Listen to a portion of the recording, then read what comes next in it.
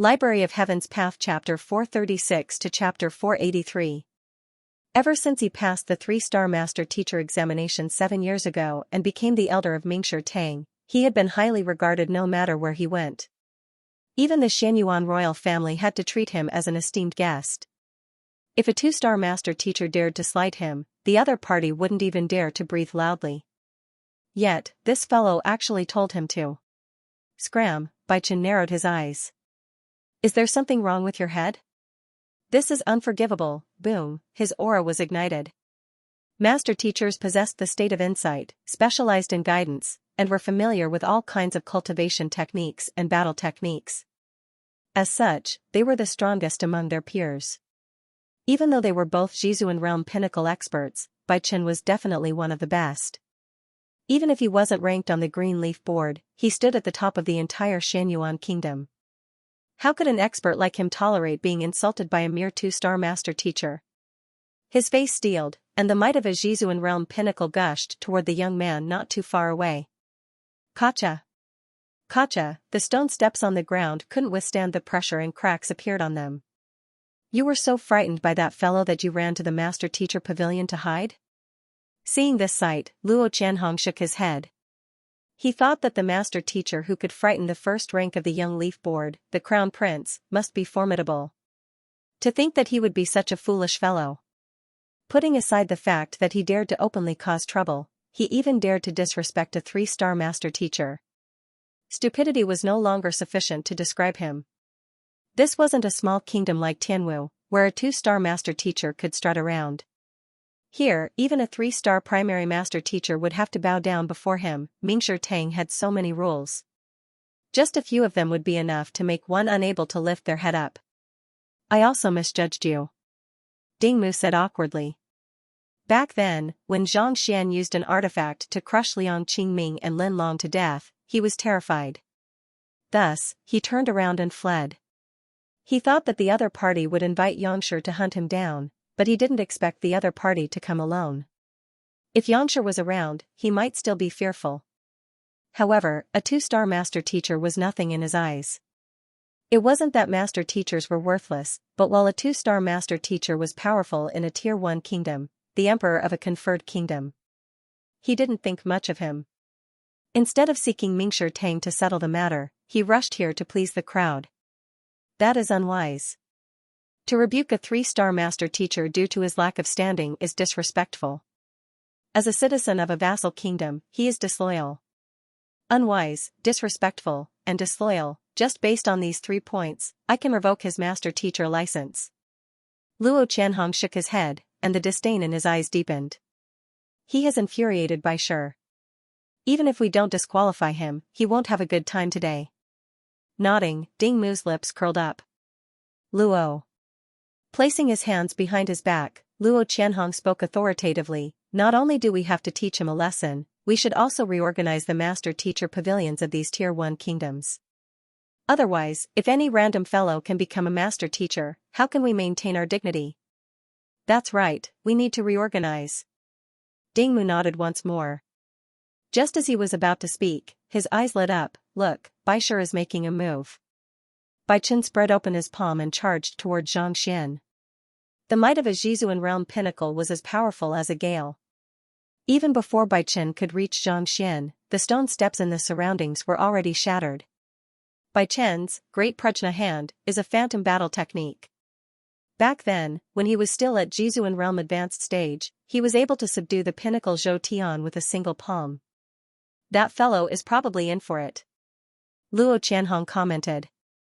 The troublemaker seemed to possess an astonishing aura, similar to a Jizuan realm pinnacle cultivator.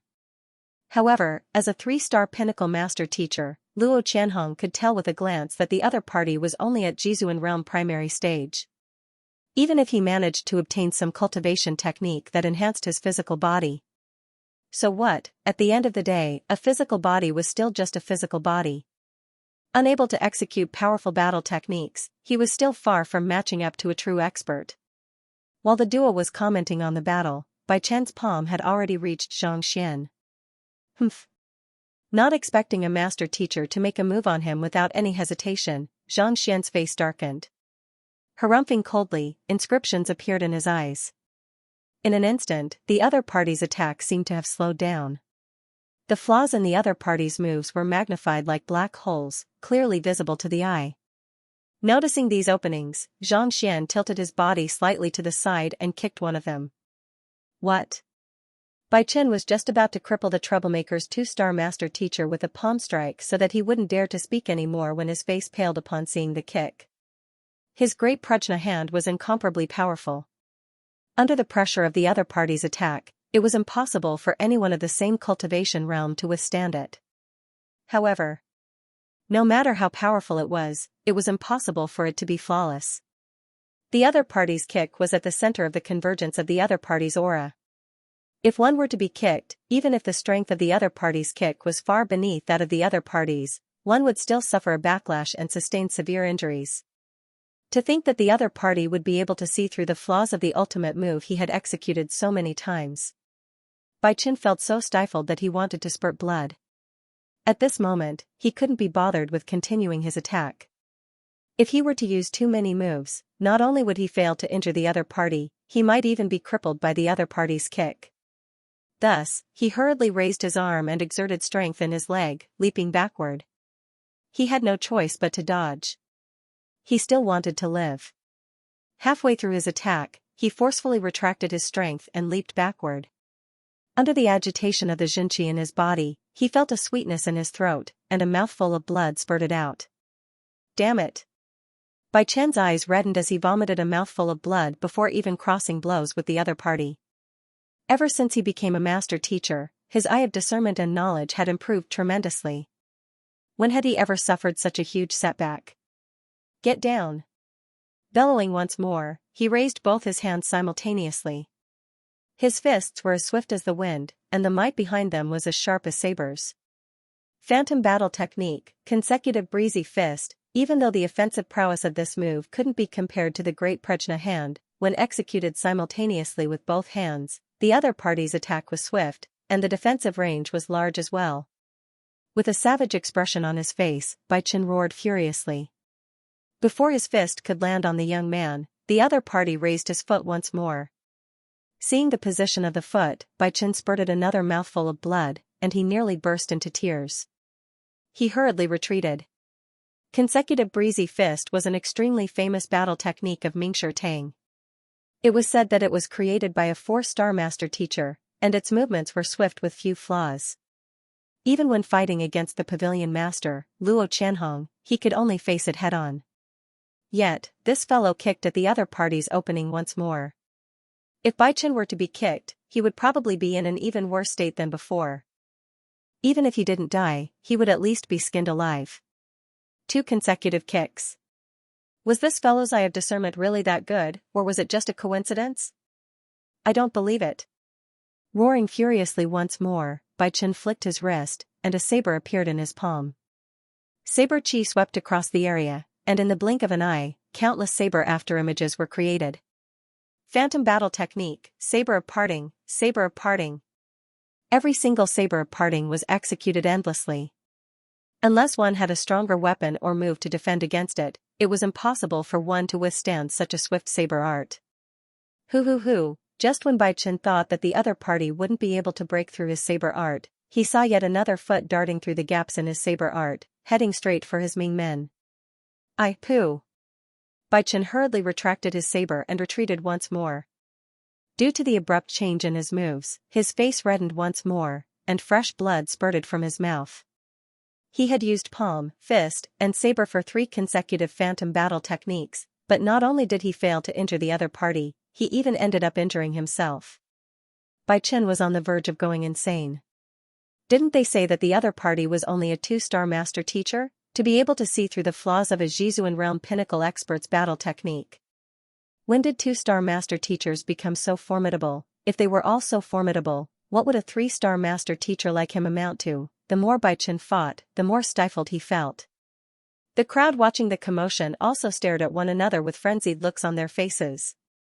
Both of them were Zhizuan realm pinnacle experts, and on top of that, they were master teachers as well.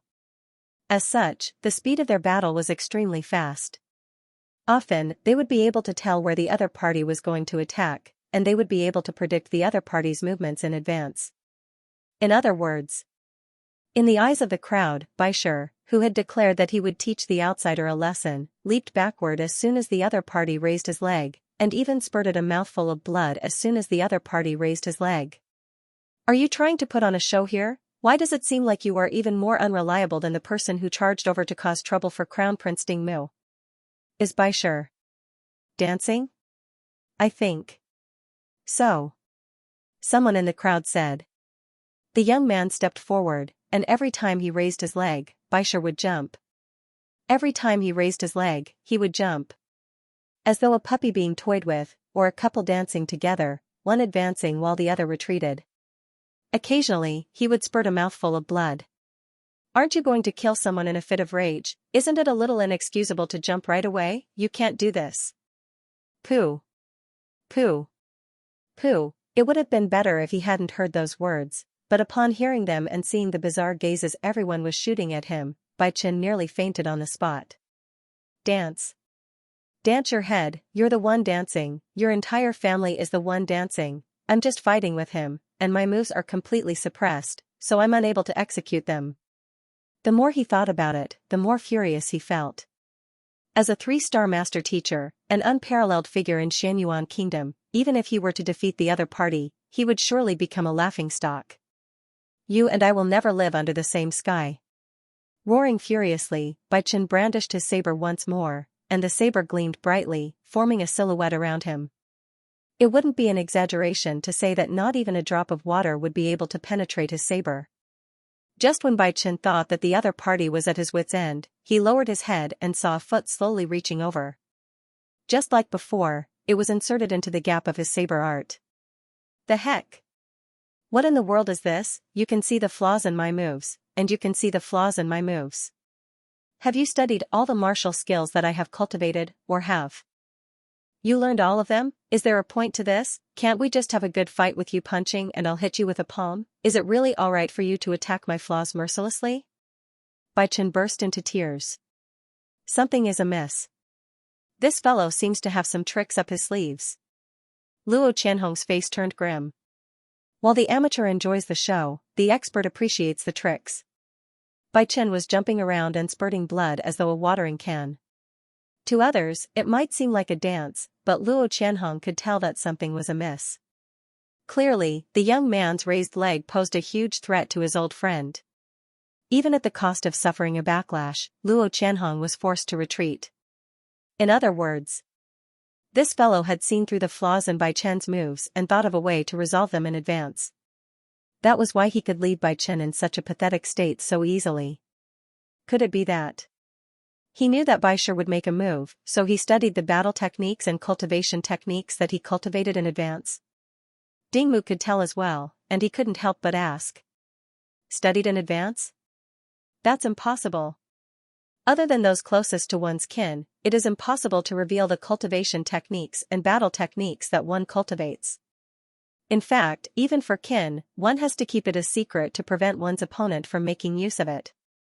Luo Qianhong shook his head as he said, I know that Bai Chen knows the great Prajna hand, but she has never used the clear breeze consecutive fist and the Li perishing saber in front of others, so I'm not too sure. How could an outsider know about them in advance? Then Ding Mu's face paled. He thought of the various legends surrounding this young master teacher. He didn't think much of it previously, thinking that the other party had a good teacher. However, from the looks of it now, things weren't that simple. It's highly likely that he has seen or cultivated these battle techniques before, so he knows where the flaws lie. After explaining, Luo Qianhong couldn't help but stare at the crown prince. Are you hiding something from me that you didn't tell me? Is this person really just an ordinary 2-star primary master teacher? This fellow told him that he had offended an ordinary master teacher from a Tier 1 kingdom. Since the other party was just a 2-star master teacher from a subordinate kingdom, he didn't think much of it. Who knew that such a problem would occur due to a moment of carelessness? Previously, when he berated the savage beast, he thought that the other party was just a reckless fellow who didn't know anything. Even if the other party was talented, given his age, there was nothing to worry about. But from the looks of it now, that wasn't the case.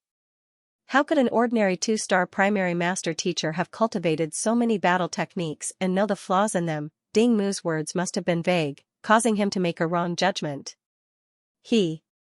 Being questioned directly, Ding Mu clenched his fists tightly. I don't know much about him either. All I know is that it has been less than 10 days since he became a 2-star master teacher. Less than 10 days? Luo Qianhong frowned. Logically speaking, a 2-star master teacher who had just passed the 2-star master teacher examination shouldn't be so formidable. Bang, his face was filled with confusion.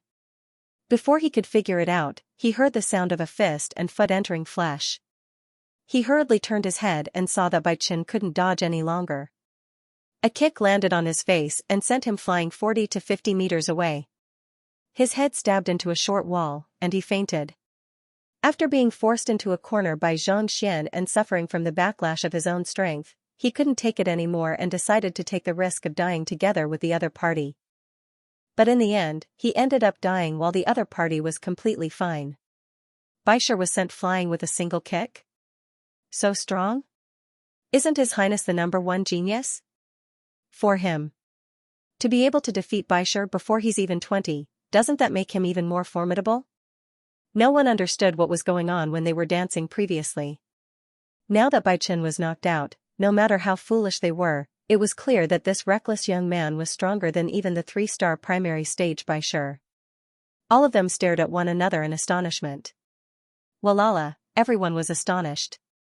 Upon seeing the young man getting closer and closer to their crown prince, the soldiers in the surroundings immediately rushed forward to block his path.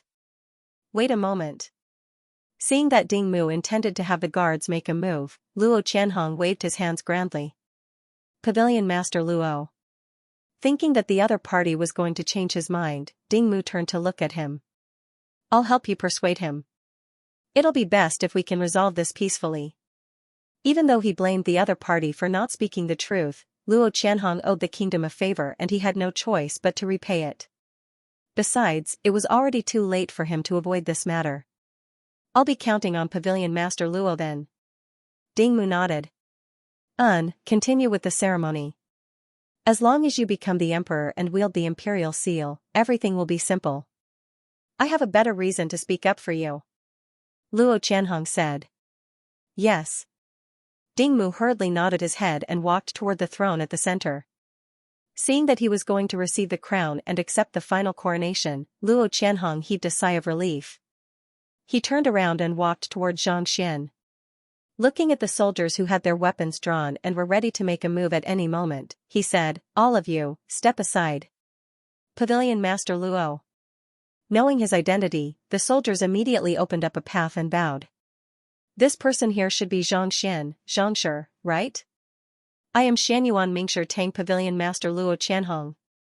Walking forward, Luo Qianhong clasped his fist and said, I don't know what kind of grudge you have with Ding Mu, but it's better to squash enmity than to keep it alive. Since we are both master teachers, I'll play the role of a mediator and let this matter drop. As long as you speak, I'll have him prepare any compensation you want. I've said it before. I'll leave after I take Ding Mu's life. Xianxia said calmly. No matter how valuable the compensation was, how could it compare to the life of his student? Ding Mu is the crown prince, and he's about to succeed the throne as the emperor of Xianyuan Kingdom. If he were to be killed, the country would fall into chaos, and the people would suffer. If this matter were to spread to the ears of any Mingshi Tang, they would surely try to stop it. Perhaps your identity as a master teacher might even be implicated. Frowning, Luo Qianhong said. Step aside. Seeing that Ding Mu was clearly stalling for time, Xianxia's face darkened. It's only because you possess such strength at such a young age that I couldn't bear to make a move on you. You better not know what's good for you. Luo Qianhong harumphed. So what if you're a genius? Do you really think that I, a 3-star pinnacle master teacher and a half-transcension expert, would be afraid of you? Since you refuse to step aside, just like that fellow, lie down. Seeing that the other party was still dawdling, Xianxia's eyebrows shot up. Without any hesitation, his figure suddenly blurred. Disappearing from the spot, he dashed several dozen meters forward and appeared before the other party. Heaven's Path Movement Art. The reason why he hadn't used the Heaven's Path battle technique in the previous battle with Bai Chen was to wait for this moment. Otherwise, if his trump card were to be discovered by the other party, he would have to take precautions in advance. Upon reaching Zhizuan realm, his Heaven's Path Xianxia had become purer and denser. As such, the speed and effectiveness of the Heaven's Path movement art had improved significantly. Even as a half-transcension expert, Luo Qianhong didn't expect the other party to possess such speed. By the time he reacted, the other party was already right before him. You. Narrowing his eyes, Luo Qianhong hurriedly retreated. But before he could even take half a step back, he saw a fist gradually growing in size. Heaven's Path fist art, judging from the speed of the fist, it was in no way inferior to the movement art. In fact, it might even surpass the speed of sound. Knowing that it was impossible for him to dodge, Luo Qianhong drove his Xianxia and crossed his arms to meet the fist. Boom, the fist and palm collided, and Luo Qianhong felt his palm going numb. His face paled, and he was forced to retreat 8 steps before he could stabilize himself. In order to neutralize the other party's violent might, every step he took would cause his feet to sink 3 inches into the ground. Under the impact of the other party's aura, even the resilient rock was reduced to dust. What a formidable fist art! An intense pain assaulted Luo Qianhong's arm and it trembled slightly. From the clash, he could tell that even though the other party was strong, he was still lacking compared to a half-transcension cultivator like him. What was truly fearsome was the other party's fist art. In the blink of an eye, it was already right before him. Yet there wasn't the slightest flaw to be found. Even a 3-star pinnacle master teacher like him was at a disadvantage in a moment of carelessness. Taking a deep breath, Luo Qianhong suppressed the chaotic Xianxia in his body, and with a flick of his palm, he stepped forward. Forcing him back in a single move had embarrassed him. This time, he mustn't allow the other party to make a move. He had to seize the initiative. Boom, the Xianxia of a half-transcension expert gushed forth, forming a river in the surroundings. Even the surrounding air seemed to have turned viscous. Through cultivation, a cultivator was able to bring out the absolute strength of their physical body and Xianxia to their limits. On the other hand, the cultivation method of a transcendent mortal expert was completely different. A true transcendent mortal expert was able to make use of the surrounding origin energy to bring out fighting prowess that was several times stronger than his own. Using the words of Zhang Xian from his previous life, a fighter used their fists and muscles. On the other hand, a transcendent mortal was equivalent to using a machine to borrow external strength. There was no comparison at all. How could a half-transcension cultivator defeat a tank or cannon barehanded, even though a half-transcension cultivator hadn't reached the level of borrowing the power of nature and the environment? He had already stepped into the threshold. The strength he could wield far exceeded the 40,000 ding of a Zhizuan realm pinnacle cultivator. In fact, even Zhang Xian's 50,000 ding was insignificant compared to it. Releasing his Xianxia, Luo Qianhong exerted his full strength as a half-transcension cultivator to control the surroundings. Only then did he heave a sigh of relief. Harumphing coldly, he turned his palm and struck it towards Zhang Xian. Phantom Pinnacle Battle Technique, Flick Sleeves. A warm breeze ruffles the sleeves of a willow, the rain moistens the river gates. This palm was light and seemingly weightless, but it was able to condense the surrounding origin energy into a metal block. Putting aside rocks, even steel and phantom weapons would be easily pierced through. With a half-transcension and a Phantom Pinnacle Battle Technique, even a Zhizuan realm pinnacle expert would find it hard to withstand such an attack. Luo Qianhong had used all of his trump cards right from the start. So, with a fearsome speed, his palm arrived before the young man. But just as it was about to strike down, the other party didn't dodge or flee. Instead, he moved his body and faced the attack head-on. Damn it! Flick Sleeves. A light breeze drifted in the air, making it hard for one to defend against it. However, there was a flaw in it as well. It was the river gate in the chant. And at this moment, this fellow was standing at the location of his river gate. In a single move, he saw through the flaw and pinpointed the exact location. How was this possible, at this moment? Luo Qianhong was astonished. Laowa has been the referee for the physical education entrance exam for the past 5 consecutive days, from yesterday to today. My apologies, the second chapter might be updated a little later. However, I will try my best to ensure that the second chapter is updated sooner. Most of the time, I have no say in my work. Everyone, please forgive me. I hope that those who have a monthly ticket will continue to cast it. Even though the monthly ticket has decreased, Laowa is still writing his story seriously. Furthermore, he even shamelessly asked for it. Do you have the heart to reject him? Incredible. On the back of the savage beast, Gongzi and the others had already arrived. Upon seeing this sight, Jin Songhai couldn't help but exclaim. He's indeed incredible. To be able to see through the flaws of the other party's moves with a single glance and charge into the most dangerous area, one must possess great willpower as well. Gongzi nodded. Most probably, Luo Qianhong is already at his limits. However, this is Xianyuan Royal Palace, and there are many soldiers here. No matter how powerful an individual is, it's impossible for him to stand against an entire country. What should we do? Should we head down to help? Jin Songhai asked hesitantly. He must have known of this problem as well. The reason why he brought Gumu here is probably to deal with these soldiers. Gongzi said. Of the many occupations, master teachers were the strongest in single combat. However, poison masters were probably the only occupation that had the greatest range of group attacks. As long as they had sufficient poison, it would be futile no matter how many of them came. That should be the case.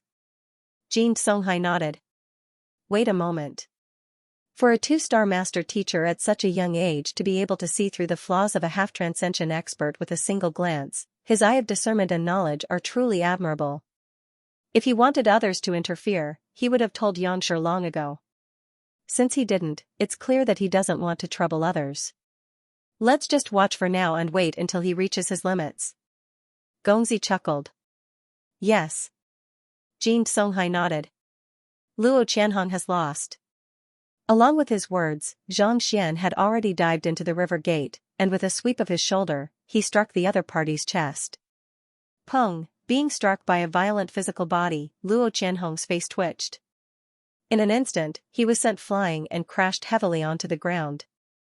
Pavilion Master Mingshi Tang, a 3-star pinnacle master teacher, a half-transcension expert ranked 3rd on the green leaf board, was defeated in a single move.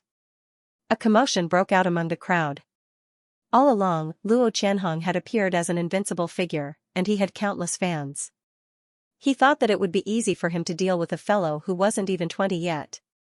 Never in his dreams did he expect that it would be so easy.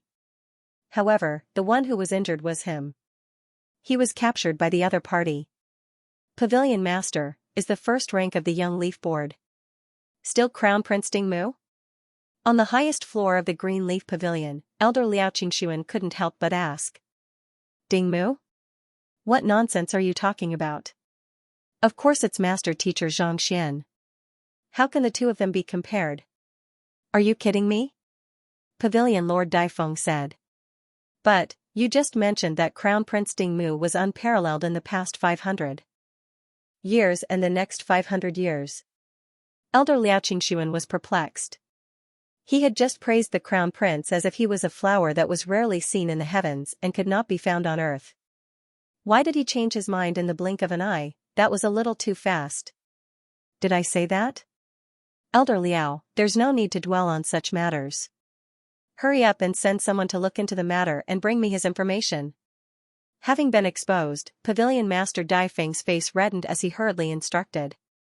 Yes. Elder Liao Qingxuan turned around and left. The Green Leaf Pavilion was in charge of gathering information within the territory of this conferred kingdom, as well as the various vassal states within its territory. To think that such an expert would suddenly appear in this conferred kingdom, and they only knew that he was a beast tamer, it was indeed a dereliction of their duties. His strength, the surrounding crowd was in disbelief.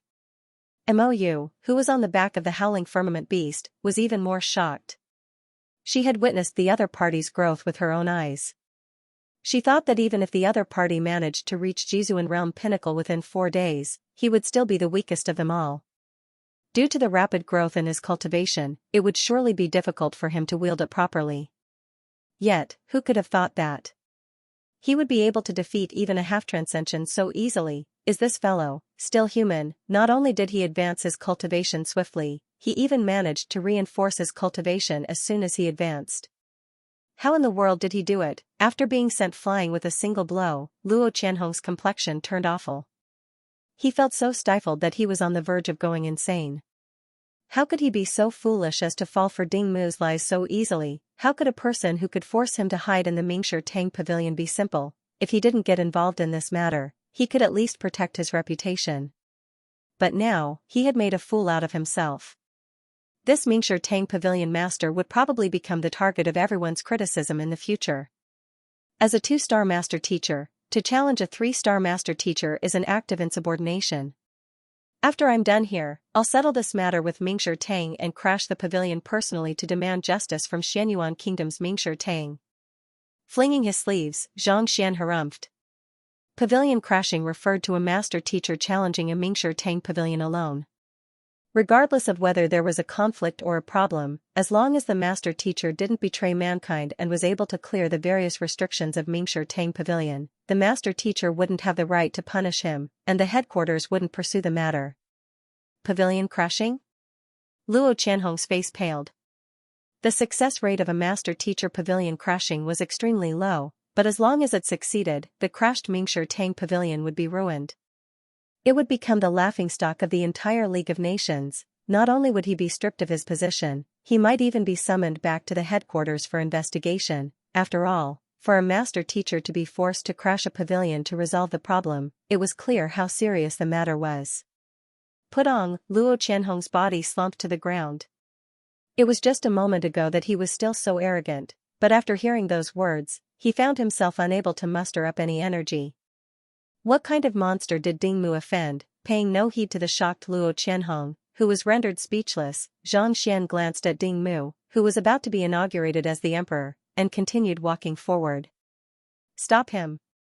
Seeing how even Mingshi Tang failed to stop Zhang Xian and even declared that he would crash the pavilion, Ding Mu's complexion turned awful.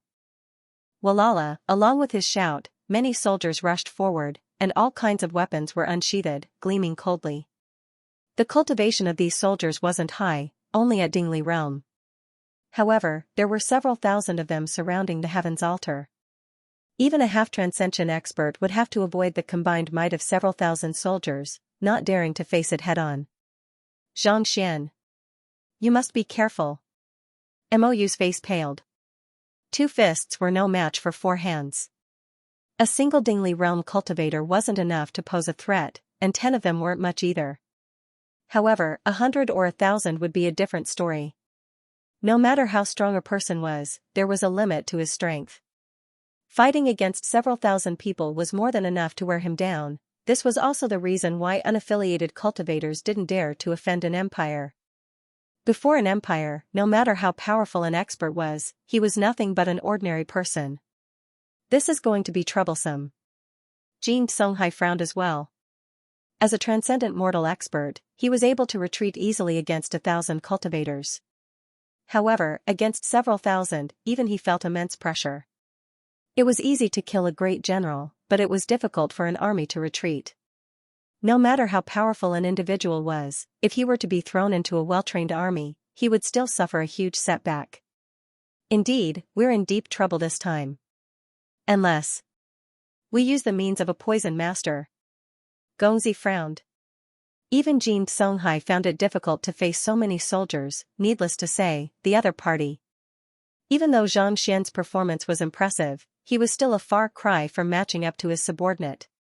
In order to achieve victory, he would have to use the means of a poison master to poison so many people simultaneously.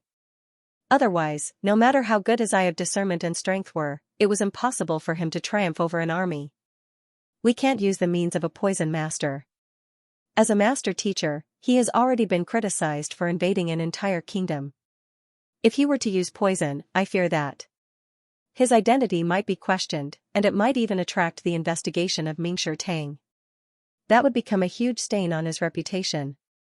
Wei Yuqing couldn't help but say, Hall Master Gu Mu, if it comes down to it, you should do it. As an elder of the Beast Hall, he knew a lot about master teachers. This occupation represented the orthodoxy of the continent, and it was the role model for everyone. Invading an entire kingdom and attempting to kill the crown prince was already a huge stain on one's reputation. If he were to use the means of a poison master, it would be difficult for even Mingshi Tang's headquarters to clear his name. If he were to ruin his reputation, who would dare to acknowledge him as their teacher in the future? It would become a stain on his career, and he would never be able to clear it. It would also be impossible for him to take the higher examination in the future. All right. Hall Master Gumu nodded. This was the reason why he was invited here. As long as he were to make a move, he would be able to repay his senior granduncle for his guidance. Wait a moment. Look at Xianxia's eyes. Just as Hall Master Gumu was preparing the poison, he heard Gongzi's voice. Eyes? Hall Master Gumu was taken aback. He hurriedly turned his gaze over, and as expected, he could tell that something was amiss. Despite being surrounded by so many soldiers, the Jizuan realm pinnacle young man didn't panic in the slightest. On the contrary, his expression remained calm. He was too calm. Anyone else would have panicked in such a situation, but he didn't seem to mind at all. He probably has a countermeasure in mind. Otherwise, he wouldn't be so calm. Gongzi continued, don't be in a hurry to make a move. Let's observe the situation first. Everyone nodded their heads. Turning their gazes downward, they were just about to deduce what method the young man had used to stop the soldiers from attacking him when a voice sounded from below. Perseverance is the key to cultivation. Only then will one be able to improve.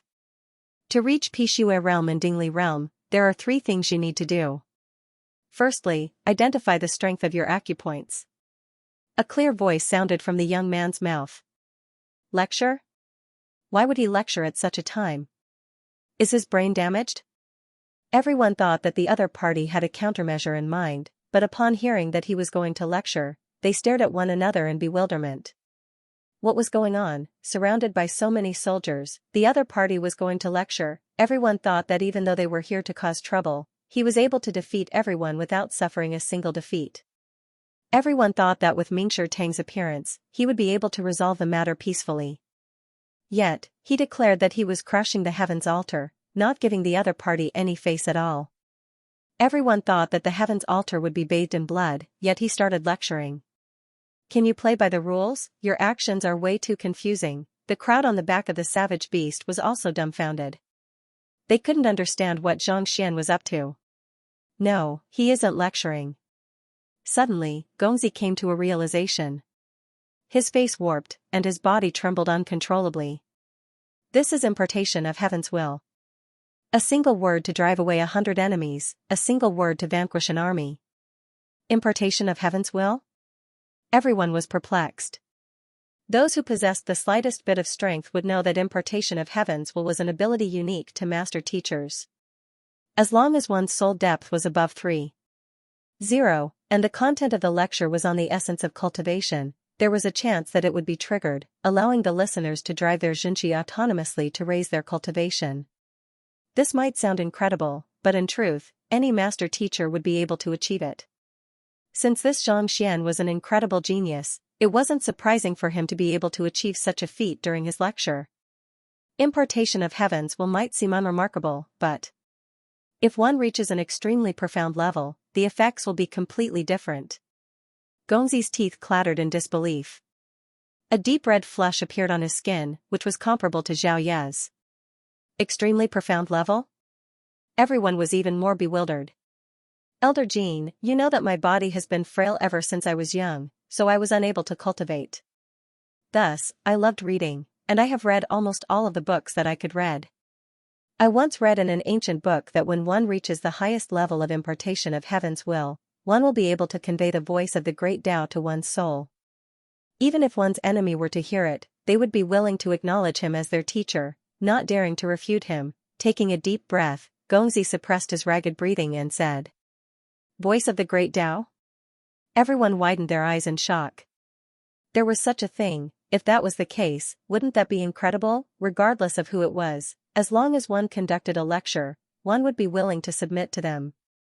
Wouldn't that mean that everyone in the world would be his disciple? No. Wei Yuqing's face paled as he suddenly thought of a person. Narrowing his eyes, he asked, "Are you referring to Emperor Xianxia?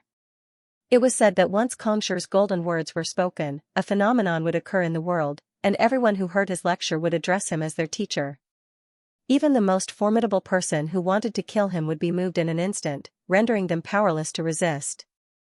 There was a story that had been going around for a very long time. Back then, before Xianxia had become a 9-star master teacher, there was a man known as Bai who harbored great enmity toward him, and the man tried to kill him.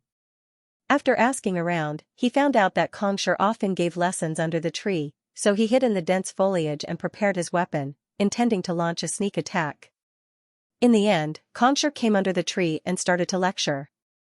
After listening to a few words, this Ho felt ashamed and jumped out of his hiding place, calling him teacher. Because of this, Xianxia's name spread throughout the world and he became the world's teacher. Educating people without discrimination and turning them into disciples with a single word was a legendary ability that only Xianxia possessed. Could it be that Xianxian could do it as well? That's right, I'm talking about Xianxia. Gongzi clenched his fists tightly in agitation and nervousness, and his face reddened in agitation. Xianxia's impartation of heavens will has reached such a level. With a single word, the world will obey, and with a single word, the wind will stir. One word to drive away 100 enemies, one word to destroy 10,000 armies. Legend has it that the otherworldly demonic tribe once dispatched an army to hunt him down. Back then, Xianxia was alone with a carriage and a horse. However, he didn't show the slightest hint of fear. He began to lecture, and even when swords and axes fell on him, he remained calm. A few minutes later, the otherworldly demonic tribe collapsed, and they began slaughtering one another, powerless to retaliate. At this point, he glared at the crowd intently. Don't you think that what Xianxian did is very similar to this story? It is indeed similar. Everyone's faces paled, and their bodies trembled in fear. You mean to say that Beast Tamer Zhang, no, Xianxia is likely to conduct a lecture to drive away the otherworldly demonic tribe? Grand Elder Wei Yuqing's body swayed in disbelief. There were many stories about Xianxia in the master-teacher continent, and most of them were vague. There were also many that were based on groundless rumors, making it difficult to discern the truth from the lies. As such, most of the stories were treated as after-dinner stories, and no one took them seriously. They had also heard of him conducting a lecture to drive away the otherworldly demonic tribe, but they treated it as a joke. However, upon seeing Xianxia conducting a lecture to the people surrounding him, they couldn't help but feel a little uneasy. I'm not too sure either, I just suddenly recalled this story. Since Xianxia did such a thing, he must have his reasons for doing so.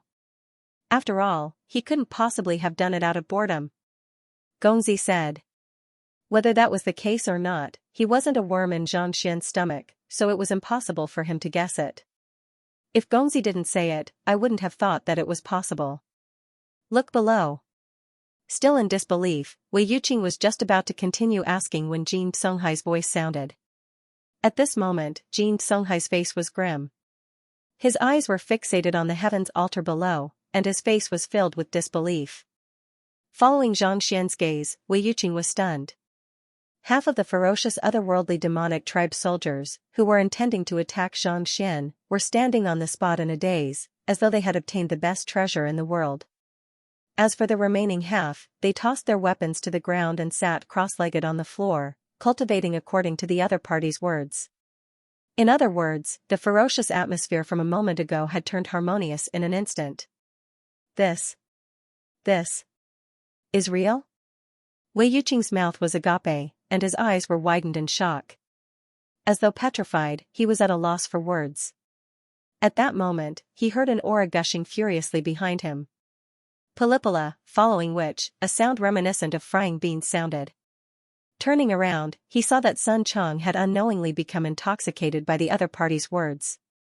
The Xinqi in his body was circulating uncontrollably, and he had broken through the bottleneck of Dingli realm to become a Pixue realm expert. Breaking through the bottleneck with a single word? It's indeed real. Seeing this sight, Gongzi and the others clenched their fists tightly. If they weren't certain of it previously, at this moment, they were certain of it. The bottleneck between Dingli realm and Pixue realm was broken through with a single word. Only Xianxia's ability to force the otherworldly demonic tribe to retreat could achieve such an effect. Even if other master teachers were capable of driving their Xianxia autonomously, it would still take time and accumulation for them to achieve a breakthrough. How long had it been since Xianxia's lecture? 20 breaths, 30 breaths, less than 40 breaths. In other words, in less than a minute, not only did Sun Chang become intoxicated by the other party's words and drive his Xianxia autonomously, he even successfully achieved a breakthrough to Dingli realm. Putting aside a 3-star master teacher, even the most formidable 4-star pinnacle master teacher they had ever seen was incapable of such a feat. Look at those commoners watching the commotion. Gumu continued. The few of them turned their gazes over. At this moment, a large group of the commoners who were watching the commotion had also sat down and were cultivating according to Xianxia's words. Sounds reminiscent of frying beans and firecrackers sounded one after another. Countless people had achieved breakthroughs. These people were born and bred in Xianyuan Kingdom, and they had a special bond with the royal family. Initially, they hated this young man for barging into the heaven's altar and harming the crown prince. However, at this moment, their hatred had turned into admiration and gratitude. As an unaffiliated cultivator, without the guidance of a master teacher and a formidable cultivation technique, it would take a lot of effort for them to break through even a small realm. Yet, to achieve a breakthrough just by listening to a few words, this was something they could never have imagined. In other words, in the blink of an eye, their hatred had turned into admiration and gratitude. After receiving the guidance of Xianxia, they could already be considered half a teacher to him. How is this possible? In the green leaf pavilion head Dai Feng grabbed the window frame tightly. Looking at the bizarre sight before him, he felt faint. As a leader who collected information for a living, he had heard of such a situation before. He thought that it was just a legend, but to think that it was real, to think that such an incredible master teacher would come to Xianyuan Kingdom without knowing anything. Most probably, the green leaf pavilion would have to close down. No, I must investigate this matter personally. Who in the world is this Xianxia? And what kind of existence did Crown Prince Dingmu offend? Thinking of this, his mouth twitched. Unable to stay any longer, he dashed down the stairs. For the green leaf pavilion to be unaware of such a formidable figure, it was truly a failure. If he didn't investigate this person personally, he wouldn't be able to sleep well at night. What are you all doing? Don't listen to his nonsense. Kill him. While everyone was flabbergasted, Crown Prince Dingmu bellowed furiously. The reason why he had stationed an entire army here was to prevent this young man from using that fearsome artifact. Even though the other party hadn't used his artifact yet, his lecture had left everyone dumbfounded. What the heck was this? Hurry up and kill him. Why are you listening to his lecture? This isn't a lecture. I'm ordering all of you to kill him. Gritting his teeth, Crown Prince Dingmu bellowed. Yet, before he could finish his words, the soldiers turned around simultaneously. Shut up. Boom, their voices were as heavy as a mountain. So many well-trained Dingli and Pishue realm experts bellowed furiously at the same time. Their voices were as though thunder from the 9 heavens, piercing through the sky and crushing down on Dingmu. Pooh, before Crown Prince Dingmu could react, his ears jolted, and fresh blood flowed from his mouth and nose. Even his eyes were bloodshot, and it seemed as though blood would flow out at any moment. Even a transcendent mortal expert would have to avoid the combined attack of several thousand soldiers, needless to say, a mere Jizuan realm advanced stage cultivator like him. You all. Retreating more than 10 steps, Crown Prince Dingmu felt as though he was going insane. Those were his soldiers. They had been receiving the tributes of the royal family and trained for 1,000 days. He had intended to use them for a while. Yet, all of them turned against him. What the heck was this? His entire body twitched uncontrollably. It's all your fault. It's all your fault. With reddened eyes, he glared at Xianxia, who was lecturing at the center of the soldiers, and gritted his teeth. All I did was kill a single student of yours. Is there a need for you to chase after me, injuring a 3-star master teacher and pavilion master Mingshi Tang, and even have so many of my soldiers betray me? Damn it, roaring furiously in his heart, Dingmu tried to think of a way to change the minds of these soldiers so that they could make a move against this fellow. The young man who was lecturing at the center of the crowd suddenly stopped. Sweeping his gaze across the crowd, he said, "Pay your respects." Voila, right after those words were spoken, the several thousand soldiers and the surrounding crowd immediately kneeled to the floor in respect. Following which, voices sounded. Paying respects to teacher. It's a half-teacher greeting. So many people are willing to acknowledge him as their teacher. On the back of the howling firmament beast, Mou swallowed a mouthful of saliva. She knew that the young man's talent as a master teacher far surpassed that of ordinary people, but she didn't expect that he would be able to make the soldiers and crowd on the heaven's altar willingly acknowledge him as their teacher. Even though the half-teacher relationship wasn't as deep as that between a teacher and a student, it was still far superior to an ordinary relationship. A student treated the other party like a nephew, and they had to treat him respectfully, not daring to refute him. Lowering her head, she saw Xianxia standing with his hands behind his back, waiting for the others to bow to him. On the other hand, Ding Mu, who was in the midst of being crowned, looked as laughable as a monkey. To be able to remain composed despite being surrounded by several thousand people, and to conduct a half-life lesson. Xianxia, you might just be able to shock the world with a single feat in the Master Teacher tournament. Clenching her fists tightly, Mou's eyes reddened in agitation. This was a true genius. There was only one way to defeat anyone who was unconvinced of his strength. Regardless of whether one was an expert or an influential figure, before absolute strength, it was all futile. If Xianxia were to participate in the Master Teacher tournament of the League of Nations, he would surely stir up a storm and shock the entire alliance.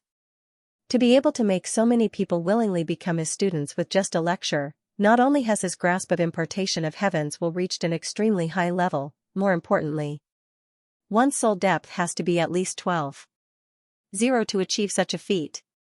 In other words, in terms of soul depth, he is already on par with a 4-star Master Teacher.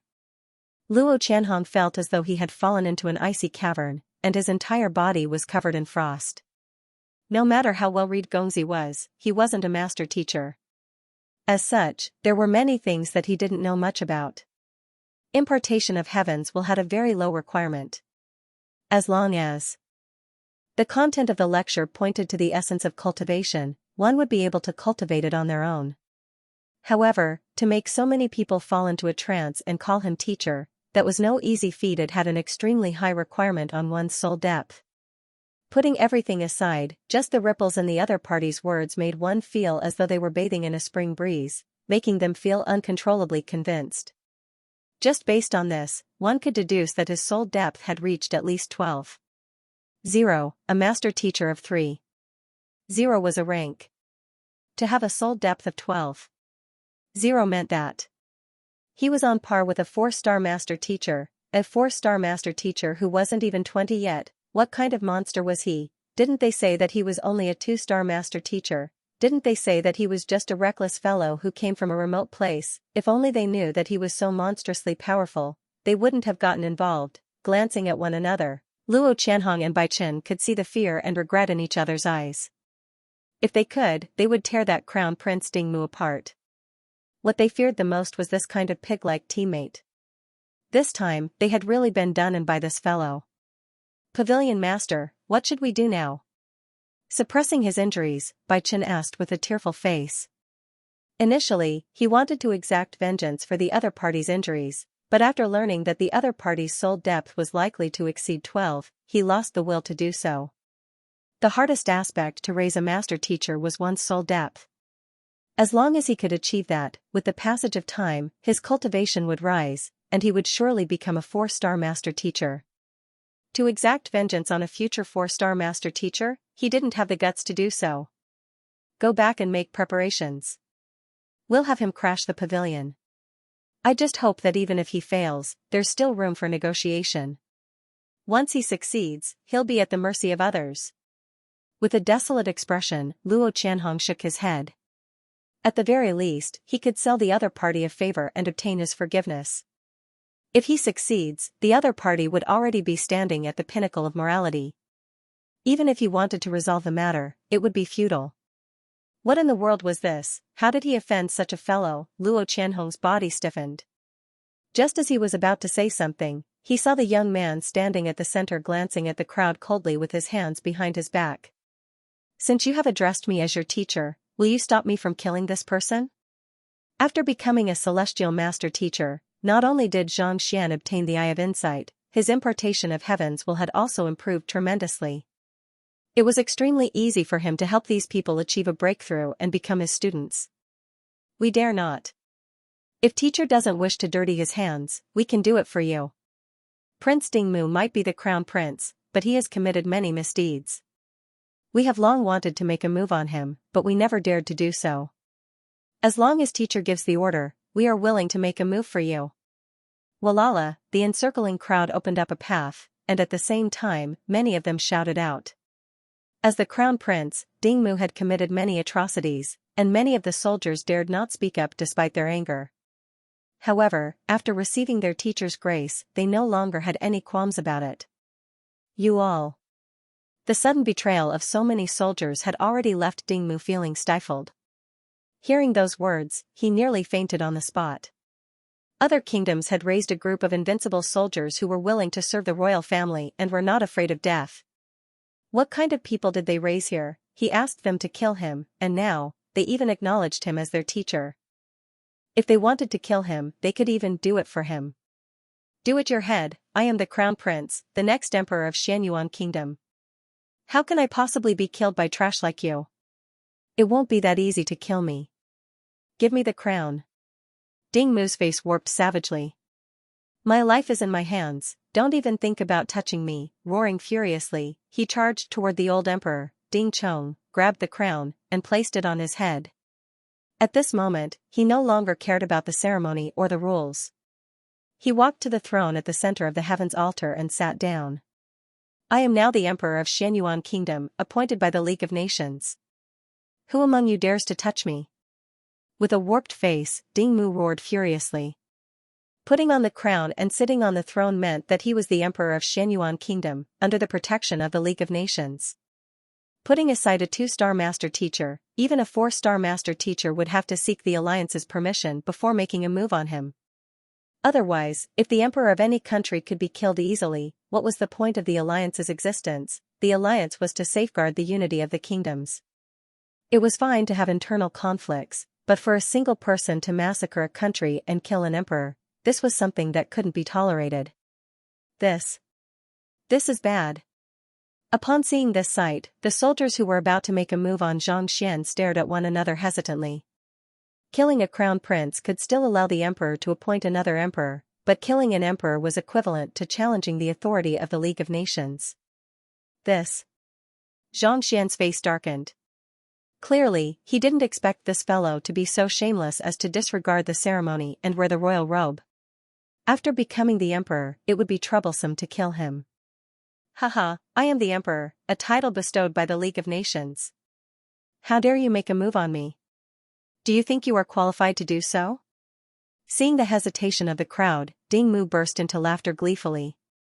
Ever since he was pursued by the other party, he had been waiting for this day to come. You are talented, powerful, and have a good teacher. But I'm not too bad either. I have a conferred kingdom and the League of Nations behind me. With my identity, even if I were to commit a crime, only the League of Nations would have the right to investigate me. You are just a 2-star master teacher. Unworthy. Also, all of you have been receiving tributes from the kingdom, yet you betrayed the kingdom. All of you must die. Dingmu bellowed savagely. Everyone's face paled. Even though there was only a single step between the crown prince and the emperor, it was equivalent to an insurmountable mountain in the same country. The crown prince didn't have the authority to kill so many soldiers, but the emperor did. Xianxia, Pavilion Master Luo wanted to negotiate a truce, but you didn't agree to it. And now? Even if you want to, it's too late. After mocking Xianxia, Dingmu looked at the crowd arrogantly, and with the attitude befitting an emperor, he said, I'll give you all a chance to make up for your mistakes. As long as you kill this outsider, I can let bygones be bygones for your previous disrespect. In fact, I can even raise your ranks and allow you to enjoy boundless riches and honor. Why? Do you all intend to defy the emperor's orders? Seeing the hesitation of the crowd, Dingmu swept his gaze across the crowd, and the aura of an emperor suppressed the crowd. Before he could finish his words, a jade token flew over, and a brilliant light shone in the surroundings, forming a massive diagram in the air. There were 4 words on it, League of Nations. Following which, a deep voice sounded. To inherit the throne, one has to report in advance and undergo a complete ceremony. Dingmu has disregarded the rules and usurped the authority of the emperor. The League of Nations refuses to acknowledge him. The voice reverberated in the surroundings, and even the clouds trembled slightly. It's the decree of the envoy of the League of Nations. Someone in the crowd shouted. 2 chapters combined into one, updated in advance. Interesting, right? Everyone can't say that I'm lacking in updates. Let's continue requesting for monthly votes and recommendation votes. Complete silence. Dingmu had just announced that he would wield unparalleled authority as the new emperor, and yet, such a thing happened. Everyone on the heavens altar was dumbfounded. The League of Nations was several 100,000 li away from here. Even if they were to ride on a Jizuan realm pinnacle savage beast, it would still take them several dozen days to arrive. To send the envoy's token directly. Wasn't it a little too fast? This. Impossible. Impossible. Dingmu's eyeballs were about to pop out from his sockets. Are you toying with me? He had just become the emperor, and he had already forced the other party into a corner. Victory was right in front of him. If such a thing were to happen, how could he possibly command the world? Convince the others? Conferred kingdoms were conferred by the League of Nations. If the latter refused to acknowledge them, there was no use saying anything else. Your Majesty, this is the real envoy's token. I've seen it before. Seeing the doubt in the other party's eyes, an official walked up anxiously. The envoy's token signified that he was patrolling the world. The words League of Nations carried a unique authority that no one could imitate. With just a glance, he could tell that it was the real deal. Men, the left minister is spouting nonsense, affecting the foundation of the nation. Execute him. Dingmu was already in a frenzy. Seeing that the other party was acting so insolently, he turned around and bellowed. Your Highness. The crowd stared at one another, unsure whether they should obey or reject the order. You all. Seeing that no one was paying any heed to his order, Dingmu's eyes reddened in anger. Just as he was about to continue, a calm voice sounded. If the League of Nations doesn't recognize you, you are a fake emperor. No one will listen to your orders. Turning around, he saw that Xianxia was already standing not too far away, gazing at him coldly. Actually, he was still a little perplexed. He had already prepared for the worst. Regardless of whether the other party was the emperor or not, he would have made a move. He didn't expect the League of Nations to refuse to recognize him. The appearance of this token meant that the other party's identity as the emperor wasn't legitimate. Even if he were to kill the other party, no one would dare to say anything.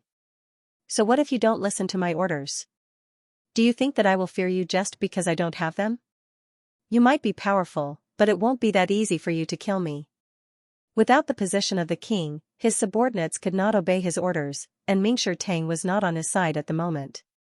Dingmu knew that there was no other way but to fight recklessly. His malevolent face resembled that of a ravenous wolf as he glared at the young man before him. All of a sudden, he reached forward and grabbed the jade seal in front of the throne.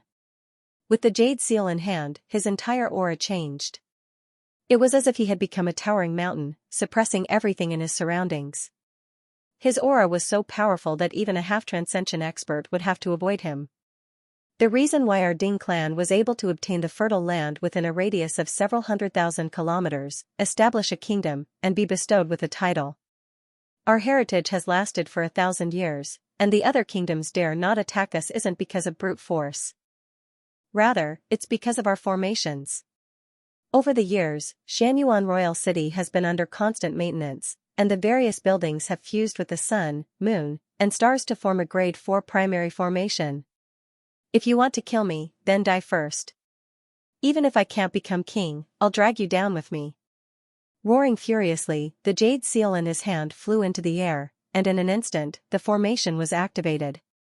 The entire capital seemed to have come to life, and an incomparably powerful pressure descended from the sky. Everyone present felt their bodies tightening, as if they had been bound by some kind of formation. If they were to move carelessly, they would be killed easily. This is Great Xianyuan Formation. He actually activated the Great Xianyuan Formation. Amidst the crowd, an official's face paled, and his body went limp. Great Xianyuan Formation? What's that? Unaware of the matter, one of the crowd couldn't help but ask. Legend has it that the founding ancestor of Xianyuan Kingdom was a powerful formation master. After unifying the kingdom, he chose this location and used the mountains, rivers, and all kinds of buildings as the foundation to construct a powerful formation. Even a transcendent mortal primary stage expert would be killed easily if he were to fall into it. This formation is activated by the Jade Seal. It's the final defense of the kingdom. Once it's activated, no one here will be able to stand against it. The official trembled uncontrollably. Previously, when Dingmu ordered them to kill this master teacher, none of them obeyed his orders. Now that the formation was activated and everyone was trapped within it, how were they supposed to stand against it? Hearing those words and sensing the rampaging formation in the surroundings, everyone's faces paled in shock. Initially, they thought that no one would listen to his orders, and their cultivation was far beneath that of the other party, so there was no need for them to worry. Yet, who could have thought that there would be such a trump card hidden behind the scenes? To be able to kill even a transcendent mortal primary stage expert, the formation must have reached grade 4, without sufficient strength, it would be impossible for them to escape. It seemed like they were truly doomed this time. You are the envoy of the League of Nations? While everyone was panicking, on the back of the savage beast, Wei Yuqing stared at the young man before him with clenched fists. Back at the Poison Temple, he knew that this Gongzi possessed a high standing. Otherwise, it would have been impossible for Gu Mu's teacher, a 4-star poison master, to obey his orders. But even so, he didn't expect the other party to be an envoy of the League of Nations. An envoy wielding a token was equivalent to the Emperor of the League of Nations. If any vassal kingdoms dared to question his authority, they could execute him before reporting to the higher-ups. It could be said that as long as he was within the borders of the League of Nations, he would wield unparalleled authority. And the person who wielded such great power was just a teenager. If not for the fact that he had seen the other party tossing out the token with his own eyes, he would have never believed that it was real. Gongzi nodded. Instead of explaining, he lowered his head to look at the activated formation below and frowned. A moment later, he turned to the elder beside him. Is there any way to resolve it? Gongzi knows that I'm not skilled in formations. Jin Songhai's face reddened. Even though he was a transcendent mortal expert, he was only skilled in poison. He wasn't skilled in formations. The formation below was massive, and even a true 4-star primary formation master would find it hard to resolve it, needless to say, him. This formation makes use of the terrain, and it has been set up for a very long time. It has never been used before, so it has already gathered a powerful force. Putting aside me, I fear that even Pavilion Master Kong wouldn't be able to resolve it. After a moment of hesitation, this teacher of Gu Mu's continued.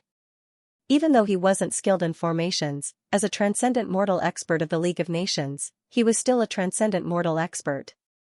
He could easily tell how fearsome this formation was. Putting aside him, even Pavilion Master Kong wouldn't be able to resolve it.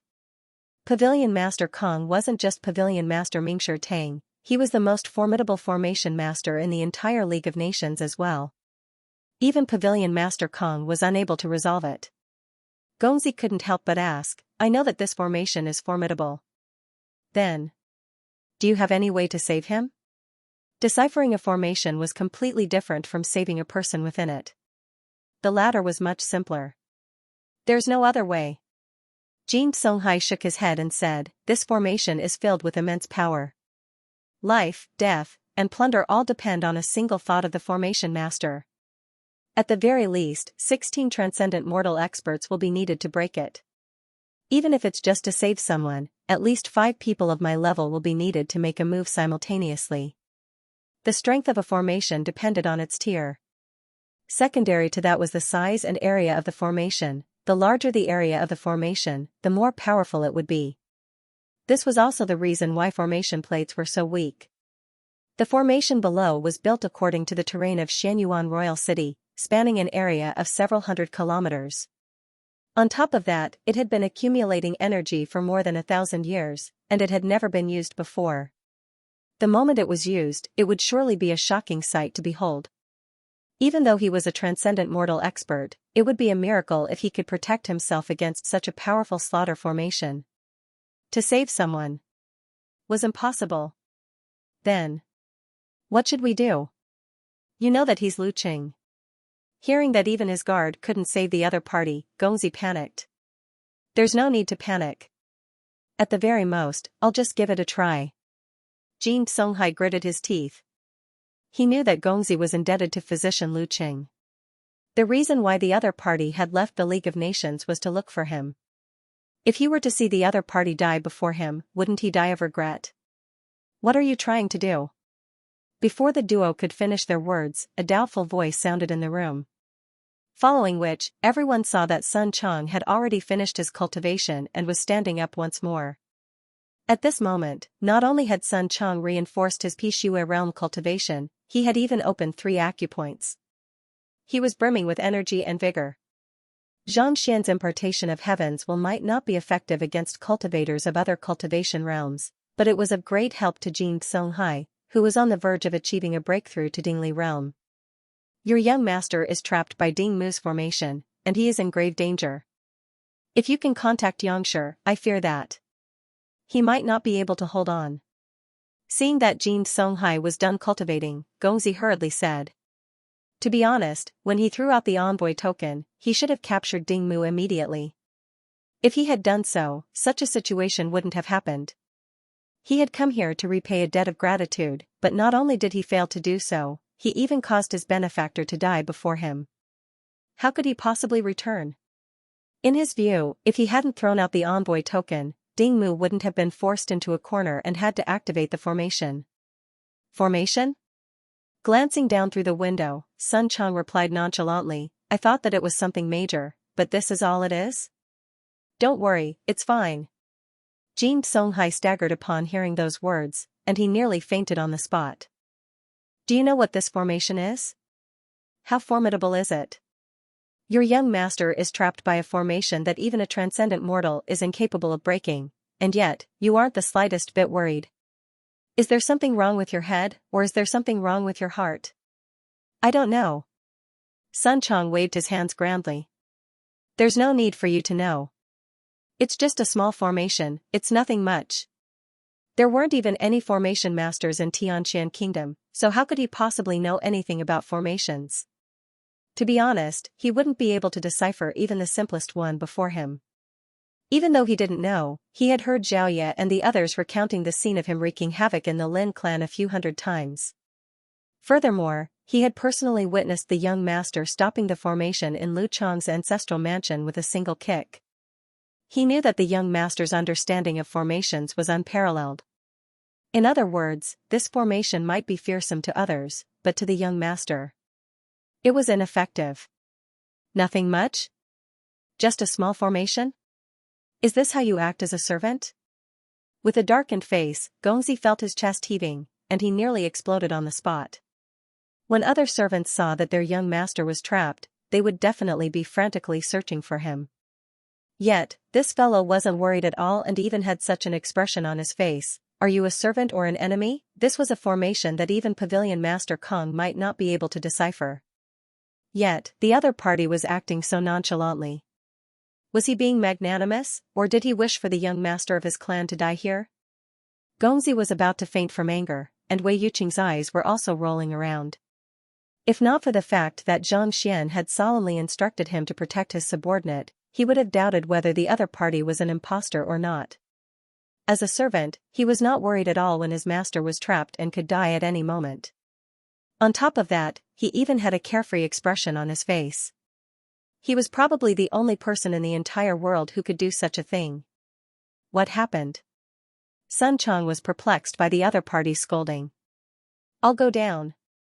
I am indebted to Xianxia, and now that his student is in trouble, I have to save him. Seeing that the other party had no intention of looking for Xianxia to save him, Gumu couldn't be bothered to waste any more time with him. Save someone? Only then did Sun Chang understand. With a face full of disdain, he said, "Look at you guys, you've never seen the world before. You're from the League of Nations, and you're talking about special envoys. What are you talking about? It's just a formation, what's the big deal? With young master here, don't worry. You look like you've never seen the world?" A guy from a small kingdom who didn't even know what an array was actually looking down on a special envoy from the League of Nations. Everyone was so angry that they almost vomited blood. "You're the one who hasn't seen the world, your whole family hasn't seen the world." The young master gritted his teeth and wanted nothing more than to tear this fatty into pieces on the spot. However, other than asking him to look for Xianxia, there was nothing else he could do. Suppressing his rage, Xianxia explained, "This is the Great Xianyuan Formation. It has been 1,000 years since Xianyuan Kingdom activated this formation." Oh. After listening to the introduction, Sun Chang still nodded indifferently. "If you're done, then let's rest." His vision darkened, and the young master almost went berserk.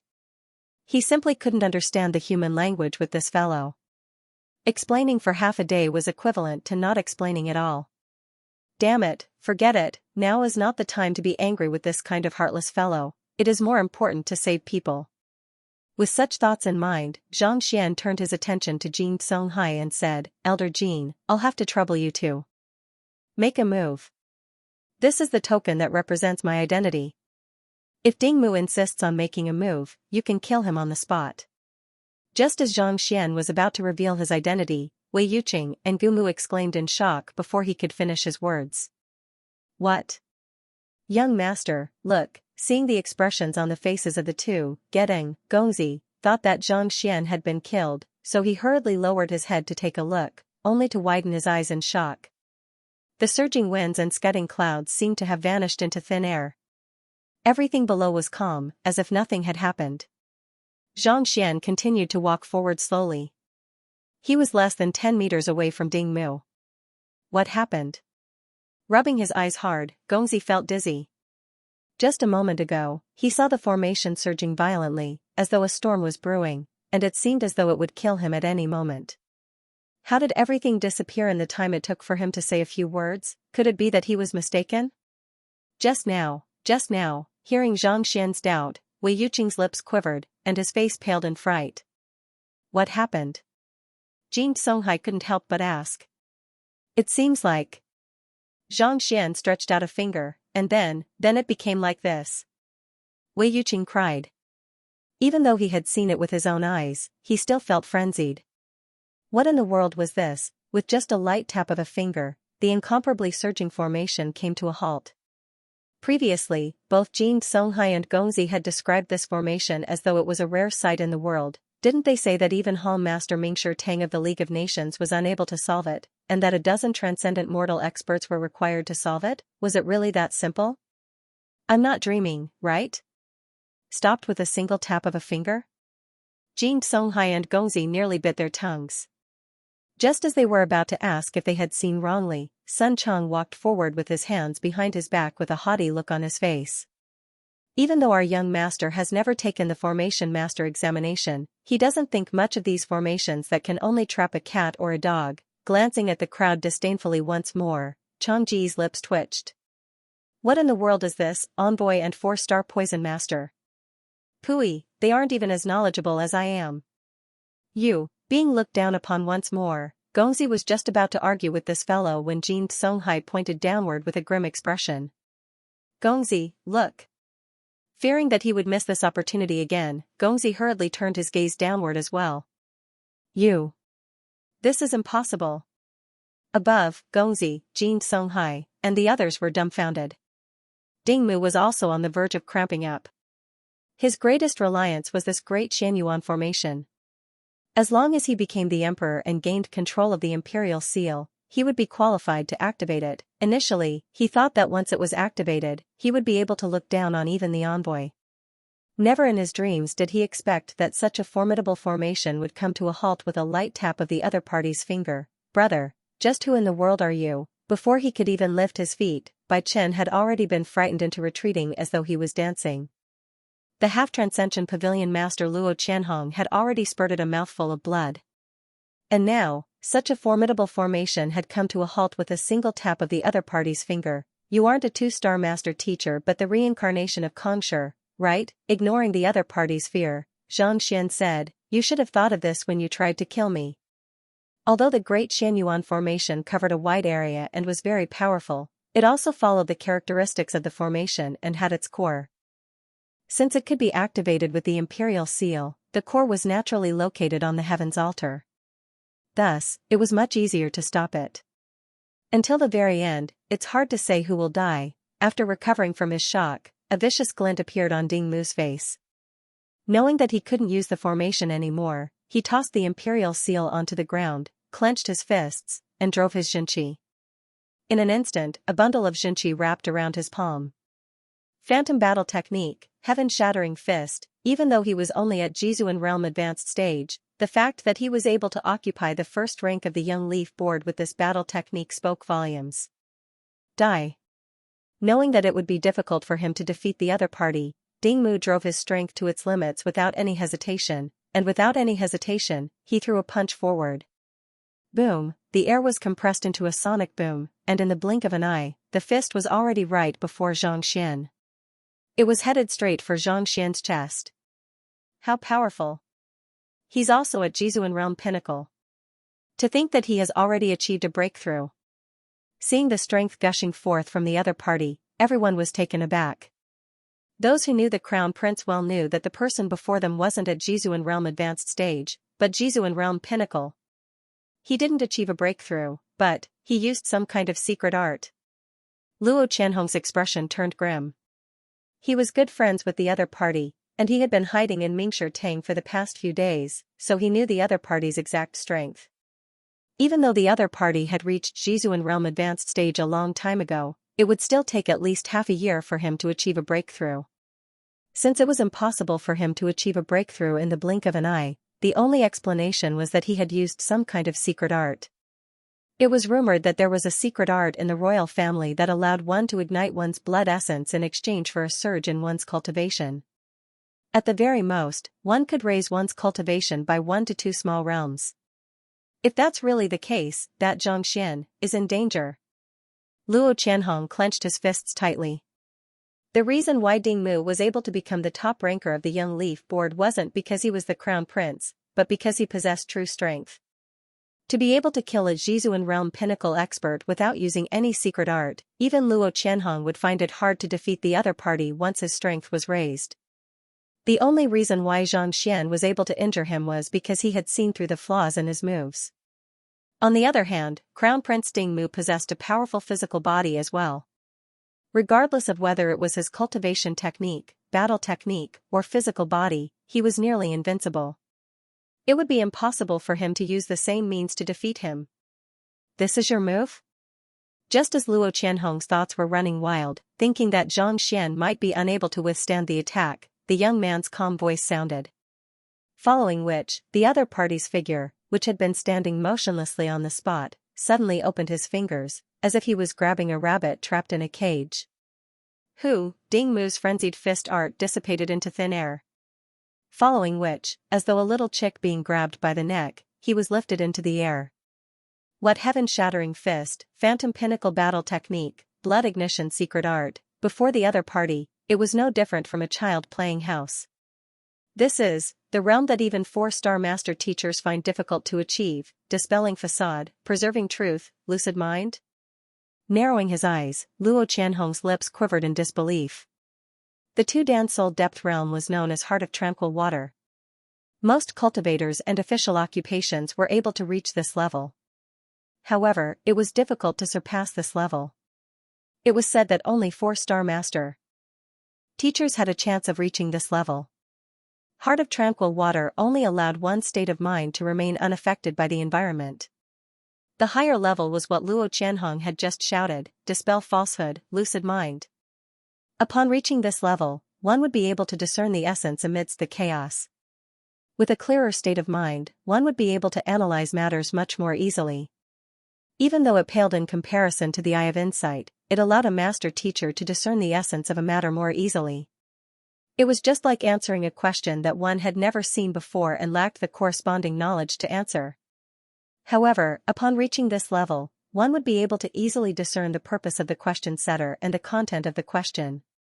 From there, one would be able to dispel the facade and find the correct answer. Understanding of worldly affairs was knowledge, and understanding of human emotions was writing. As such, this level was also known as lucid insight. This Xianxia was able to disregard Ding Mu's heaven-shattering fist and blood ignition secret art. From the very start, he immediately grabbed Ding Mu's neck. Clearly, the other party had seen through the illusions in his moves. Even if he wasn't at the lucid insight realm, he wasn't too far from it. This also explained why the other party was able to overcome his flick of sleeves so easily. As for whether it was the higher level eye of insight or not, he didn't even dare to think about it. After all, this was an ability that even 6-star master teachers didn't possess.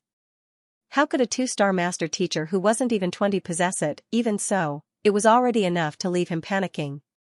To be able to cultivate his soul depth to the lucid insight realm. What kind of monster was he? Why you? Ding Mu, who was being grabbed by the neck, felt even more terrified. He thought that by executing his blood ignition secret art and his strongest move, even if he wasn't a match for the other party, he would at least be able to put up a fight and retreat. Never in his dreams did he expect to be grabbed by the other party right from the start. Don't kill me. I was bewitched by that woman, Lin Long, that's why I made a move on you. As long as you don't kill me, Xianyuan Kingdom will give you anything you want. Be it 100 or 200 spirit stones. The young man before him had defeated Luo Qianhong, destroyed the Great Xianyuan formation, and even destroyed his final trump card with ease. Ding Mu was truly panicking and fearful. Xianyuan Kingdom was a place where spirit stones could be traded. As long as the other party was willing, it wasn't a problem for them to fork out all of their wealth. Spirit stones? Zhang Xian shook his head. If not for Lu Chong blocking the attack for him, he would have been dead by now. No matter how many spirit stones he had, could it be exchanged for his student's life? I said I would kill you, so I'm sorry, you can only die. With an indifferent expression, Zhang Xian exerted more force into his fingers. Great-grandpa, save me. Seeing that Zhang Xian was really going to make a move, Ding Mu's face paled, and he bellowed. Stop. As soon as the shout ended, a loud shout resounded. It was like a resounding bell and a sudden clap of thunder, causing many buildings to shake. Zhang Xian's eyebrows shot up. The voice came from the depths of the palace in front of them. It was heavy and steady, giving off a strong sense of oppression. Even though Zhang Xian's cultivation had improved significantly recently, he still found it hard to withstand it. What incredible strength! Zhang Xian clenched his fists tightly. With the Eye of Insight and the Library of Heaven's Path, he was able to match even a half-transcension expert. To be able to evoke such a feeling with just a few words, the other party's strength was definitely above that of Luo Qianhong. Most probably, the other party had already stepped into that realm. To think that there would be such a powerful expert in the royal family of Xianyuan Kingdom, great-grandpa? Could it be that he's still alive? On the back of the savage beast, Elder Wei Yuqing's face darkened. You know that person? Gongzi asked. Instead of answering the question directly, Elder Wei Yuqing said, there is a green leaf board in Xianyuan Kingdom, and it records the rankings of the strongest experts in the kingdom. As a half-transcension expert and a 3-star pinnacle master teacher, Luo Qianhong is only ranked 3rd. Ranked 3rd? Gongzi and Jin Songhai stared at one another. They had all seen how Pavilion Master Mingshi Tang made a move previously. Even though he was defeated in a single move by Zhang Xian, his true strength wasn't to be underestimated. Even among half-transcension experts, he could be considered as one of the strongest. With such strength, he could only be ranked 3rd in Xianyuan Kingdom. Who could be ranked above him? The one ranked 2nd isn't a cultivator but the greatest reliance of Xianyuan Kingdom, the half-transcension savage beast, Steelback-winged dragon. Elder Wei Yuqing said. That kind of pinnacle savage beast that possesses the dragon bloodline? Jin Songhai frowned. Legend had it that the Steelback-winged dragon was similar to the nightmare beast in that it possessed the dragon bloodline. Even though the bloodline was extremely thin, it had inherited the fine traditions of the dragon tribe. Its wings were sharp as blades, and it possessed incredible speed. Thick scales grew all over its body, granting it an invincible defense and immense strength. This massive fellow was born with the strength of a half-transcendent savage beast, and it could even stand against some of the weaker savage beasts. The other conferred kingdoms might not know much about the Great Xianyuan formation, but almost everyone knows of the steelback winged dragon. This is precisely the reason why, even though Emperor Dingchong is weak, no other kingdom dares to lay their hands on him. As the Grand Elder of the Beast Hall, Wei Yuqing was well aware of the existence of such a formidable savage beast in Xianyuan Kingdom. If not for the steelback winged dragon, even without Xianxia making a move, this kingdom would have long been divided among the other conferred kingdoms. The steelback winged dragon can only be ranked second. Could the person you spoke of be? Gumu couldn't help but ask.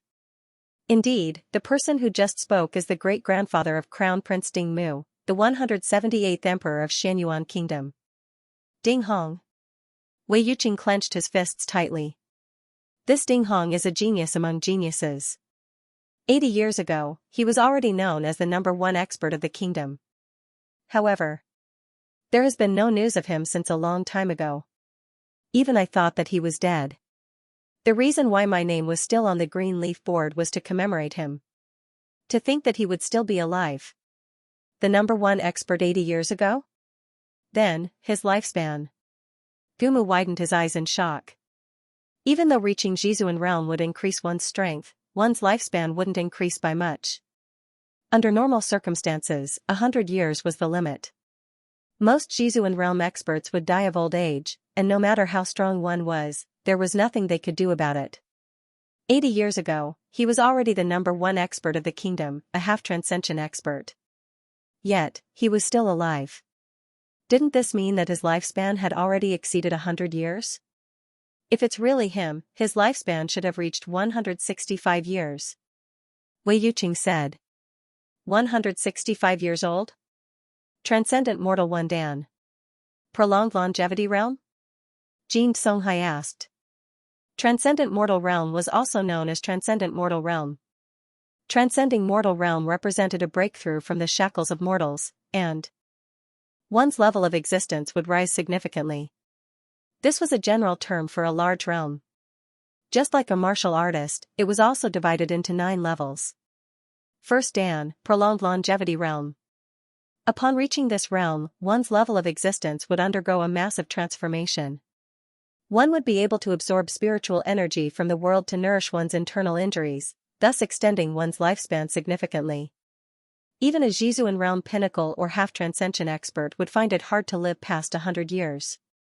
However, upon reaching this realm, one's lifespan would be doubled, allowing one to live up to 200 years. Since this Ding Hong was still alive at 160 years old, and he was even able to utter such an imposing voice, it meant that he had already broken through his bottleneck. To think that Xianyuan Kingdom would have a transcendent mortal expert. There's a huge difference between a half-transcendent and a transcendent mortal. Gongzi, should we make a move? Jin Songhai asked with a grim expression. There was only a small gap between a half-transcendent and a true transcendent mortal, but it was like the difference between a mortal and a spirit ascension realm cultivator. Zhang Xian was able to defeat a half-transcendent expert easily, but against a true transcendent mortal, he would be helpless. Naturally, there was a huge gap in their fighting prowess as well. It was just like how a tiger and a man were barehanded. The chances of victory were close to 0. There's no need for that now. Let's see how he deals with it first. If it comes to it, we'll make a move then. Gongzi shook his head. This fellow easily defeated a half-transcendent expert and stopped the Great Xianyuan formation with a single finger. His endless means piqued his curiosity. He wanted to see what kind of means the other party would have against a true transcendent mortal. Even if he were to meet with danger, Jin Songhai had been a transcendent mortal for a very long time. It wasn't difficult for him to suppress a prolonged longevity realm cultivator. Nodding, Jin Songhai lowered his head to look at the other party. Gumu and the others also hurriedly turned their gazes over. Master Teacher Zhang Xian, right? Can you give me some face and let this unfilial junior off? I'm willing to repay you with 2,000 spirit stones. The elderly voice hesitated for a moment before slowly speaking. 2,000 spirit stones?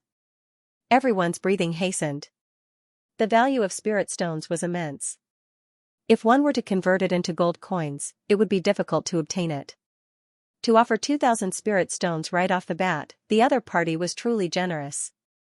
With such a huge sum of money, it was more than enough to buy Tianwu Kingdom. To be able to buy a Tier 1 kingdom and give it away just to save Dingmu, it was clear that Dingmu was extremely important to him.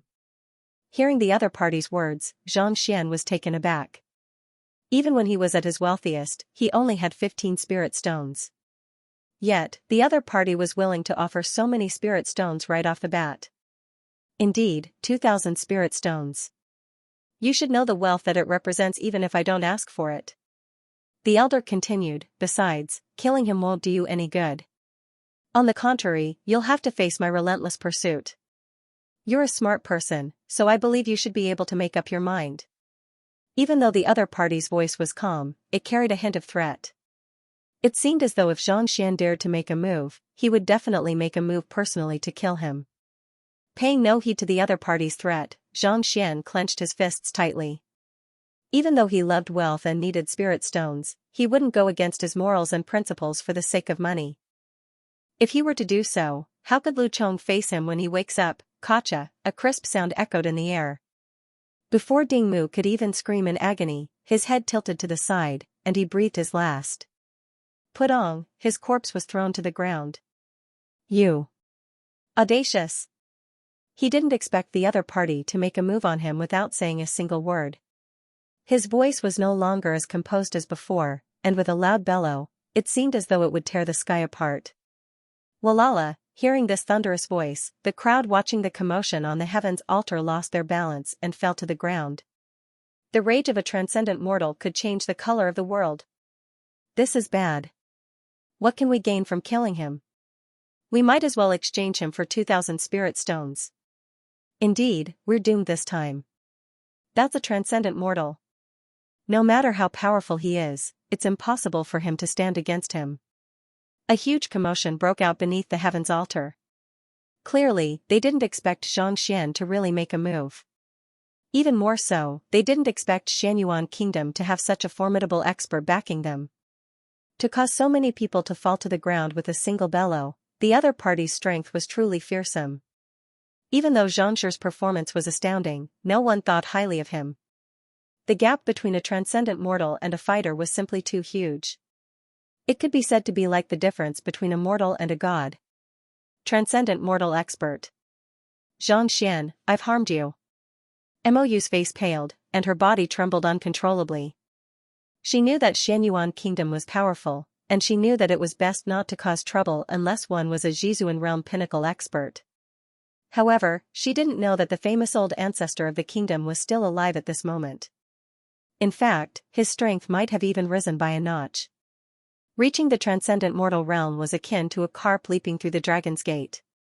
Even though the increase in one's strength wasn't significant, one's control over the world was far beyond that of a fighter. As long as the old ancestor made a move, no matter how many means Xianxia had, it would be useless. Master teachers might be able to see through one's flaws, but they weren't invincible. It was just like how one could see through the flaws of a city wall. As long as one were to overturn it, it would be ineffective. But was it possible for one to do so with one's own strength? Knowing one's flaws and overcoming them were two different things. Upon reaching the transcendent mortal realm, even if there were flaws in one's body, they could be seen through. If one couldn't even catch up to the other party's speed, how could one possibly defeat them? Roar. Just as everyone was feeling anxious and worried, a deafening roar echoed from the depths of the royal palace. Following which, a streak of lightning bolted out, appearing in the sky above the heavens altar. It was a massive savage beast. Its length was at least 10 meters, and when it spread its wingspan was at least 30 meters. Its entire body was covered in thick scales, and it emanated a sharp aura that exerted immense pressure on one. Steelback winged dragon? Xianxia's eyebrows shot up. After reading so many books on beast taming, Xianxia was naturally able to recognize this top-notch savage beast. As a half-transcendent savage beast that possessed the dragon bloodline, this fellow was much stronger than the nightmare beast, and it was even more ferocious. It was already frightening enough for the royal palace to have a transcendent mortal old ancestor. To think that they would have such a formidable savage beast as well, as expected of a conferred kingdom. It seemed like he had underestimated them. On the back of the steelback-winged dragon, a person stood proudly. This person didn't sound as old as his voice suggested. He seemed to be in his 50s, and the aura he exuded felt as vast as the ocean. Upon reaching the prolonged longevity realm, one's lifespan would increase, and one's aged body would become younger as well. Even though this old ancestor of Xianyuan Kingdom, Ding Hong, was already more than 160 years old, he didn't look as old as one would imagine. It's really him. Luo Qianhong's eyes narrowed. Even though he had never met this old ancestor before, he had seen his portrait through various channels. He thought that the old ancestor had already passed away, but who could have thought that not only was he still alive, he even possessed such an imposing aura. I gave you a chance. However, it's a pity that you weren't confident. Gritting his teeth, Ding Hong glared at Zhang Xian coldly with a gaze as sharp as a knife. He doted on this great-grandson of his deeply. Otherwise, he wouldn't have chosen him as the crown prince so early on. Yet, this fellow actually dared to kill someone before his eyes. This was unforgivable. Boom, a voice fell from the sky, and as though a heavy hammer, it charged toward Zhang Xian. Dang dang dang dang, Zhang Xian felt a stifling sensation in his chest, as though someone had struck him. His face paled, and he subconsciously took several steps back. Transcendent mortal experts possessed the ability to control the power of the world, allowing them to attack even from a distance. It was just like how Su Shi had caused the gold-scaled beast to fall from the sky and Liang Qingming to spurt a mouthful of blood. Ding Hong's strength was beneath Su Shi, and Zhang Xian was much stronger than Liang Qingming. Even so, he was still forced to retreat. Transcendent mortal experts were indeed fearsome. Seize the opportunity? Pardon me, but if I were given another chance, I would still kill him. Driving his heaven's path Xianxia, Zhang Xian dispelled the pressure on his body. I have insight. He tried to discern the flaws of the other party, but he was unable to find anything. The eye of insight was only able to discern the flaws of a half-transcendent expert. In other words, a transcendent mortal was a small cultivation realm higher than him. Flaws. Knowing that this ability of a master teacher was unable to help him, Zhang Xian didn't panic. A book materialized in the library of Heaven's Path. The pressure exerted by the other party's voice was equivalent to a battle technique, and the library of Heaven's Path was able to analyze it. Zhang Xian hurriedly flipped through the book. Frowning, Zhang Xian's face steeled. Even though there were many flaws of the other party in the book. Given Zhang Xian's current strength, he was unable to pose any threat to the other party. It was just like how an infant would know that a man's crotch was his weakness. Putting aside whether he could hit it or not, even if he could, he might not be able to hurt the other party. Even though his physical body and Jinqi could exert a strength of 50,000 ding, it was still impossible for him to injure a transcendent mortal expert. In other words, even with his current strength, it was useless, he couldn't hurt the other party at all. Since you wish to die, I'll grant you your wish. Seeing how the other party still dared to talk back to him, Ding Hong harumphed coldly. Roar, as soon as he said those words, the steelback-winged dragon seemed to have received an order, and it flapped its massive wings. So, as though an arrow, the massive body of the steelback-winged dragon appeared before Zhang Xian in the blink of an eye, and its razor-sharp wings slashed down on Zhang Xian. Judging from the reverberations in the air, even steel would be torn into two if it were to be struck. Narrowing his eyes, Zhang Xian knew that even though his Heaven's Path golden body Tu Dan was powerful, he wouldn't be able to withstand the attack. Heaven's Path movement art.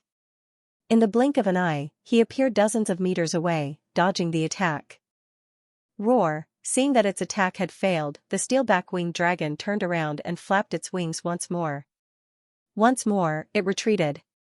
This happened a few more times, and Zhang Xian's face had already turned livid. Even though the increase in his cultivation allowed him to execute the Heaven's Path movement art, it was only a matter of time before his body succumbed to the strain. At this rate, even if the steelback-winged dragon didn't manage to hit him, he would still be severely injured.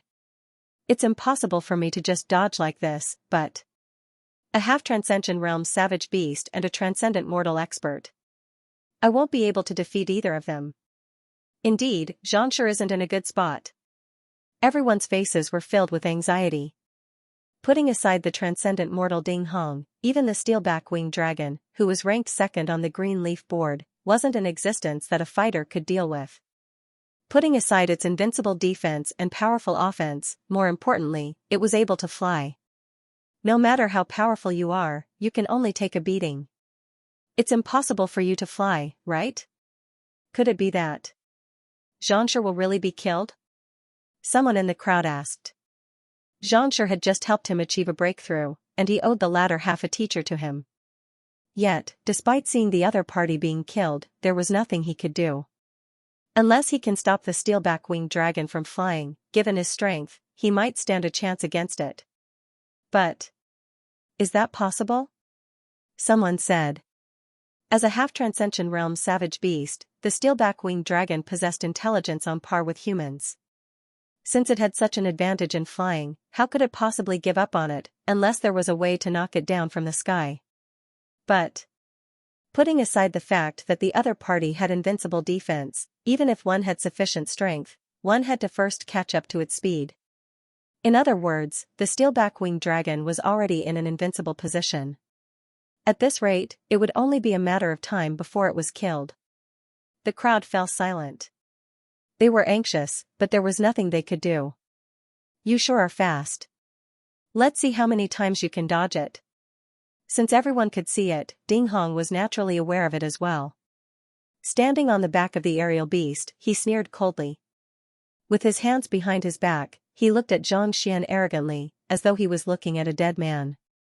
So what if he could run fast? Could he outrun flying? Indeed, I won't be able to dodge that many times.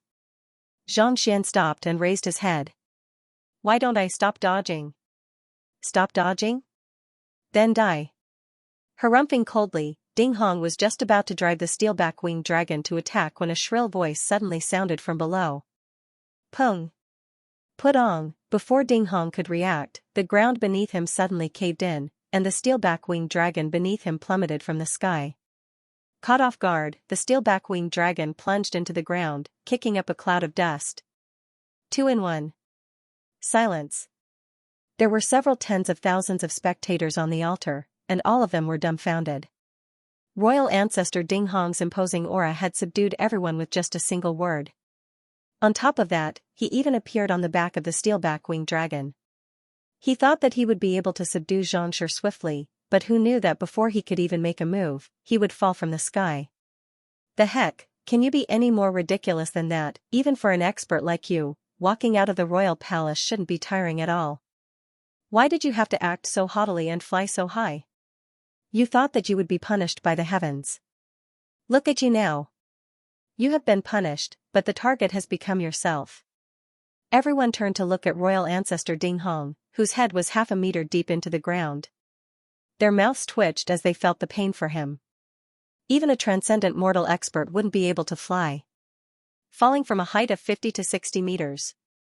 Without any warning might not kill one, but it would leave one in a daze, and one wouldn't be able to tell which direction was which. It was fortunate that he was strong, or else even a Jizuan realm expert would be severely injured. Steelback-winged dragon is a half-transcendent savage beast. Why would it lose its balance and fall from the sky? After the initial shock, a wave of voices sounded. Everyone was bewildered. This wasn't an untamed savage beast. The steelback-winged dragon was the guardian of the Xianyuan royal family for several hundred years. It was a deity that was worshipped by almost everyone in the kingdom. For such a noble savage beast to fall from the sky with a whoo, its eyelids twitched uncontrollably, and it couldn't even get up. Even though they were witnessing it with their own eyes, they couldn't understand what was going on. Just now, Xianxia let out a weird cry, and that fellow fell from the sky. Indeed, I heard it too. That sound was crisp and clear, reminiscent of the cry of an ox or the rumbling of thunder. I don't know what it is, but why would the steelback-winged dragon be so terrified? Someone noticed that something was amiss, and he couldn't help but ask. It was still fine a moment ago, but with a sudden cry, it fell from the sky. Could there be a connection between the two? While everyone was perplexed, royal ancestor Ding Hong finally recovered from the shock. Crawling up from the ground, he was on the verge of exploding. He thought that by killing Xianxia on the pterosaur, he would be able to establish unparalleled authority in the Xianyuan royal family. Who could have thought that he would nearly fall to his death instead? If he were to become the first transcendent mortal to fall to his death, that would truly be a huge embarrassment. After wiping the dirt off his head, he glared at the young man with bloodshot eyes, as if he wanted to eat him alive. Kill him. He turned to the steel-backed pterosaur lying on the ground and bellowed. After bellowing those words, Xianxia realized that the other party was looking at the young man with a face filled with fear, as if he had seen a ghost. Putting aside killing him, he didn't even dare to take a single step forward. Trash. Ding Hong almost exploded with anger. What the hell is this? You have the bloodline of the dragon clan. You are usually lawless in the palace and don't care about anyone. Why are you acting like this when I ask you to kill someone? Can you be a little more mature? You're just a Zhizuan realm pinnacle cultivator. Back then, you even killed spirit beasts. After berating the steel-backed pterosaur once more, Ding Hong realized that even if he were to beat it to death, it wouldn't be able to stand against the young man. Thus, he suppressed his anger and turned to look at Xianxia. It's impressive that you were able to stop it from making a move. However, I'll make a move myself. It's your honor to die in my hands. Even though Xianxia didn't know the reason why the steel-backed pterosaur was so frightened, he knew that it had something to do with this young man. But so what? The other party was just a Zhizuan realm pinnacle cultivator. He was still a long way off from matching up to a transcendent mortal like him. As long as he killed the other party, no matter what tricks the other party had up his sleeves, it would be useless. Hong Long, harumphing coldly, royal ancestor Ding Hong made his move. With a push of his palm, a violent surge of Xinqi infused with the origin energy of the heaven and earth formed a massive palm print. Spirit low-tier battle technique, origin energy palm. Previously, when Xianxia was standing on the back of the savage beast, he had only used sound attacks from afar. Even though he knew that the other party was powerful, he didn't have a clear idea of how powerful it was. Only at this moment did he realize how frightening it was to reach such a level. In an instant, Xianxia felt an incomparably powerful might crushing down on him. Under the pressure, his body stiffened, and even driving his Xinqi took some effort. Time to go all out. Knowing that it was impossible for him to escape under the control of a transcendent mortal expert, Xianxia drove his Heaven's Path Xinqi to its limits and threw a punch forward. Heaven's Path Fist, driving his muscles, Xinqi burst forth from his fist, and as though a primordial beast tearing apart the heavens, it collided with the other party's origin energy palm. Pung! Under the intense impact, Xianxia was forced to retreat more than 10 steps. His face reddened, and he nearly spurted a mouthful of blood. Even though he had improved significantly in the past few days, and his strength had surpassed that of an ordinary Zhizuan realm pinnacle cultivator, he was still far from matching up to a transcendent mortal. It was impossible for him to withstand it. You actually managed to withstand it? Not bad. However, I would like to see how many moves you can withstand. Seeing how the other party was able to withstand his origin energy palm, Ding Hong was perplexed. It was no wonder this fellow was able to defeat even Hall Master Luo Qianhong.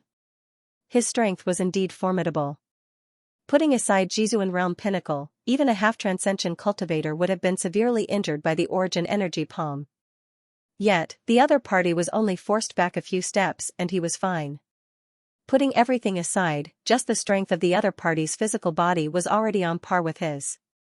A mere Zhizuan realm cultivator actually possessed strength comparable to a transcendent mortal. Incredible, Hong Long. Even though Ding Hong was perplexed, his hand didn't stop there. Instead, he sent another palm strike down. Knowing that Xianxia possessed a powerful physical body, he exerted even more strength this time. Before the palm strike could reach him, a deep ravine had already been formed on the ground. Origin energy palm is formed by channeling the origin energy of the world with the strength of a transcendent mortal. Flaws: first, it can only be cultivated to the level of initiate and one is unable to use it freely. The flaws of the other party's battle technique surfaced in Ding Hong's mind. Origin energy palm was a spirit low-tier battle technique. Even though it was powerful, Ding Hong was only a transcendent mortal primary stage cultivator. Even after studying it for a long time, he had only managed to comprehend the surface of the technique. There was still a long way to go before he could master the technique to consummation. Mingshi Tang had also divided the cultivation of battle techniques into 5 levels. They were novice, initiate, minor accomplishment, major accomplishment, and consummation. Novice referred to one's comprehension of the battle technique, allowing one to barely execute it. At initiate, one would be able to utilize the strength of the battle technique, but one would still be unable to use it freely. At minor accomplishment, one would have a deep understanding of the battle technique, allowing one to use it as a life-saving move. One must know that most cultivators had only reached this level of mastery in their battle technique. As for major accomplishment and consummation, if one didn't comprehend the technique for decades, it would be impossible to reach this level. Even though Ding Hong had comprehended the origin energy palm for quite some time now, it was a pity that he was unable to raise his cultivation. Furthermore, he had to fumble around on his own, so his comprehension of the technique was limited. Even after studying it for so long, he was only able to reach 2 Dan initiate. There are a total of 17 flaws in the origin energy palm at initiate, knowing that it was only a matter of time before he was beaten to death if he were to face the other party head-on. Xianxia's eyebrows shot up. He couldn't help but search for flaws. The current him was unable to face a transcendent mortal head-on. He could only look for flaws in order to counterattack. Found it. A glint flashed across Xianxia's eyes. Who, having found a flaw that he could exploit, Xianxia didn't hesitate at all. With a slight movement of his feet, he dodged the other party's attack head-on. Flicking his wrist, a spear appeared in his hand, and he stabbed it toward the flaw. Heaven's Path Spear Art. Xianxia had obtained quite a number of weapons from the Lin clan, and he had kept them in his storage ring in case of emergencies. It just so happened that they came in handy at this moment. This flaw was precisely the moment when Ding Hong's origin energy palm had been neutralized. The spear pierced forward swiftly like a dragon. Incredible, this Xianxia's eye of discernment is indeed fearsome. On the back of the savage beast, seeing the spear, Jin Songhai narrowed his eyes. Even as a transcendent mortal expert, he wasn't able to find Ding Hong's flaw. To think that Xianxia would be able to find it in an instant. His eye of discernment was truly fearsome. However, it's a pity that his attack is too weak. Even with the addition of his spear art, it's useless. After recovering from his shock, Jin Songhai shook his head. Useless? Gongzi was perplexed. Since he had found the flaw, why was it useless? Indeed. Placing his hands behind his back, Jin Songhai's eyes were as deep as the abyss. Transcendent mortal realm isn't as simple as you think. Wang, oblivious to the conversation between the duo, Xianxia's Heaven's Path Spear Art pierced right through the flaw. Humph. Ding Hong narrowed his eyes and hurriedly took a step back. At the same time, his entire body jolted. Voila, the surrounding air seemed to have solidified. The moment the lightning-like spear entered the space, it felt as though it had entered a swamp, and its speed immediately slowed down. In the next instant, Ding Hong grabbed the tip of the spear, and it felt as though a helpless earthworm trying to escape. Kacha, driving his Xianxia, the phantom spear was shattered into several pieces. Feeling a stifling sensation in his chest, Xianxia retreated another dozen steps. His face was as pale as a sheet of paper. Damn it! Ding Hong clenched his fists tightly. He didn't expect that even after finding the flaw, he wouldn't be able to injure the other party at all. Transcendent mortals were indeed fearsome existences.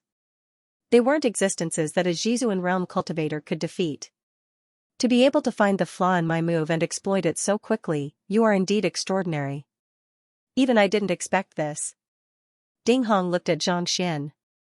For a Jizuan realm cultivator to be able to find the flaw of a transcendent mortal expert so quickly, his eye of discernment was indeed incredible.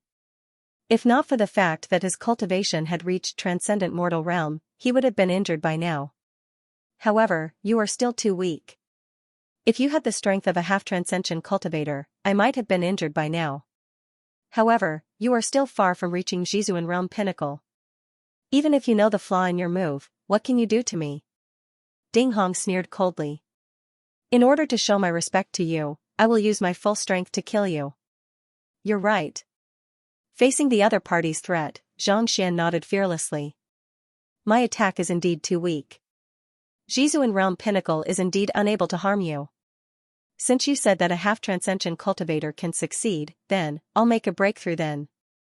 After saying those words, Xianxia flicked his wrist and threw a lotus seed-like object into his mouth.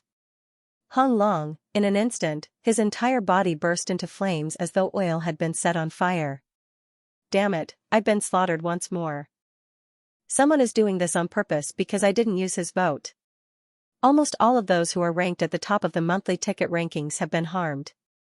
Where is the 564th ranked Yujun? Can you fight alongside Laoa? Kill. Kill. Kill those scum. 515 event winners, a total of 564 people have received the title of Yujun. Jizuan Realm and Transcendent Mortal Realm were two completely different life forms. The difference wasn't just in terms of strength. There was a world of difference in terms of consciousness and spirit as well.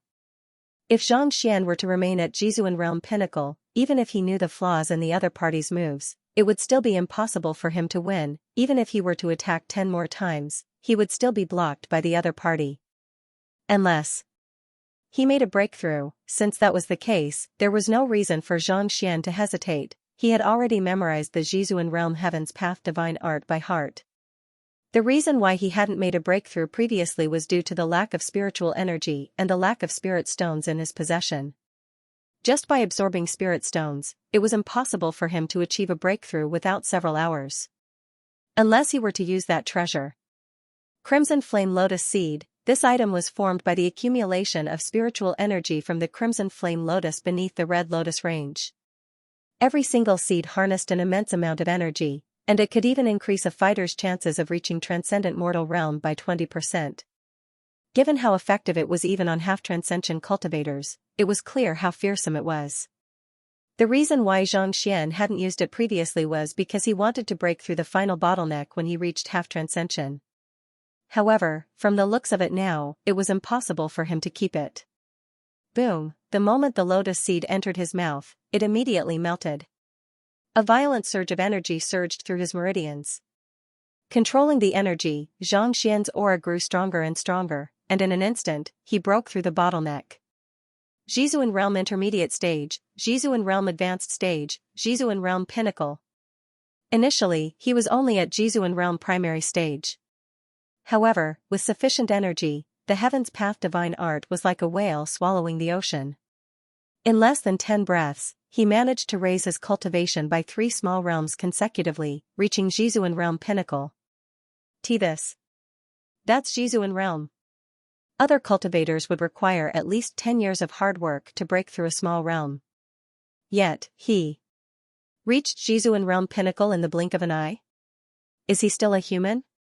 This is too heaven-defying. Ah, it hurts. What are you doing? I want to confirm if I'm dreaming. Are you sure you're dreaming? Why did you pinch me? Doesn't it hurt to pinch yourself? Seeing this sight, everyone fell into a frenzy. Their lips trembled, as if they were convulsing. They had seen breakthroughs, but they had never seen such a frenzied breakthrough. While others were unable to make a breakthrough in their cultivation after cultivating for several years, Xianxia felt that he was no match for Ding Hong, and thus, he charged straight up from Jizuan Realm Primary Stage to Jizuan Realm Pinnacle. Could he be any more arrogant? It was no wonder why he dared to go against the entire Xianyuan kingdom single-handedly. If others were to learn of his means, they would surely be frightened to death. Breaking through is like drinking water, breaking through is like going shopping?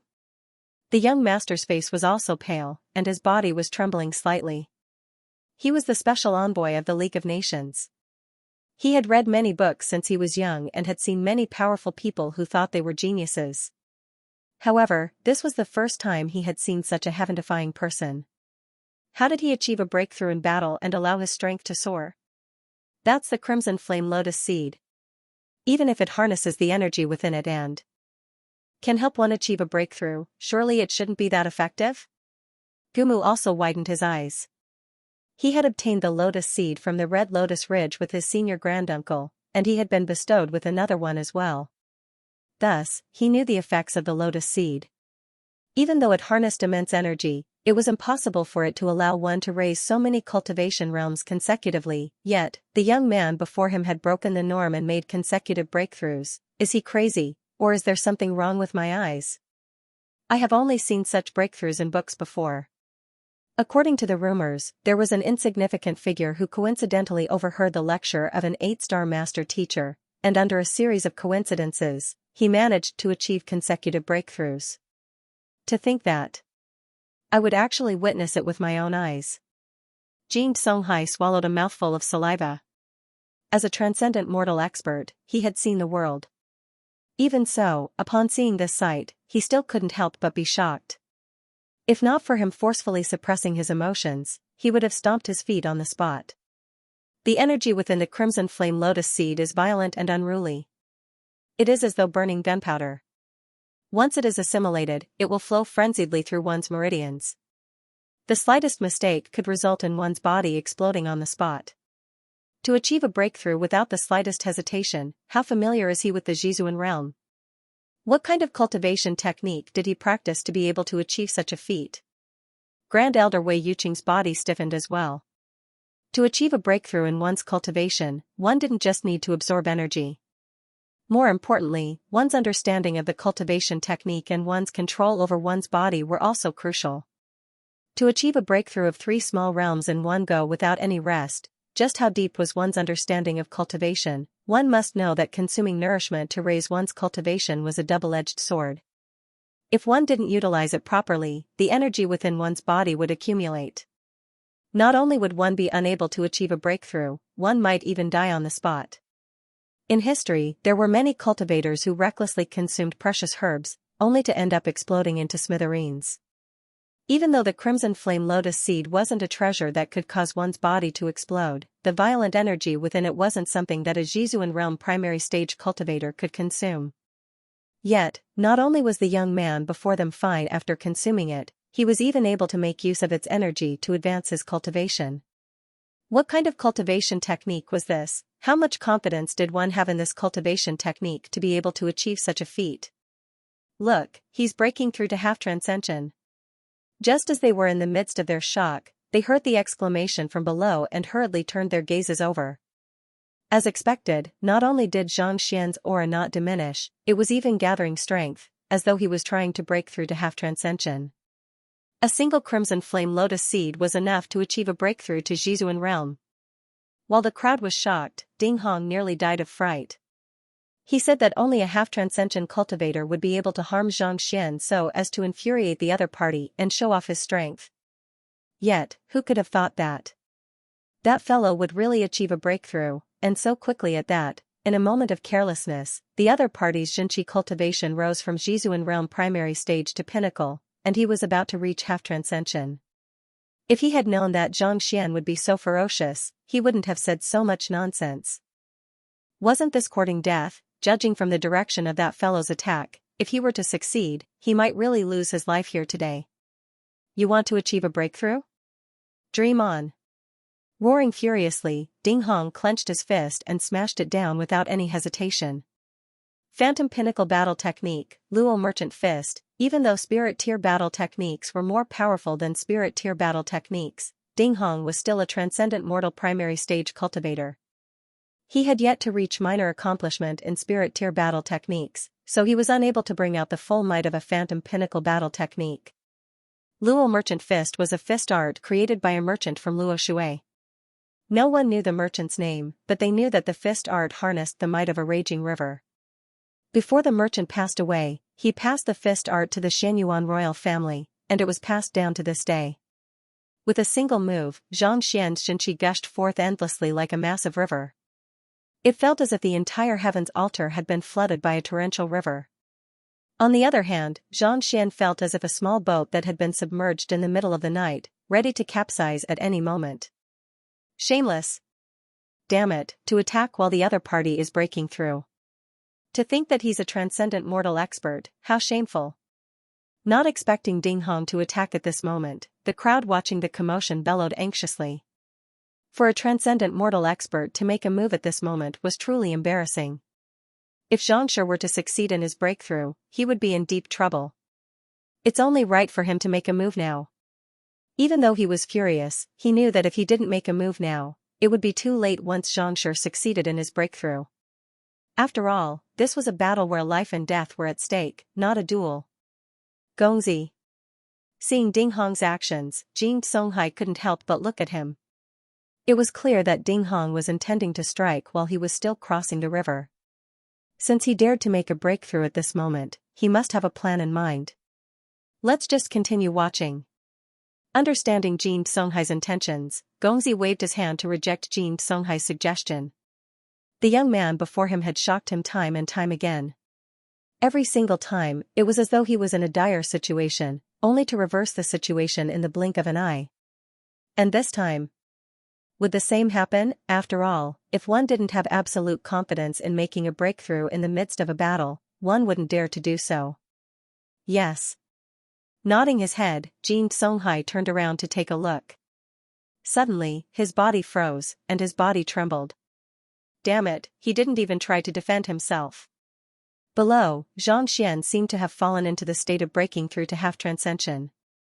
He was frozen on the spot, allowing himself to be drowned by the raging river. Even though the merchant Luo fist was created by a merchant, it lacked the scheming of a merchant. Instead, it carried a domineering aura that could crush everything in its path. Xianxia was already at the crucial moment of his breakthrough, and he was completely defenseless. If he were to be struck by such an attack, he would probably die on the spot. Boom, with a loud explosion, debris and dust flew everywhere. The young man's figure was drowned in a cloud of dust. Xianxia. Gongzi narrowed his eyes. His body trembled, and he nearly fell to the ground. He was used to seeing the other party's unexpected moves, so he thought that the other party would have a trump card up his sleeve. Never in his wildest dreams did he expect that. The other party was actually in the midst of a breakthrough, leaving him completely defenseless. Wouldn't that mean that he would be pummeled to death? That was the strongest attack of a transcendent mortal expert. Even a transcendent mortal expert would find it difficult to withstand it, needless to say, a Zhizuan realm pinnacle cultivator. It's over. Wei Yuqing and Gumu also felt their vision darken. They were all Zhizuan realm pinnacle cultivators, and if they were to put themselves in the other party's shoes, they would surely be reduced to dregs in an instant. They thought that they would be able to witness a miracle once more. Perhaps, this young man might really be able to break through the common sense of the world and turn the tides. Who could have thought that he would be killed just like that? Impossible. Xianxia, you can't die. Mou's face paled, and her eyes reddened. Xianxia, you are here to avenge Lu Chong. How can you die here? If that were to happen, how can you face your student in the future? No, you mustn't. Haha. You dare to feign your breakthrough before me? You truly deserve to die.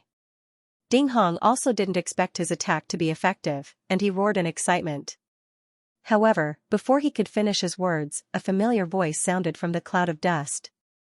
Thank you for helping me achieve a breakthrough to half-transcension. Hong Long, right after those words were spoken, an aura suddenly burst forth.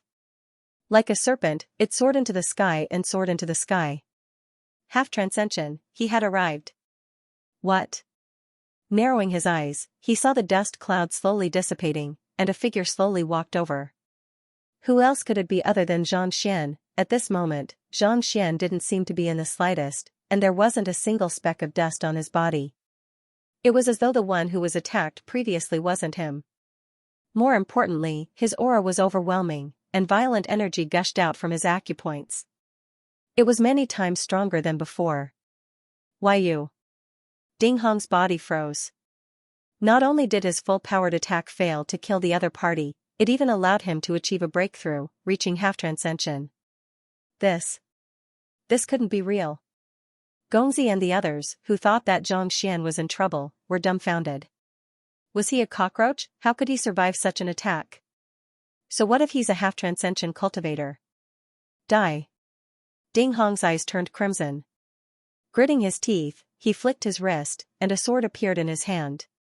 He didn't use his weapon previously not because he was soft-hearted, but because he thought that it was unnecessary to deal with a Zhizuan realm pinnacle cultivator. Now that the other party was so powerful, he might really die here if he didn't use it. He couldn't hold it in any longer. Voila, his sword gleamed like water, and its cold aura felt like frost. Having reached transcendent mortal realm and immersed in the world of swordsmanship for more than 100 years, Ding Hong's mastery of swordsmanship had reached a level of perfection. With a single move, a white sword chi burst forth, covering a radius of several dozen meters. Its sword intent. Everyone's face froze. To be able to comprehend weapon intent meant that one's understanding of weapons had reached an extremely profound level. Executing it was as though moving one's own arm. This was a kind of concept, a kind of comprehension and understanding of weapons. Without countless years of hard work, it was very difficult to achieve. After comprehending this, it was practically impossible for someone of the same level to defeat someone of the same level. Not only has he comprehended sword intent, he has even advanced far in it. Jin Songhai frowned. It seems like it's impossible for Xianxia to achieve victory. Before Zhang Xian achieved a breakthrough, the other party might have been able to injure him with just battle techniques, but it would have taken him a great deal of effort to kill him. However, things were different now that Xianxia had comprehended sword intent. Sword intent represented the sharpness and speed of the sword. Among experts of the same level, those who had comprehended this level were clearly superior. On the other hand, Xianxia wasn't even 20 yet, and his weapon of choice was a spear. His comprehension of sword intent was probably far below that of Zhang Xian's.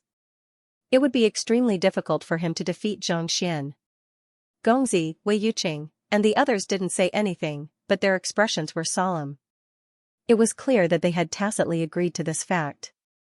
A transcendent mortal expert who had comprehended sword intent was no ordinary expert. Even if Jin Songhai were to make a move, it would be difficult for him to defeat the other party. Voila, the sword chi streaked across in a straight line, leaving a deep ravine in the ground. Good timing. Unlike the nervous crowd, Zhang Xian did not seem anxious at all. Instead, he smiled and stepped forward.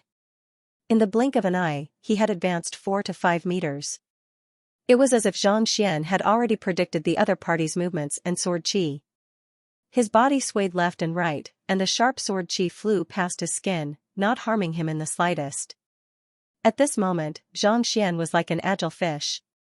Even though the sword chi before him was like a net, he was still able to find an opening and slip through it easily. Half-transcension is indeed formidable. Sensing the changes in his body, Zhang Xian remarked as he advanced. Under normal circumstances, it was impossible for him to reach half-transcension. Hall Master Xie Jiuchen had collected many Jizuan realm secret manuals, but there weren't many on how to achieve a breakthrough to half-transcension. Even though there were some scattered records, they weren't comprehensive enough to form a true Heaven's Path secret manual. This was precisely the reason why Zhang Xian stopped after successfully reaching Jizuan realm pinnacle. However, the energy contained in the crimson flame lotus seed was simply too violent. Even though he wanted to stop, his energy hadn't been depleted yet. As a result, he was unable to stop. Logically speaking, without a corresponding Heaven's Path divine art, one's cultivation could easily go berserk. In the worst-case scenario, he might even be injured. It could be said that the situation was extremely dangerous. He nearly lost control of the violent energy within his body. At this moment, Ding Hong made his move. A powerful force gushed forth, immediately suppressing Zhang Xian, who was on the verge of exploding. Not only was he fine from the clash of the two energies, he even made use of this opportunity to break through his bottleneck and achieve a breakthrough. It could be said that if not for Ding Hong's help, his cultivation might have gone berserk due to the violent energy contained in the crimson flame lotus seed. Even without a fight, he would have been severely injured. Ding Hong had intended to kill him, but he had inadvertently helped him achieve a breakthrough. It was precisely because of this that the thank you he had said earlier was sincere and without the slightest bit of pretense. Of course, if Ding Hong were to learn of this matter, he would surely spurt 3 liters of blood and die on the spot. What in the world was this? If only he had known earlier, he wouldn't have been in such a hurry.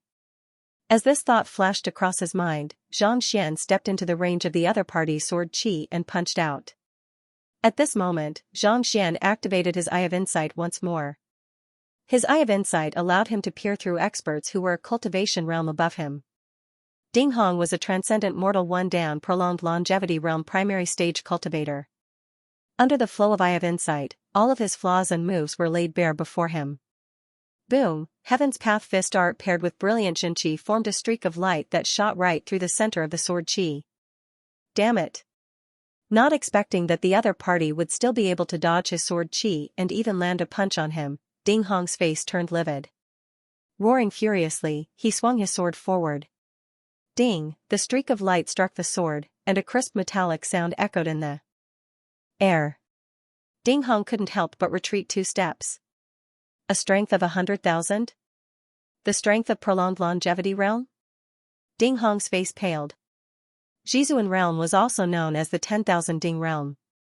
It meant that one's strength had exceeded 10,000 Ding, and one would be able to dominate the world with just their strength alone. At this level, every increase in cultivation stage would increase one's strength by 10,000 Ding. An ordinary Jizuan realm advanced stage cultivator possessed a strength of 40,000 Ding. As for transcendent mortal realm, even though one was able to tap into the energy of the world to bring forth powerful fighting prowess, there was still a limit to it. Under normal circumstances, 100,000 Ding was the limit of a prolonged longevity realm cultivator. As such, it was also known as a strength of 100,000 Ding. If 10,000 Ding represented Jizuan realm, 100,000 Ding represented transcendent mortal realm. The person before him was only a half transcension, but he was able to exert a strength of 100,000. How in the world did he do it? Initially, Ding Hong thought that even if the other party managed to achieve a breakthrough, he would still be inferior to him in terms of strength. However, after receiving a single punch, he immediately realized that his advantage was gone. So what if your strength has reached 100,000 Ding? Do you think that you can overcome my sword intent with just your fist art? Dream on. Ding Hong gritted his teeth tightly. Voila, his sword danced, and surges of sword intent covered his entire body in the blink of an eye. As though flowing water, they formed a halo of light. Shameless. Seeing this move, Gongzi harumphed coldly. Indeed, you are shameless. Jin Songhai nodded his head. Using sword intent to envelop one's body is equivalent to adopting a defensive stance. To think that a transcendent mortal expert would be forced into a defensive stance by a half-transcension, how bizarre. Ding Hong wasn't intending to kill Xianxia but to defend himself. The sharp edge of the sword enveloped the other party's body. No matter how strong the other party's fist was, it was impossible for it to harm him. In other words, this fellow had already been intimidated by the means of the young man before him. Knowing that it was impossible for him to kill the other party, he chose to adopt a defensive stance. Even in the League of Nations, transcendent mortal experts were lofty figures. To be forced into such a state by a half-transcension. Even though they were witnessing it with their own eyes, they still felt their heads spinning. Going on a defensive stance. Does that mean that Xianxia is out of ideas? Wei Yuqing asked. Indeed. Sword intent permeates his entire body, making it impossible for him to find an opening. Unless he has comprehended sword intent as well, it will be difficult for him to break through such a defensive stance. Jin Songhai said. By adopting such a defensive stance, sword will flowed, and his entire body was covered in sharp sword chi.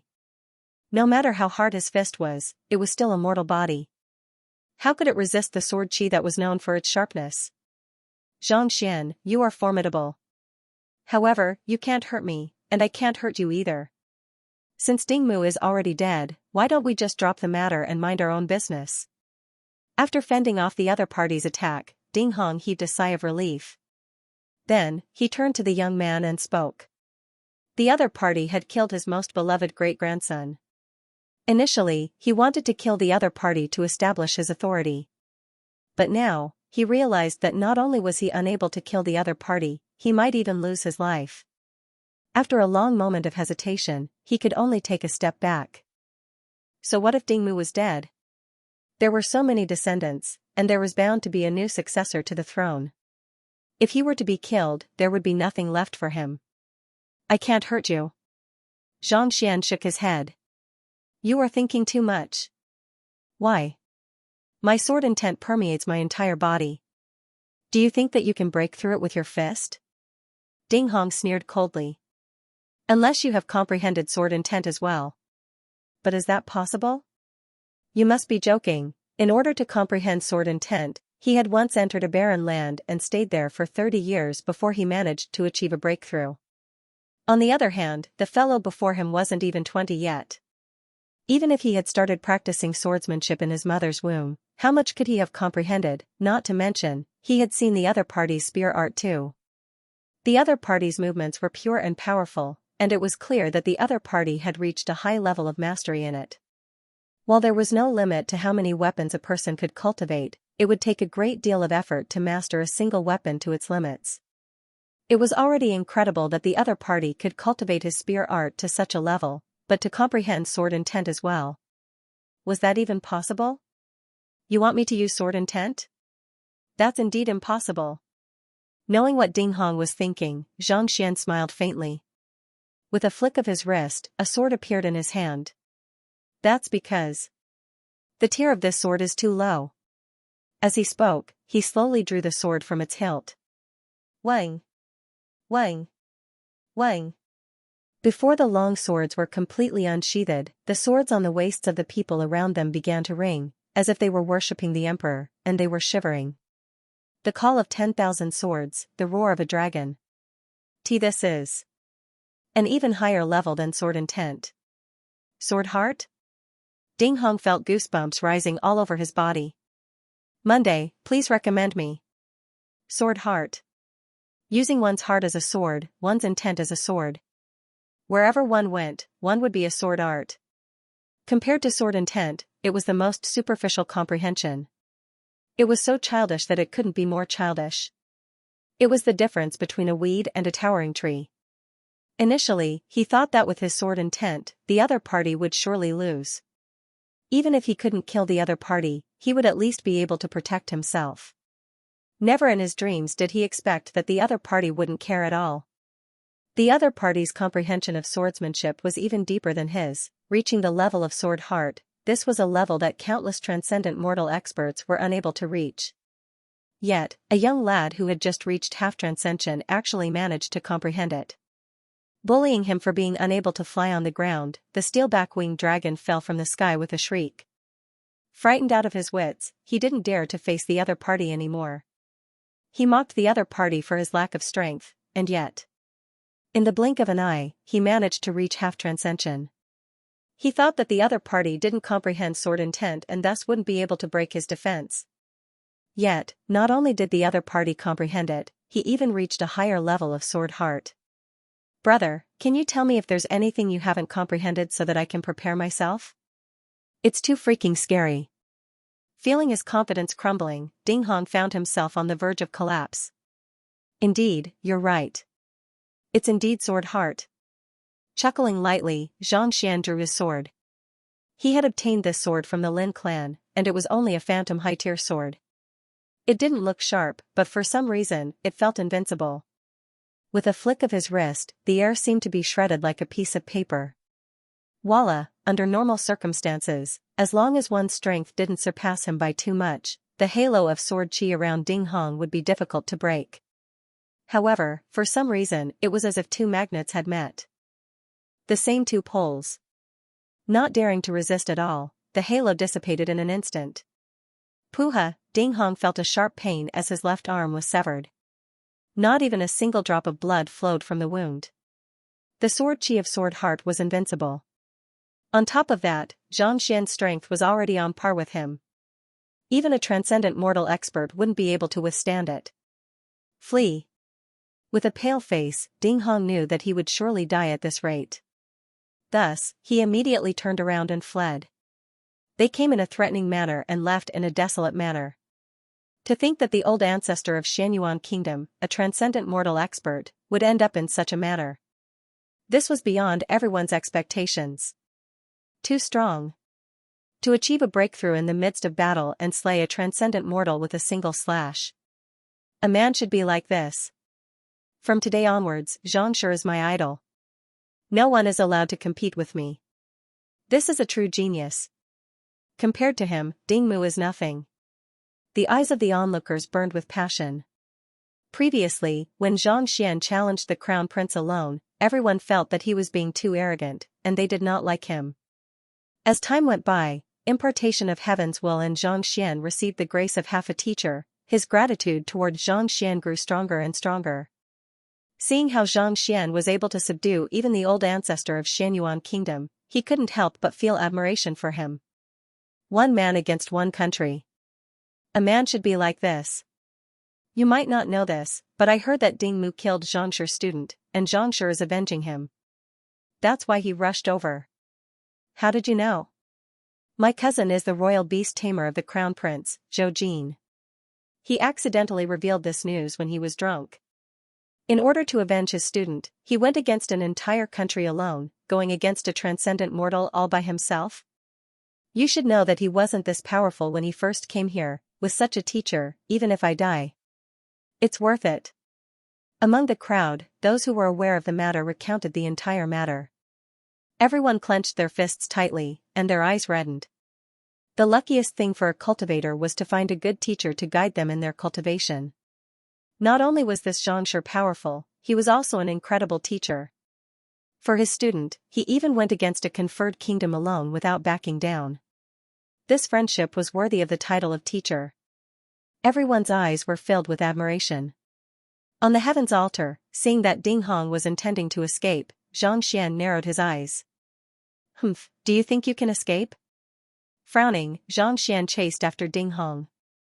After the incident with Ding Mu, he understood the concept of nurturing a tiger only to invite calamity upon himself.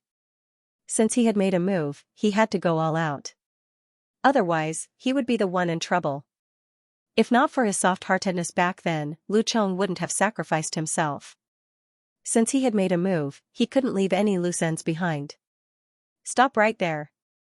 With a flick of his wrist, Xianxia's sword fell. A powerful sword chi pierced through 100 meters, heading straight for the escaping Ding Hong. Having reached half-transcension, Xianxia possessed a certain degree of control over his surroundings. In the past, the limit of his sword chi was only 10 meters or so. However, with his Jinqi gushing furiously, he was able to extend it to 100 meters. Voila, the sword chi slashed on his back, leaving behind a huge bloody wound. It was a terrifying sight to behold. Even though the distance was far, the might of the attack was significantly reduced. Otherwise, that single slash could have sliced the other party into two. Blood tribute. Feeling the excruciating pain on his body, Ding Hong knew that even though the sword chi wasn't sufficient to kill him due to the distance, a few consecutive slashes would still kill him.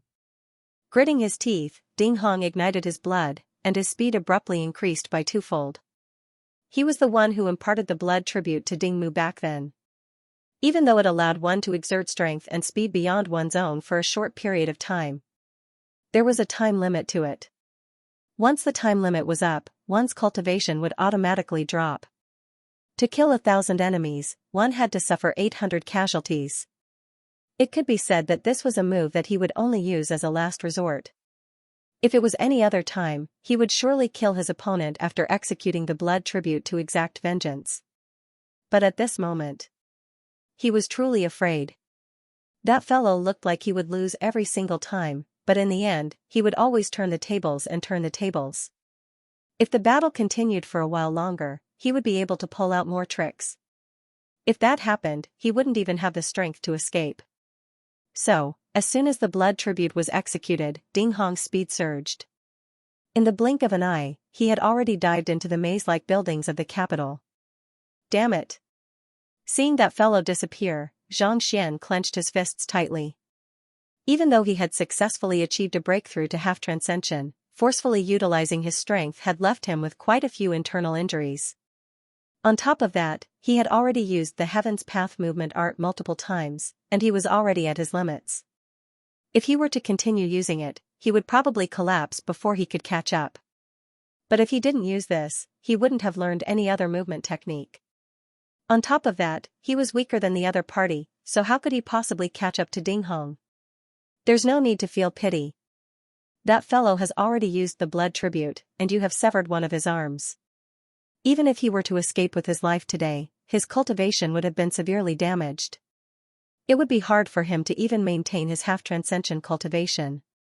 Just as Xianxia was contemplating whether he should mobilize the soldiers who were half a teacher to search the entire city for Ding Hong, a voice sounded. Turning around, Xianxia saw a young man walking over with a smile on his face. He was around the same age as Xiaoya, and his body seemed a little frail.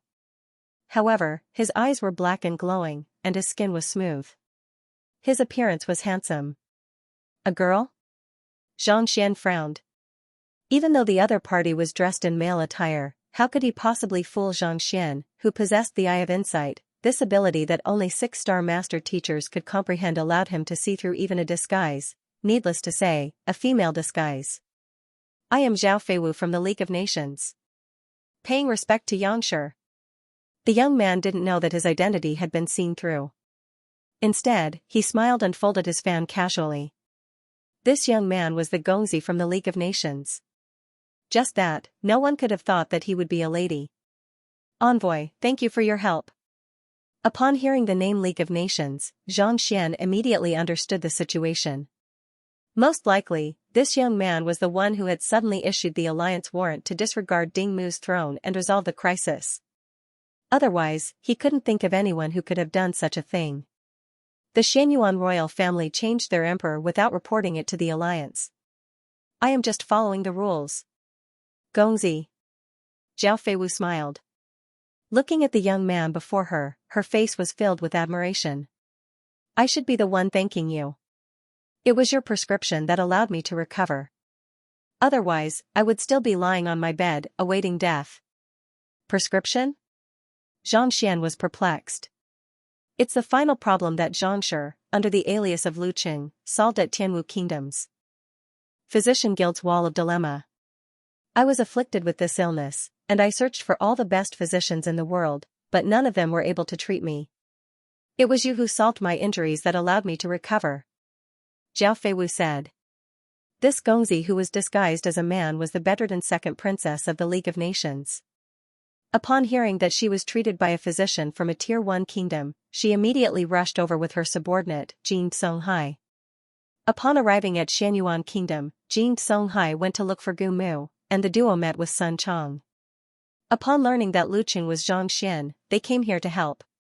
Otherwise, why would the other party, who was completely unrelated to him, go against a conferred kingdom for a 2-star master teacher? Furthermore, he had Jing Songhai save him time and time again. Innate muscular deficiency? Recalling for a moment, Xianxia also recalled the matter. Back then, he only solved a problem to take the physician examination. To think that he would end up saving a person as well. Furthermore, from the looks of it, the standing of this lady wasn't low either. That's right. Zhao Feiwu nodded. My prescription has treated your illness, and you have helped me resolve my problem. Thus, we don't owe each other anything. Xianxia clasped his fist. He didn't wish to owe anyone a favor, lest he was tainted by karma. Since the other party had helped him previously, they were even. We don't owe each other anything? Zhao Feiwu was taken aback. Despite knowing that he was the envoy of the League of Nations, and the other party was even trying to get on his good side, she didn't make any requests at all. She was truly a weird person. One must know that if it was anyone else, they would have surely made a request. A thought flashed across her mind, and she smiled, sure. But you killed the emperor of a conferred kingdom and chased the old ancestor away. How should we settle this? If we don't settle this matter properly, it will surely cause a huge uproar. For a conferred kingdom to be reduced to such a sorry state, the emperor who was about to succeed the throne was dead, and the old ancestor had escaped. If the other kingdoms were to learn of this matter, it would surely cause a huge uproar. This. Xianxia was taken aback. He had only been thinking about avenging Lu Chong, and he hadn't thought about this matter. Given the current situation, a huge storm was bound to descend upon Xianyuan Kingdom. It was only a matter of time before the empire fell. Why don't I give you a suggestion? Seeing the other party's hesitation, a glint flashed across Zhao Feiwu's eyes, and she chuckled. Oh? Since you single-handedly destroyed a country, no one will have any objections to you becoming the new emperor. This way, I'll be able to report back, Zhao Feiwu said. The reason why he asked that question wasn't to make things difficult for the other party. Otherwise, he wouldn't have helped Xianxia in the first place. The person before him was more powerful than an entire country. Even if he were to become the new emperor, no one would dare to say anything about it. By helping him ascend to the throne, he could be considered to have repaid the other party for saving his life. Become the new emperor?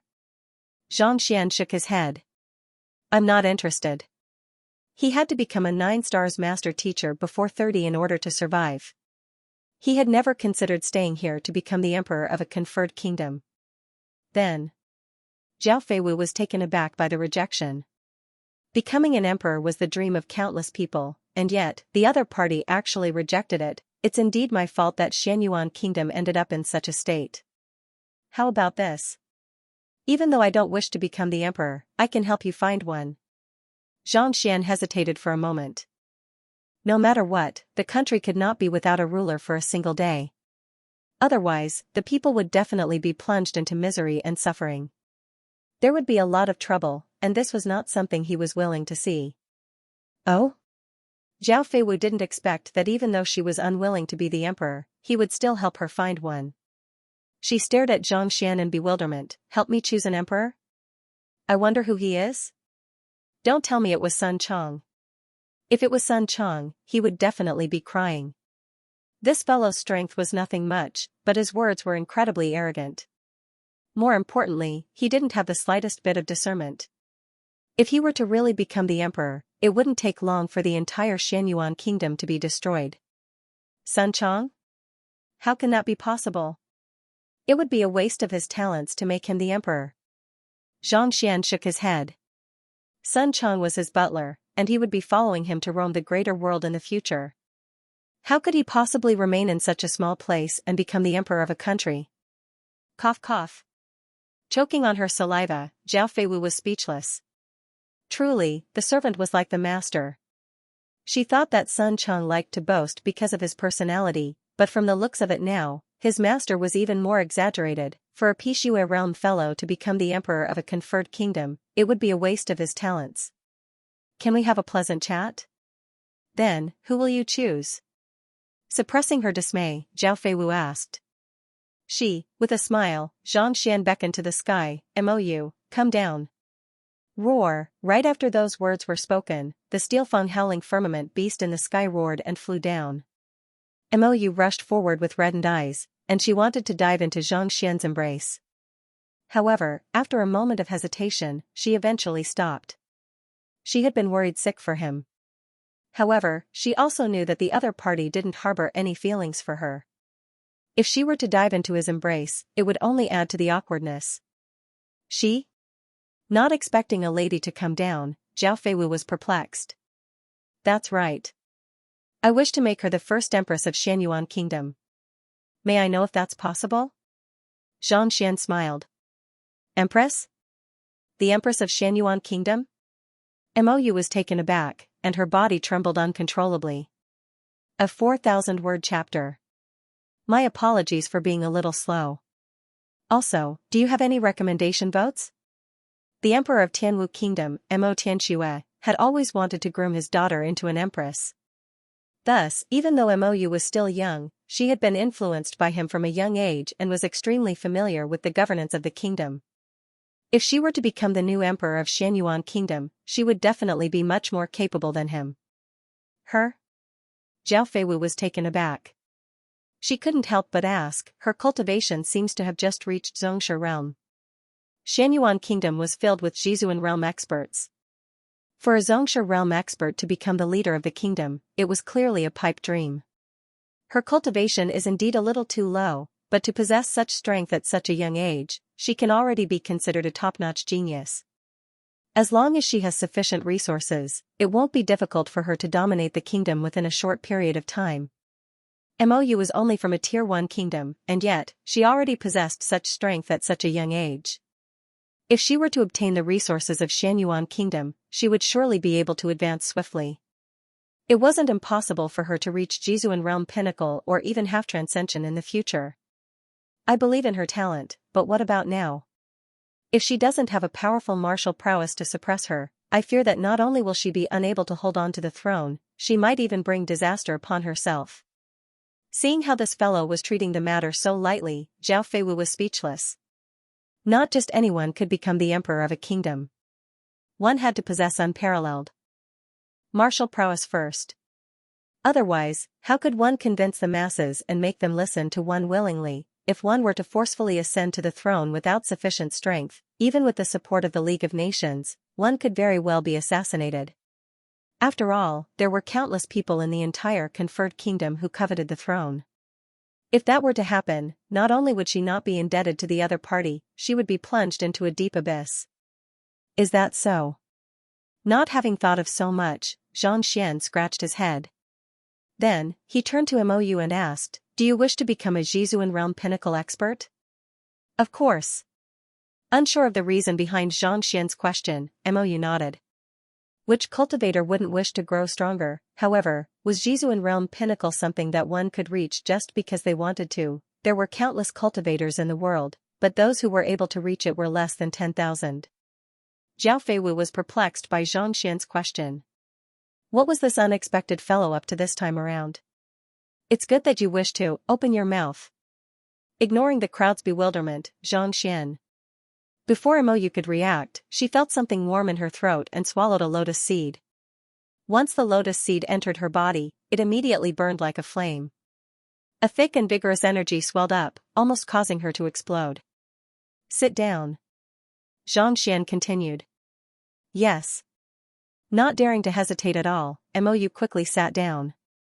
Following which, she felt a massive hand pressing down on her head. Rumble, dense and pure Jinqi was infused into Xianxian's body, controlling the power of the lotus seed in his body. Kacha! Kacha! Kacha! With a series of popping sounds, Mou felt her body lighten. The barriers and shackles of her cultivation were broken through one after another. Grand Master Middle Stage, Late Stage Grand Master, Grand Master Peak, half a step into Supreme Martial Artist. In the blink of an eye, he had already achieved a breakthrough, and his aura was growing stronger and stronger. Zhao Feiwu's eyes nearly popped out of their sockets. Just as he thought that this fellow was up to no good, it turned out that he was really up to no good. Moreover, it was so shocking. Making a breakthrough in the blink of an eye, even a 4-star pinnacle great teacher from the League of Nations wouldn't be able to do that. Why are you still a human? It was no wonder why Sun Chang looked at her with disdain when she was chatting with him. Such means were indeed too formidable. Even the great teachers from the League of Nations had never seen such a thing before. In fact, they had never heard of such a thing before.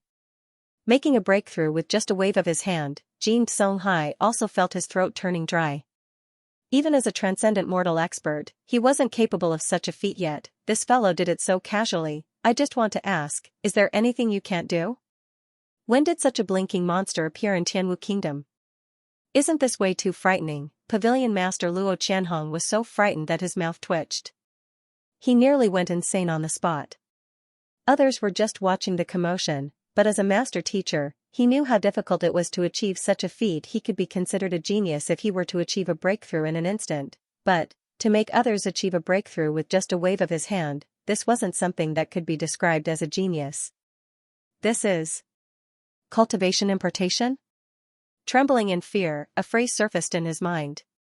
Legend had it that formidable master teachers were able to design a cultivation technique based on their students' constitution and use their own Jinqi to guide them through cultivation importation to raise their students' cultivation. There were several conditions that had to be fulfilled in order to achieve such a feat. Firstly, the other party had to be a 6-star master teacher or above. Secondly, the other party had to have a deep understanding of the student, be it the condition of the student's meridians or the tolerance of the student's body. Thirdly, the other party had to possess a cultivation technique that was most compatible with the other party's constitution. Of the 3 conditions, no matter which one it was, it would result in the death of the other party. Yet, this fellow didn't even have the time to prepare for it. Not only did he succeed, there weren't even any side effects. Are you really a 2-star master teacher? Are you really under 20? In an instant, Luo Qianhong felt that all of his years of study and comprehension of master teachers had been for naught. It was as though he knew nothing at all, making someone achieve a breakthrough with just a wave of his hand. The heck, don't tell me that this is real? Idol, he's definitely my idol. I want to acknowledge him as my teacher. That's too strong. That's definitely something that only a god could do. Upon seeing this sight, the countless soldiers were dumbfounded as well. They had seen many geniuses, but they had never seen such a genius before. In fact, the word genius couldn't even begin to describe him. Gotcha! Gotcha! Gotcha! Amidst everyone's shocked gazes, Mou's rising aura finally came to a halt. Her eyes gleamed with a sharp gleam. Jizuan realm pinnacle, she had reached. She had started cultivating since she was 6, and it took her more than a decade to reach Xianxia realm. She thought that it would take her at least 20 years to reach Jizuan realm pinnacle, but to think that she would succeed in less than 2 hours. This kind of advancement speed was simply a dream. Thank you, Xianxia. Knowing that it would have been impossible for her to succeed without the young man before her, Mou stood up and kowtowed. She had also changed the way she addressed him from Xianxian to Xianxia. Previously, she still harbored thoughts of competing with the young man before her, and she even hoped that she could win the other party's admiration. Only at this moment did she realize that the gap between the two of them was already as wide as a chasm, impossible to bridge. Putting aside competing with the other party, she probably wouldn't even be qualified to become his student. The gap between them would only grow wider and wider, until they would never cross paths again. It's fine.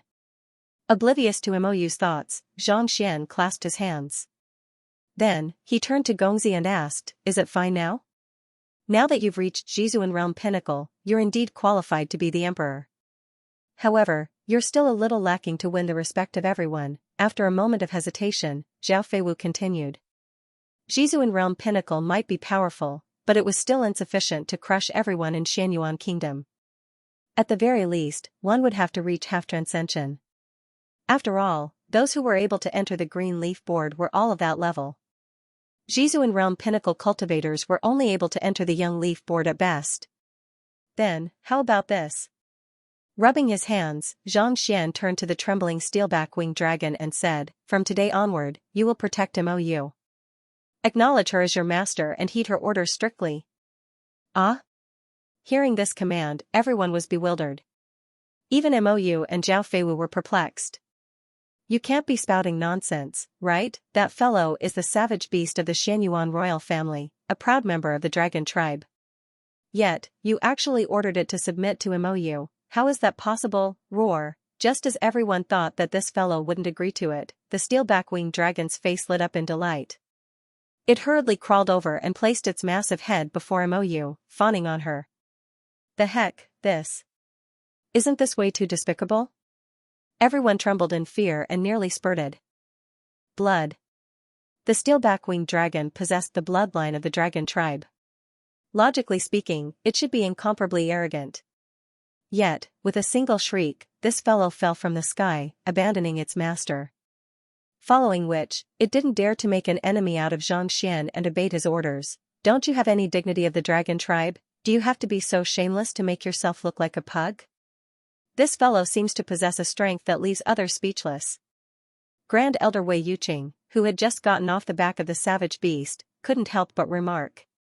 Even though he felt that it was impossible for him to do so, not only was the other party able to do it, he even did so effortlessly. Sometimes, one would even suspect that the other party was a high-tier master teacher in disguise. Since the matters in the kingdom are settled, it's time to deal with the Mingshi Tang. Turning around to look at Luo Qianhong, Xianxian said calmly. As a member of the Mingshi Tang school, not only did he not stand up for his master teacher, he even aided Ding Mu. It was about time for him to settle this matter properly.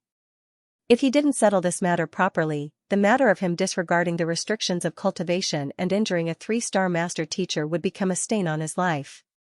If so, it would be even more difficult for him to advance to higher realms in the future. After all, no matter how noble a master teacher was, they were still a group of people. It was inevitable that some of them would harbor selfish motives. A person who dared to defy the rules and even injure a high-tier master teacher, no one would be able to let him off easily. Are you really intending to crash the pavilion? Zhao Feiwu couldn't help but ask. Pavilion crashing wasn't a frightening feat after all. Xianxian was someone who could even kill a transcendent mortal expert. No matter how formidable these master teachers were, they wouldn't be able to pose much of a threat to him. Pavilion crashing is equivalent to challenging all of the master teachers in the Mingshi Tang school. Even though Xianyuan Kingdom's Mingshi Tang school is located in a remote area, It has been around for several thousand years. Based on what I know, there was once a 5-star master teacher and 3 4-star master teachers. Jiao Feiwu clenched her fists tightly. Even though those people have already passed away, their wills have been imprinted in the world.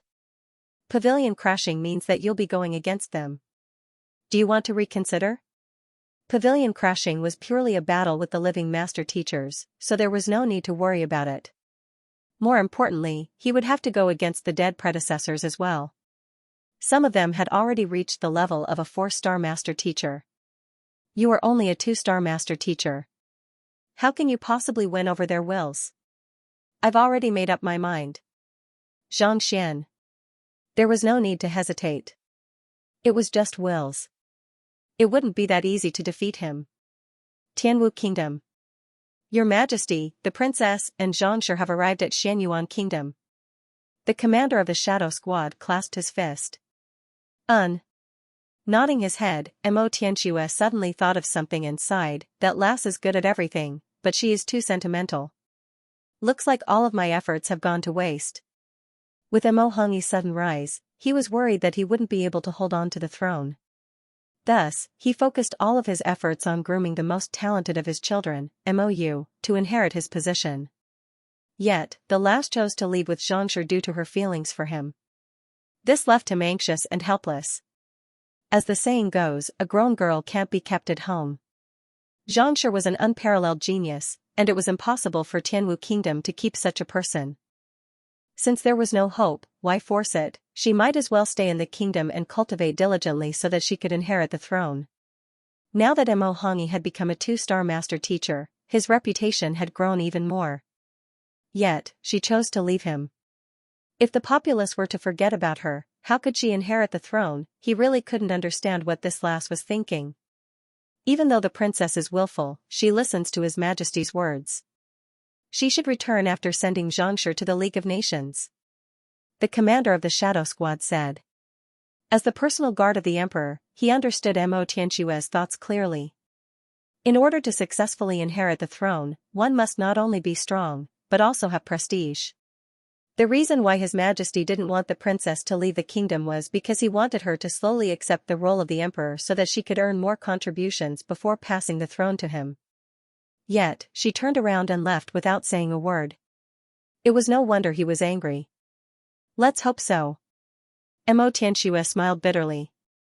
If she can really capture Xianxia's heart, I don't mind sending her off. However, Xianxia is a dragon among men, and he isn't interested in her at all. Even if she were to send him off, it would be a waste of time. The commander of the Shadow Squad was at a loss for words. Even though he had never come into direct contact with Xianxia before, he had met him a few times in secret and heard of his deeds. He knew that a genius like him wouldn't be troubled by love. Alright, let's not talk about this anymore. Tossing aside the frustration in his heart, Mo Tianxue was about to continue speaking when an elder suddenly rushed over. Your Majesty, Your Majesty. Before he even entered the room, the old man's face was already flushed red, and his entire body was trembling with excitement. Elder Chu, didn't I tell you to guard the communication wall? Why are you in such a hurry? Mo Tianxue frowned. Elder Chu, Mo Chu, was an old man of the royal family. The Lin clan had a communication wall which allowed them to communicate with Xianyuan Kingdom. As a Tier 1 kingdom, the Tianwu royal family also had a communication wall which allowed them to send messages from Xianyuan royal city. This Elder Chu was in charge of communicating and contacting the communication wall. Not only so, just like Pavilion Elder Qian of Tianxian Kingdom, he was in charge of the information transmission and circulation of the entire kingdom. This position was in charge of gathering information. Usually, they would just send some juniors to deliver the information. Unless something big happened, they wouldn't come in person. Your Majesty, something big has happened. Elder Chu halted his footsteps in agitation. Something big? Mo Tianxue looked over and asked, what is it? Xianxia has arrived at Xianyuan royal city. Today, he wreaked havoc in the royal city and killed Crown Prince Dingmu. Elder Chu said. Killed Crown Prince Dingmu? Mo Tianxue's face paled, and he nearly fainted. The crown prince of a conferred kingdom was an esteemed figure, and he wasn't someone a tier 1 kingdom like him could compare to. To kill him directly, was that Xianxia crazy or tired of living? Yes. Not only so, he even made a move during Crown Prince Dingmu's inauguration ceremony. Oblivious to the dark expression on the emperor's face, Elder Chu continued, in the end, old ancestor Ding Hong appeared. Are you talking about Emperor Ding Hong, whose name shook Xianyuan Kingdom 100 years ago? He is still alive? Mo Tianxua's body swayed. Emperor Ding Hong had reached half-transcension more than 100 years ago, and his name shook the world. Mo Tianxua thought that he had already passed away, but to think that he was still alive. Yes. Not only is he alive, he has even become a transcendent mortal expert. Elder Chu said. Transcendent mortal? Mo Tianxua's voice trembled. Then, Xianxia, he didn't finish his words, but the meaning behind them was clear. Xianxia was most likely dead. You barged into the other party's residence and killed their soon-to-be emperor. How could the other party's old ancestor spare you? He had a good understanding of Xianxia. Even though a Xianxia realm pinnacle expert was capable of killing a half-Shizuan, compared to a transcendent mortal, the gap was simply too huge. It was as though a divine dragon and an ant. If the old ancestor, whose name shook the world 100 years ago, were to make a move, Zhang Xian would be pummeled to death before he could even escape. Oh, Xianxia is fine. He broke through to half-transcension on the spot and crippled Emperor Ding Hong, Elder Chu said. What? Mo Tianxuan nearly fainted. A Xianxia realm pinnacle expert breaking through to half-transcension? You must be joking, right? Furthermore, there was still a huge gap between a half-transcension and a transcendent mortal. How could Zhang Xian cripple the other party? I've already verified the news sent by the other party, and there's no mistake about it. Elder Chu nodded. Furthermore, what? Elder Chu hesitated for a moment as he recalled the content on the communication wall. Even until now, he still couldn't believe it. The reason why I'm here is to report this matter to you. After Xianxia defeated Emperor Ding Hong, he has already made Mou the new emperor of Xianyuan Kingdom, making her the empress of a generation. Become the empress? Become the emperor of Xianyuan Kingdom? Mo Tianxuan nearly fell from his throne. It was just a moment ago that Mou left with Xianxia, thus hindering her efforts to win over the hearts of the people. Yet, the other party actually became the emperor of Xianyuan Kingdom. Did he have to be so ruthless? Xianyuan Kingdom was his superior kingdom, and there were more than 20 kingdoms of Tianwu Kingdom under it. To become the emperor of Xianyuan Kingdom, why did it feel like a dream? Yuer is only at Tongxian realm pinnacle, how can she become the emperor of a conferred kingdom? After recovering from his shock, Mo Tianxue hurriedly asked. When Mou left, she was only at Tongxian realm pinnacle, not even reaching Zhongxia realm. With such a low cultivation, it was already difficult for her to become the emperor of Tianwu Kingdom. Wasn't she courting death by becoming the emperor of Xianyuan Kingdom? Xianxia also felt that her cultivation was too low, so he imparted cultivation to her and helped her achieve a breakthrough. Right now, Princess Mou is already a Zhizuan realm pinnacle expert. Elder Chu said. Achieve a breakthrough on the spot? Zhizuan realm pinnacle? Pudong, unable to sit still any longer, Mo Tianxue fell to the ground with a dazed expression on his face. Even when his hair was pulled out, he didn't notice it at all. Tongxian realm pinnacle too. Zhizuan realm pinnacle on the spot. Xianxia, can you tell me how you did it? Yuer sure has good eyes. After a long time, Mo Tianxue swallowed a mouthful of saliva and muttered to himself with a pale face. League of Nations, Mingshi Tang. A gray-robed elder stood at the very front. His gentle voice reverberated in the surroundings, stirring the spiritual energy in the surroundings, as though a blooming flower. Gathering spiritual energy with one's words, creating a lotus with one's mouth. This was an ability that only 5-star master teachers possessed. Right before him were rows of elders dressed in master teacher robes. All of them sat upright, listening intently to Zhang Xian's lecture. After which, the gray-robed elder stood with his hands behind his back. That's all for today. If you have any questions, feel free to raise them. Pavilion Master Kong stood up and said with a smile, Hongshi, you've worked hard to conduct a lecture right after coming from such a faraway place. We are deeply grateful for your help. Hongshi, a 5-star master teacher from Hongfeng Empire's Mingshi Tang Pavilion, had been invited here to host the master teacher tournament. It is the responsibility of us master teachers to ensure that all cultivators are capable of achieving greatness. There's no need to speak of it as hard work. The gray-robed elder, Hongshi, nodded. Yes. Pavilion Master Kong nodded. Just as he was about to speak, the ground suddenly trembled, and 4 chimes sounded. 4 chimes, someone is crashing the pavilion? To think that I would encounter such an interesting matter the moment I arrive. Hongshi chuckled. There was a saying behind how many chimes the Mingshi Tang Pavilion could occur. 4 consecutive chimes indicated that someone was crashing the pavilion. Even though crashing a pavilion was equivalent to challenging the entire Mingshi Tang Pavilion, there were still many people who wanted to give it a try every year. After all, if one were to succeed, one's name would surely spread far and wide. A master teacher wasn't just about having a teacher, but a reputation as well. Many of the younger generation were willing to take the risk in order to make a name for themselves. Of course, pavilion crashing was the same as challenging a master teacher. While success would bring great benefits, failure would also bring great punishment. Wushi, go and investigate which branch this matter is related to. Frowning, Pavilion Master Kong gestured grandly. Hongshi couldn't help but feel embarrassed to encounter such a situation the moment he arrived. Yes. The elder named Wushi left the room, and not too long later, he returned. Reporting to Pavilion Master and Hongshi, it's news from Xianyuan conferred kingdom under the League of Nations. Xianyuan Kingdom? Hongshi was taken aback for a moment before raising his head slightly. Stroking his beard, he said, I have stayed in that place for a period of time. My 3-star master teacher examination was conducted there. Now that Hongshi mentioned it, I remember now. You did come from there. Even though you only stayed there for less than 3 years, you were able to suppress countless great teachers until they couldn't raise their heads. After pondering for a moment, Pavilion Master Kong said.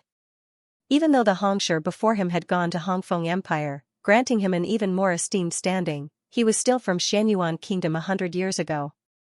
As such, he had a deep relationship with the League of Nations. Otherwise, he wouldn't have gone through the trouble of traveling from such a faraway empire to spectate the master-teacher tournament personally. Yes, the past is like the wind, not worth mentioning. If I'm not wrong, this person who intends to challenge the Mingshi Tang of Xianyuan Kingdom is probably going to suffer. Hongshi chuckled. I left a sliver of my will here. Putting aside ordinary cultivators, even 4-star master teachers would find it difficult to pass through. Hongshi left a sliver of his will here? It won't be easy for him to clear it. Pavilion Master Kong was taken aback for a moment before he smiled bitterly. Pavilion crashing didn't mean that one had to defeat all of the master teachers in the Mingshi Tang. More importantly, one had to answer the questions posed by the wills of the predecessors. As a 5-star master teacher, Hongshi possessed astounding means. Since he had left a sliver of his will in Xianyuan Kingdom's Mingshi Tang, who would be able to clear it, putting aside a person from a conferred kingdom, even he, the Hall Master of the Mingshi Tang of the Alliance of Kingdoms, would have to go through a lot of trouble to succeed. Some youngsters hope to make a name for themselves through pavilion crashing. How can it be that easy? Replying, Hongshi's thoughts drifted into the gate of memories. In Xianyuan Kingdom's Mingshi Tang, not only did it produce a 5-star master teacher like me, there were 3 4-star master teachers who had left their wills there as well. If one wishes to reach me, one would have to clear their 3 tests first. These 3 tests should be sufficient to deter the other party. Pavilion Master Kong nodded. Just as he was about to continue speaking, the ground suddenly trembled once more, and the bell rang 5 times consecutively. This pavilion crashing succeeded? In an instant, everyone froze on the spot. It had only been 10 minutes since the pavilion crashing started, and the other party had already cleared the wills of 3 4-star master teachers and a 5-star master teacher. Wasn't the speed a little too fast? The grim-faced Hongshi also froze on the spot. Quick, investigate. Who in the world is that person? A moment later, his lips trembled, and he hurriedly spoke. To clear the problem left behind by his wills in just 10 minutes. How in the world did he do it? The entire Mingshi Tang burst into an uproar. The Mingshi Tang of the Alliance of Nations had caused a huge commotion, but no one in Xianyuan Kingdom was aware of it. At this moment, Luo Qianhong was staring at the pitch-black Master Teacher Tower with a helpless expression. There were several steps to pavilion crashing. Firstly, one had to defeat all of the Master Teachers in the Mingshi Tang. Since he wasn't a match for the other party, there was no point in fighting. Thus, he opened the Master Teacher Tower as soon as he arrived. The wills of the predecessors were left behind here, and in order to succeed in pavilion crashing, one had to walk from the bottom of the tower to the top and extinguish the lights in the tower. Now that all of the lights in the tower had been extinguished, it meant that Xianxia had cleared all of the floors and successfully crashed the pavilion. Jia, a young man, walked out from the tower. Lifting his head to look at the young man before him, Luo Qianhong shook his head. Given the other party's outstanding performance on the Heaven's Altar, he had guessed that the other party would succeed, but he didn't expect it to be so fast. To clear all of the wills left behind by a 5-star Master Teacher and 3 4-star Master Teachers in just 10 minutes. Even a 5-star Master Teacher wouldn't be able to do it so easily. What kind of monster was the other party? Xianxia has successfully crashed the pavilion. Our Xianyuan Kingdom Mingshi Tang admits defeat and is willing to listen to all of your instructions. Stepping forward, Luo Qianhong clasped his fist. As the loser of the pavilion crashing, he had to agree to the other party's request. I need books and medicinal herbs that can awaken slumbering souls. Xianxian. Wreaking havoc on the Heaven's Altar and killing Crown Prince Ding Mu, all of this was to exact vengeance for Lu Chong. Does Xianxia intend to awaken your student? Luo Qianhong couldn't help but ask. While Xianxian was crashing the pavilion, Luo Qianhong had managed to find out the details of the matter. While feeling stifled over hearing Ding Mu's lies, his respect for Xianxia also grew. His student was willing to die. This wasn't something that an ordinary teacher-student relationship could achieve. On the other hand, for his student, his teacher didn't hesitate to offend the Mingshi Tang and wreak havoc in a conferred kingdom. This was more than enough to show his feelings for the other party. Xianxian nodded his head. Slumbering souls. Truth be told, even though our Mingshi Tang isn't weak, we aren't qualified to come into contact with such matters. Unless. At this point, Luo Qianhong hesitated for a moment. Pavilion Master Luo, feel free to speak. Seeing the other party's hesitation, Xianxian looked at him. Unless one is a 7-star Master Teacher, one will be able to affect one's consciousness and search one's soul. Or find the heritage of the ancient soul oracles. Luo Qianhong said. Soul oracles? What's that? Xianxian frowned. 7-star Master Teachers were able to search one's soul and awaken one's slumbering consciousness. He had heard of this from Mou, but he had never heard of soul oracles before. After reading so many books and comprehending so much knowledge, there wasn't a single record of it. Soul oracles are a unique occupation that existed in the ancient times. It is extremely bizarre, and I have only heard of it from my predecessors. It is said that those in this occupation use sorcery to summon spirits and gather them. In fact, they are even able to gather spirits. Of course, this occupation has been lost for more than 10,000 years, and it is only a legend. No one knows whether it possesses such abilities. Luo Qianhong pondered for a moment before replying. It's easy to determine whether it's a legend or not. Flicking his wrist, Xianxian took out a book and casually wrote a line of words on it. Then, grabbing it with his hand, he muttered flaws in his mind. Since he was unable to determine whether it was right or wrong, he decided to use this method. The Library of Heaven's Path. Under the heavens, there was nothing one could hide from. Using it to determine the answer was much more accurate and useful than any other information. Flipping it open, Xianxian's breathing hastened and he clenched his fists tightly. There was only a line of words on the blank page. Soul oracles are able to summon spirits and gather them. Furthermore, the book in his mind didn't show any errors. In other words, this was right, to think that there was really a soul oracle occupation in the world, and one that could alter one's soul. Hall Master Luo, do you know? Where can I find the heritage of the soul oracles? Or any books on the occupation? Suppressing the agitation in his heart, Xianxian asked. As long as he could find the relevant books, he would be able to compile a Heaven's Path manual and learn the occupation. As for whether it was lost or not, it didn't matter to him. I don't know about the heritage of the soul oracles, but I heard that a soulless metal humanoid was excavated in Honghai City of the League of Nations, and it will be auctioned off in the next few days. This artifact was forged by the soul oracles. If there really is a heritage, you should be able to find some clues from it. After pondering for a moment, Luo Qianhong said. Honghai City? Zhang Xian's eyebrows shot up. A map of the League of Nations surfaced in his mind, and Honghai City appeared before his eyes.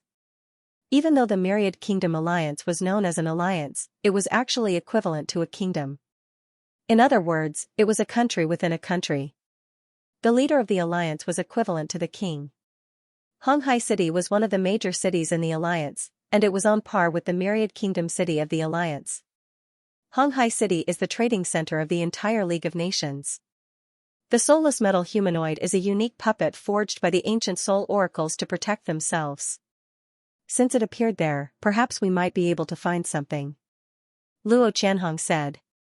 Even though soul oracles were an elusive existence, they were still more reliable than 7-star master teachers. A 7-star master teacher could be considered to be standing at the pinnacle of the world. Putting aside him, even the experts of the League of Nations had never seen such a figure before. How could they possibly help an insignificant figure save his student? After hearing the explanation, Zhang Xian came to a decision. Since we're heading to the Myriad Kingdom city anyway, let's take a look at Honghai City.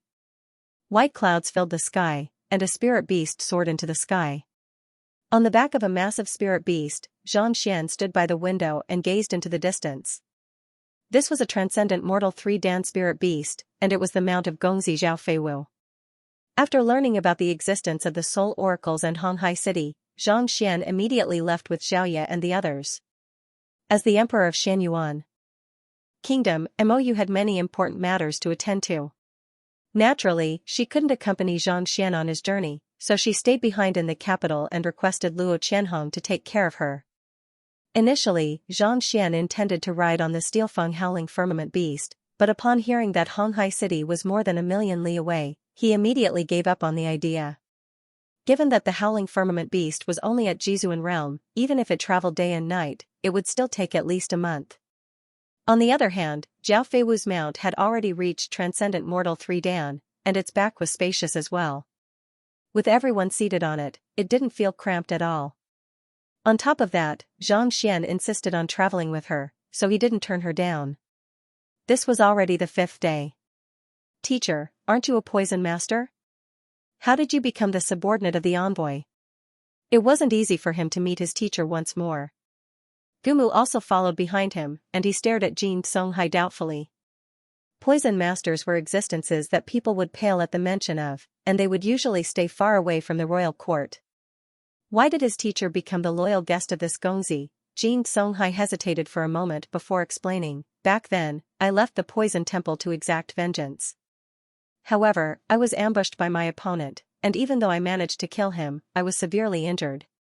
It was Gongzi's father who saved me. In order to prevent others from learning of my identity as a poison master, I rarely use poison anymore. Just as Gumu thought, poison masters rarely pledged loyalty to others. It wasn't that they were unwilling, but those who accepted such a person would be ostracized. Just think about it, who would dare to accept them? Jin Songhai was saved by Gongzi's father, and he had been following him ever since. In order to prevent his identity from being exposed, it had been many years since he last used poison. In the eyes of others, he was only a diligent subordinate. Little did they know that he was a fearsome 4-star poison master. Teacher. Paying no heed to the conversation between the master and disciple, Yuan Tao and the others walked over. At this time, with the help of the spirit beast blood, Yuan Tao had once again activated his emperor's bloodline. His strength had increased tremendously and he had already reached the peak of Grandmaster. He was no weaker than Xiaoya. As for Xingyang, Wang Ying, Lu Yang, and Sun Cheng, Zhang Xian gave each of them a lotus seed. This time, Zhang Xian had only imparted a simplified version of the Heaven's Path divine art. Even so, with the help of the red flame lotus seed and the simplified version of the Heaven's Path cultivation method, their progress was as easy as drinking water. In just 5 days, they had broken through several levels, and now all of them had reached the Xianxia early stage.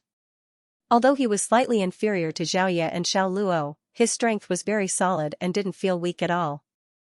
More importantly, the lotus seed hadn't even consumed 1% of its energy. If they were to absorb all of its energy, even if they couldn't reach Jizuan realm pinnacle, they wouldn't be too far from it. Seeing such a valuable crimson flame lotus seed being given away so casually, even allowing their students and servants to achieve breakthroughs swiftly, Zhao Feiwu and the others felt their hearts crumbling. However, as the number of times they broke down increased, they gradually got used to it. To them, Xianxia was no longer a person who could be judged by common sense.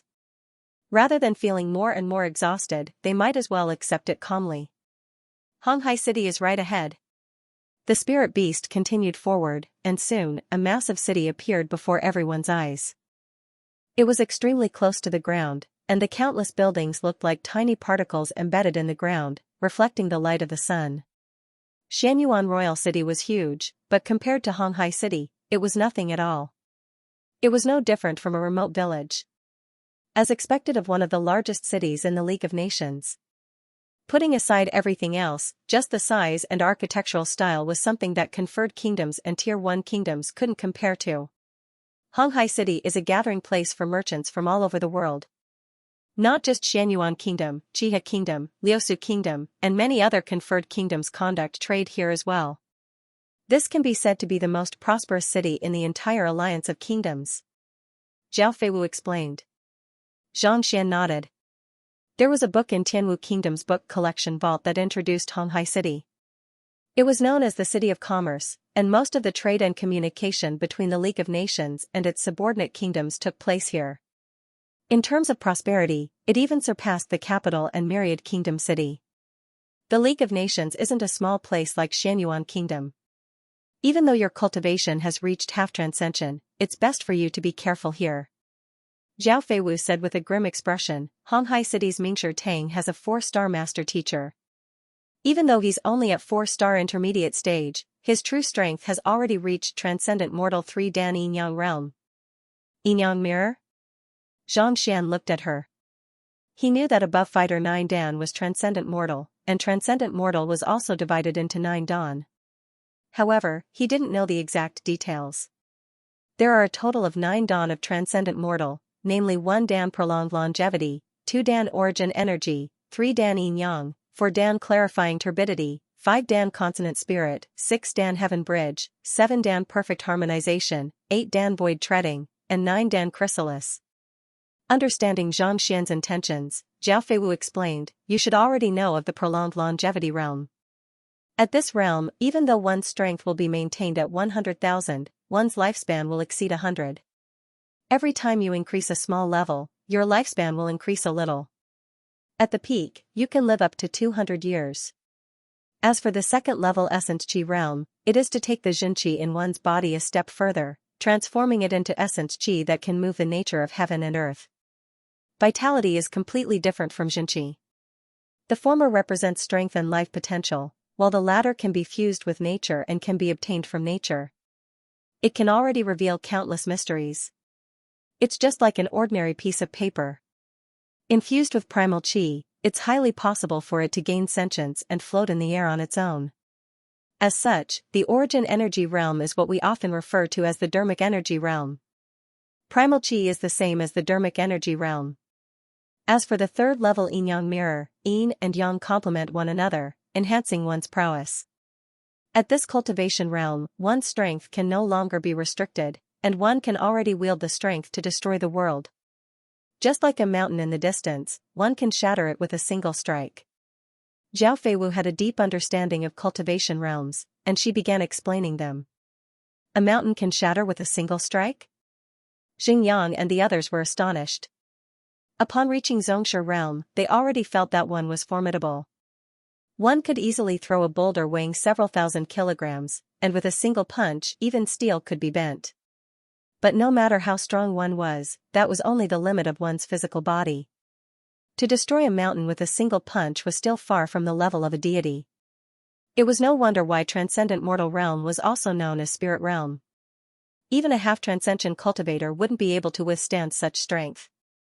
As for transcendent mortal 4 down clarifying turbidity realm, one's origin energy is divided into clear and turbid, and one's soul is divided into light and heavy. In other words, this is an opportunity for a cultivator to raise their origin energy, Xianxia, realm. Needless to say, the benefits of raising one's origin energy, Xianxia, realm will be immense.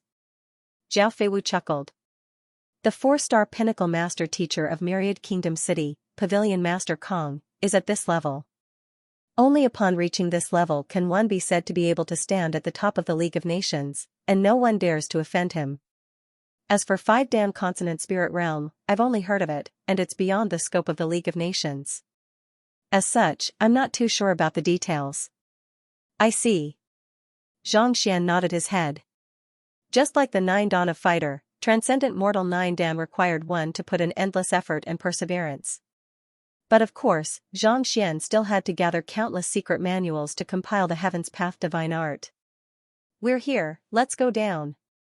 In the time it took for them to speak, Honghai City had already arrived. The savage beast flapped its wings and descended. Just like the other capital cities, one had to pay a fee to enter the city. After Xianxia flashed his master teacher emblem, the fee was waived. Walking through the wide streets of Honghai City, the surroundings were bustling with all kinds of items for sale. The most valuable phantom pinnacle weapon in the Lin clan could be bought from any of the shops here. Gold coins are practically useless in Honghai City. Most of the items used for transactions are tutelage jade tokens and spirit stones. Zhao Feiwu said, the tutelage jade tokens of master teachers are divided according to their grades. A 4-star tutelage jade token can be exchanged for 100 3-star tutelage jade tokens, a 3-star tutelage jade token can be exchanged for 100 2-star tutelage jade tokens, and so on. As for spirit stones, 10 of them can be exchanged for a 3-star tutelage jade token. Using tutelage jade tokens as currency? Xianxia's eyes lit up. It was no wonder that great teachers were so highly respected. Their lessons were equivalent to money. Even if one didn't wish to cultivate, it was impossible for them to feel bad about money. But thinking about it, it didn't take long for him to understand. Tutelage jade tokens could allow a cultivator to resolve countless problems and obstacles in their cultivation. Putting aside 2 hours, even a few minutes could play a decisive role in achieving a breakthrough. Using it as currency was indeed the fairest and most selfless method. I heard that a soulless metal humanoid was dug out here. If I wish to buy it, where should I go? After listening to Zhao Feiwu's explanation, Xianxia had gained a deeper understanding of Honghai City. A treasure like the soulless metal humanoid is incomparably valuable, and it is usually auctioned by the appraiser hall. If I'm not wrong, it should be in the appraiser hall. Zhao Feiwu pondered for a moment before replying. Appraiser hall? Xianxia turned to look at her. Is it a gathering place for appraisers? Back then, when he was in Tianxian Kingdom, he met a master appraiser. Mo Yang. That fellow was only an apprentice, but he used all kinds of means to scam others out of their money. However, there were quite a few people who believed him. Even though appraisers were only a middle 9-pass occupation, they were highly sought after due to their ability to determine the value of artifacts. Along the way, Xianxia hadn't seen many such occupations, so he didn't think much of them. To think that there would be an appraiser hall in Honghai City. That meant that there should be an official appraiser and appraiser examination there as well. If there was really no other way, he could take the examination and earn some extra money. Otherwise, even if he knew of the soulless metal humanoid, he wouldn't have the money to buy it. If others were to hear of his thoughts, they would surely be at a loss for words. Even though appraisers weren't part of the upper 9 paths, it was still an extremely difficult examination.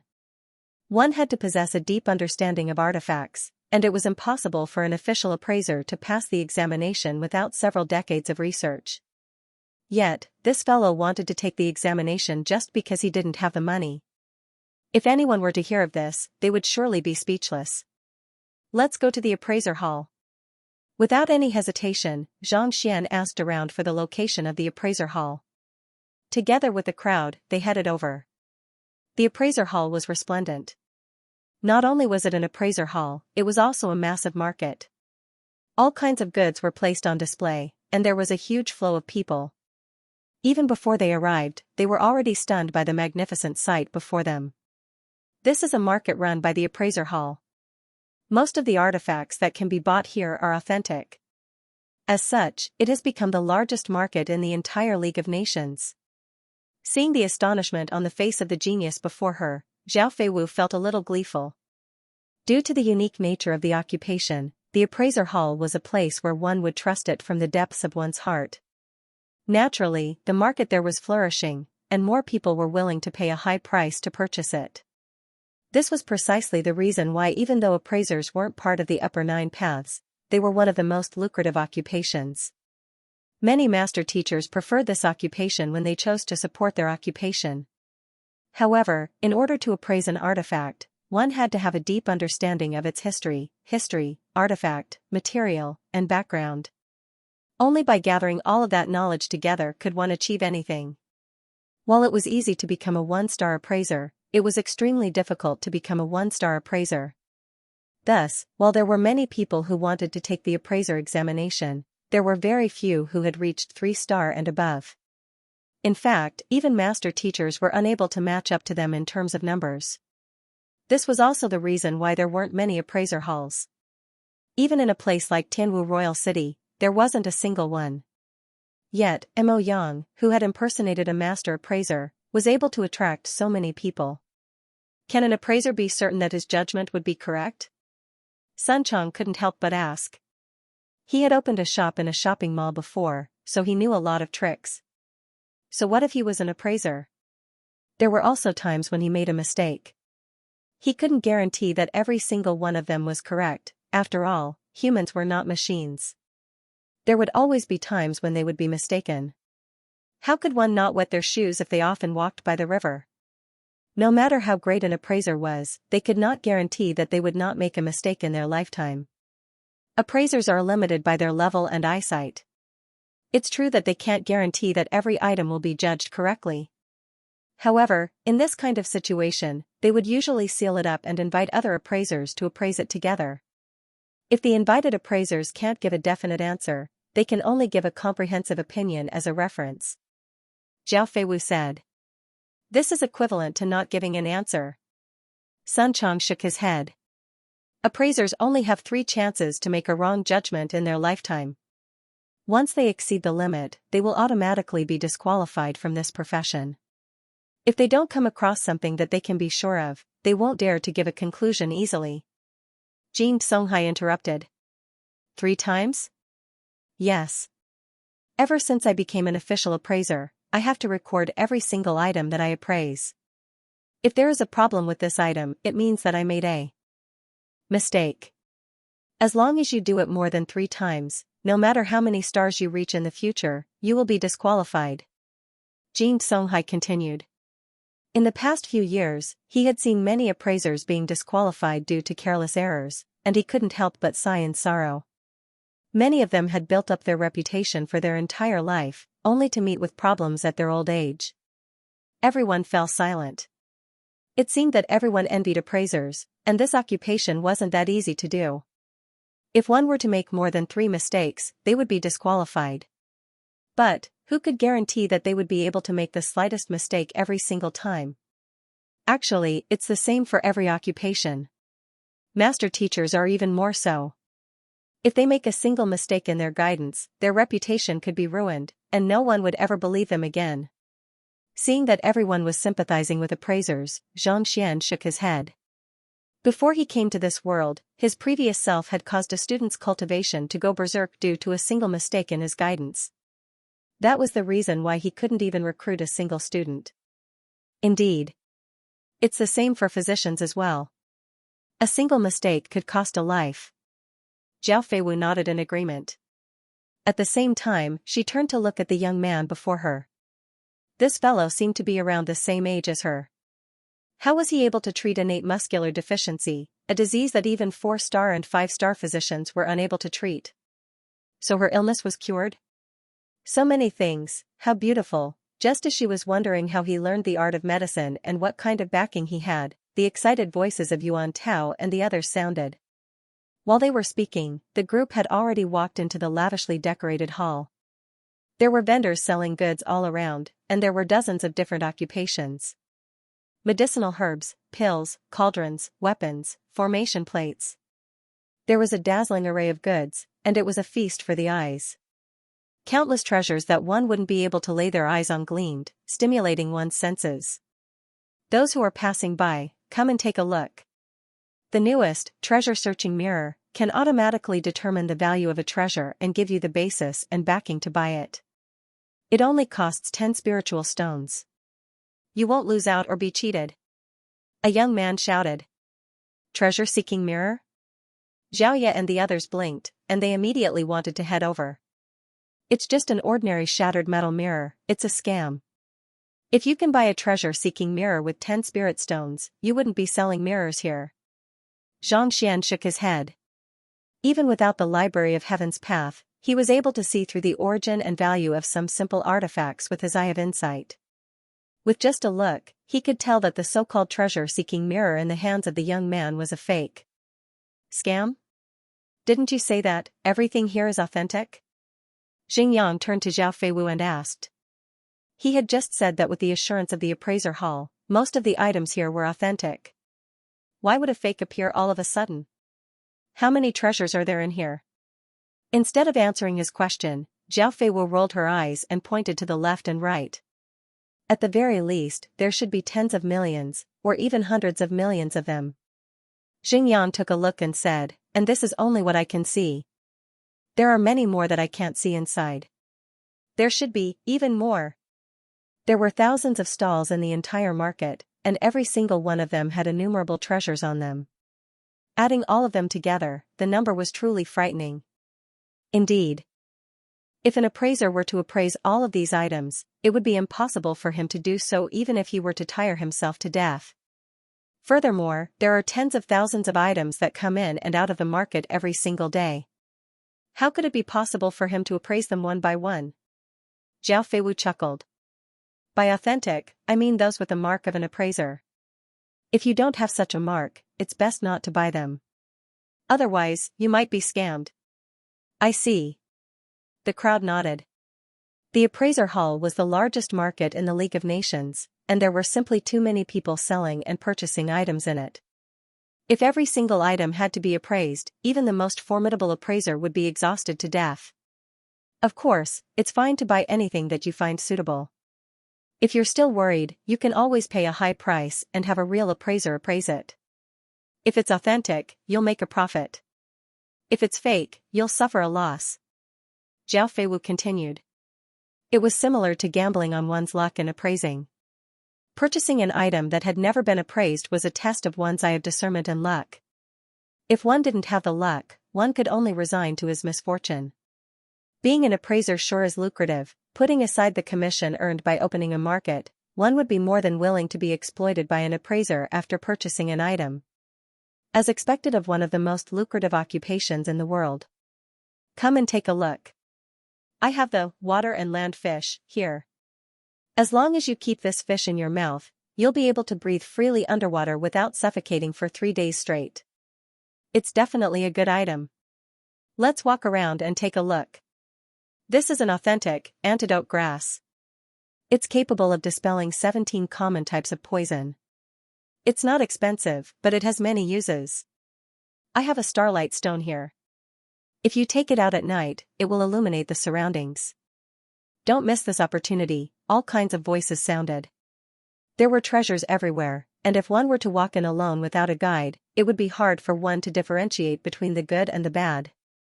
Walking along the stalls, Xianxia suddenly frowned, and he came to a halt. In a stall not too far away, a palm-sized gray object appeared in his sight. Even though his eye of insight hadn't reached the highest level yet, and it was still far from matching up to the eye of insight possessed by high-rank master teachers, he was still able to easily discern the origin and value of ordinary artifacts. However, for some reason, he was unable to see through this scale no matter how hard he tried. That's weird. Turning around, Xianxia frowned. He couldn't see through it at all. Could it be that it was extremely valuable? Could it be that it was beyond his capability to analyze? This friend over here, is there anything that caught your eye? I can assure you that everything here is authentic. Seeing that someone was walking over, the stall owner hurriedly stepped forward with a smile. Authentic? Xianxia chuckled as he scanned the surroundings. There were indeed several thousand items in this stall. Weapons, pills, armor. There were all kinds of items here. While there were many authentic ones, there were also many fake ones as well. They were all authentic goods. Indeed, the words of merchants couldn't be trusted. Xianxia swiftly scanned through the items in his eye of insight. He could see through most of the items here with a single glance, and there weren't too many valuable artifacts. Thus, without any hesitation, he pointed to the gray object and asked, "What's that?" "This?" The stall owner was taken aback for a moment before chuckling. "This young master sure has good eyes. This is the most valuable item in my stall. I obtained it from a grave robber, but I'm not too sure what kind of treasure it is.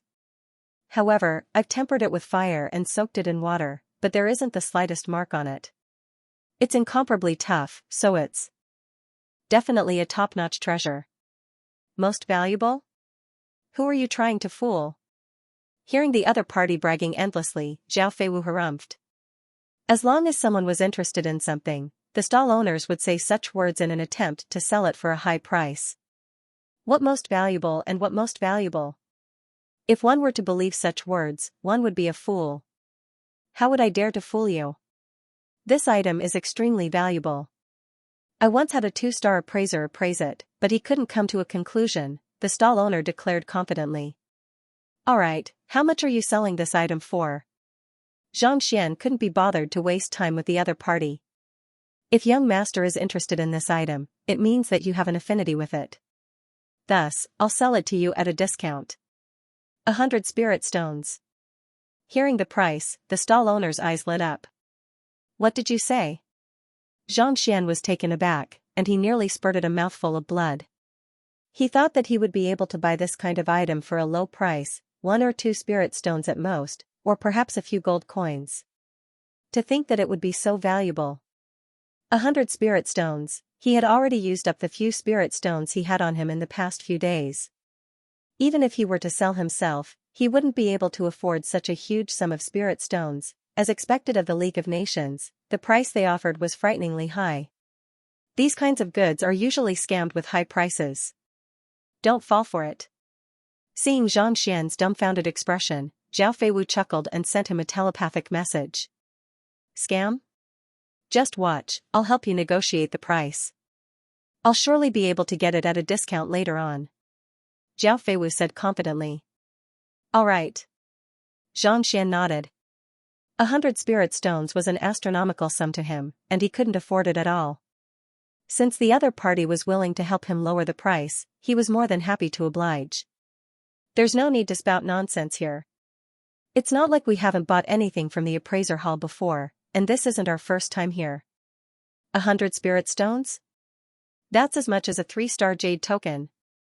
Do you think that this lousy item is worth that much? Are you intending to rob me? Zhao Feiwu gestured grandly, as though she was an old customer. Glaring at the stall owner, she demanded, Tell me the actual price. Gongzi, you must be joking. What I'm saying is the actual price. Even though this item isn't eye-catching, I bought it at a high price. Blacksmiths have tried forging it before, just that they weren't able to succeed. Even though I don't know what it is, I'm certain that it's a treasure. Chuckling dryly, the stall owner gritted his teeth and said, However, since you're an old customer, I won't waste your time here. Why don't you name a price, and we'll discuss it. If it's acceptable, we'll take it. If it's not, we'll just forget about it.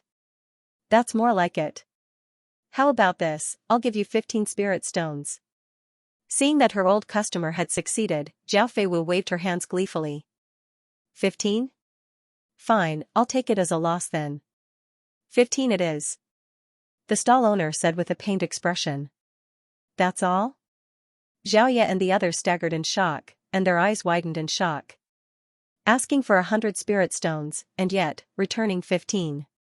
They thought that they would be pummeled to death on the spot, but in the end, the other party actually agreed to it. Wasn't this way too vicious? If they hadn't experienced it for themselves, they wouldn't have believed it. Seeing that the other party had agreed to it, Zhao Feiwu looked as though she had won a battle.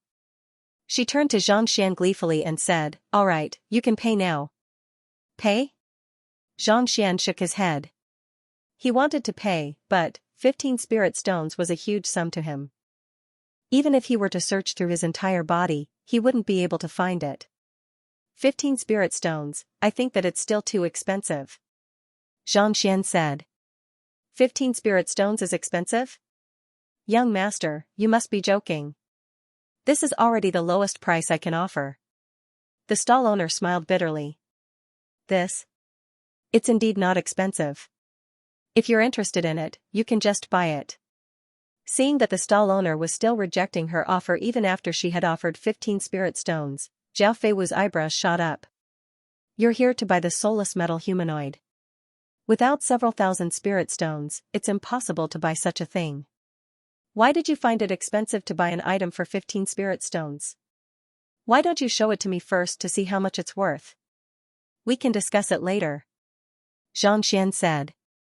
All right. The stall owner passed the gray object over. Taking it, Xianxia took a closer look at what it was. It was around the size of a palm, and its surface was dark gray. One side of it was curved while the other side was caved in, reminiscent of a large fish scale. There were some unique patterns inscribed on the caved-in area, and there were also some areas where it was blurred, making it impossible to tell what it was. Flaws. Taking a look at its appearance, Xianxia exclaimed without any hesitation. Even though the Eye of Insight might not be able to tell what it was, the Library of Heaven's Path should be able to. A book appeared in the Library of Heaven's Path. Flipping it open, Xianxia's eyes widened, and his breathing hastened.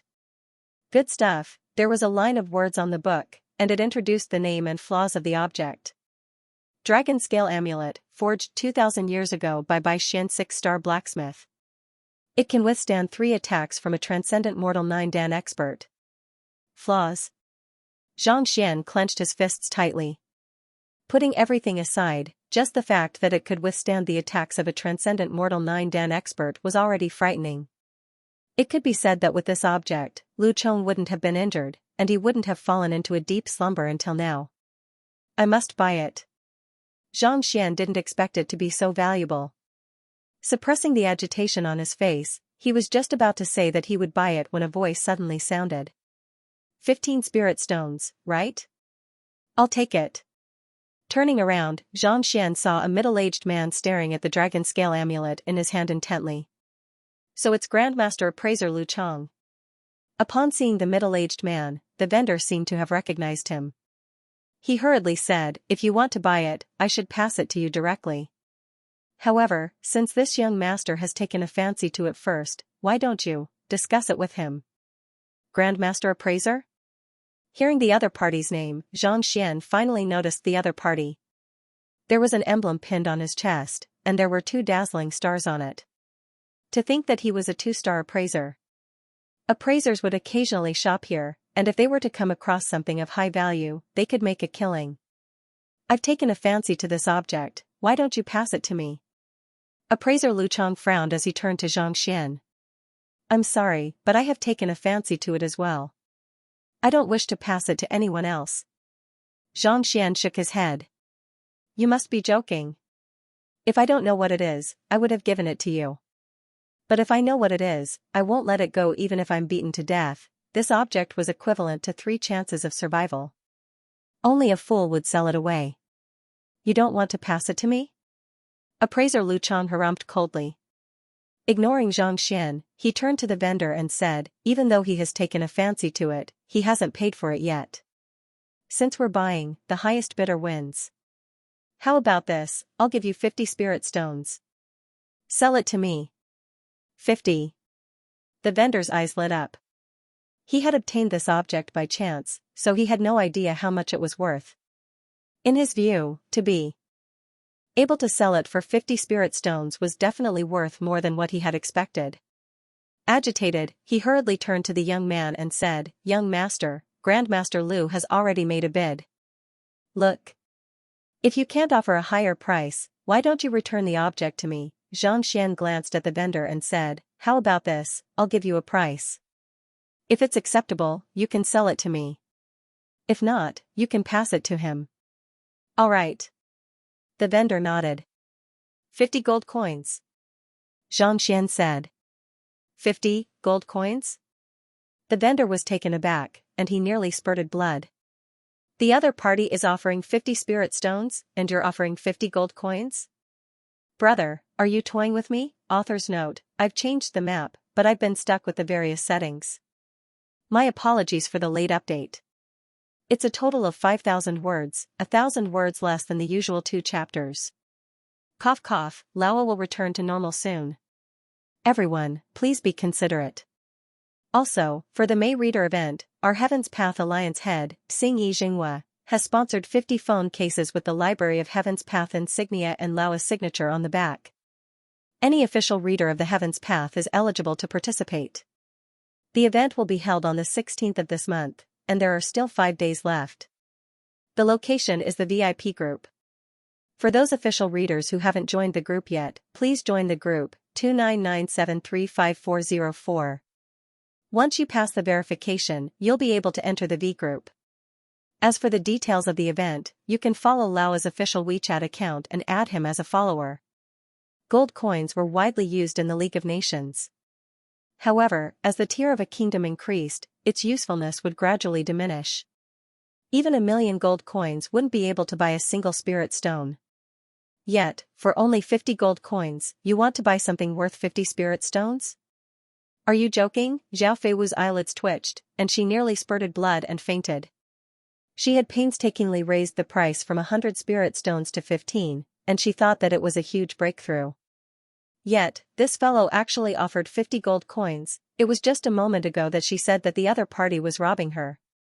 Why did it seem like the other party was being honest, while this Xianxia was no different from a robber? If he wanted to buy something from her with this amount of money, no matter what it was no different from daylight robbery. 50 gold coins? Appraiser Lu Chang had thought that the other party would offer a high price, but upon hearing those words, he nearly burst into laughter. Where did this country bumpkin come from? Spirit stones and gold coins were 2 completely different currencies, and there was no way to compare them. I offered 50 spirit stones, but you offered 50 gold coins. Why don't you just say that I'll give it to you? You sure are thick-skinned. He shot a disdainful glance at the other party. To be able to offer 50 gold coins so confidently, you must be the only one in the entire trading company. I'm sorry, but I won't be selling it to you.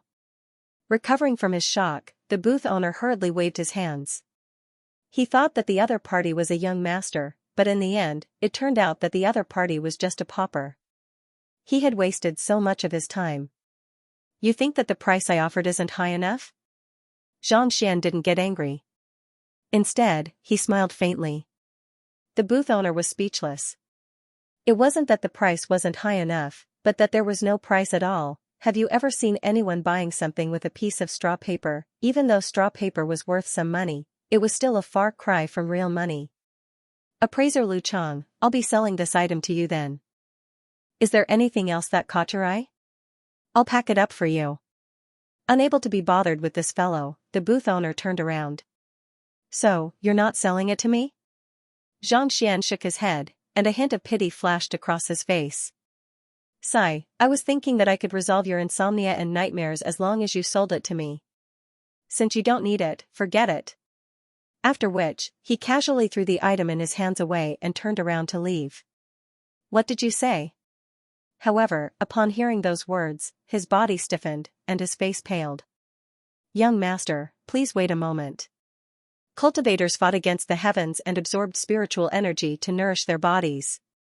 Under normal circumstances, it was rare for them to have insomnia or nightmares. But for some reason, for the past half a year, he had been unable to sleep at night. Even when he fell asleep, he would wake up with a start. It was fine if it was only for 1 or 2 days, but for half a year, even if he wasn't weak, he would still feel nervous and on the verge of collapse. He had secretly looked for many doctors, but none of them could do anything. How could he not be excited when this person in front of him suddenly mentioned it? Knowing that the other party would call his name, Xianxia turned around and asked with a smile, "Have you been sweating profusely recently? Have you fallen asleep in the middle of the night and your body twitched ever so slightly like a corpse?" "You. How did you know?" The stall owner was shocked once more. He was unable to sleep at night. Even if he could make up for his deficit by cultivating day and night, his complexion was still not normal and slightly pale. This was something that many doctors could tell at a glance, but he was the only one who knew about it. He had never told anyone about it, not even his wife. She was the only one who knew about it. How did the other party know about it? Furthermore, he even said it out loud. "I can help you resolve it." Xianxia replied calmly. "Help me resolve it?" The stall owner's body swayed in disbelief. "It's up to you whether you want to believe me or not, but this is an opportunity for you. If you don't resolve it soon, your life will be in danger, and you won't be able to live for long." Xianxian placed his hands behind his back and said calmly. Even though he wanted the dragon scale amulet very much, he needed the other party to believe him first. If the other party didn't believe him, there was no point in saying anything else. The stall owner hesitated. A moment later, he gritted his teeth and looked at the middle-aged man before him. "Appraiser Lu Cheng, I'm sorry, but it seems like I can't sell this to you. Money was important, but compared to one's life, one's body was nothing." Over the past half a year, he had spent more than 50 spirit stones on physicians, but there had been no progress at all. If the person before him could resolve it, he wouldn't mind giving the amulet to the other party. As for whether he would believe him or not, the other party was able to see through the crux of his illness with a single glance. Perhaps he might really be able to resolve it. There are many people who spout nonsense here. You must be careful. Not expecting that his 50 spirit stones wouldn't be able to match the other party's 50 gold coins, appraiser Lu Cheng harumphed. He turned to look at Xianxia with narrowed eyes. "Appraiser Lu, there's no need for you to worry about whether I am spouting nonsense or not." Xianxia waved his hands. Very well." With an awful expression, appraiser Lu Cheng flung his sleeves and left. As an appraiser, he was respected by many. It would be embarrassing for him to continue pestering the other party here even if he couldn't buy the amulet. Of course, that was on the premise that he didn't know the value of the amulet. He only found it weird when he saw it, but he didn't recognize what it was. He only wanted to buy it out of curiosity. As for why he couldn't buy it, he didn't think much of it either. However, to be slapped in the face by a country bumpkin who came out of nowhere and spent so much money on nothing, he couldn't help but feel infuriated. "Young master," seeing appraiser Lu leave with a displeased expression, the stall owner turned to look at Xianxia. If that fellow was really spouting nonsense and couldn't solve his problem, he would really burst into tears. Offending a 2-star appraiser in a merchant shop was definitely an unwise move. "Don't worry, since I can see through your problem, I'll be able to solve it for you. Come, show me a punch," Xianxia said. "Yes." Without much hesitation, the stall owner threw a punch forward. He didn't expect that an ordinary stall owner would actually possess a cultivation of half Xianxia, just a step away from reaching Xianxia. As expected of the League of Nations. With sufficient resources and master teachers, its overall strength was several times stronger than that of Tianxian Kingdom. "All right." Xianxia waved his hands. The other party's cultivation was beneath him, and his eye of insight was already able to see through quite a few problems. However, if he wanted to treat the other party, he would have to rely on the Library of Heaven's Path to find the root of the problem. There are many valuable items in your hands, but they aren't bought. Instead, they are ill-gotten gains. The items have an ancient luster to them, and there's a faint green on them. This is a result of the lack of air circulation. On top of that, there's a deathly aura emanating from you.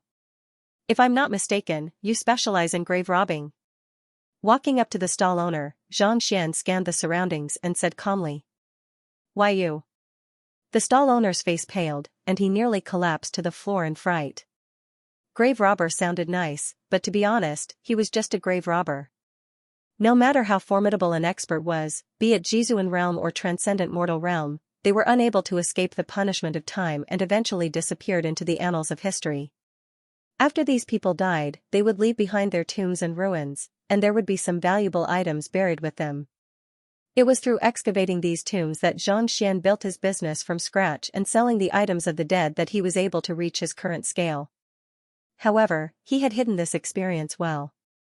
Many of his acquaintances weren't aware of it, and when the young man before him pointed it out, he nearly fainted from fright. "Don't worry, what you do has nothing to do with me." Xianxia chuckled softly. "Just tell me the origin of your illness. If you had only excavated some ordinary tombs, it wouldn't have been a problem. However, 8 months ago, you excavated the tomb of a transcendent mortal expert. Am I right?" Xianxia asked. "This? Yes." The stall owner gritted his teeth. If this transcendent mortal expert had died of old age, it would have been one thing. However, he was betrayed by his wife and killed by his good friend. As a result, the resentment in his heart never subsided.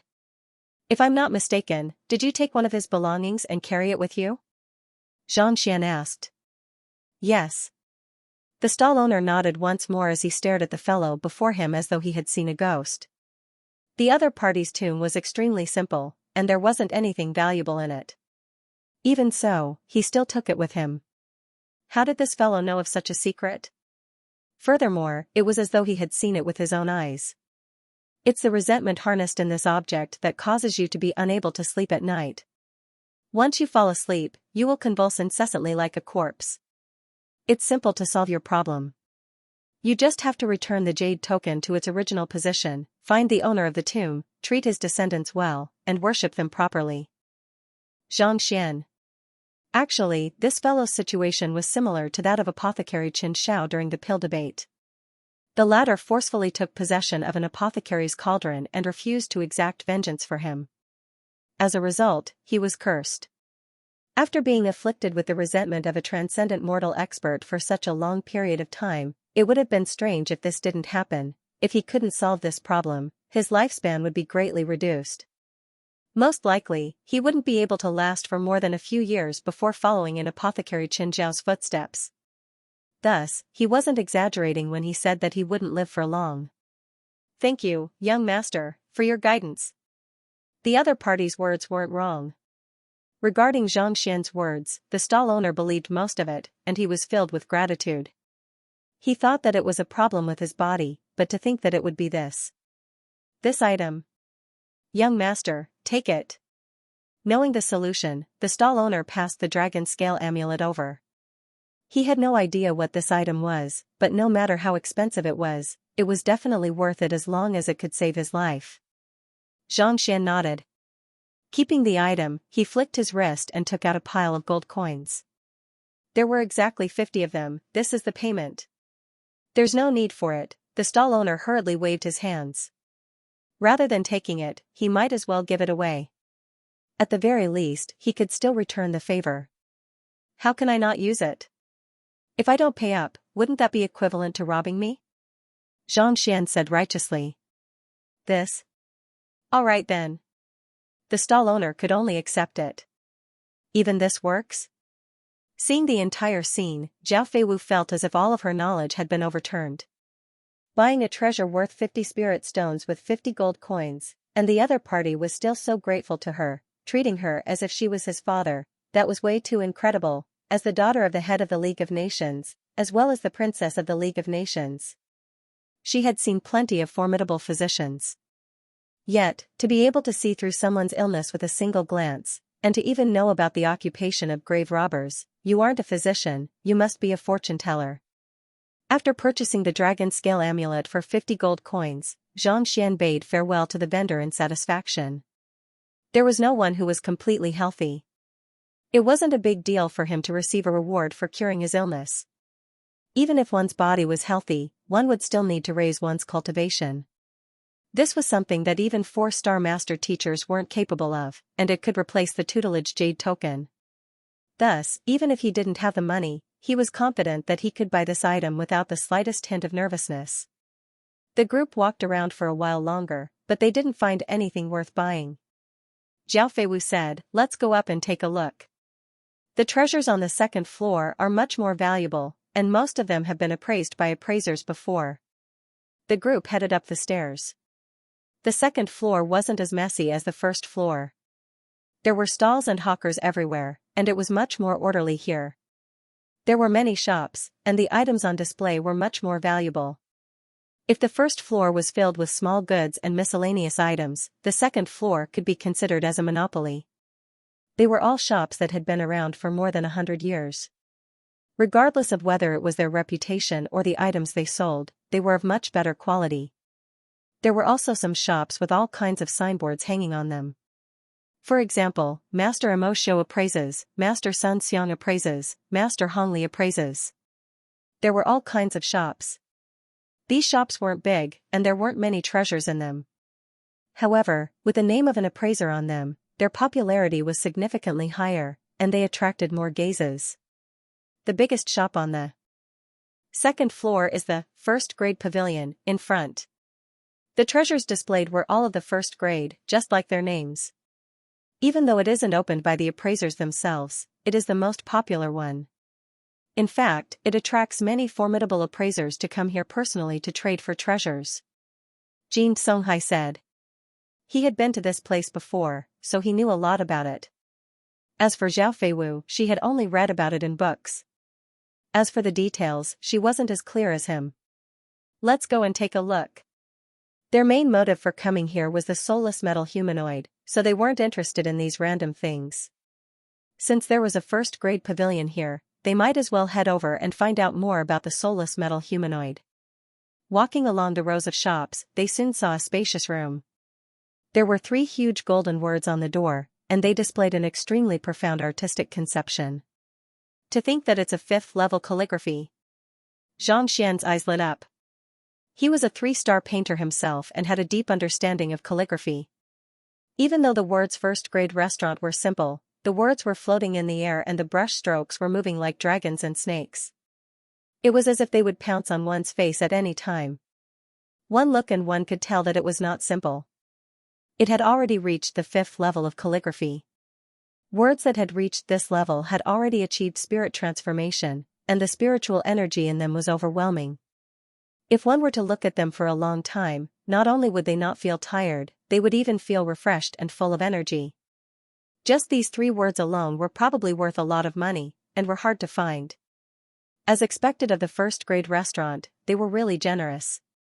Walking into the room, Xianxia saw many people wandering around. There were also some who were wearing the clothes of an appraiser. All of them seemed to be nailed to the treasures as they carefully examined them. Any profession that fell into it would find it a form of entertainment, and appraising was no exception. Many of these treasures were created by the hands of the heavens themselves. Even the most brilliant craftsmen and blacksmiths might only be able to create one in their lifetime. It was practically impossible for them to duplicate it. This caused countless appraisers to exclaim in admiration. Please come in, may I know what you would like to buy? I can introduce it to you. A servant walked over. There's no need for that, we're just looking around. Xianxia waved his hands. Xianxia turned his gaze to the various treasures placed before him. They were indeed much more valuable than the ones in the shop. Every single one of them emanated a dense aura and spiritual energy. Even without the eye of insight, Xianxia could tell that they were worth a fortune. This is the iron trigram cauldron forged by a 4-star blacksmith.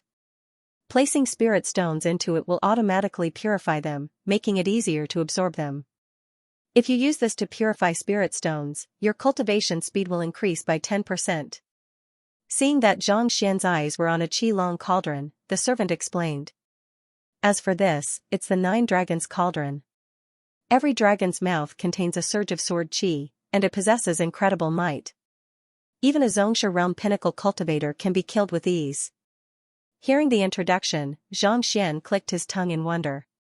To be honest, these items could indeed be considered as treasures.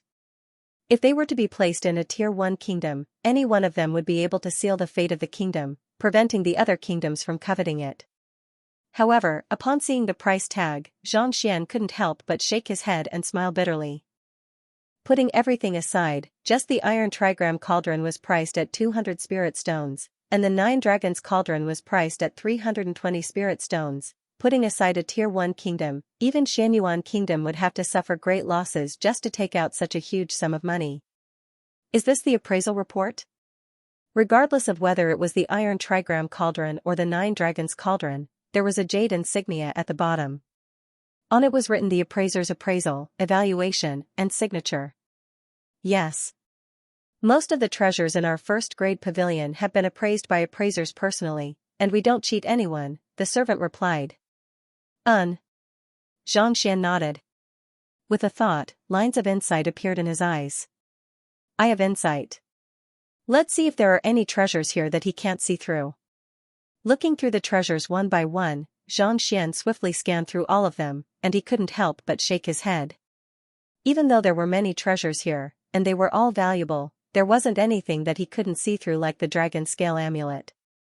Teacher, that appraiser Lu Chang, just as Xianxia was about to head deeper in to see if there were any other treasures, he heard Yuan Tao exclaim softly. Following the direction of Yuan Tao's finger, he saw a familiar face. It was the appraiser who failed to purchase the dragon scale amulet with him. At this moment, he was no longer as haughty as before. He was following behind an old man with a respectful expression, just like an apprentice. The elder was in his 50s, and he had a dignified appearance. With a single look, one could tell that he had been in a high position for a long time. Right in front of the duo was a small plant with a purple flower blooming on it. There were faint yellow stripes in the center of the flower, and it exuded a faint fragrance. With just a whiff, one would feel peaceful and calm. The first-grade pavilion didn't just sell all kinds of treasures, it also sold some famous medicinal herbs. The stem is green, the leaves are yellow, and the petals are split into half by the yellow stripes. Could it be spirit calming grass? After hesitating for a moment, Zhao Feiwu couldn't help but ask. Gongzi, you have good eyes. That is indeed the spirit calming grass. Our first-grade pavilion spent a huge sum to obtain it, and there's only one stock of it in the entire League of Nations. It is said to have great effects on one's soul, and it is said that it can even awaken a dormant soul. The attendant chuckled. Awaken a dormant soul? Xianxia's eyebrows shot up, and he clenched his fists tightly. Author's note, I'm going to Shanghai for a business trip tomorrow, and I'll only be back next Wednesday. However, Lao will try his best to maintain a 2-update schedule. However, he soon shook his head. Xianxia knew that the spirit calming grass had the effect of calming one's mind, allowing one to enter the heart of tranquil water state more easily. It didn't have the effect of awakening one's dormant soul. Otherwise, given his proficiency in medicinal herbs, he would have long found this herb. Awaken one's soul? That's impossible. Zhao Feiwu frowned. She had read many books on medicinal herbs, so she knew that the effects of this herb weren't as exaggerated as she thought. Ordinary spirit calming grass doesn't have such an effect, but this is the Emperor spirit calming grass. It grows by consuming the spiritual energy in spirit stones, and it's extremely effective even for transcendent mortal experts. Speaking of this stalk of grass, the attendant's eyes lit up. Consuming spirit stones? Does it have to be fed with spirit stones? Yes, from the moment it sprouts, a special formation was set up to absorb the purest spiritual energy from the spiritual stones, providing it with the energy it needs to grow. To be honest, for this spirit calming grass to grow to such a size, it must have consumed more than 100 spiritual stones, not to mention the manpower and resources, the manservant continued to say. Xianxia was astonished. 100 spirit stones to raise a stalk of grass? Ever since he started cultivating, he had never expended so many spirit stones. To think that a stalk of grass would be treated so much better than him. Humans were truly inferior to grass. Indeed. That's why this spirit calming grass is different from those that grow naturally. Its attribute has been altered, and it's extremely beneficial to one's soul, the attendant said. Even though Xianxia was shocked, he didn't believe the other party's words. Instead, he took a closer look. It was impossible to tell whether it was effective on a dormant soul just by listening to the other party's words. He had to take a look himself. Soon, his eyes lit up. Even though this stalk of grass was valuable, it hadn't reached the level where he couldn't see through it. Based on the information he received from the Eye of Insight, It was actually effective on a dormant soul. However, it wasn't awakening one, but stabilizing one's dormant soul so that it wouldn't dissipate. Sleeping souls, to put it nicely, sounded like they were asleep, but in reality, they were too weak to wake up. It was just like a severely ill person whose limbs were weak and unable to get up. Lu Chong's body had been jolted, and his soul had dissipated. Even though Lu Chong had managed to save him swiftly, he was still severely injured. His chances of survival were less than 1/100th of what he was before, and he was unable to support the circulation of his physical body. Even though the spirit calming grass didn't have the ability to awaken Xianxia, it was still able to prevent his soul from dissipating and even grow stronger. I must get it. Xianxia had yet to find a way to awaken Lu Chong, but he couldn't allow his soul to grow weaker and weaker. Since he had come across the spirit calming grass, he naturally couldn't let it go. How much is it? He hesitated for a moment before he turned around and asked. This spirit calming grass is one of the most valuable treasures in the history of our first-grade restaurant. It can be considered as the most expensive, costing 500 spiritual stones. The servant said. 500? Xianxian's body swayed. He couldn't even take out 5 spirit stones right now, let alone 500, what a joke, he could take out 500 gold coins. Appraiser Hall.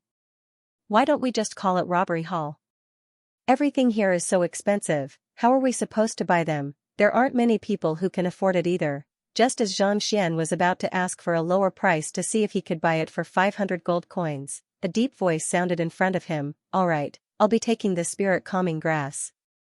Take the verdant bamboo, sediment grass, Inyang umbrella. I'll take one of them with me. Lifting his head, he saw the old man standing beside appraiser Lu Chong waving his hands grandly. In his eyes, 500 spirit stones were like 500 gold coins, nothing at all. All right. Hearing his words, the servant who was in charge of introducing the items hurriedly passed them over excitedly. The more a customer bought, the more commission they would receive as shop assistants. It has already been sold. Young master, why don't you look at the other items? Upon seeing that the spirit calming grass had already been bought, the servant beside Xianxia shook his head in disappointment. There's no need for that, I'll take this one. There wasn't anything else that caught Xianxia's eye.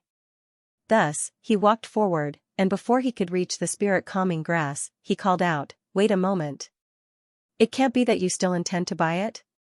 Seeing the fellow rush forward and shout wait a moment, the servant leaped in shock.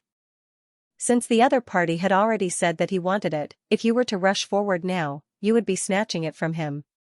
More importantly, do you know who he is? You don't even know who he is. Aren't you being a little too reckless? Xianxia's loud voice immediately caught the attention of the old man and the others. Seeing the other party walking over, appraiser Lu Chong glared at him. It was just a moment ago that he snatched the item that the other party wanted to buy. Could it be that he bore a grudge against him and wanted to snatch his item? What are you doing? Xianxia stepped forward to block Xianxia's path. I intend to buy the spirit calming grass. Ignoring the other party, Xianxia said. We've already bought it, so you should buy something else instead. Appraiser Lu Chong waved his hands grandly. Even though you've set your eyes on it, you haven't paid for it yet. As long as I offer a higher price than you, doesn't that mean that I can take it away with me? Xianxia said nonchalantly. You. Appraiser Lu Chang's chest heaved, and he nearly exploded on the spot. He was extremely familiar with those words. They were exactly the same as what he had said to the other party previously. It seemed like this fellow was intentionally causing trouble for them. Otherwise, how could his words be so accurate? Zhao Feiwu and Jin Songhai glanced at one another, and a bitter smile appeared on their faces. He sure was a person who wouldn't allow himself to be taken advantage of. However, it was clear that the old man wasn't someone who lacked money. It wouldn't be that easy to buy something from him. What price can you offer then? We're offering 500 spirit stones for this spirit calming grass. Suppressing his rage, appraiser Lu Chong harumphed. That fellow was hesitant even for 15 spirit stones, so he couldn't possibly have much money. How could he possibly buy this medicinal herb from them at such a high price? Can you make the decision to give this spirit calming grass to me? Xianxia glanced at him. Even though appraiser Lu Chong had a high standing, he was an arrogant person. However, the fact that he was obediently standing behind the old man as though a subordinate showed that his standing was even higher. The old man was the one who challenged the other party to buy the spirit-calming grass, so he probably didn't have the authority to do so. Since he didn't have the authority, why should he interfere blindly? Appraiser Lu Chang's face flushed crimson. He's my student, so I have the right to decide whether to sell it or not. However, I have a use for this spirit-calming grass, so I don't wish to part with it. It's useless no matter how high you offer. Seeing the two arguing, the old man placed his hands behind his back and looked at them impassively. Student? Given that Lu Chang was a 2-star appraiser, his teacher would have to be at least a 3-star or even 4-star appraiser. It was no wonder why he was willing to pay 500 spirit stones for a medicinal herb without batting an eyelid. Raise the price even higher? That might not be the case. Xianxia said. Oh? Then why don't you tell me what price you can offer? The old man looked at them with interest. The attendants were also curious about the old man. The young man didn't know who the old man was, but they knew that the other party was a god of wealth who didn't lack money. Even if he wasn't the wealthiest person in Honghai City, he wasn't far from it. Even if they were to succeed in buying something from such a person, the price would probably be astronomical. Zhao Feiwu and the others were also filled with doubt and anticipation. Previously, this fellow had used his medical skills to resolve the problem, so he didn't reveal his wealth. Thus, they didn't know how much savings he had. Now that he was adamant on buying the spirit-calming grass, he should be able to fork out the money. After all, without real money, how could the appraiser hall sell a treasure worth 500 spirit stones? No matter how extravagant his words were, these attendants didn't have the right to make such a decision. They wouldn't be able to earn that much money in their entire lives. Just when everyone was perplexed, curious to hear what the other party was relying on, the confident voice of the young man sounded. I can offer 500 gold coins. Pooh. Appraiser Lu Chang nearly spurted a mouthful of blood and fainted on the spot. Again, are you interested? I offered 50 spirit stones to buy that weird item, and you offered 50 gold coins. Now, you are offering such a valuable spirit-calming grass, and you are offering the same thing again. Can we still have a pleasant chat? The lips of the attendants who were watching the commotion twitched. To speak so arrogantly, they thought that the other party would be able to fork out a lot of money. Yet, in the end, these words. You must be here to cause trouble. The attendant who had been following behind Xianxia felt so embarrassed that he wanted to find a hole to hide in. He thought that the other party would be able to offer a price that no one else could afford, but who could have known that he would actually offer this? Cough cough, even if he didn't have the money, he couldn't possibly offer a price that couldn't even afford a pile of mud. On the verge of fainting, Zhao Feiwu slapped her forehead and said, Elder Jean, prepare to make a move. I'm afraid that if we don't protect him, he might be beaten to death. Yes. Jean Songhai nodded. He secretly drove his Xinqi, ready to make a move at any moment. He shared the same opinion as Gongzi. It was clear that the old man was of high standing, and yet, he dared to provoke such an arrogant person. It was already a miracle that he was able to survive until now. You want to buy the spirit-calming grass with 500 gold coins? As expected, the old man's face darkened, and a powerful aura gushed forth from him. Even though Xianxia couldn't tell how strong his aura was, it seemed to be on par with Jin Songhai. Most likely, he had already reached Transcendent Mortal 3 Dan. That's right. Xianxia nodded his head. Seeing the other party admit to it so readily, the old man harumphed, do you think that the first-grade pavilion would accept 500 spirit stones and sell such a valuable item to you for 500 gold coins? Who do you think you are? The city lord of Honghai City or the alliance head of the League of Nations? I'm neither of those. I'm just an ordinary person who wants to buy the spirit-calming grass. Xianxia shook his head calmly. Besides, I'm not buying it from the first-grade pavilion, but you. I believe that you'll be able to sell it to me for 500 gold coins. Buy it from me? Sell it to you? The old man was frenzied, and the muscles on his face twitched. How can you be so sure that I'll be so cheap as to sell it to you for 500 gold coins just for 500 spirit stones? Dream on. Even though he was wealthy, it didn't come from nowhere. Naturally, he wouldn't be foolish enough to buy it for 500 spirit stones and sell it for 500 gold coins. Was there something wrong with this lad's head, or was there something wrong with his head? Otherwise, why would he say such foolish words? Turning around, Xianxia saw the young man not too far away nodding with a smile. Not bad. Are you done? Do you know what kind of person my teacher is? How dare you spout nonsense here? Seeing how the other party was getting more and more overboard, even daring to provoke his teacher, appraiser Lu Cheng couldn't hold himself back any longer and stepped forward. Who are you? Your sharp eyes allow you to find the crux of an artifact with just a glance. If I'm not mistaken, you should be an appraiser, right? Xianxia shot a glance at appraiser Lu Cheng. It's good that you know. My teacher is. Lu Cheng was just about to introduce himself when the elder interrupted. All right, since you know that I'm an appraiser, you should know that I don't lack money, and I won't sell what I bought. He could tell that there was something wrong with this fellow's head. He couldn't be bothered to continue bickering with him, so he looked at the manservant in front of him and said, keep all of these things for me. Also, bring the few items that I asked for earlier over to my residence. Yes. The attendant nodded. Right after those words were spoken, several medicinal herbs and a few artifacts were brought over. Xiaoya and the others glanced over, and they couldn't help but click their tongues in astonishment. Even though there weren't many of them, every single one of them was exceptionally valuable, and each of them was worth at least 300 spirit stones. Adding all of them together, the total value of these items probably exceeded 2,000 spirit stones. To be able to take out so many items without batting an eyelid, this elder's wealth was truly astounding. Facing such a figure, their teacher actually wanted to buy something that cost 500 spirit stones for 500 gold coins. Wasn't this a little too much? Perplexed, they turned to look at their teacher, wondering what he would do.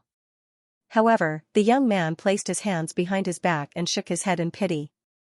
Sigh, I thought that an appraiser would be more knowledgeable when buying items.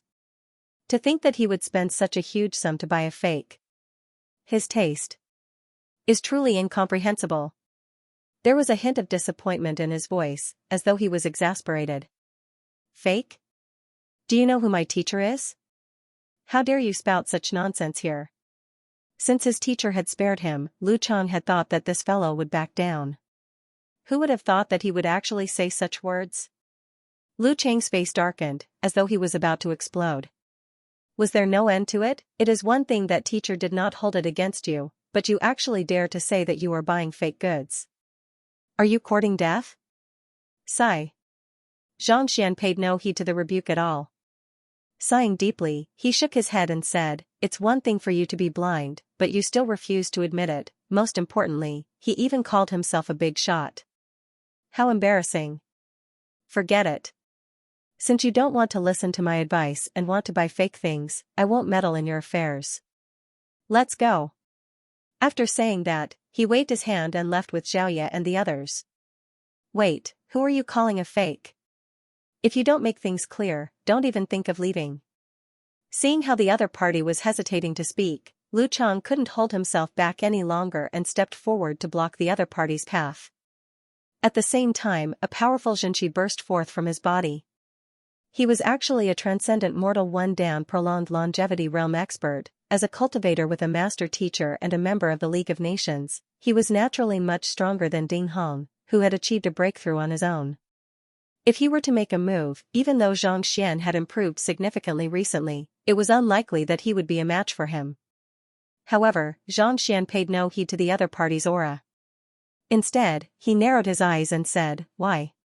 You can't find the real thing because your eyesight is bad, and you still don't want me to say anything? Are you trying to embarrass us by reminding us out of goodwill? Zhang Xian had seen plenty of such situations. If he didn't have the confidence, what was the point of putting on an act? Blind? Do you know who my teacher is? Do you know how many people in Honghai City are begging my teacher to take a look at their goods? Lu Cheng's face paled in anger. Just as he was about to continue speaking, the elder walked over slowly. Enough. Waving his hands, the elder turned to Zhang Xian and said, you said that I bought fake goods. May I know which one is fake? Do you have any proof? Even Though it was just an ordinary question, his words were filled with confidence. It felt as though he would be taught a lesson if he were to say anything wrong. Proof? Do you really want to know? Xianxia smiled. If your words are logical and prove that I have indeed made a mistake, I will admit to it. However, if you are spouting nonsense to please the crowd, I don't mind it. However, I fear that Lu Chang won't agree to it. The elder's tone was authoritative. If he were to say that the other party was blind, even if he didn't make a move, as his student, Lu Chang wouldn't let the other party off. This fellow sure is a pain in the ass. Taking in all of this, Zhao Feiwu rolled her eyes. In her view, if one wanted to buy the spirit-calming grass, all he had to do was to fork out money. To go against such a powerful figure was the most foolish thing to do. He sure was a troublemaker. Wherever he went, he would cause a ruckus. Couldn't he just be a little more obedient? Wouldn't it be much easier to settle this with money? If Xianxia were to know of his thoughts, he would surely burst into tears. You are the daughter of the Alliance head, a princess. You don't lack money at all. If you have money, why would you put yourself in danger of being beaten to death to act cool? Trying to please the crowd? You are thinking too much. Shaking his head, Xianxia stepped forward and looked at the pile of items that the elder had just bought. You bought this verdant bamboo just now, right? That's right. My teacher spent 300 spirit stones to buy this verdant bamboo, and there is only one of it in the entire Honghai city. Lu Chang nodded his head and sneered coldly. Why? Do you think that there is something wrong with it? The item was right before him, and there was a price tag on it as well. There was nothing wrong with it. Besides, he didn't think that there was anything wrong with it. Not only did his teacher appraise it personally, he had also examined it carefully, and there was nothing wrong with it. May I know what the effects of the verdant bamboo are? What are you going to use it for? Paying no heed to the other party's words, Xianxia circled around the bamboo and touched it lightly. As if confirming something, he asked with a smile. The verdant bamboo is a unique spirit herb. Its leaves can be used as medicine, and it is the main ingredient for forging verdant crystalline pill. This pill can induce the development of a heart of crystalline in one's body and remove inner demons, thus calming one's mind.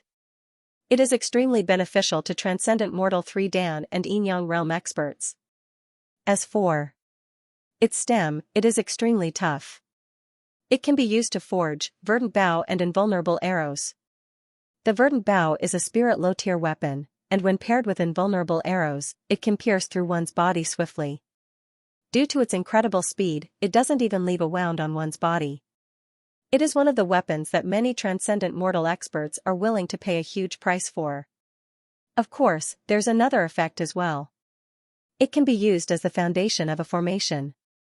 However, this effect is much weaker than the other two. Stroking his beard, the elder spoke impassively. His words were calm and confident, reflecting his vast knowledge and experience. Others knew that the verdant bamboo was valuable, but they didn't know its uses. As an appraiser, he only knew a thing or two about it. Otherwise, he wouldn't have spent 300 spirit stones on it. Not bad. Most people only know that the leaves of the verdant bamboo can be used to forge pills.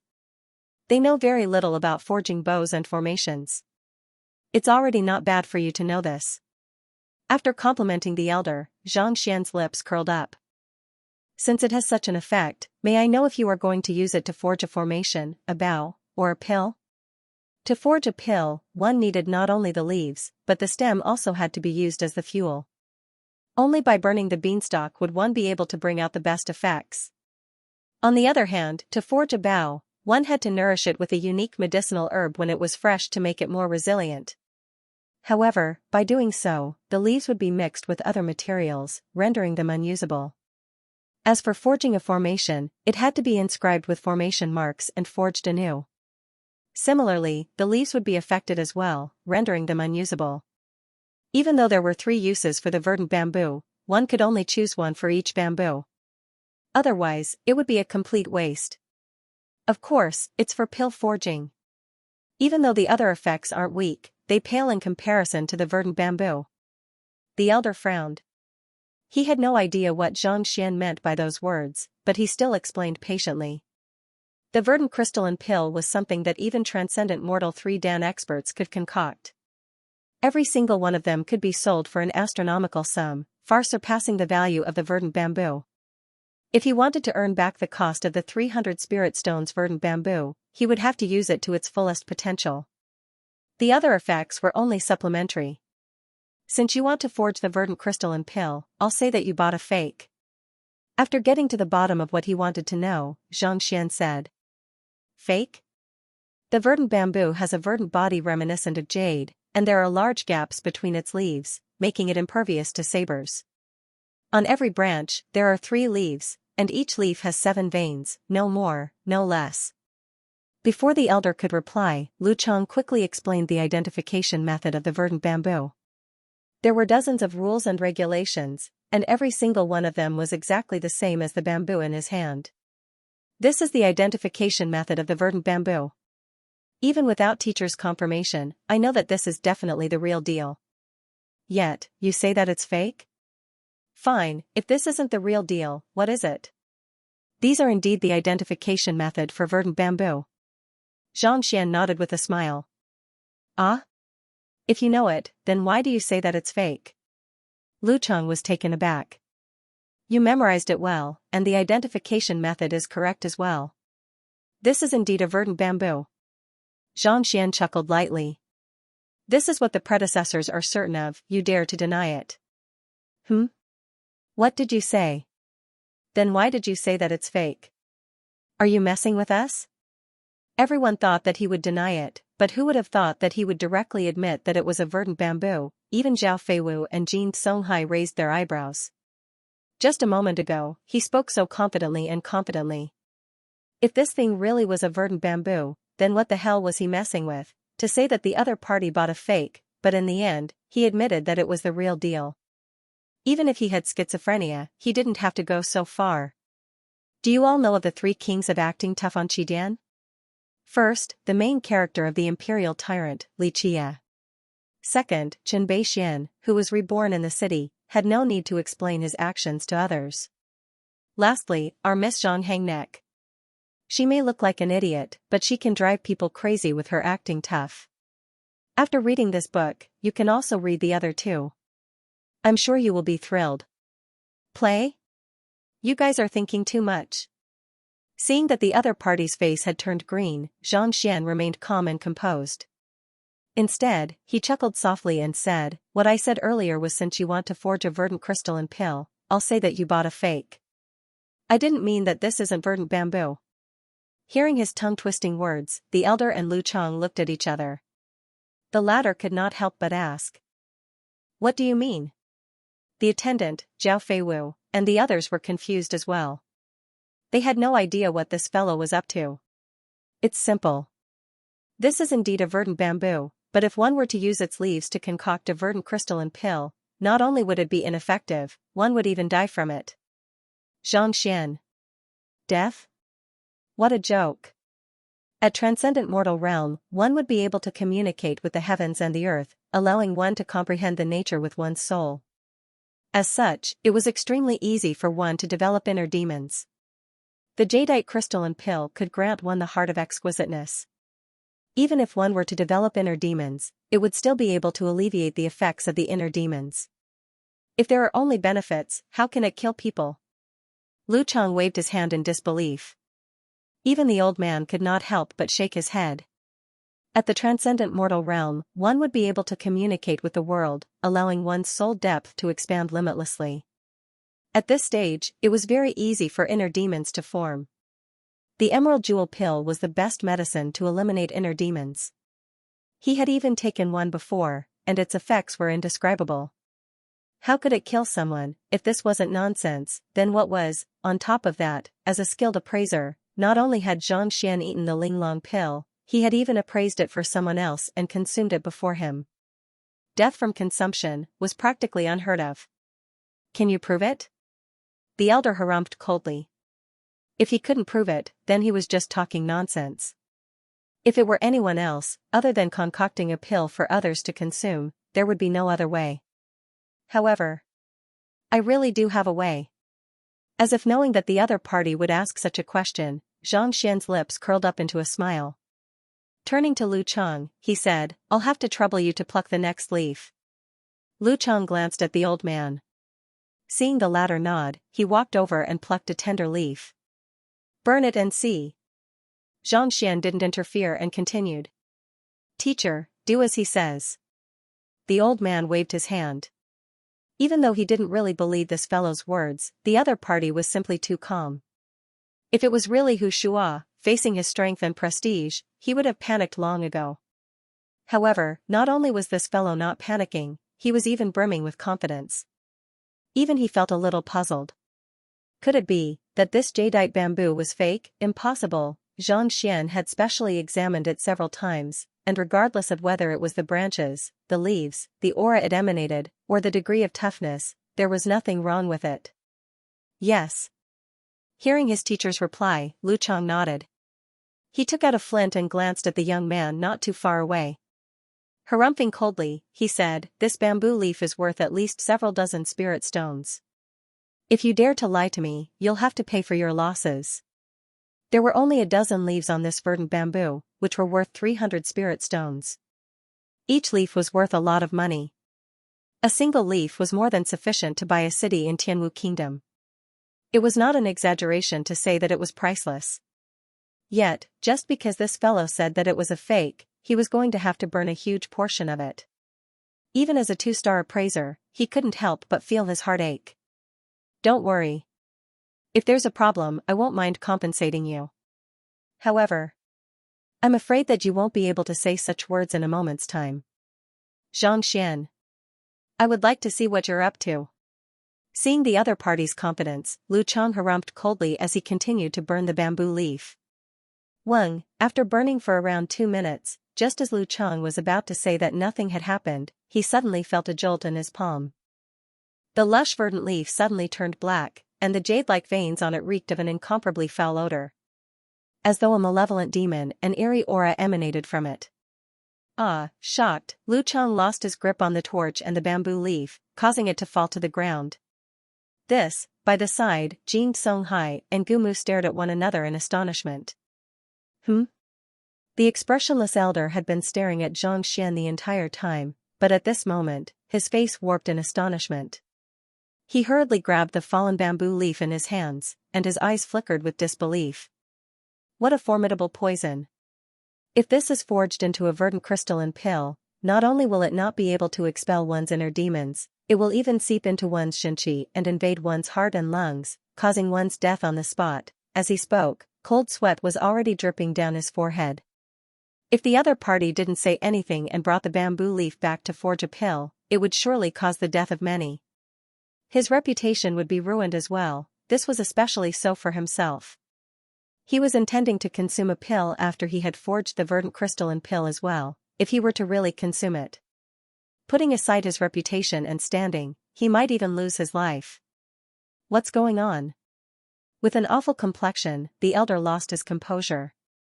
He turned to look at the attendant who was selling the bamboo leaf not too far away.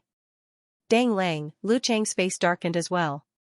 With a flick of his wrist, he drew his sword and pointed it at the attendant, as though he would immediately kill the other party if he were to spout any nonsense. It was one thing if the bamboo leaf was a fake, but that only meant that their eye of discernment was lacking. Clearly, someone had poisoned the leaf. The young man before them had only spoken, not touching it at all. From the start to the end, only the attendant had come into contact with it. Who else could it be other than him? Master Sai, spare me. I am just a receptionist, I don't know what's going on.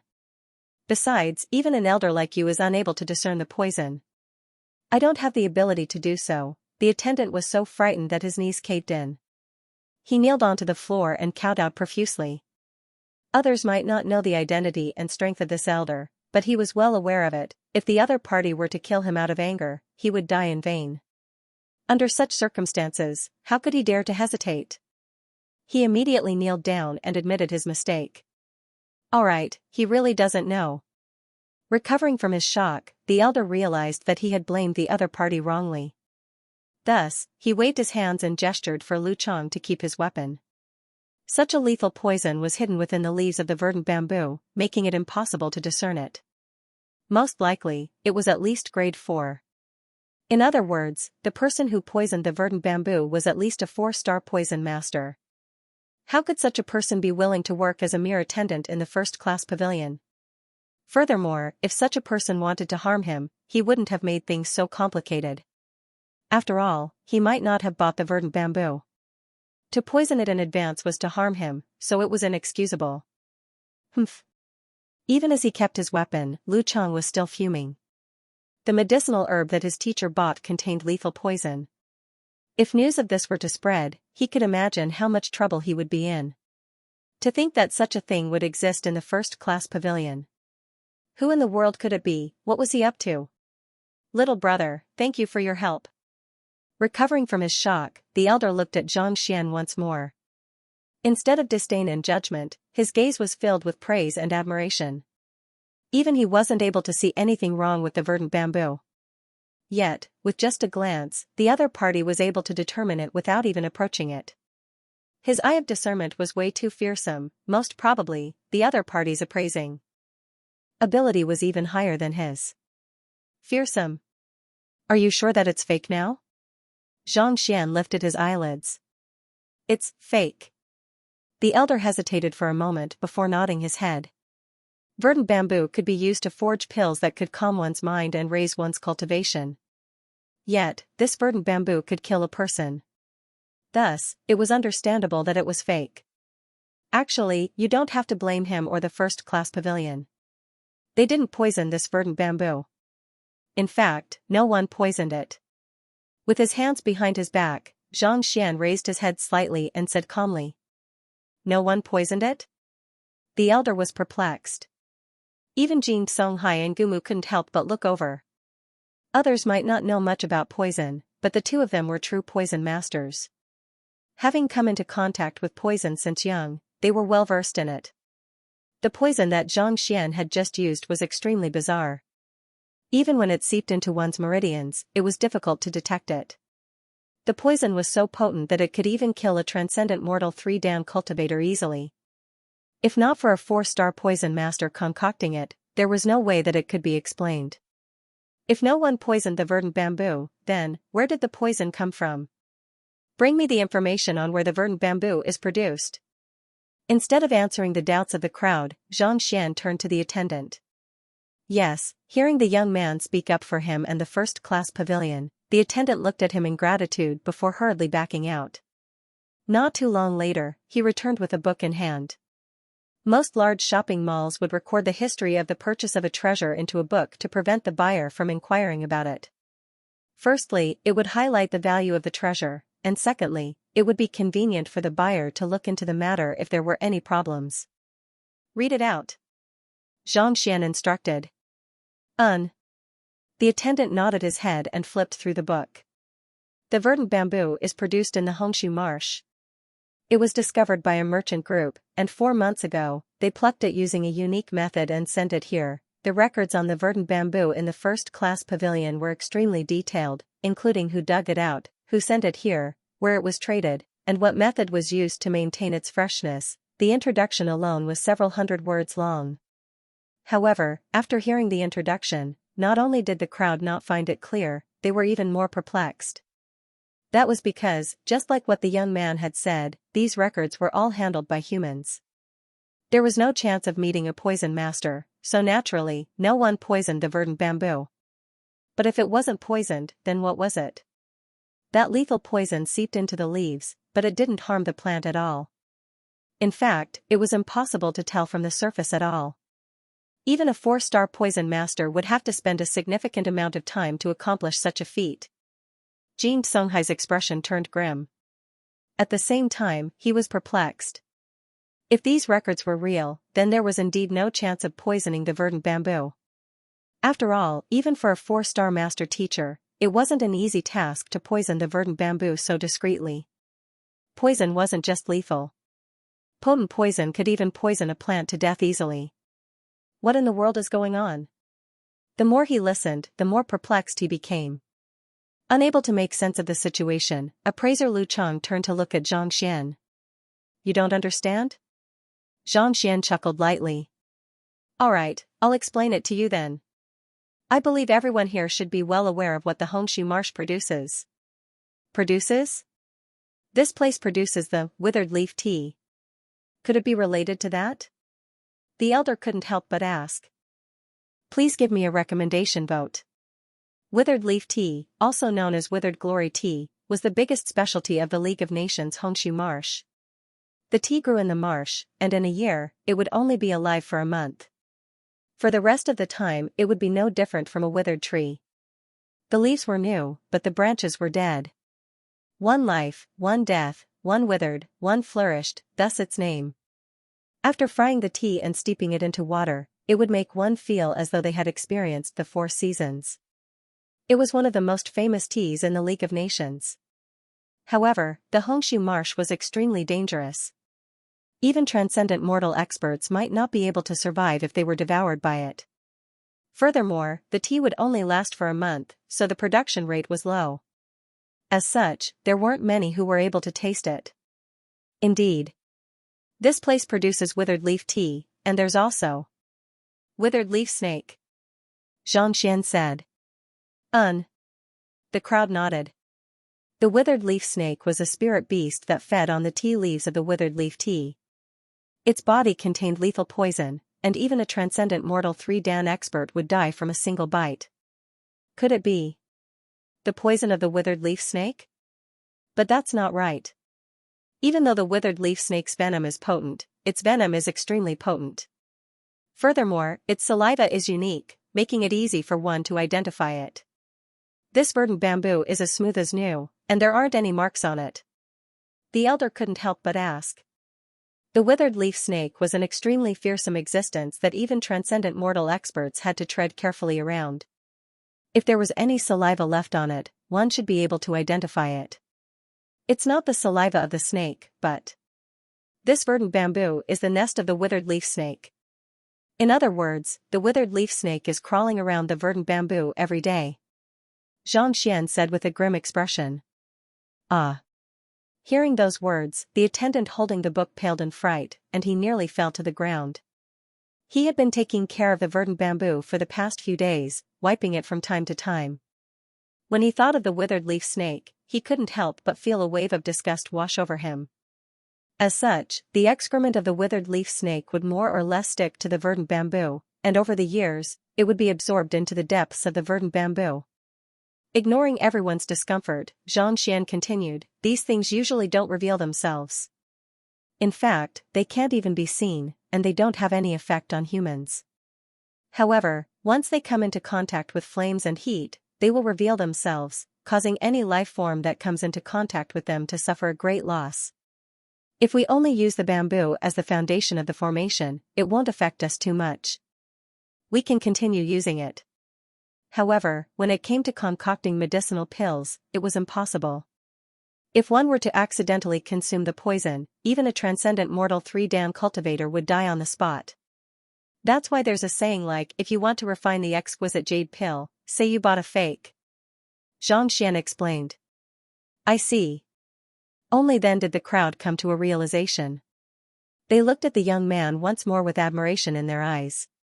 To be able to see through the poison hidden in the emerald bamboo with a single glance, one must have a deep understanding of the attributes of plants, their habitats, and their origins to be able to do so. Amazing. The old man clenched his fists. Not to mention other things, just this insight alone made him feel ashamed of his inferiority. Young master, you've broadened my horizons. Since you're so fond of the spirit-soothing grass, I'll give it to you as a token of my gratitude. The old man waved his hands grandly and said. Teacher, Luchang was stunned. When the other party asked for the spirit-soothing grass for 500 gold coins, he thought that there was something wrong with the other party's head. Only at this moment did he realize that the other party had already guessed that his teacher would give the spirit-soothing grass to him. This was something that he had just bought for 500 spirit stones. To give it away so easily.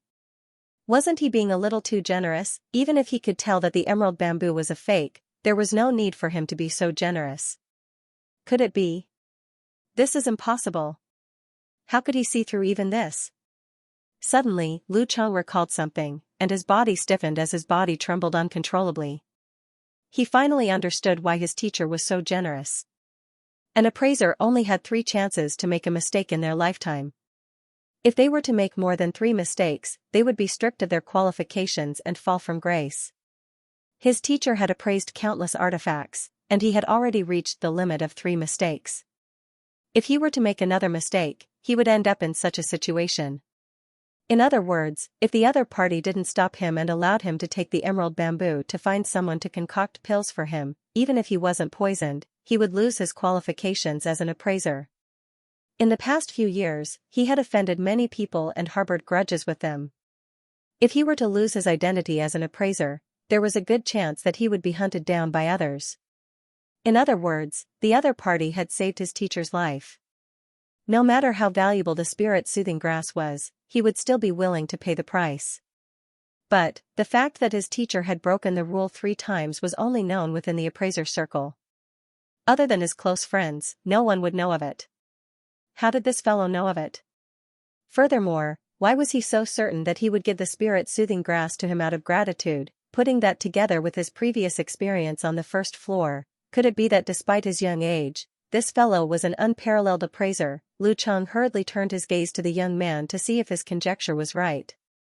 However, the young man replied righteously, "I don't dare to accept such an expensive gift.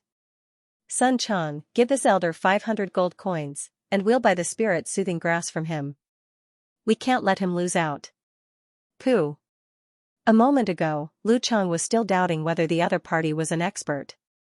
However, upon hearing those words, his body swayed and he nearly spurted blood. The heck? I don't dare to accept your offer. We can't let you lose out.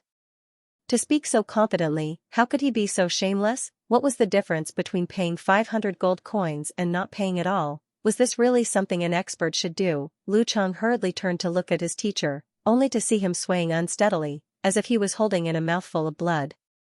With a livid expression, he said, "Gongzi, I am truly grateful for your offer. There's no need for money, elder, there's really no need to stand on ceremony with me." The young man insisted. 500 gold coins. I can still afford it.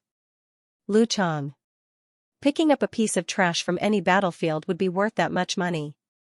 Of course, he could afford it, knowing that he would die of depression if he continued arguing with the other party. The old man could only accept the gold coins and keep them in his storage ring. Gongzi, you seem to have a deep understanding of appraising. May I know, who is your teacher? Could it be that you are an appraiser as well? Lu Cheng's ears perked up as well. To be able to see through a problem that even his teacher was unable to, the other party's mastery of appraising had already reached an unfathomable level. To be able to groom such a young appraiser, Lu Cheng was also curious to know who the other party was. Our young master is Master Teacher Xianxia, and his teacher is Master Teacher Xianxia. Sun Cheng stepped forward and introduced proudly. Master Teacher? The old man's face stiffened. Only then did he realize what was going on. On the other hand, Lu Cheng was shocked. Previously, he still harbored a strong opinion of the other party, but if he had known of his identity, he would have never dared to do such a thing. Even though an appraiser could earn a lot of money, there was still a huge gap between them and a master teacher. It was just like the difference between a lottery winner and a government official. No matter how rich one was, it was nothing in front of an occupation like this. Not to mention, the capability of the young man before him in appraising was even higher than that of his teacher, let alone him. So, you are a master teacher. It's no wonder your eye of discernment is so sharp. Please forgive me for my lack of respect. Recovering from his shock, the old man clasped his fist and said, I am Sai Xiaoyu. You can just call me Brother Sai in the future. I dare not accept the title of senior. Seeing that the other party's skill in appraising wasn't beneath his, not to mention that he was a master teacher as well, the old man immediately felt the urge to befriend him. Sai Xiaoyu? Could you be Master Sai of the appraiser hall? Hearing this name, Xianxia didn't seem to think much of it. However, Zhao Feiwu was taken aback for a moment before asking. As the princess of the Alliance of Nations, she had been fond of reading since young. As such, she knew a little about the strongest experts of the various guilds in the region. It was said that the head of the appraiser hall was called Sai Xiaoyu, and he was a 4-star pinnacle appraiser. He had appraised countless artifacts in his life, and even the Alliance head residents had specially invited him over as an esteemed guest. She thought that it would be impossible for her to meet such an unfathomable figure. Who could have thought that not only would she be taught a lesson by Xianxia, she even managed to scam a stalk of spirit-calming grass out of him. My position as the head of the appraiser hall is just the favor of my old friends. It isn't worth mentioning. Xianxia shook his head with a smile. So, you're the head of the appraiser hall. That's great. Upon realizing the other party's identity, Xianxia's eyes lit up, and he couldn't help but ask, I heard that Honghai City has obtained a soulless metal humanoid. May I know if the news is true? Where is it? That was the reason why he came to Honghai City. Since the other party was the head of the appraiser hall, he should know about it. Soulless metal humanoid? So, Brother Zhang is here for that. Coming to a realization, Master Sai chuckled. There is indeed such a thing. Furthermore, it is being auctioned at the appraiser hall tonight. Tonight? Xianxia clenched his fists tightly, and an awkward expression surfaced on his face. It was already afternoon when they arrived at Honghai City, and the sky was already darkening. If the appraiser hall were to be auctioned tonight, wouldn't that mean that the auction was about to begin? He didn't have a single spirit stone on him at all. If he wanted to participate in the auction without any money, he would probably be chased out of the premises before he could even enter. One must know that in order to enter a large-scale auction, one had to go through a verification process. Otherwise, if anyone were to intentionally raise the price, the market would be in chaos. That's right, it'll be held 2 hours later. If Brother Zhang is interested, I can reserve a suite for you. Xiaoyu said. Thank you, Brother Sai. Nodding his head in gratitude, Xianxia continued asking, what's the price of the soulless metal humanoid? How many spirit stones would it cost? It was best to find out more about it so that he could make preparations in advance. The soulless metal humanoid is an artifact left behind by the Soul Oracle, so it's hard to estimate its price. Our appraiser hall has estimated its price to be 1,500 spirit stones, but the price of the appraiser hall's auction is bound to increase by several folds. Thus, it would probably cost you 3,000 spirit stones.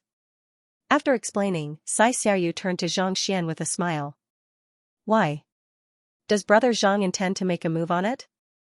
I am interested, but I don't have enough money on me. Xianxia scratched his head awkwardly. You don't have enough? Xiaoyu chuckled. That's not a problem. I do have some savings, so I can lend some to you. May I know how many spirit stones you lack? Feel free to ask. Lend some? That's great. Xianxia replied gratefully. I still lack 3,000 spirit stones. Can you lend it to me? Xiaoyu. Lu Chang. The crowd. Author's note, the story of a small figure struggling to become a big boss. Those who are lacking in books should take a look. 3,000 spirit stones should be enough to buy the soulless metal humanoid. Yet, you want to borrow so much. You don't even have a single spirit stone.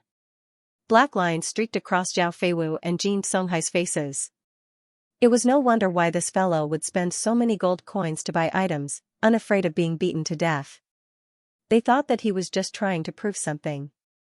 To think that this was the truth, to dare to buy the soulless metal humanoid without a single cent on hand. They felt as though they were about to faint. Cough cough. Xiaoyu coughed. He was nearly choked to death by the fellow before him as well. Brother Xianxia, this. You don't have a single spirit stone? I don't. Without any hesitation, Xianxia nodded his head. He had a total of 10 spirit stones on him, but he had used them all on the way here. Thus, he was completely broke. Even though he had several 100 million gold coins on him, it was nothing in this place. To say that he was completely broke was an understatement. This. Not expecting such a straightforward reply, Xiaoyu's face flushed red, and he nearly suffered internal injuries. The reason why he said that he wanted to borrow money was to ease the atmosphere and befriend the other party. He didn't expect the other party to take it seriously and ask for 3,000. What the heck, even the head of the appraiser hall didn't have so many spirit stones on him, not to mention, He had just bought 2,000 spirit stones worth of items and gifted you a stock of spirit calming grass. Even if you want to take advantage of the rich, you shouldn't do such a thing. You don't have it? Forget it then. Does your appraiser hall have any activities that can earn me quick money? Seeing the other party's expression, Xianxia knew that the other party wouldn't be able to take it out. Thus, he shook his head. In truth, he was just saying those words. He didn't expect to be able to buy the soulless metal humanoid with just a loan. Besides, he had only met the other party by chance, and they didn't have a close relationship. Earn quick money? You want to earn money now and participate in the auction 2 hours later to buy the soulless metal humanoid? Xianxia and the others nearly spurted blood. Wasn't the other party's imagination a little too wild? If spirit stones were so easy to earn, why would they come all the way here to look for treasures? If there was such a good activity, they would have long rushed over themselves. Why would they wait for you? I have to earn 3,000 spirit stones before the auction. Xianxia nodded. He had to earn that much money within 2 hours so as to buy the soulless metal humanoid. Otherwise, he would have come here for nothing, and he would miss the opportunity to awaken Lu Chong. There's really nothing we can do about it. 3,000 spiritual stones is really a huge sum. Seeing that the other party had confirmed his words, Xiaoyu shook his head helplessly. When they chose treasures to buy things, they only earned a small difference in price. Even for him, it would take at least several years to accumulate 3,000 spirit stones. The premise was that he had enough treasures and could find a buyer. If these two conditions were not met, there would be no way to earn money. Sometimes, many treasures would end up in their own hands, unable to be sold. Earning 3,000 in 2 hours. Even in his dreams, he wouldn't do that. Teacher, but before he could finish his words, Lu Chang's voice sounded. He turned around and saw a hesitant look on the student's face. That, might be able to earn that much in a short period of time. That? Are you talking about the harmonious stream of flowing goblets? Xiaoyu's body trembled, and he shook his head bitterly. It's impossible for anyone to accomplish such a feat. In the many years since the establishment of the appraiser hall, no one has ever succeeded. But this is the only way to earn 3,000 spiritual stones in 2 hours. Other than that, I can't think of anything else. Lu Chong scratched his head. Even though appraisers were a lucrative occupation, it wasn't as though they were robbers. Just by appraising an artifact, one would be able to earn a huge sum of spirit stones. Appraisers would only take a certain percentage of the profits. Most appraisers were only worth several dozen spiritual stones, and very few of them were worth more than 100 spiritual stones. As such, the profit margin was extremely low. Besides, there weren't many people who came in a day. After all, no one wanted to spend too much money. Thus, it was impossible to earn 3,000 spiritual stones in 2 hours using such a method. This, Xiaoyu hesitated. He knew that his student was right. Even though appraisers were a lucrative occupation, 3,000 spiritual stones was still a huge sum. It wasn't something that could be earned in a short period of time. What's wrong? Do you have a solution? What does the harmonious stream of flowing goblets mean? Hearing the conversation between the duo, Xianxia asked. The harmonious stream of flowing goblets is one of the tests for the 5-star appraiser examination in our appraiser hall. As long as one clears it, one will be able to obtain the reward that the appraiser hall has been accumulating over the years. Seeing that the other party had heard his words, Xiaoyu could only explain. Test? Xianxia was perplexed. There's a reward for taking the examination of a high-rank appraiser? He had taken the master teacher, beast tamer, painter, physician, and so on. But he had never heard of a high-rank occupation being rewarded for taking the examination. This was the first time he had heard that one could earn money through taking the examination. If that was the case, he should really take the appraiser examination. Seeing through Xianxian's thoughts, Xiaoyu sighed helplessly. There are indeed rewards for taking the examination, but these are all the rewards that we have accumulated over the years. Rewards? Xianxian blinked. The others also turned their gazes over as well. Even though Zhao Feiwu had read many books, this was the internal rule of the appraiser hall, so she wasn't aware of it. Even though there are many appraisers in the appraiser hall, our manpower is limited. Due to the limitations of our knowledge, there are quite a few artifacts that we are unable to identify. These are all artifacts that have been appraised by generations of appraisers, but no one has been able to give an accurate answer. In order to resolve their doubts, some of the predecessors even offered rewards out of their own pockets so that those who were truly knowledgeable about artifacts could take a look at them. At the same time, they also encouraged the juniors to work hard so that they could solve the problem as soon as possible. However, no one has been able to succeed. As time passed, the number of rewards increased, and eventually, it reached a total of 5,000 spirit stones. Xianxia said. Appraisers were different from other occupations. They had to collect money for appraising an artifact. Thus, they created the reward system, and as the number of rewards increased, so did the rewards. However, how could it be that easy to identify an artifact that many of the predecessors were unable to identify? There's such a thing? Xianxia widened his eyes in shock. This was similar to the wall of dilemma in the physician guild. No matter how powerful a guild was or how many unique occupations they had, there would always be difficult questions that they were unable to solve. Indeed, over the years, innumerable genius appraisers have attempted to identify the artifacts, but none of them succeeded. Xianxia shook his head. It wasn't that he hadn't thought of this previously, but it was simply too difficult. Even he, the most formidable appraiser in the League of Nations, was helpless. Needless to say, others failed? Since no one knows what the artifacts are, how can we verify whether they have succeeded? Xianxia asked in bewilderment. Since none of the predecessors were able to identify the artifacts, how could they verify whether the juniors' answers were correct? Even if they couldn't identify the artifacts, they could just casually write down the names and attributes of the artifacts. When an artifact reaches spirit tier, it will gain sentience. As long as there's no problem with the description, it will surely be acknowledged. Besides, we are all official appraisers. Even if we can't identify the artifacts, we can still verify the authenticity of the artifacts given by the other party. Xianxia explained helplessly. Any appraiser would know this. Yet, the young man before him was still bewildered. Was he really an appraiser who was even more formidable than him? That's true. Xianxia finally came to a realization. As a formidable appraiser, even if they couldn't identify the artifact, as long as someone mentioned the characteristics of the artifact, they would still be able to verify the authenticity of the artifact. If they couldn't even do that, how could they be an appraiser? Alright, bring me over to take a look. I would like to give it a try. Knowing that this method could earn him money quickly, Xianxia decided to take the challenge. Brother Zhang, wait a moment. Let me finish my words first before making a decision. Seeing how anxious the other party was, Xianxia turned to Xianxia and said. Xianxia nodded his head. There's a reward for participating in this challenge, so naturally, there's a bet as well. Every time you challenge, you'll have to pay 100 spirit stones as a deposit. Of course, I can pay the deposit on your behalf. There's no need for you to prepare anything else. Xianxia said. 100 spirit stones? Xianxia was taken aback. There was no free lunch in the world.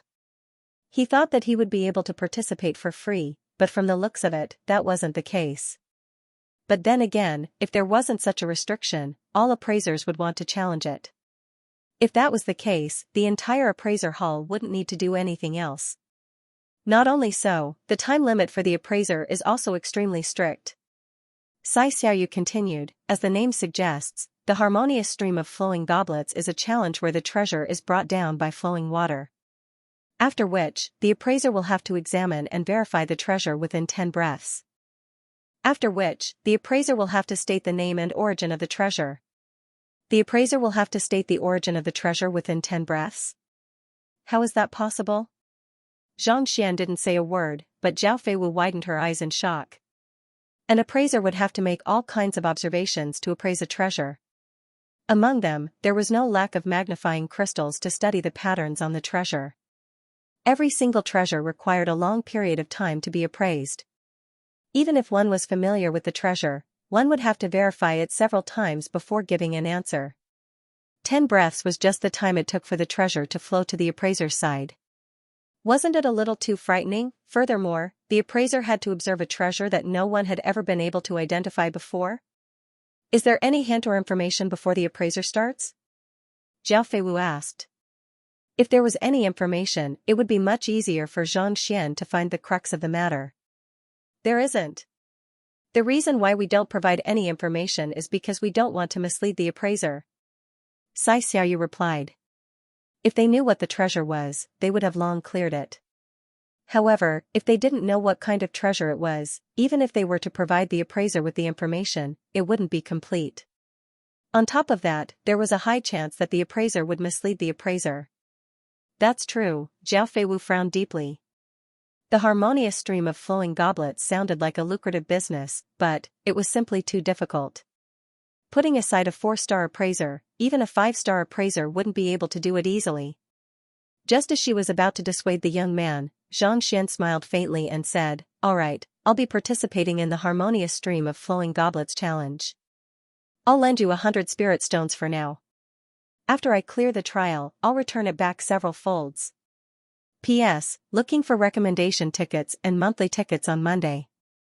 Also, I would like to recommend a book to my friends, Invincible Awakening by the God Stew Cauldron. If you really wish to participate, I'll bring you around to take a look." Seeing the other party's determination, Xianxia said. Even though the young man before him was able to see through the problems that even he was unable to, deep in his heart, he still thought that it was impossible for him to pass the examination. Thus, he paid no heed to Xiaoyu's offer of double the compensation. In fact, he was already prepared to throw away the 100 spirit stones. After keeping the items they had bought, the group walked out of the first-grade pavilion and headed up the stairs.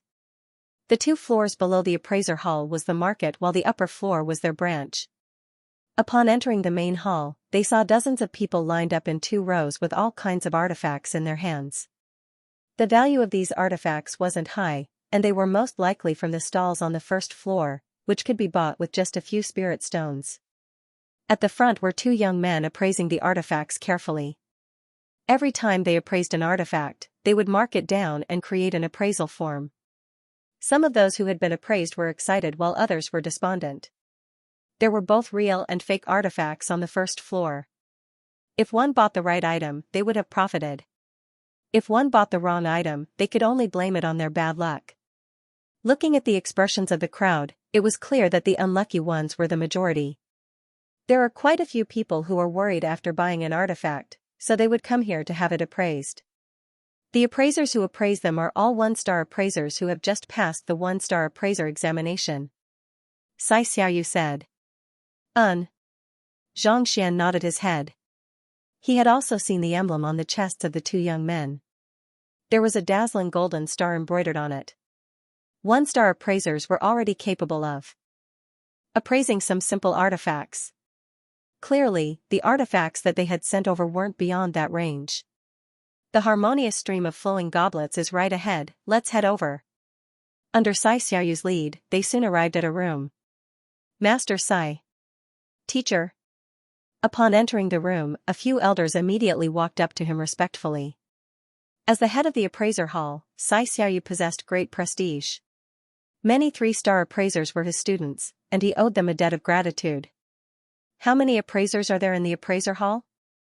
Looking around, there were only 6 to 7 people in the room. Out of curiosity, Zhao Feiwu asked. Hearing the question, Xiaoyu shook his head with a bitter smile. The appraiser hall sounds impressive, but including me, there are only 3 4-star appraisers and 8 3-star appraisers. The rest are all 2-star and 1-star. So few? Everyone was taken aback. He thought that there would be at least a dozen 4-star appraisers in the appraiser hall, but to think that there would only be 3 of them. It was no wonder why the appraiser examination was so difficult. From the looks of it, the number of appraisers was pitifully small. Yeah. Shaking his head, Xiaoyu turned to the 2 3-star appraisers and said, "Call Elder Chen and Elder Lu over. Tell them that someone wishes to challenge the harmonious stream of flowing goblets." Challenging the harmonious stream of flowing goblets? The 2 of them were startled and hurriedly turned around and walked out. As an appraiser, he was well aware of the difficulty of the harmonious stream of flowing goblets. No one had succeeded in so many years, and yet, someone still dared to challenge it. Not too long later, two white-bearded elders walked over.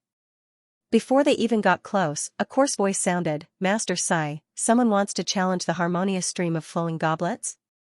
Was it old Hu or old Du? Could it be that these two fellows haven't given up yet? The old geezer Hu and old geezer Du whom Xianxia spoke of didn't belong to the Honghai City branch. As 4-star appraisers, they were on par with him. They had tried the harmonious stream of flowing goblets several times in the past, just that they were unable to clear it. In the past few years, only these two fellows had challenged the harmonious stream of flowing goblets. Knowing how difficult it was, the others didn't even have the intention to do so. Thus, upon hearing that someone wanted to challenge the harmonious stream of flowing goblets, he immediately thought of them. Where is he? The old man with the coarse voice looked around, but he did not see any familiar figures. Thus, he was filled with doubt. All right, Elder Chen. This time, it isn't the two of them who wants to challenge the harmonious stream of flowing goblets. It's this young man over here, Xianxia. Seeing that the fellow was still looking around aimlessly, Sai Xiaoyu shook his head and interrupted him. Him? Not only were the two elders taken aback, the other appraisers in the room were also perplexed.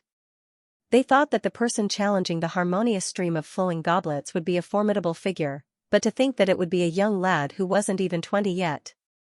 Ignoring the reactions of the crowd, Sai Xiaoyu introduced with a smile, "Brother Zhang, this is Elder Chen Yu, and the other one is Elder Lu Shilu. They are the two remaining 4-star appraisers that I mentioned to you."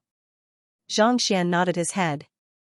Even without an introduction, it was clear that even though the two elders weren't wearing the unique robe of an appraiser, the aura they exuded was incomparably deep. With a single look, it was clear that their cultivation was on par with Jin Songhai. Given their strength and the fact that they dared to make a fuss before Sai Xiaoyu, it was obvious that they were the remaining two 4-star appraisers. "Pavilion Master, what did you call him?" "Brother?" Elder Chen was the first to recover from his shock. As the pavilion master of the appraiser hall, Sai Xiaoyu's standing was extremely high. Other than them, almost everyone had to address him as teacher. Yet, at this moment, he was addressing a young lad who wasn't even 20 as brother. What in the world was this fellow's background? Even though Brother Zhang is young, in terms of appraising, he isn't beneath me. Sai Xiaoyu chuckled. "Aren't beneath you? Aren't those words a little too exaggerated?" Elder Chen shook his head. The others also had looks of disbelief on their faces. In the field of appraising, what mattered wasn't talent but knowledge. Only by possessing boundless knowledge and practical experience would one be able to reach a higher level of proficiency. This fellow looked to be around 18 or 19. Even if he had started studying in his mother's womb, he would have only been a dozen years old. How could he possibly compare up to Master Sai, a 4-star appraiser who had spent his entire life studying? It's true. Teacher appraised a verdant bead just now, but a problem occurred. Seeing the doubtful gazes of the crowd, Lu Chang recounted the matter. You're saying that? With just a glance, the verdant bamboo contained lethal poison, making it unsuitable for pill forging? This isn't the means of an appraiser, right? After hearing the explanation, not only was the crowd not impressed, they felt even more bewildered. An appraiser would have to examine a verdant bamboo carefully and even take a few samples to test it out. To be able to deduce it with just a glance. Why did it feel as though he was a fortune teller? All right, Brother Zhang, we'll open the harmonious stream of flowing goblets for you now. You'll be entering alone, and there will be a total of 10 artifacts. As long as you can appraise one, you'll pass. Seeing the doubtful gazes of the crowd, Sai Xiaoyu waved his hands and interjected. Zhang Xian nodded. It didn't seem too difficult for him to appraise one artifact. Let's begin. Sai Xiaoyu beckoned for Elder Chen and Elder Lu to walk up to the wall, take out a medicinal spoon, and insert it into the wall. Jia, the wall parted, and a door appeared. The harmonious stream of flowing goblets contained an indestructible treasure. Unlike the Mingshi Tang tests, which required 3 keys to open simultaneously, the harmonious stream of flowing goblets required one to open it. Otherwise, even a transcendent mortal 4-dan expert wouldn't be able to enter. Flicking his wrist, Xianxia took out a pile of spirit stones and inserted them into the door. In an instant, as though a formation had been activated, a brilliant glow emanated from the dark gray wall. "Go in." Xianxia waved his hands. Thus, before Xianxia could reach the door, Elder Chen had already stopped him. "Do you know the difficulty of the harmonious stream of flowing goblets?" Even though Master Sai had praised the other party, he still didn't think too highly of this young man. If the harmonious stream of flowing goblets was that easy, someone would have long succeeded. How could there be no one who had managed to clear it? "I don't know." Xianxia shook his head. "I just heard that anyone who clears it will receive a reward of 5,000 spirit stones. Thus, I came here to give it a try." "Just heard of it. And you dare to challenge it?" Elder Chen's vision darkened. He thought that the other party was a genius who had prepared for a long time, which was why he troubled Master Sai. To think that the other party would come here as soon as he heard of it. Furthermore, what does a reward of 5,000 spirit stones mean? "It can't be that you are here for the reward." Elder Chen flew into a rage. The harmonious stream of flowing goblets wasn't just a trial, it was also a trial for the 5-star appraiser examination. Only those who had reached 4-star were qualified to attempt it. Yet, you dared to challenge it just because you heard that there was a reward? Do you have to treat it so lightly? Master Sai, isn't it disrespecting the dignity of the appraiser hall to allow a person who wishes to challenge the trial just for the reward to enter the harmonious stream of flowing goblets? Unable to stand it any longer, Elder Chen turned to look at Xianxia. To challenge the 5-star appraiser examination just for the reward, wasn't he looking down on the appraiser occupation? "Elder Chen, you're being too serious." "Brother Zhang, even though his motive is spirit stones, he is still capable." Xiaoyu wanted to put in some good words for Xianxia, but after a moment of hesitation, he realized that this fellow was really here for the spirit stones. Capable? The harmonious stream of flowing goblets is also known as the harmonious stream of flowing leaves. That is to say, in order to discern the artifact's type, name, origin, and value. To challenge the trial just for the spirit stones, this. Elder Chen panicked. "Alright, since the trial has already been activated, there's no point in talking anymore. Let him give it a try. Perhaps, this brother Zhang might be able to create a miracle?" Interrupting Elder Chen's words, Xiaoyu said. Even though he didn't harbor much hope for this Xianxia, since he had already agreed to it, he might as well give it a try. If he failed, he would just give up. Otherwise, after doing him such a huge favor, if he couldn't even fulfill this request of the other party, how could he face him in the future? Seeing Xiaoyu stop Elder Chen, Xianxia couldn't be bothered to waste time with the other party. Thus, he walked into the room. As soon as he entered, the door to the room closed. "Nonsense, this is utter nonsense." Elder Chen flung his sleeves. "Elder, do you mean that our young master will be unable to clear the harmonious stream of flowing goblets?" Just as Elder Chen was thinking that Master Sai's actions were a little inappropriate, a nonchalant voice sounded. Turning around, Elder Chen saw a fatty standing not too far away. His rotund body was trembling nonstop. Indeed. The harmonious stream of flowing goblets requires one to have an extremely deep understanding of appraising. Even old geezer who an old geezer do are unable to do so. How can an 18 to 19-year-old brat like him succeed? Elder Chen harumphed. "Since you're so certain, then why don't we make a bet?" the fatty said. "Bet?" Elder Chen was taken aback. "That's right.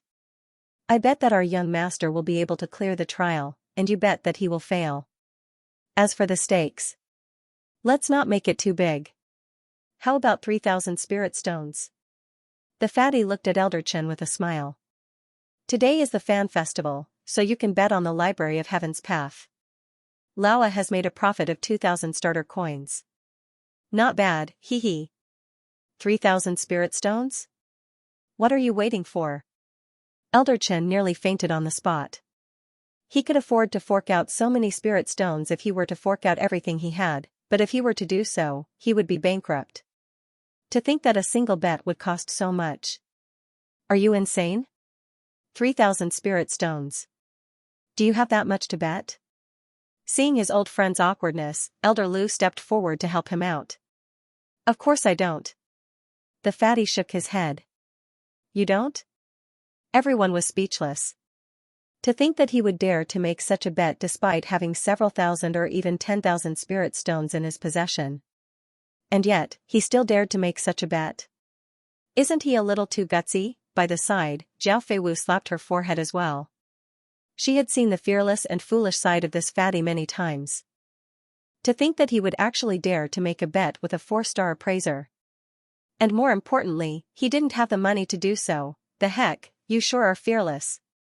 Like master, like servant. She couldn't help but shake her head. This fatty was Sun Chong's young master, and he was a fellow who loved to stir up trouble. He dared to teach Master Sai a lesson in public without fear of being beaten to death. Yet, this fellow seemed to be even more vicious than before.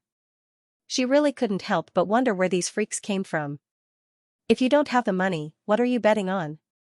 Elder Chen's face turned livid. I don't have the money, but Master Sai does. It's only 3,000 spirit stones, he'll lend it to you.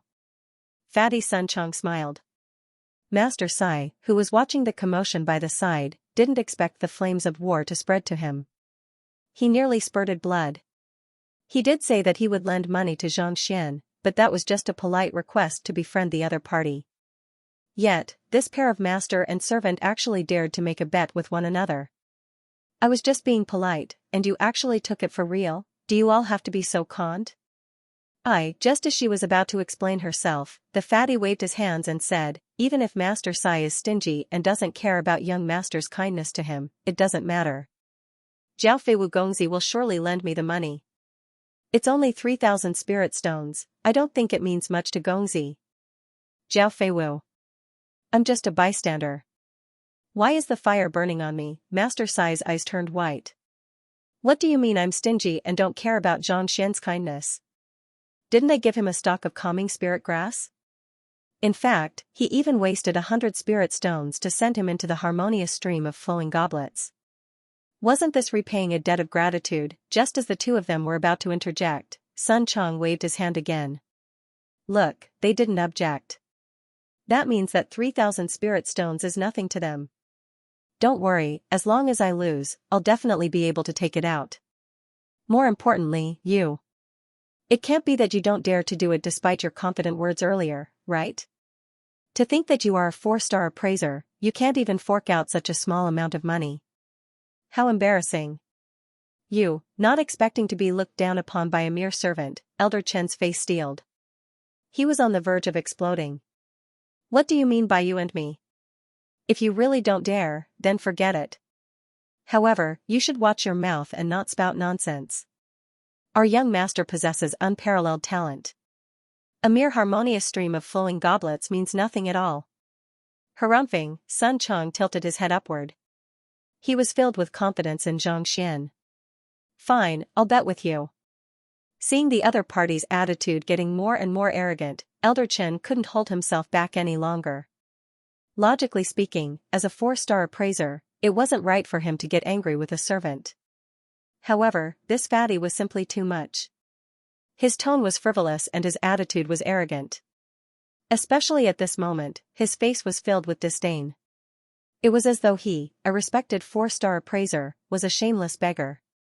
He could tolerate being looked down upon by a 5-star appraiser, 4-star master teacher, or even the pavilion master. However, to be looked down upon by a lowly servant, he couldn't swallow it. That's right. Is there anyone else who dares to make a bet? Do you all doubt that our young master will be able to clear the trial? It's not too late for you to make a bet now. Otherwise, you won't be able to find another opportunity like this. Seeing the other party agree to the bet out of anger, Sun Chong chuckled. He scanned the surroundings, and the greedy look of a businessman appeared on his face. Seeing how this fellow wasn't satisfied with his bet with Elder Chen and even wanted to bet with everyone else, the crowd was speechless. Look, the harmonious stream of flowing goblets is starting, Sun Chong urged loudly, trying to see if he could dupe a few more people into betting with him. At this moment, a voice sounded from the crowd. Lifting his head to look at the wall in front of him, he saw that the light was getting brighter and brighter, as though some kind of formation had been activated. In the formation. Walking through the door, what one entered didn't seem like a room but a garden.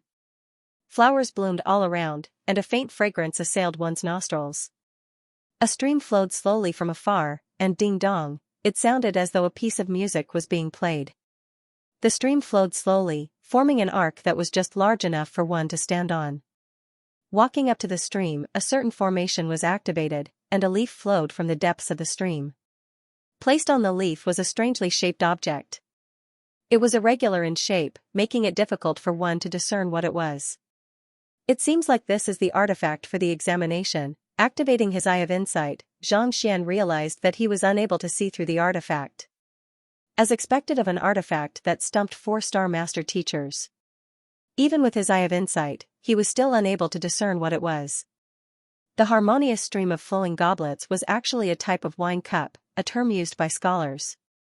They would sit by the stream, and the wine would float along with the water. Whoever came before the wine would compose a poem and drink it. Due to the weight of the artifact, it was impossible for it to float along the water like a wine cup. Instead, it was carried by the leaves of the violet jade tree. The leaves were extremely light, and they could easily carry 1 or 2 people while floating on the water. As such, the harmonious stream of flowing goblets was also known as the harmonious stream of flowing leaves. What in the world is this? The leaf had yet to reach Xianxia, so he could only see the shape and appearance of the artifact. It was around the size of a watermelon, and its entire body was dark purple. It seemed to be forged from some kind of unique metal. After taking a closer look, Xianxia couldn't help but shake his head. He had never read any books on appraising, so he didn't have a clear understanding of the occupation. Given that even so many skilled appraisers were unable to discern what it was, how could a person like him, who had never appraised an artifact before, possibly understand it? Forget it. Putting the artifact aside, Xianxia casually picked up a brush and paper that he had prepared beforehand. When the leaf arrived before him, he stretched his hand out and touched it. Wang, a book appeared in the Library of Heaven's Path. The main reason why he dared to challenge the harmonious stream of flowing goblets was because he had the backing of the Library of Heaven's Path. Otherwise, with his limited knowledge of appraising, he wouldn't have been able to identify even half an artifact. Flipping open the book, Xianxia picked up a brush and began writing on the paper. Bronze hammer, forged by 5-star blacksmith Duamuiguang from 3,000 years ago. It was forged using violet gold metal, 100 battle silver, clear dust sand. A total of 13 rare ores, and it took 49 days to forge. While Xianxia was scribbling furiously, the crowd outside was staring at the wall nervously. Sun Chong went around looking for people to bet with him, but no one paid any attention to him. Everyone wanted to see if this young man who wasn't even 20 yet would be able to appraise a treasure and clear the harmonious stream of flowing goblets. Judging from the time, the first artifact should be here by now. Do you think that he will succeed? An appraiser in the crowd couldn't help but ask. Succeed? You must be joking. Even Master Sai of the harmonious stream of flowing goblets has challenged it several times, but he wasn't able to identify a single artifact. This shows how difficult it is. How can an insignificant figure like him succeed? Putting everything aside, just look at the arrogant look on that servant's face. How can a true appraiser be so arrogant? That's hard to say. Since he dares to bet, it means that he is confident. The crowd lowered their voices as they discussed fervently. The youngest of the appraisers present was already in their 30s. A person who wasn't even 20 yet was going to challenge the harmonious stream of flowing goblets. Don't worry. If the artifacts in the harmonious stream of flowing goblets could be appraised so easily, it wouldn't have become the benchmark for the 5-star appraiser examination. Seeing Elder Chen staring at the wall anxiously, Elder Lu walked over and consoled him. He didn't think that this Xianxia would succeed either. He had challenged the harmonious stream of flowing goblets before, and not only were the artifacts difficult to identify, the time he had to examine them was simply too short. At most, 10 breaths would pass by him. How could he possibly succeed in appraising an artifact that he had never seen before? Worry? What's there to worry about? He's just an ignorant fellow. He doesn't even know whether he is an appraiser or not, yet he dares to boast so shamelessly. Elder Chen harumphed. Just as he was about to continue speaking, his body suddenly jolted. A bell chimed. Dong, the sound penetrated through the wall, as though it came from the depths of one's soul. Bell chime? Did he fail? That's not right.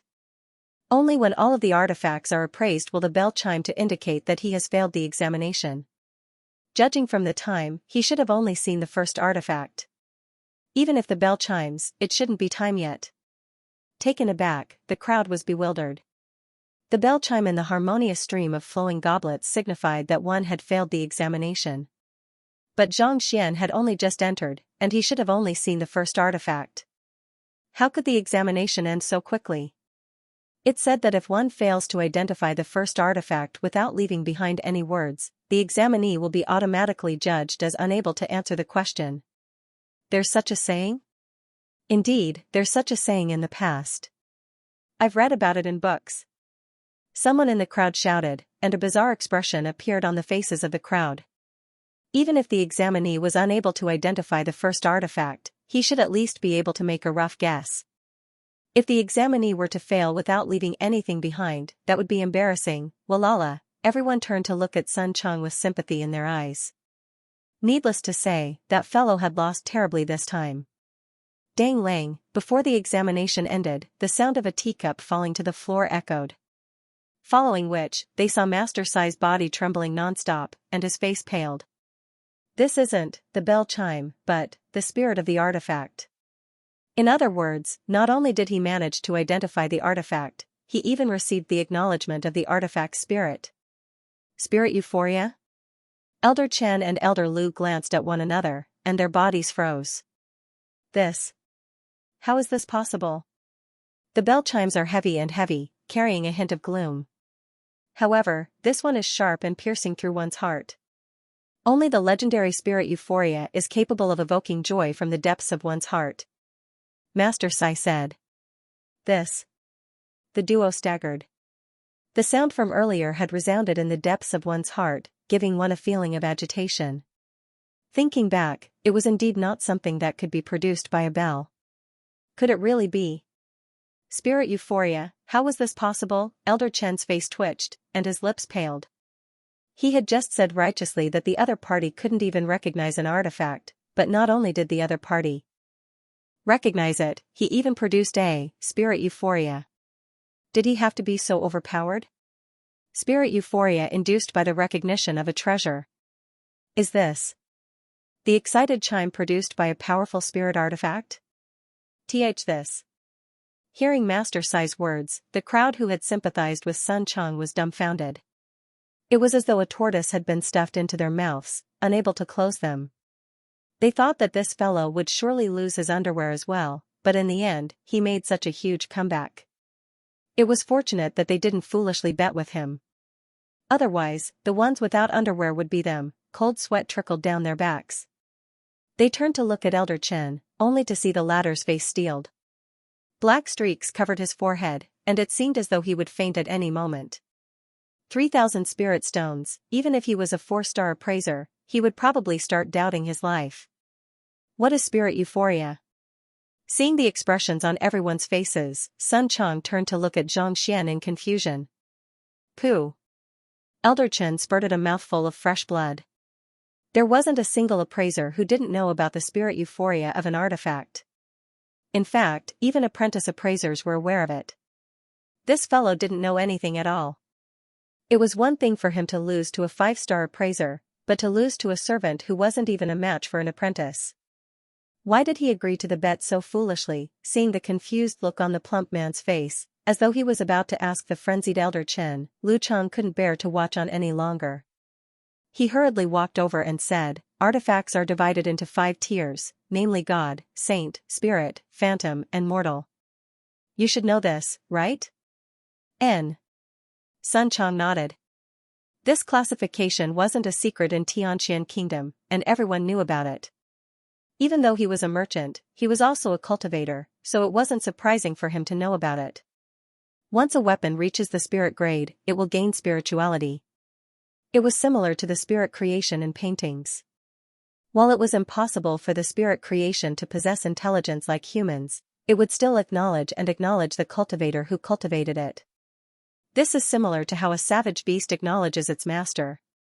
Lu Chang continued, a weapon that recognizes a cultivator will emit this kind of surging sound, which is the so-called spiritual surge. Once it appears, the cultivator will be able to bind it with his blood and make it his own. Refine? Sun Chang widened his eyes in shock. Indeed. Over the past several thousand years, countless appraisers have been unable to appraise the weapons and artifacts on the harmonious stream of flowing goblets. For a spiritual surge to occur just a moment after entering, could it be that, not only did he recognize the artifact, he was even able to point out its strengths and weaknesses? Lu Chang was filled with disbelief. Strengths and weaknesses? Weapons and artifacts are forged in a manner that strives for perfection, but due to the limitations of the materials and the level of the blacksmith. Even the most formidable of artifacts would have flaws of one sort or another. As long as one can fix these flaws, one will be able to raise its tier. The spirit of an artifact is aware of its flaws, but it is unable to communicate with others, so it is impossible for it to fix them. Some formidable experts are able to easily see through these flaws, and once they do so, they will be able to easily gain the acknowledgement of the artifact's spirit. However, this is an ability that only high-tier blacksmiths possess. Why would it be used on an appraiser? After explaining for a moment, Lu Chang was at a loss. An appraiser only had to know what an artifact was and its origins. As for the pros and cons of an artifact, it was impossible for them to discern them. Only those formidable blacksmiths who had a deep understanding of weapons and artifacts were capable of such a feat. Could it be that this fellow wasn't an appraiser but a formidable blacksmith? Was that how he was able to accurately identify the artifacts and analyze their strengths and weaknesses? If he is a blacksmith, it's normal for him to be able to recognize a weapon as the first artifact that enters the harmonious stream of flowing goblets. However, appraisers aren't limited to just appraising weapons. They are also proficient in painting, antiques, cultivation techniques, battle techniques. There is nothing that they aren't proficient in. The 10 artifacts of the harmonious stream of flowing goblets cover many occupations. If it's just a blacksmith, he would probably only be able to recognize one of them. Elder Lu turned to his old friend beside him and said. Blacksmiths were extremely familiar with weapons, and it wasn't surprising for them to be able to identify their strengths and flaws swiftly. However, it was a pity that the harmonious stream of flowing goblets was an appraiser and not a blacksmith. The 10 artifacts of the harmonious stream of flowing goblets weren't just weapons, there were other artifacts as well. Even if a blacksmith was familiar with many weapons, it would be the limit for him to recognize a single artifact. Elder Lu wanted to console his old friend, but before he could finish his words, he heard the plump man muttering to himself, right, didn't Master Sai say that as long as I can identify a single artifact, I will be considered to have passed the examination? Elder Chen had just heaved a sigh of relief when his face turned green once more. Over the years, no one had ever succeeded in the harmonious stream of flowing goblets. As such, as long as one could identify a single artifact out of the 10, he would be considered to have passed the examination. In other words, regardless of whether Xianxia was able to identify the artifact or not, his 3,000 spirit stones would be his loss for sure. Shocked beyond words, Xianxia stared at the bizarre metal hammer before him speechlessly. What are you shouting for? You gave me a fright. Just as Xianxia was writing down the records of this artifact in the Library of Heaven's Path, the hammer suddenly buzzed, and he nearly dropped his brush in shock. What the heck is this? It's just a broken hammer, not a bell or a gong. What in the world is it shouting for? Don't you know your manners? Scaring people like this would scare them to death. Forget it, I'll just write down the name. I don't have to write down the rest. Having been interrupted, Xianxia stopped his thoughts. There were a total of 72 flaws in the bronze hammer in the Library of Heaven's Path. If he were to copy down all of them, he would surely die of exhaustion. Since he had already confirmed its name and origin, as well as 2 to 3 flaws, he should be able to pass the examination. Putting down his brush, Xianxia turned his gaze away from the bronze hammer on the leaf. Just as he was about to wait for the next artifact to arrive, the heavy lump of metal suddenly flew out from the lake and landed before him. What's going on? Xianxia blinked his eyes in confusion. Why is a hammer like you jumping in front of me instead of lying on the leaf obediently? I'm not a female hammer. Forget it. Xianxia was perplexed for a moment, but he was still unable to figure out what was going on. Seeing that the leaf had already flown away, and the second artifact was slowly flowing toward him, Xianxia shook his head and decided to ignore it. On the second leaf was a painting. It floated on the surface of the lake, emanating a faint glow. The surrounding spiritual energy was involuntarily drawn in by the painting, and birds could be seen flying around, as if they were alive. This is at least a painting of the 5th level. As a 3-star painter, Xianxia had some understanding of painting. Even though the painting was still a distance away, he could already tell that it was extraordinary. It was at least of the 5th level. Xianxia activated his eye of insight. However, just like the bronze hammer, he was unable to discern anything from it. In other words, the value of the painting had already exceeded the level of his ability to peer into it. Soon, the leaf was right before him, and he was able to get a clear look at the painting. The painting was clear, but there was no inscription or name on it. As such, it was impossible to tell who this painting belonged to. The birds on the painting also looked unfamiliar. None of the savage beasts that Xianxia had learned from the beast-taming library matched this painting. In other words, not only was there no name on the painting, it was impossible to even determine what species the birds were. It was no wonder why so many appraisers were unable to discern it. Flaws. Coming into contact with the painting, Xianxia began writing once more. Teacher, after the spirit euphoria, the artifact will probably acknowledge you as its master.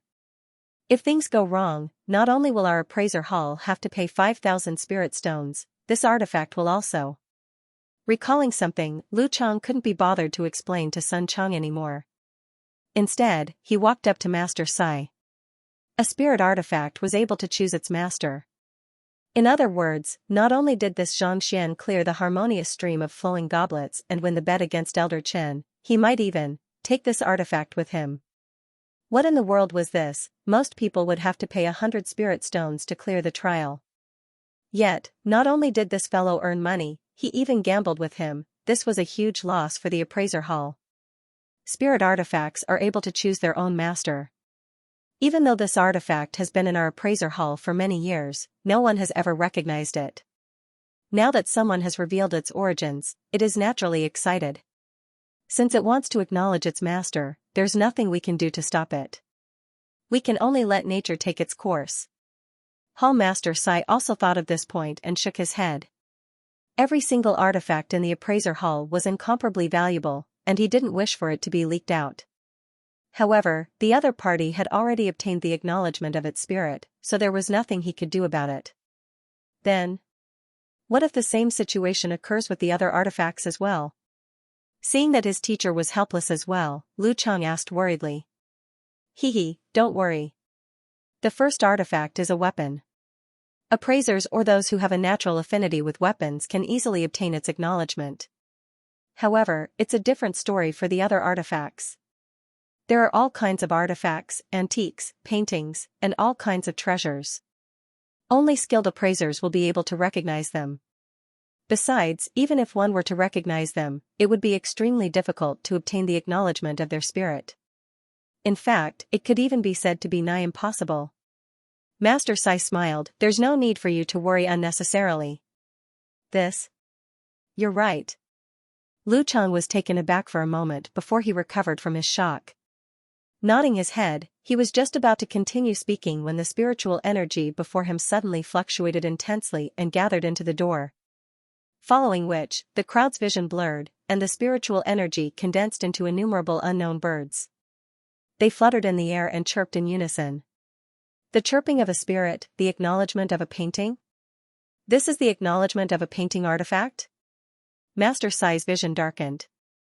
The first 5 levels of painting were reality depiction, spiritual canvas, infused intentions, breathtaking verisimilitude, and spirit transformation.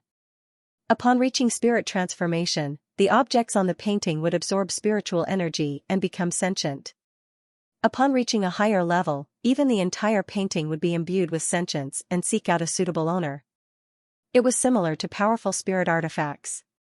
Spiritual energy gathered in the painting, and the birds on the painting danced in the air. Clearly, the sentience of the painting had acknowledged the challenger. For artifacts, one could say that he was a blacksmith, or that he had an innate affinity with artifacts. However, painting was different. Painting was an elegant art, and it was the forte of literati. No matter how powerful one was or how profound one's cultivation technique was, it was difficult for one to gain the acknowledgement of the painter. Unless one had comprehended the artistic conception of the painting and the true meaning behind it, one would be able to gain the acknowledgement of the painter. But the name of the painting was unknown, the object of the painting was unknown, and the era was unknown as well. How could one know the meaning behind the painting and the thought behind it? Could it be that this fellow was a painter as well? Only this kind of super figure who could create paintings would be able to detect the true thoughts of the painter in a work without an author, a copy, or an era. Everyone turned to look at Sun Chang, curious to hear his explanation. Since this servant was so confident that their young master would be able to clear the trial, he should know a thing or two. Painter? Our young master has long been a painter. Knowing the doubts in the other party's mind, Sun Chang smiled. Placing his hands behind his back, he said proudly, furthermore, to be able to create a fifth-level painting using a tortoise, this is child's play to him. Creating a fifth-level painting using a tortoise? Everyone's lips twitched. To be able to create a fifth-level painting, one had to be at least a 3-star painter. To be able to create a fifth-level painting using a tortoise. How many stars was that? Even the 4-star painters they knew weren't capable of such a feat. He might be skilled in smithing and painting, but that doesn't mean that he is skilled in appraising as well. Perhaps it's just luck? An appraiser in the crowd said. However, putting aside the disbelief of the others, even he couldn't help but feel that his words were meaningless. Whether it's luck or not, let's see if he can identify the next artifact. If I'm not wrong, it should be a heavenly treasure. This thing fell from the sky, and no one is able to refine it, and no one is able to identify it. It no longer involves artifact forging and painting. This is the purest form of identification. Seeing how everyone was struck speechless, and how Elder Chen was on the verge of spurting blood once more, it was hard to tell whether he was shocked or heartbroken. Hall Master Sai scanned the surroundings and said, if it was really luck, with his identity as a blacksmith and painter, he would be able to recognize those 2 items, but he definitely wouldn't be able to recognize the rest. I hope that he won't be able to recognize it. The artifacts in the harmonious stream of flowing goblets are all core artifacts left behind by our predecessors, and every single one of them can be sold for an astronomical price. 2 of them have already acknowledged him as their master. If this continues, I fear that our appraiser hall will go bankrupt. Elder Lu could not help but ask. That's true. Master Sai's mouth twitched. As long as one recognized the artifact, they would be able to clear the trial.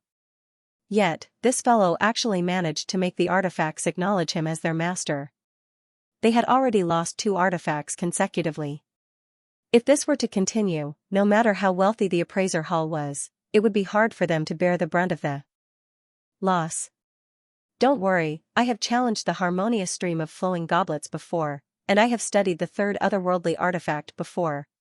Suppressing the urge to spurt blood, Elder Chen gritted his teeth and said, there are no records on what the artifact is made of, and it is hard to tell whether it has a spirit or not. As such, it is impossible for one to recognize it. Needless to say, getting it to acknowledge him as its master is impossible. No one had ever seen an otherworldly artifact before, and there were no records on it either. As such, it was impossible for one to name it. Furthermore, it was hard to tell whether it had a spirit or not, let alone getting it to acknowledge him as its master. However, before Elder Chen could finish his words, a chuckle sounded once more. Do you mean that our young master is unable to recognize the artifact? He is unable to get it to acknowledge him as its master? The one who spoke was Sun Chang. Humph. Elder Chen flung his sleeves furiously. There's no need for you to harumph. How about this, I'll give you a chance to recoup your losses. Let's continue betting 3,000 spirit stones. If our young master is unable to recognize the artifact and is unable to get it to acknowledge him as its master, I'll forfeit the spirit stones you lost. However, if he manages to recognize it, you have to pay me another 3,000 spirit stones. How about it? Sun Chang looked at Elder Chen with glowing eyes. Elder Chen's lips trembled. He wanted to agree to the bet, but he didn't dare to. It was just a moment ago that he said that the other party wouldn't be able to clear the trial. Who could have known that the other party would gain the acknowledgement of 2 artifacts as soon as he entered? Who knew what would happen this time? You don't dare to bet? I gave you a chance to recoup your losses, but you refused to make use of it. To think that you are a 4-star appraiser and a transcendent mortal expert. You seem to be enjoying yourself, but why are you such a coward? Sun Chang glanced at Elder Chen disdainfully. You. Not expecting to be looked down upon by an insignificant figure twice in just a few short minutes, Elder Chen's face reddened in anger, and he felt as though he would faint at any moment. Enough. Just as Elder Chen was fuming, a plump man walked out from behind Sun Chang and reprimanded him righteously. Seeing that the other party was speaking up for him, Elder Chen heaved a sigh of relief.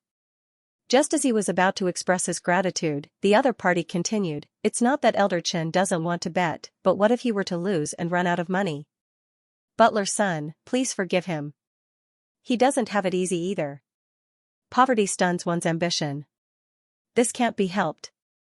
Pooh, it would have been fine if he hadn't heard those words, but as soon as he heard them, blood spurted from his mouth once more. Elder Chen was frenzied. Appraiser was one of the wealthiest occupations in the world, and as a 4-star appraiser, he was one of the best of the best. Even if he couldn't be said to be wealthier than an entire country, he was definitely close to it. Yet, at this moment, someone actually said that. Poverty stuns one's ambition.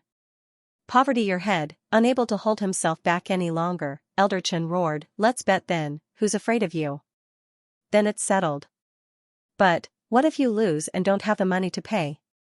Sun Chang glanced at Yuan Tao behind him with satisfaction and smiled. "I'll just borrow money from Elder Liu.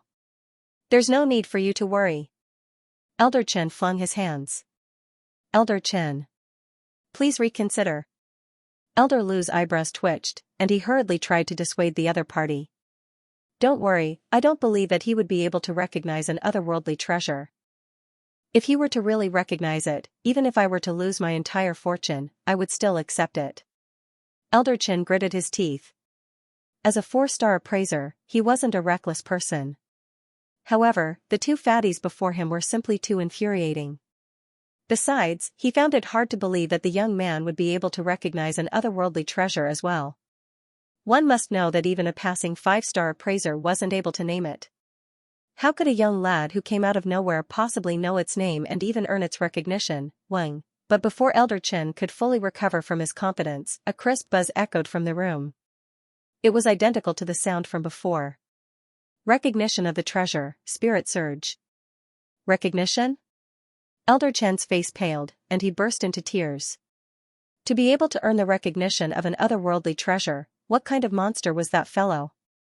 And how did he do it? Ding dong. Not too long after Elder Chen fell into a daze, a sound echoed from the room once more. It was as if Xianxia wasn't trying to clear the test but had entered a music factory and knocked on the doors. "Pavilion Master. Why don't we forcefully stop it?" Hearing the sound coming from the room, Elder Liu couldn't hold himself back anymore. "Stop it? If we don't stop it, I fear that our appraiser hall will go bankrupt because of him." Elder Liu's lips twitched. This. Master Sai's face also paled. It was already a miracle for anyone to be able to recognize even one of the 10 artifacts in the harmonious stream of flowing goblets. Yet, not only did this fellow recognize all of them, he even earned the recognition of all of them. If this were to continue, the entire appraiser hall would be plundered clean. Hurry up and make a decision. If he were to take away all 10 artifacts, what are we supposed to do in the future? Knowing that they couldn't afford to waste any time, Elder Liu panicked. "Alright, we'll make him stop right now." Knowing the severity of the matter, Master Sai gritted his teeth. He thought that the other party was just fooling around in the harmonious stream of flowing goblets. Who could have known that the other party would? Seeing all of the artifacts submit one after another, they dared not continue. Even though the appraiser hall was known for its innumerable treasures and unparalleled wealth, there was still a limit to it. The number of artifacts that couldn't be recognized in the harmonious stream of flowing goblets was clearly the limit. It was still possible for the other party to recognize one or two artifacts, but if all of them were to be recognized, the appraiser hall would lose its most valuable artifact. What the heck was this? To think that the appraiser hall would end up in such a state. Retrieve the keys. Since the harmonious stream of flowing goblets could be activated, naturally, it could be stopped as well. However, just like how it was activated, it required 3 keys to be activated simultaneously. All right. Elder Chen and Elder Lu walked over to the wall at the same time. They extended their palms and inserted the keys into the holes. Jia. Jia, as the 3 keys rotated simultaneously, the formation immediately came to a halt. The radiance came to a halt. You all. What are you doing? Sun Chong frowned. Don't worry, we're only stopping the formation. It won't harm your young master. Master Sai said. If you can't afford to lose, then stop it. The appraiser hall. Sure is a disgrace. Sun Chong harumphed. Even though he hadn't heard their conversation, he could tell what they were thinking. Clearly, the young master's display of might had frightened them so much that they didn't dare to continue. Cough cough, it's our fault for forcefully stopping the formation. However, don't worry, we'll definitely give your young master an explanation. Being mocked right in his face, Master Sai's face reddened in embarrassment. Just as the other party had said, these artifacts were left behind by their predecessors, and they could be used as bargaining chips for the 5-star appraiser. Examination. They couldn't afford to lose them. However, forcefully stopping the formation was unfair to the other party as well. Thus, the appraiser hall could only think of a way to compensate them. Humph. Sun Chong was displeased, but since the formation had already been stopped, there was nothing he could do. Alright, open the door. By stopping the formation, the harmonious stream of flowing goblets would stop as well, and the artifacts would stop appearing. Master Sai smiled and waved his hands. Hong Long, before he could finish his words, the ground suddenly shook, and everyone nearly fell to the ground. Following which, a resounding voice reverberated in the hall, nearly deafening everyone. This is. The harmonious stream of flowing goblets console has acknowledged its owner. The heck? Feeling the tremors, Hall Master Sai glanced over and bellowed furiously with a frenzied expression. Author's note, yesterday, the fan event ended. I gave out 50 red packets and snatched 50 phone cases. It's already the middle of the month, do you still have any monthly tickets left? Please give me a few. It seems like we aren't too far away from cultivating in the city. Also, who said that the harmonious stream of flowing goblets would give me 10 chapters? Laowa immediately kept the console. You didn't expect this, right? Hee hee. Rewinding back to a minute ago. 4 treasures leaped out from the leaves one after another. No matter how foolish Xianxia was, it was clear that these treasures had obtained the acknowledgement of the Library of Heaven's Path, and they wanted to leave with him. But that was to be expected. Treasures were just like humans. Once they were forged, they had to display their worth. To be trapped in the harmonious stream of flowing goblets where no one would be able to recognize him, his treasured sword covered in dust, his bright pearl losing its luster, any other spirit would definitely feel extremely dissatisfied. Thus, upon being recognized, they submitted to Xianxia. I won't stand on ceremony then. Xianxia's lips curled up, and with a wave of his hand, he stowed the treasures into his storage ring. The Library of Heaven's Path had clearly labeled these treasures. Even though Xianxia didn't know much about treasures, he knew that they were worth a fortune. They weren't something that could be bought with just a few hundred spirit stones. It would be a wonder if he didn't want such valuable treasures to acknowledge him as their master. Just as Xianxia was about to keep the treasures and wait for the next one to appear, the harmonious stream of flowing goblets suddenly shook and came to a halt. Could this be broken as well? Xianxia frowned. The harmonious stream of flowing goblets was driven by a formation. Logically speaking, it should have continued flowing until all 10 treasures appeared. Why would it stop after just 4? Let me see if I can fix it. Perplexed, Xianxia reached out to touch the stone platform. Most likely, it was a spirit artifact, similar to the test that Mingshi Tang had to go through in his master-teacher examination. It was capable of controlling the flow of water and protecting treasures. Something must have happened to it for it to suddenly stop. However, it didn't matter. With the Library of Heaven's path in hand, he could easily see through any flaws. A book appeared, and Xianxia flipped it open. Picking up a brush, he started writing.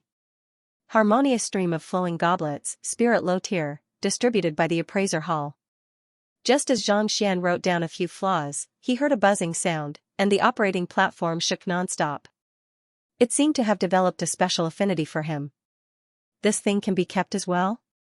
Sensing that the other party's attitude was identical to the other treasures, Xianxia was astonished. If that was true, didn't that mean that he could keep all the treasures within as well? Let me give it a try. Chuckling softly, Xianxia sent his consciousness into the harmonious stream of flowing goblets, and without the slightest resistance, the harmonious stream of flowing goblets was kept into his storage ring. The heck? It really works. Xianxia's lips curled up. Just as he was about to see if there was anything else in the room that he could identify and plunder, the door suddenly opened, and Hall Master Sai, Elder Liu, and Elder Chen rushed in. You, collect the harmonious stream of flowing goblets as well. Looking at the empty hall before them, the lips of the 3 4-star appraisers quivered. They stared at the young man before them as though they were looking at a monster. We sent you here to challenge the harmonious stream of flowing goblets, not to sweep the area. In the past, when he entered the room, it looked like a wild mountain, with rocks and flowing water. But now, it was a bare and spacious room, without a single feather. You're not challenging the appraiser hall, you're trying to destroy the appraiser hall. Xianxia, the harmonious stream of flowing goblets is a treasure of the appraiser hall. It represents its prestige, can you keep it? Suppressing the urge to vomit blood, Master Sai said with a flushed face. Previously, he had called him Brother Zhang, but now, he didn't dare to call him that anymore. Not only was the other party able to identify so many artifacts in a single move, he was even able to keep the workbench. His appraising ability was definitely above that of his. Calling the other party. Little brother was no longer sufficient for him. Stay? It is willing to recognize me as its master. Xianxia's eyes widened. What a joke. How could he just casually put down so many treasures? I know. Master Sai's face turned red. Heavenly materials and earthly treasures belong to the virtuous. Given that these artifacts had acknowledged their masters as appraisers, they should know when to back off. If they were to forcefully ask the other party for it, it would be no different from daylight robbery.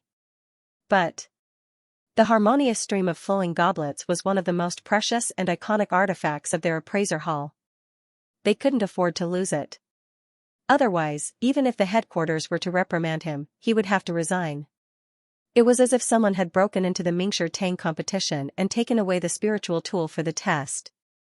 If word of this got out, he would definitely become a laughingstock. How about this, as long as Xianxia is willing to leave the harmonious stream of flowing goblets behind, our appraiser hall is willing to compensate him. Master Sai hesitated for a moment before he spoke again. Compensation? You want to compensate me with spirit stones? Fine by me. Xianxia counted on his fingers.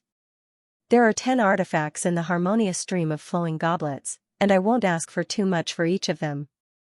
Based on 5,000 spirit stones, it should only add up to 50,000.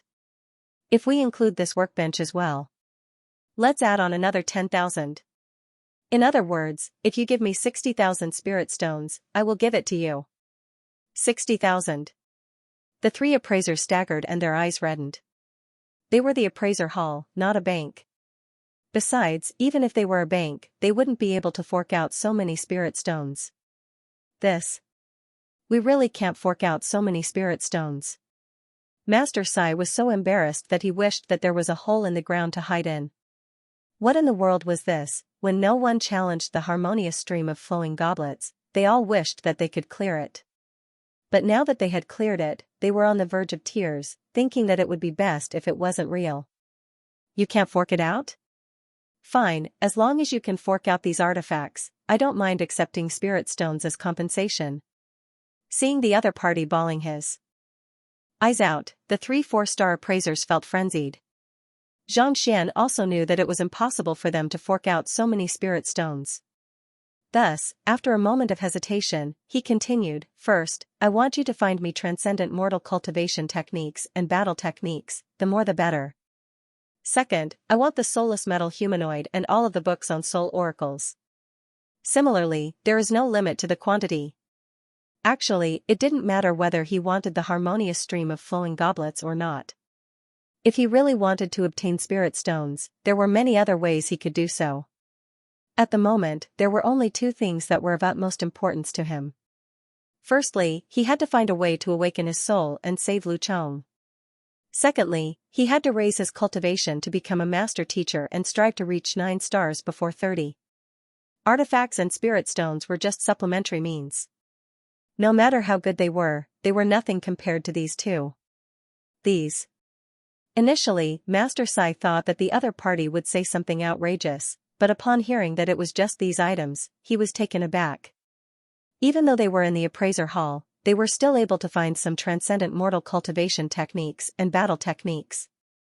As for the books on soul oracles, even though there was still some controversy regarding the existence of the occupation, the appraiser hall did have some books on it. However, they were all vague and inconclusive, making it hard to ascertain whether the information they had was accurate or not.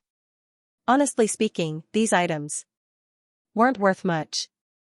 Compared to the artifacts and the harmonious stream of flowing goblets, they paled in comparison. Previously, seeing how the other party was willing to go all out for spirit stones, Xianxia thought that the other party would surely demand a huge sum of money from them and make a request that would bankrupt their appraiser hall. Yet, to think that the other party only wanted these few items. Would there be a problem with this? Why? You can't do it? Seeing the doubt on Xianxia's face, Xianxia asked. I can find some of the other items, but the soulless metal humanoid. This artifact isn't owned by our appraiser hall. Someone has consigned it for sale, so I can't guarantee anything before the auction begins. Master Sai hurriedly said. As the soulless metal humanoid was consigned by someone else, he could only estimate how much it would fetch. Even if the appraiser hall were to make a move, it was hard to say whether they would be able to buy it or not. Thus, he couldn't guarantee a 100% guarantee. Of course, this was only a conservative estimate. The wealth of the appraiser hall could be considered to be extremely powerful compared to the other powers. On top of that, the auction would be held in their territory. If even they couldn't buy it, the chances of others succeeding would be even slimmer. That's not a problem. Didn't you say that there's a reward of 5,000 spirit stones for clearing the harmonious stream of flowing goblets? I can buy it myself. As long as you can gather all of the items you mentioned just now, I'll give you at least 1,000 books each. Xianxia paused for a moment. 1,000 books? Master Sai's eyebrows twitched, and his face turned green. He thought that it would be great if the other party only wanted a few dozen books. Yet, the other party demanded 1,000 books from him. He thought that the other party would be letting the appraiser hall off the hook by not asking for 60,000 spirit stones. But from the looks of it now, this condition wasn't as simple as he thought. Even in the Myriad Kingdom City, there aren't many soul oracle cultivation technique manuals. At the very most, we can only find a few dozen books. As for Transcendent Mortal 1 down Prolonged Longevity Realm cultivation technique manuals, we should be able to find more than 1,000. After all, there are many cultivation technique manuals in this realm. As for 2 Dan Origin Energy Realm cultivation technique manuals, we should be able to find 500 at the very most. As for 3 Dan Yin Yang Realm cultivation technique manuals, we should be able to find more than 1,000 in Myriad Kingdom City. After making a rough calculation, Master Sai went through all of the items that he could find. Even though Honghai City was a huge city under the League of Nations, it wasn't as powerful as Myriad Kingdom City. Even if there were secret manuals in the city, it would be impossible for them to find 1,000 of them. This was especially so for Transcendent Mortal 3 Dan cultivation technique manuals. Every single one of them was treasured by the various clans, and they were never allowed to be sold to outsiders. Even if the appraiser hall were to make a move, it would already be a miracle if they could find 100 of them. Furthermore, they had to search through all of the clans with deep foundations. Alright, let's hurry up and find them. Knowing that they were limited by the geography, it was already a blessing that they were able to find so many of them. Thus, Xianxia nodded in agreement. Flicking his wrist, the harmonious stream of flowing goblets appeared once more. He could return the harmonious stream of flowing goblets to the other party, but he could forget about the 4 that had acknowledged him as their master. Thank you, Xianxia. Heaving a sigh of relief, Master Sai hurriedly clasped his fist. It's fine. Hurry up and pass me the 5,000 spirit stones. Xianxian waved his hands. I'll get it for you right now. Master Sai walked out, and not too long later, he returned. With a flick of his wrist, a pile of spirit stones appeared before him. Spiritual energy rippled in the air, reminiscent of a hurricane. Taking a look, Xianxian knew that there were 5,000 spirit stones in the pile. Chuckling lightly, he stowed them into his storage ring. Young master, this elder Chen has just lost a bet, and he owes us 6,000 spirit stones. Just as Xianxian was about to say something, Sun Chong walked in. A bet of 6,000 spirit stones? Xianxian was taken aback. Turning to look at the elder not too far away, he exclaimed in astonishment, to bet 6,000 spirit stones in one go, Elder Chen, you are indeed much more generous than Master Sai. Generous? Elder Chen burst into tears. How is this generous? This is asking for my life. Under Sun Chong's introduction, Xianxian soon learned of what had happened. Not bad, you did well. However, it's a pity that you only bet 6,000 spirit stones. No matter what, it should be at least 10,000. Not expecting Butler Sun to have such an outstanding performance, earning him so many spirit stones just through a bet, Xianxian looked at him in awe. 10,000. Elder Chen's mouth twitched once more.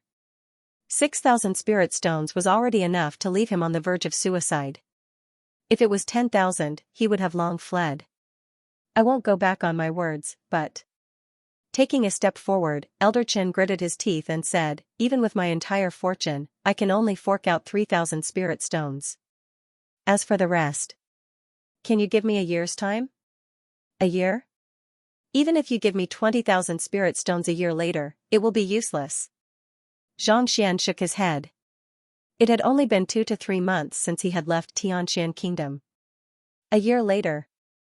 It could be imagined that 3,000 spirit stones would mean nothing to him at all. It was up to him whether he wanted it or not. Elder Chen's face reddened, and his complexion darkened. As a transcendent mortal 3-dan expert and a 4-star appraiser, Xianxian was an esteemed figure. If he were to admit to a bet before so many people, even if the other party didn't make a move, he would still be condemned by the masses. If he were to go back on his word, his career as an appraiser could very well come to an end. After a moment of hesitation, he gritted his teeth and said, as a 4-star appraiser, even though I don't have much cash on hand, I do have some treasures in my collection. How about this, you can take any one of my treasures as compensation for the 3,000 spirit stones. As an appraiser, just like an antique collector, he might not have much cash on hand, but he definitely had some valuable treasures in his collection. These were the treasures that he had collected his entire life. If not for the fact that he was forced into a corner, he would have been reluctant to take them out. Treasures? Let me take a look. If it's suitable, I can even take the 6,000 spirit stones that you just offered. Xianxian nodded his head. Knowing that these people would surely have some private goods, Elder Chen thought. All right. Knowing that it was impossible for him to avoid this, Elder Chen flicked his wrist. Walala, in the blink of an eye, a pile of treasures appeared before the crowd. There were antiques, paintings, weapons, armor, and even some strange clay figurines. There were all kinds of treasures. The number of items collected by this Elder Chen was actually comparable to a small counter on the second floor, and some were even more precious. That's all. You can choose whatever you like, Elder Chen pretended to be magnanimous and waved his hands. These were all his treasures, and he couldn't bear to part with any of them. Unfortunately, he had lost the bet, so he had no choice but to give them away even if he didn't want to. Otherwise, his reputation would be in tatters. Even if he wanted to redeem it, it would be impossible. Let me see. Activating his eye of insight, Xianxia examined the pile of items on the ground. After a while, he shook his head.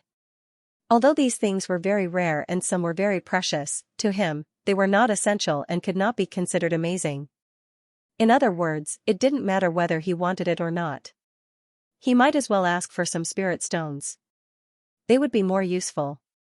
With a helpless look on his face, Xianxia turned to look at Xianxia and said, "You have been collecting treasures for your entire life. Is this all you got?" Knowing that the other party was a grandmaster appraiser, and that the other party's eye of discernment far surpassed that of the pavilion master, Elder Chen's face flushed in embarrassment. The treasures that he treasured so much and couldn't bear to part with even a single one of them turned out to be trash in the other party's eyes. "Elder Chen, why don't you take out the item that you obtained previously? If Xianxia likes it, it'll be worth 6,000 spirit stones." Just as Elder Chen was at a loss as to what he should do, Elder Lu's telepathic message sounded in his ears. That? Recalling something, Elder Chen hesitated for a moment before nodding. Turning to Xianxia, he said, "Xianxia, wait a moment. I have something that I haven't been able to identify ever since I obtained it, so I'll take it out now.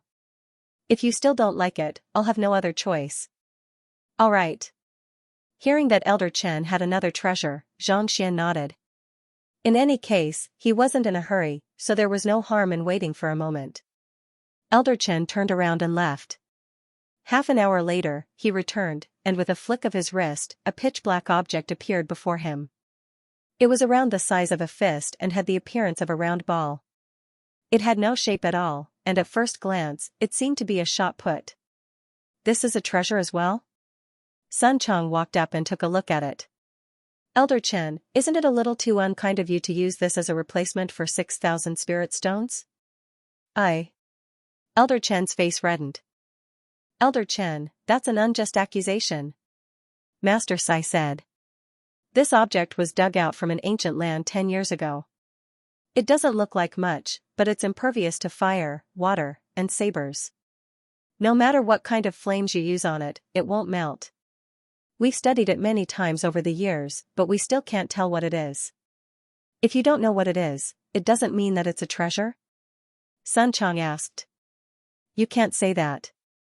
It could be an ore that we've never seen before. If we can forge it into a weapon, it should be of a high tier," Master Sai said. "Forge it? Then when?" Sun Chong harumphed. "All right, let me take a look." Interrupting Butler Sun's words, Xianxia walked up to the metal ball.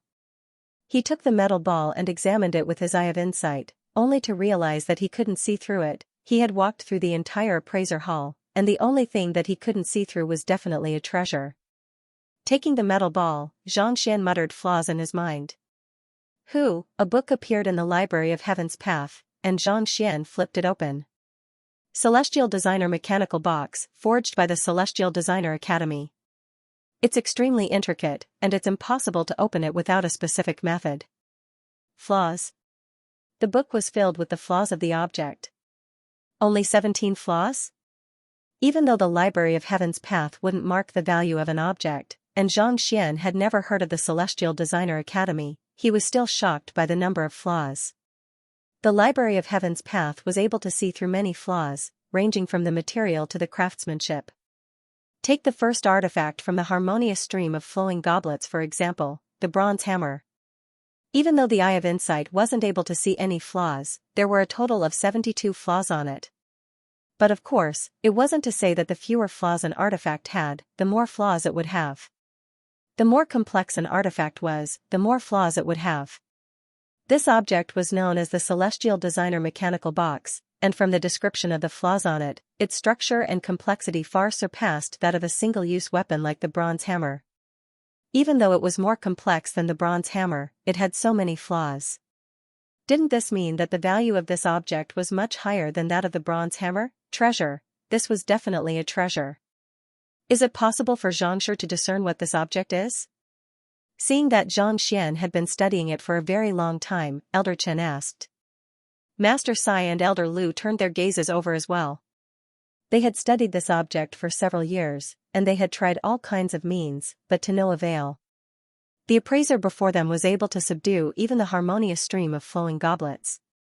Perhaps he might really be able to discern something from it. As for what it is, I'm unable to tell either. I might have to spend some time studying it. Knowing that one shouldn't flaunt one's wealth, Xianxia didn't speak the truth. After a moment of hesitation, he said, "How about this? Even though I'm unable to discern what it is, I know that it isn't simple. I'll use it as a substitute for 6,000 spirit stones, and we'll forget about our bet. How about it?" "All right." Not expecting that this object that he couldn't discern would really be able to replace 6,000 spirit stones, Elder Chen heaved a sigh of relief. At the same time, he discreetly glanced at the plump man. This fellow was the one who had made a bet with him. Would he have any objections to such a decision? As a master teacher, Xianxia valued his reputation. Even if this object wasn't worth its value, he wouldn't pursue the matter. However, this subordinate was different. He was truly afraid that the other party would continue arguing, and he was truly at a loss as to what to do. Elder Chen was filled with worry, but when he glanced at the plump man, he realized that he didn't hear anything at all. It was as though he didn't care about Xianxia's decision at all. It seems like he respects this young master quite a bit. Seeing that the other party didn't respond, Elder Chen relaxed. Actually, he didn't know that one of the reasons why Sun Chong didn't speak was because he respected Xianxia. More importantly, it was because he knew that this young master was even smarter than him, and he would never make a deal that would put him at a disadvantage. Since the other party was willing to spend 6,000 spirit stones to purchase this object, it meant that the value of this object far exceeded that amount. Since that was the case, why should he continue arguing? "I have already sent my men to gather the books that you want. It will probably take 3 days or so to gather them all." Seeing that Xianxia had kept the round ball into his storage ring, Master Sai chuckled, "Judging by the time, the auction is about to start. Why don't we head over as well?" After passing through the harmonious stream of goblets and waiting for Elder Chen to retrieve the round ball, the 2 hours that they had promised were about to end. Looking at the time, the auction was indeed about to start. If they were to head over now, it shouldn't be too late. "All right." Xianxia nodded his head. The reason why they were here was to purchase the soulless metal humanoid. Since the auction was about to start, they couldn't allow the item to fall into the hands of others. With Master Sai leading the way, the crowd followed closely behind. The auction hall was located on the 2nd floor, and it wasn't too far away from the first-grade pavilion. Even before arriving, Xianxia could already see a huge crowd. It seemed like the item that was going to be auctioned was extremely attractive. Many wealthy and powerful individuals were here. Activating his eye of insight, Xianxia scanned the crowd. With a casual sweep, he could already see dozens of transcendent mortal experts. Most of them had reached 2 Dan and 3 Dan. As expected of the League of Nations, experts were indeed as common as the clouds. "Isn't this auction hall run by your appraiser hall?" Following behind Master Sai, they successfully entered the auction hall. Soon, they arrived at a spacious suite, and Xianxia couldn't help but ask. This was the appraiser hall, so the auction hall should be run by them. Why would they need something like an invitation letter? Could it be that the appraiser hall wasn't involved in the auction, just like the first-grade pavilion? "It really isn't run by us. Just like the first-grade pavilion, we have a working relationship with the appraiser hall. We're in charge of appraising the items while they search for the items and gather the guests for the auction. If we were to manage everything, we wouldn't have the energy to do so," Master Sai said. Every profession had its own specialization. Appraisers specialized in appraising and determining the value of an item. They weren't proficient in conducting business.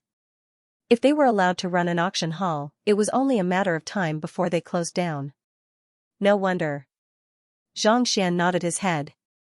If it was really an auction organized by them, they would surely be able to purchase the soulless metal humanoid.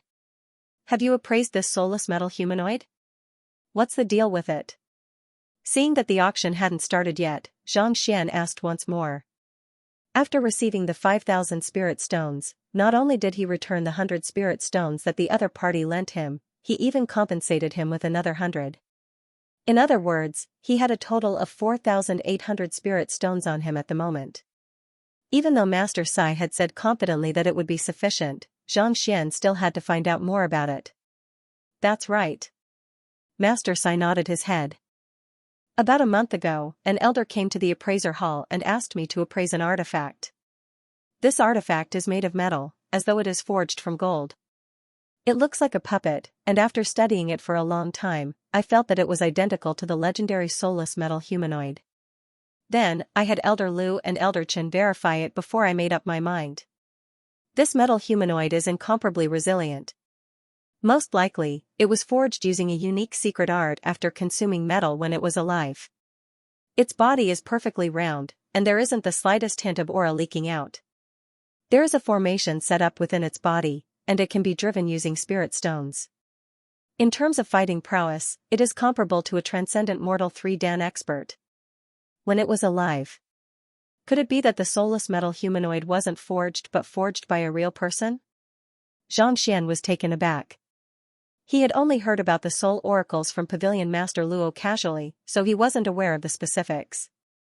When he heard about the soulless metal humanoid, he thought that it was a man-made artifact, just like the one Mingshi Tang encountered in the trial. Of course not. Man-made puppets are similar to forged artifacts. After a long period of time, they will develop a spirit, and a human's soul will be unable to infiltrate them. Even if it is possible, it will be difficult to control them. This is similar to tools like weapons and armor. It is convenient to use, but it isn't as easy to wield as one's limbs, Master Sai said. Xianxia nodded his head. No matter how easy a tool was to wield, it couldn't be compared to one's limbs. Man-made puppets were in fact man-made weapons. Even if one could wield them with one's soul, it would be no different from wielding a weapon. However, the soulless metal humanoid is different. It is forged from a living human, and its entire body is forged from metal. Not only is its defense invincible, it possesses incredible strength as well. More importantly, it could perfectly accommodate souls, allowing him to easily control them. Legend had it that soul oracles possessed incredible control over their souls, but their physical bodies and fighting prowess were extremely weak. It's using souls to control these things. It's invincible and instills fear in others. Master Sai explained. Coming to a realization, Xianxia was astonished. Turning living people into puppets just to protect themselves, this profession was truly strange and evil. In ancient times, soul oracles were on par with poison masters, and both of them were fearsome existences. It was said that it was possible to forcefully extract a person's soul from their body with the help of their powerful control over the soul and refine the body into a golden man. Some powerful soul oracles can even create a terrifying army of gold men. Master Sai said this was precisely the reason why the other occupations objected to it. Eventually, Mingshi Tang made a move personally and destroyed it. As a result, the heritage of the soulless metal humanoid was lost. I only managed to confirm the existence of the soulless metal humanoid after reading through many ancient books. Otherwise, I might have really thought of it as an ordinary puppet. Suppressing his nervousness, Xianxia asked, I heard that this occupation is capable of awakening a sleeping soul. May I know if that's true? Even though Luo Qianhong was a 3-star master teacher, his knowledge was still lacking compared to the 4-star appraiser, Master Sai. Thus, he should be able to obtain a more accurate answer from him. The soul is an extremely complex subject. Only a 7-star master teacher would be able to comprehend it. Otherwise, even a transcendent mortal 9-dan pinnacle expert wouldn't dare to touch it. Only soul oracles would be able to achieve such a feat without sufficient strength. This occupation is capable of extracting the souls of living humans, so awakening a sleeping soul should be a walk in the park. Master Sai said with a grim expression. Hearing the other party's confirmation, Xianxia heaved a sigh of relief. All right, the auction is about to begin. While the duo was chatting, a commotion sounded below. Turning around, they saw that the auction had indeed begun. The one hosting the auction was none other than Elder Chen. As a 4-star appraiser and an elder of the appraiser hall, Xianxia's words were more convincing, and he was able to convince others of the authenticity of the artifact. The items being auctioned today include weapons, armor, antiques, paintings, otherworldly treasures, ancient soulless metal humanoid puppets, and so on. There are a total of 35 items. Every single one of them has been appraised by our appraiser hall, and our evaluation is accurate. There isn't the slightest bit of falsehood in it. Scanning the surroundings, Elder Chen exuded an astonishing aura. As soon as he stepped onto the stage, he reverted back to the dignified 4-star appraiser he once was. He was no longer the fellow who was forced into a corner by Sun Chong previously. 35 items? So many treasures? Of course. The appraiser hall only holds an auction once a year, and the items on sale are all invaluable. Otherwise, do you think that anyone would be able to get an invitation letter? I've been preparing for this for a very long time. There are some items here that I must obtain no matter what. Upon hearing the introduction, discussions broke out in the surroundings. The auction hall was similar to an ordinary dueling ring. Since a person of high standing like Master Sai was seated in a private room, there were quite a few seats below. There were unaffiliated cultivators and guests from powerful clans. They had prepared for a very long time to purchase the items they wanted. Looking through the window, Master Sai remarked, "It seems like the soulless metal humanoid is a huge attraction. Quite a few experts are here." Indeed. Jin Songhai nodded. He was a transcendent mortal 4-dan expert, and he had been with the royal family of the League of Nations for a very long time. As such, he was acquainted with almost all of the famous experts in the league. Even though this auction was held in Honghai City, there were quite a few experts who were on par with him here. In fact, there were even quite a few who were stronger than him. This was truly a frightening sight. Usually, there wouldn't be so many people at an auction. Clearly, they were all here for the soulless metal humanoid. I'm afraid that 3,000 spirit stones might not be enough to buy it. After taking a closer look, Master Sai smiled bitterly with a grim expression. Previously, he estimated that the value of the soulless metal humanoid was only 1,500 spirit stones. Even if he were to double the price, it would only be around 3,000 spirit stones. Given that so many experts were here, it wouldn't be easy for him to buy it at this price. I'll just take it one step at a time. If it isn't enough, Master Sai can just lend me more money. Xianxia chuckled. Ah. Master Sai rolled his eyes. This fellow hadn't forgotten about this matter yet. Everyone, silence. The auction shall begin now. Let's begin with the first auction item. After allowing the crowd to vent their shock, Elder Chen smiled faintly, and with a wave of his hand, he grabbed forward. Voila, a stone platform slowly rose from the ground, and a narrow jade box appeared on it. Opening the jade box, a crystalline plant appeared before everyone's eyes. It exuded a bone-chilling cold. Even from afar, it felt as though one would be frozen into a popsicle. This is a 500-year-old glacial spirit grass. It has miraculous effects on those who cultivate isotribute cultivation techniques. If one were to consume it after forging it into a pill, their cultivation would surely soar. The starting bid is 220 spirit stones, and each increment must be no less than 20 spirit stones. Glacial spirit grass? It can be used to forge a grade 4 ice soul pill. Not only is it effective on those who cultivate isotribute cultivation techniques, it's also effective on transcendent mortal 3-dan yin-yang realm cultivators. Indeed, treasures, real treasures.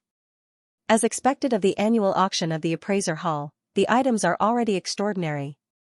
I'll be taking this glacial spirit grass. 240 spirit stones. You want to buy a 500-year-old spirit grass with this little bit of money? Dream on. 260 spirit stones. Give it to me instead. 300 spirit stones. Even though the first treasure was just a spirit grass, it immediately stirred up the atmosphere. Glacial spirit grass was rare in the first place, not to mention a 500-year-old one. It didn't take long for the price to rise to 500 spirit stones, and eventually, the final price reached 540 spirit stones. As expected of an auction, it sure is popular. Upon seeing this sight, Xianxia couldn't help but exclaim in admiration. Based on the price he had in mind, the glacial spirit grass should be worth around 300 spirit stones at most. Yet, in the end, it actually rose to 540 spirit stones, nearly double that. Most likely, just as Master Sai had said, the soulless metal humanoid wouldn't be easy to buy. The second treasure was a unique ore. Adding a sliver of it into a weapon would enhance the might and sharpness of the weapon. As soon as the ore appeared, it immediately became even more violent than the glacial spirit grass. What accompanied a cultivator day and night was their weapon. The higher the tier of the weapon, the greater its survivability. Who would be willing to miss out on such a good treasure? Soon, the price exceeded 600 spirit stones, and eventually, it was bought by a middle-aged man for 720 spirit stones. The third treasure is a sword known as Frigidine. It was forged 300 years ago by 4-star pinnacle blacksmith Jiao Muzi after gathering 37 different ores. Among them, the most valuable one is a glacialine stone. Wielded by a Yin or Frost attribute cultivator, the might of the sword will be amplified, granting it greater fighting prowess. Elder Chen took out a sword and lightly unsheathed it. In an instant, a cold gleam emanated from it. This is a spirit intermediate tier weapon, capable of slicing through metal as though mud. The starting bid is 500 spirit stones, and every increment must be no lower than 50 spirit stones. Frigidine sword? I've heard of it before. It's a sword used by a lady, and it's extremely powerful. A spirit intermediate tier weapon is more than sufficient for a transcendent mortal 4-dan expert to wield. 500 spirit stones isn't expensive at all. I'll be taking it. I'll be leaving this for my companion. You can forget about it. 550 spirit stones. The moment the sword appeared, the eyes of the crowd below began burning with desire. This item isn't weak. Xiaoya, do you want it? Taking a look, Xianxia's eyes lit up, and he immediately turned to look at the sword. Xiaoya possessed the purine body, and this sword was suitable for her. If he could buy it for her, her fighting prowess would surely be enhanced significantly. You should save the money for the soulless metal humanoid to save Lu Chong. I don't want it.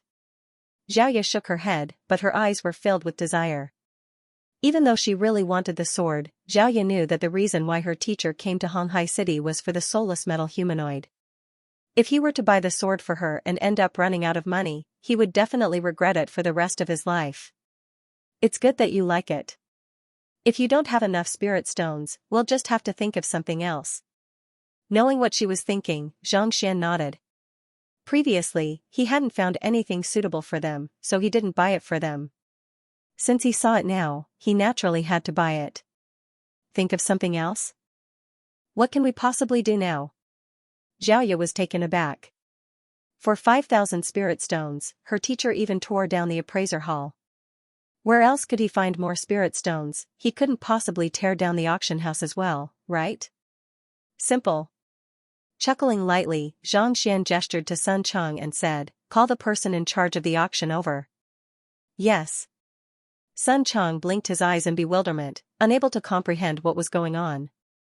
However, even though he didn't know what the young master was up to, he was certain that the young master had a plan in mind. Thus, he turned around and left. Xiaoya and the others glanced at one another. Was their teacher really intending to tear down the auction house? Not too long later, Sun Chang returned with a middle-aged man. Logically speaking, given his standing, it was impossible for him to call anyone over. However, this was Master Sai's suite, so he could at least borrow some of his influence. Master Sai. Upon entering the room, the middle-aged man immediately turned his gaze to the elder.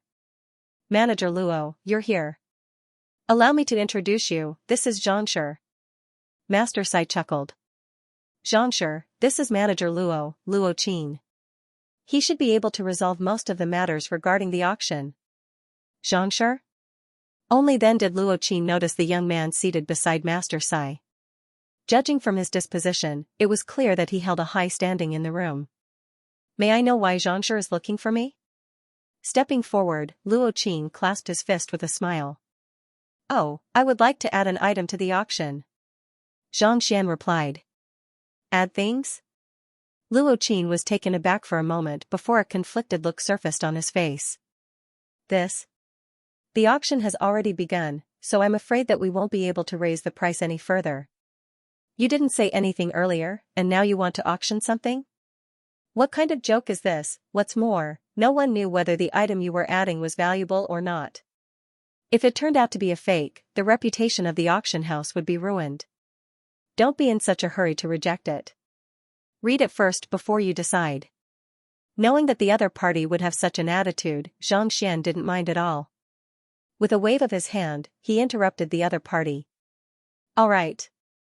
Even though Luo Qin was a little reluctant, considering that the other party was a guest of Master Sai, as well as being addressed as Sure, he was certain that the other party was of high standing. Thus, he couldn't help but nod in agreement. Hall Master Sai also turned his gaze over in bewilderment. He wanted to see what this young man could take out. Logically speaking, if there were any treasures that could be sold in the auction, he would have asked for them beforehand. He wouldn't have insisted on challenging the harmonious stream of flowing goblets and put them in such a passive position. Whoosh, amidst their doubtful gazes, an object suddenly appeared in the other party's hand. Upon taking a closer look at the object, Master Sai's body swayed, and he nearly spurted blood. A painting was placed in the young man's palm. It was the second artifact of the harmonious stream of flowing goblets. This is it. Let's see if you can help me sell it, Xianxia said impassively. Naturally, the most valuable item on him was the artifact that he had just obtained from the harmonious stream of flowing goblets. Since it was the most valuable artifact of the appraiser hall, it shouldn't be difficult for him to buy 2 swords, let alone a single one, as long as he auctioned it off. Thus, even though he knew that he didn't have enough money on him to purchase the soulless metal humanoid, he didn't think too much about it. Xianxia, this artifact is incomparably valuable. It's best that you don't sell it. Smiling awkwardly, Hall Master Sai felt his heart bleeding. That was an artifact of the appraiser hall. It was one thing for the artifact to acknowledge you as its owner, but to sell it off. What the heck was this? If you think that it's a pity to sell it off, Master Sai, you can buy it back. Since we're acquaintances, I won't ask for a high price. 5,000 spirit stones will do, Xianxia said with a smile. Cough cough. Master Sai's face reddened, and he nearly choked on his saliva. Shaking his head helplessly, he said, all right, you should continue. He couldn't even take out 3,000 spirit stones. How could he possibly find 5,000 spirit stones? Even if he couldn't bear to see the treasures of the appraiser hall being lost, he had no other choice. Seeing that the other party wasn't going to stop him, Xianxia turned to Luo Qin and said, this artifact is authentic. You can have Master Sai appraise it. There's no need to appraise it. This painting is definitely authentic. I can tell as well. Taking the painting, Luo Qin unfurled it and glanced at it before nodding. As the manager of the auction house, he possessed incredible discernment skills. Otherwise, it would have been embarrassing if he couldn't even recognize an artifact. The painting before him carried a dignified aura, and the birds in it seemed as if they would fly out at any moment. No matter how foolish he was, it was clear that this was an invaluable masterpiece. All right, you can auction it off then. It'll be best if you can sell it for 5,000 spirit stones. Seeing that Luo Qin was able to recognize the painting as well, Xianxia decided to save him some trouble. Hearing those words, Luo Qin hesitated for a moment before saying, Xianxia, even though this painting is of a high tier and possesses incredible spirit, it's impossible for it to be sold for 5,000 spirit stones. Oh? How much can it be sold for then? Xianxia was perplexed. He wasn't too clear on the value of artifacts, especially when they were sold in terms of spirit stones. He thought that since this painting was kept in the harmonious stream of flowing goblets, it would definitely be worth more than 5,000 spirit stones. Yet, this fellow actually said that it was impossible. What was going on? At most, 500 spirit stones. Luo Qin's face reddened. 500? Xianxia frowned in displeasure. This painting is the work of a 5-star painter, and it possesses its own spirit. Not only can it absorb spiritual energy to replenish the painting, it also contains a cultivator's comprehension of nature. Even a transcendent mortal 3 Dan or 4 Dan expert would benefit from it. How can it only be worth 500 spirit stones? Through the verification of the Library of Heaven's Path, it was confirmed to be authentic. A treasure left behind by a 5-star painter had reached the 6th level pinnacle, just a step away from reaching the legendary 7th level. Only worth 500 spirit stones? You must be joking. Indeed, who are you trying to fool? How can such a masterpiece be worth so little? Sun Chang and the others were also in disbelief. Xianxia, calm down. Listen to my explanation. Luo Qin hurriedly bowed and said awkwardly, this painting is simple and straightforward. There's no doubt that it's the work of a master painter.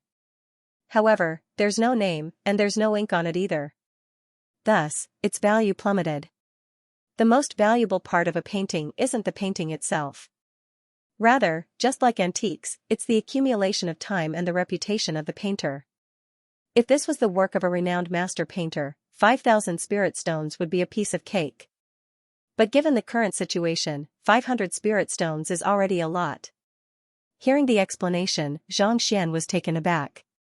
He turned to look at Master Sai, only to see the latter nodding in agreement.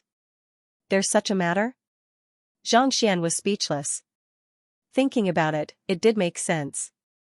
Painting and calligraphy were not weapons or natural treasures that had a tangible effect on cultivators. Instead, it highlighted a person's taste and hobbies. If it wasn't the work of a famous artist, the value of the collection would immediately decrease. This painting was left behind 800 years ago by the 5-star Grandmaster painter, Wu Xuanzi. Could it be that even he isn't considered a master painter? Xianxia asked. Wu Xuanzi? Of course he's a master painter. He's the first 5-star beast tamer in the League of Nations. If this is truly his work, it would be worth more than 5,000 spirit stones. However, even though he's a renowned figure, he didn't stay in the League of Nations for long, so he didn't leave behind many works. How can we be certain that this painting is his? Luo Qin was taken aback. Wu Xuanzi was the most renowned figure in the League of Nations 800 years ago. Before he was 200 years old, he had already reached 5-star in both his beast taming and painting occupations. However, there were simply too few works left in the world. Most appraisers didn't even recognize his brushstrokes and habits, so they were unable to determine whether this painting was his or not. Ah! Xianxia was taken aback. He had only found out about the origin of this painting through the Library of Heaven's Path, but this, he couldn't possibly show it to anyone. Wu Xuanzi didn't leave behind any works, so it was impossible for him to make a comparison. Otherwise, this painting wouldn't have been placed in the appraiser hall for so many years without anyone recognizing it. Unless, a formidable painter inscribed the name of this painting. Even if his reputation isn't as great as Wu Xuanzi's, as long as he's on the same level as Wu Xuanzi's, he'll be able to earn the acknowledgement of the spirit within the painting. However, he'll only be able to earn 2,000 spirit stones at most. Luo Qin said. Inscribe a name? Inscribe the essence of the painting? However, it isn't that easy to inscribe a name on a painting. Everyone has different thoughts, so their impression of the painting is different as well. If one's thoughts are slightly different from the painter's, it'll be hard to earn the acknowledgement of the painter. This way, not only will the value of the painting not increase, it might even damage the original style of the painting, causing its value to plummet. Luo Qin explained. Only by understanding the habits of the painter and understanding his thoughts will one be able to inscribe the essence of the painting, thus increasing its value. Otherwise, even though he didn't finish his words, his tone revealed his intentions. 10,000 people would have 10,000 different thoughts when looking at a painting. It was difficult to fathom the thoughts of the predecessors and imitate them. In fact, it could be said that it was nearly impossible. What you mean is that, if one knows the painter's thoughts on the painting, there's a high chance of inscribing the essence of the painting on it? Xianxia asked. If one knows the thoughts of the painter, Wu Xuanzi, and inscribes them on the painting, the value of the painting will definitely increase exponentially. However, it's a pity that no one knows whether Wu Xuanzi left behind a painting or not. He's a very low-profile person, and no one knows when he painted or what his thoughts were. Furthermore, this painting is so bizarre that it's hard to tell what kind of bird it is. It's difficult to fathom it. Luo Qin shook his head. Even though he had only taken a glance at it, he knew that it was impossible for him to inscribe his name on the painting and comprehend its essence like Wu Xuanzi. Difficult? After hearing Luo Qin's explanation, Xianxia was taken aback for a moment before chuckling softly. Since inscribing a name on the painting will increase the value of the painting, why don't you let me give it a try? You? Everyone was taken aback. Master Sai rolled his eyes. From Sun Chong's words, he knew that the other party was a painter. However, even if he was a painter, it should be impossible for him to know the true meaning behind Wu Xuanzi's painting 800 years ago, not to mention, the birds in the painting were neither spirit beasts nor savage beasts. No one would be able to recognize them, so how could he name them? If he were to make a mistake, not only would he fail to sell the painting, he would even destroy such a valuable painting. Luo Qin also felt awkward. The reason why he explained the painting in detail was to dispel the thoughts of the other party. Who knew that he would be asked to name the painting himself? You must have gone mad from thinking about money. If it was that easy to name a painting, there would have been many successful painters over the years. Ignoring the changes in their expressions, Xianxia flicked his wrist, took out a brush and ink, and placed the painting on the table in the room. If others wanted to identify the name of the painting, they would have to figure out the intentions of the painter. Even if they were to rack their brains, it would still be difficult for them to come up with an exact replica. However, Xianxia was different. The Library of Heaven's Path was able to name the painting accurately. If he were to write it down, he would surely be able to bring out the true meaning of the painting. You can't be serious, right? Seeing that Xianxia was about to start writing, Master Sai couldn't help but step forward. You should reconsider your actions. This is a treasure left behind by the predecessors. This treasure had been passed down in the appraiser hall for so many years. To see it destroyed before his eyes, he couldn't bear it. Since it can bring out the true value of the painting, why don't I name it? Xianxia smiled. But what if it fails? Master Sai panicked. Just as he was about to continue speaking, Sun Chong walked up to him with a fiery gaze. Master Sai, judging from your expression, you don't believe that my young master will be able to bring out the true meaning of the painting? Why don't we make a bet? Just 3,000 spirit stones. Master Sai's body swayed. What in the world is this? Can one of you, master and servant, be normal? One insists on naming the painting while the other is making a bet with confidence. Are you for real? He wanted to agree to the bet, but when he thought of the tragic Elder Chen, he couldn't help but feel a little guilty and cowardly. This fellow was a super powerful figure that even the harmonious stream of flowing goblets control panel acknowledged.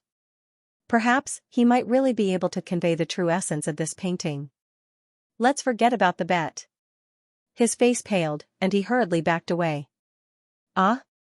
Luo Qin widened his eyes in astonishment.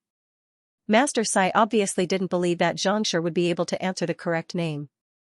He wanted to stop him, but who knew that one sentence from the servant would make him retreat in fear? What was going on? Since when was the pavilion master so easy to talk to? Just as Xianxia was perplexed, he suddenly felt the spiritual energy in the surroundings surging furiously, gathering toward a spot not too far away. The chirping of birds suddenly sounded. Chirp! Chirp! His voice shook the 9 heavens and resounded throughout the entire auction house. Luo Qin hurriedly turned his gaze toward the source of the sound, only to see that while he was hesitating, Xianxia had already finished writing his name on the painting. When the birds on the painting saw him, as though confirming his identity, they chirped excitedly and fluttered in the air. This is agitation of true essence, spiritual wisdom? The heck? What the heck is going on? Luo Qin's lips twitched, and his body trembled violently. Spiritual wisdom. This is a 7th-level painting, something that only 6-star painters are able to do. Master Sai's vision darkened as well. Just a moment ago, he thought that it was impossible for the other party to succeed. Yet, not only was the other party able to convey the true essence of the painting, he was even able to induce the agitation of true essence and spiritual wisdom. This can't be real, right? The first 6 levels of painting were reality depiction, spiritual canvas, infused intentions, breathtaking verisimilitude, spirit creation, and spiritual wisdom. Most 3-star painters could only reach the level of spirit creation. Only 4-star and 5-star painters were able to reach the level of spiritual wisdom. After the 6th level of spiritual wisdom, there was still the 7th level, which was what Master Sai said, the level that only 6-star painters were able to reach. Spiritual wisdom. At this level, it was as though the animals and plants in the painting had come to life, possessing their own sentience. In fact, they could even acknowledge their master and fly out of the painting, remaining there for a day or two. In other words, painters who had comprehended such a concept would be able to easily draw birds soaring in the sky and galloping through the clouds. It was said that there was once a formidable 6-star painter who created a crane on the wall, and it broke through the wall and left with the clouds. Thus, he left behind the legend of an immortal riding on a bird and leaving. Initially, this painting was only at 6th level pinnacle, and it was still a long way off from achieving a breakthrough. Even if the title of the painting conveyed the true essence of the painting, the most it could do was maintain its harmony and prevent its level from dropping. Yet, not only did this fellow's title allow it to break through this limit, it even reached the 7th level in an instant. The heck, am I insane, or is this fellow insane? Are you a monster? How in the world did you do it? His body stiffened, and his eyes widened in frenzy. At the same time, he was glad that he didn't make a bet with Sun Chong. Otherwise, not only would Elder Chen lose, even he would be left with nothing but his underwear. Actually, they weren't the only ones who were in a frenzy. The entire auction hall was in an uproar as well. Even Frigidine's sword, which was in the midst of being auctioned, couldn't help but stop. The birds on the painting weren't just limited to the private room, but also to the auction hall through the window. Each and every fiery red bird was like the haze of the evening, illuminating the surroundings. It was dazzling and resplendent. What is this? These birds are illusory life forms. Someone created a 7th level painting. A 7th level painting? A 6-star painter? This. Which elder is it? If you want to sell this painting, I'm willing to pay any price. Indeed, I'm willing to pay it as well. Looking at the sky filled with birds and the magnificent scene that appeared in the auction house, everyone's faces were filled with madness, and they were filled with excitement. Even the most formidable painter in the League of Nations was only a 4-star pinnacle painter. Only the legendary Wu Xuanzi from 800 years ago had reached 5-star, but it was a pity that he didn't leave behind any works. How could they not be excited to see a painting that only a 6-star painter could create? This? It can't be that Xianxia's doing too, right? Seeing that no one was paying any attention to him anymore, Elder Chen turned his gaze to the room where the birds had appeared, and with a single glance, a frown appeared on his forehead. This was the Pavilion Master Suite. He couldn't think of anyone else who could create such a huge commotion. Most likely, it could only be that unfathomable young man. While the auction hall was in a frenzy, Xianxia kept his brush and smiled at the dumbstruck Luo Qin. May I know if this painting is worth 5,000 spirit stones? 5,000? It's definitely worth it.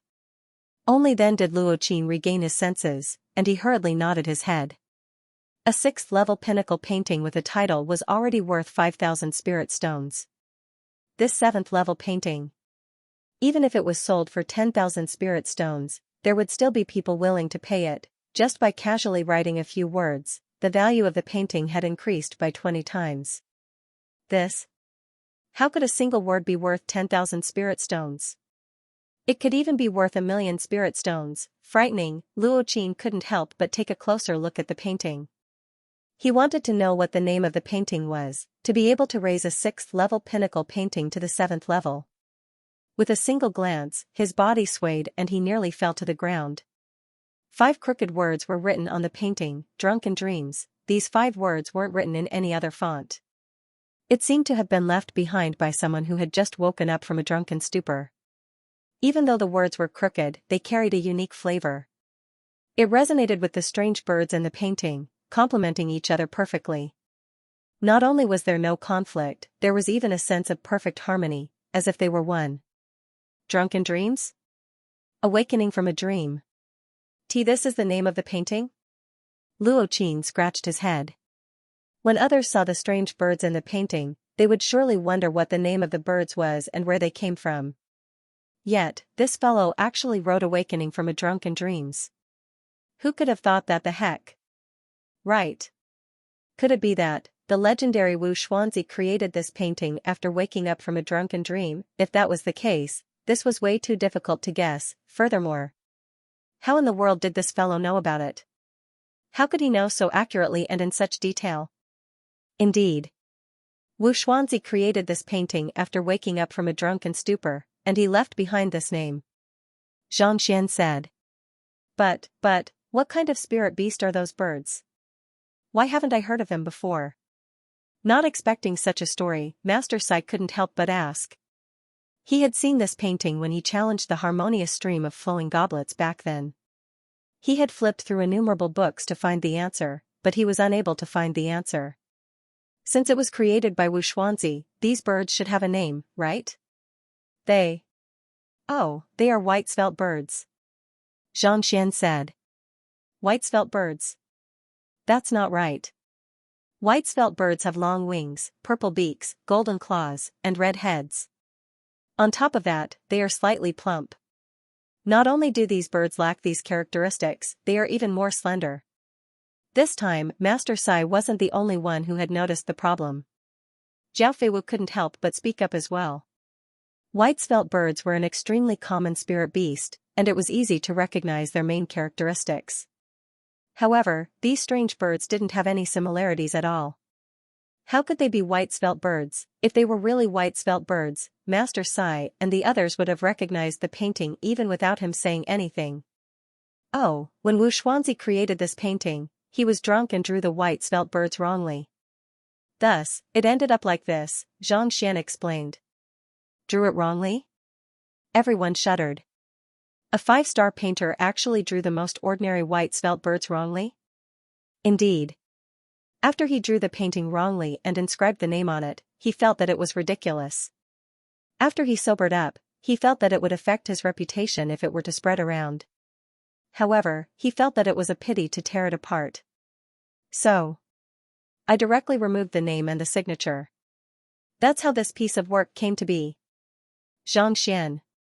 There was a detailed record in the flaws in the records in the Library of Heaven's Path. When he first saw it, he felt that it was ridiculous. However, that was the truth. If not for such a ridiculous matter, how could Wu Xuanzi, who had never left behind a single ink mark, leave behind such a treasure? How could the appraiser hall possibly obtain such a painting? This. You were the one who appraised all of this? Master Sai's teeth were chattering. It was as though he was looking at an unknown monster. Tomorrow is the day of the eruption. Everyone, if you want to see the 4th, 5th, or even more chapters, hand over your monthly votes. Hee. However, Lao will be participating in the first grader, and first grader examinations tomorrow. He will only be back at noon, and the eruption will begin in the afternoon. Everyone, please hand over your monthly votes in advance. As a 4-star pinnacle appraiser, Xianxia had a deep understanding of the occupation. It was already an incredible feat for an appraiser to be able to deduce the identity of the painter through the strokes and the unique characteristics of the painting. Yet, to be able to tell that the painter had made a mistake while he was drunk, even destroying his own name and inscription. Was this really something that could be seen through by an appraiser? Master Sai wasn't the only one who had such thoughts. Jiao Feiwu and Luo Qin were dumbfounded as well. They stared fixedly at Xianxia, wanting to know how he knew so much. Hee. Noticing their gazes, Xianxia chuckled softly. Appraising isn't just about determining the era of an artifact. More importantly, it's about gauging the other party's intentions. Only then will we be able to gain a deeper understanding of the artifact. This diagram looks neat, but it's actually not. Everyone knew that the most important factor in appraising a painting was symmetry. However, this painting was high on the left and low on the right, giving off a feeling that it was tilted to the left. It was obvious that the painter could not stand steadily and was probably lying on the paper. Look at this spot, and this spot. You can see that it's most suitable to lie down. Also, the white fair bird that you are doubting has short wings, a white beak, black claws, a red head, and a skinny body. It's completely different from the white fair bird in reality. At first glance, it's indeed impossible to tell what species it is. But if you look closely, there are reeds everywhere in the painting, and there are even purple flowers blooming. These two things are the favorites of the white birds. Most importantly, one of the birds had a blade of grass in its mouth. Xianxia pointed.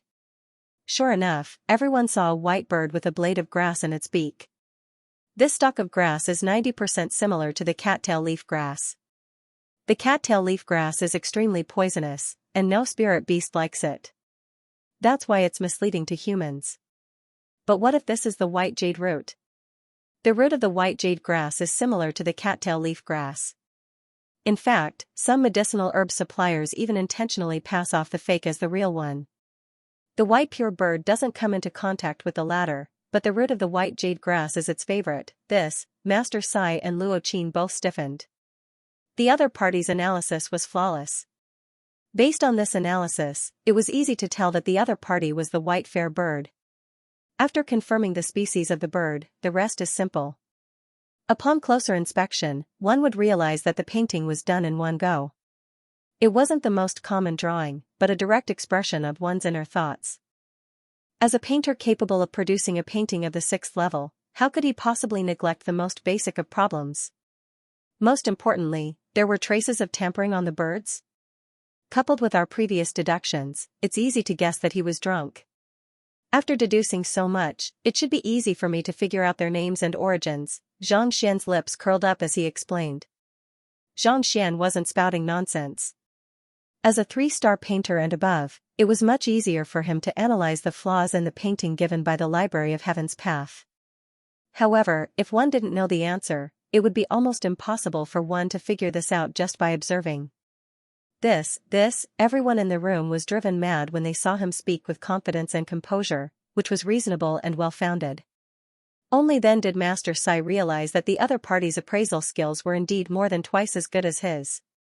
They weren't on the same level at all. We have to report this to the headquarters immediately. Given his eye of discernment and capability, he must be at least a 5-star appraiser, or perhaps even higher. Swallowing a mouthful of saliva, Xianxian made up his mind. The standard of the person before him had already surpassed the limits of the League of Nations. Even a 5-star appraiser could only be on par with him. Such a genius must be reported to the headquarters as soon as possible so as to prevent a pearl from gathering dust. Alright, let's not delay the auction any further. Bring it over to the auction. After explaining, Xianxian glanced at the entire auction hall, and upon seeing that everyone's gazes were gathered on him, he waved his hands. Yes. Only then did Luo Qin recover from his shock. Lifting the painting with both hands, he left the room. Not too long later, Elder Chen's astonished voice sounded from the auction stage. It seemed as though even he couldn't believe his own eyes. I believe everyone here has seen the scene just now. A painting of the 7th level has been born, and all of us here have witnessed this glorious moment. The painting itself was created by Grandmaster Painter Wu Xuanzi from 800 years ago. Nominated by a new Grandmaster Painter, it triggered a spirit euphoria, allowing it to achieve a breakthrough from the 6th level pinnacle. A painting of the 7th level, the very first painting of the League of Nations to appear on the 7th level. This is the result of a perfect collaboration between the predecessors and successors. While it might not be impossible to replicate this, it is definitely unprecedented. Elder Chen's voice grew more and more agitated. Right now, the owner of the painting intends to auction it off. The starting bid is 8,000 spirit stones. Every increment must be at least 1,000 spirit stones. Let the auction begin. This painting is really for sale? Great, I want to buy it. A starting bid of 8,000 spirit stones? Even though it's expensive, it's worth it. Hurry up and inform our clan to pawn our properties to buy it. No matter what price we have to pay. Upon hearing that the painting was going to be auctioned off, a huge commotion broke out, and everyone fell into a frenzy. A painting of the 7th level had never appeared in the League of Nations before. It was worth it even if they were to sell it off. Putting everything aside, if they were to resell it, the price could very well double. I offer 9,000 spirit stones, 10,000, 11,000. The price immediately soared. This? Seeing the frenzied crowd below, Xianxian blinked his eyes in bewilderment. He thought that it would be impossible for an appraiser like Master Sai to take out 3,000 spirit stones, so 5,000 spirit stones should be his limit. Never in his dreams did he expect the price to soar to more than 10,000 spirit stones. I'm in the same situation as Elder Chen and the others. The money I have on me has all been spent on treasures, so I don't have many usable spirit stones left. Besides, I'm just a single person while they represent a powerful clan. Seeing through Xianxia's doubts, Master Sai explained with a bitter smile. Logically speaking, those who possessed the occupation of an appraiser and could earn money swiftly should be of great wealth. However, it was a pity that he had spent most of his money on treasures, so he didn't have much money left in his hands. Taking out 3,000 spirit stones was already his limit. On the other hand, those below him were different. Their clans and powers had accumulated their wealth over several thousand years, so they had an astounding amount of wealth. While he might not be able to take out 10,000 spirit stones, to those people, it would only be a slight blow to their foundation. As long as they could find a way to sell the painting, not only would they be able to recoup their losses, they would also be able to earn a huge profit. In a private room in the auction hall, a young man was seated in front of the window. He exuded a dignified aura. Behind him stood an elder. Even though he didn't display his cultivation, he felt as though he was an unfathomable abyss. Most likely, he was even stronger than Jin Songhai. A painting of the 7th level? Interesting. Seeing Elder Chen bring out, rousing from a drunken dream, a glint flashed across the young man's eyes. Young master, are you interested? The elder bowed. A painting of the 7th level can be considered as a treasure even in the sect. If I were to buy it, it would surely be of great help to my supporting occupation. The young man nodded his head. All right, I'll buy it then. The elder nodded his head and prepared to make a bid. Wait a moment. Let's wait for them to finish their bids first. The young man waved his hands grandly. Yes. The elder hesitated for a moment before saying, just that. I'm afraid that the price will go too high and the spirit stones we brought with us won't be sufficient to purchase the soulless metal humanoid. The soulless metal humanoid is related to the occupation of soul oracles. If I can obtain some useful information regarding it and bring it back to the sect, my standing will surely soar, and I'll gain the respect of Mingshi Tang. It's just a matter of time before I become the #1 expert of the younger generation. The young man chuckled lightly. However, there's no need to worry about this. I've already looked into the matter regarding the soulless metal humanoid. The fellow who is auctioning it doesn't seem to be interested in selling it in spirit stones. Not interested in selling it in spirit stones? The elder was taken aback. Wasn't selling it for money? What did he mean by not selling it in spirit stones? I heard that fellow's lifespan is coming to an end. As long as his cultivation is unable to break through the bottleneck, spirit stones are useless no matter how much he has. If I'm not mistaken, what he wants is a tutelage jade token, and the higher the tier, the better. The young man said. Even though spirit stones represented wealth, once it reached a certain level, it would become nothing more than a bunch of numbers. Unable to achieve a breakthrough in one's cultivation and unable to extend one's lifespan, it was only a matter of time before one turned to dust and disappeared from the world. When one was already dead, what was the use of having money? One might as well exchange it for a master teacher's tutelage jade token.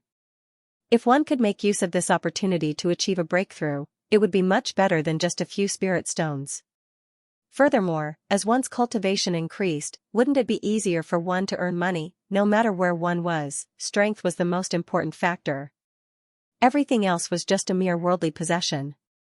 If it's just a tutelage jade token, things will be much simpler.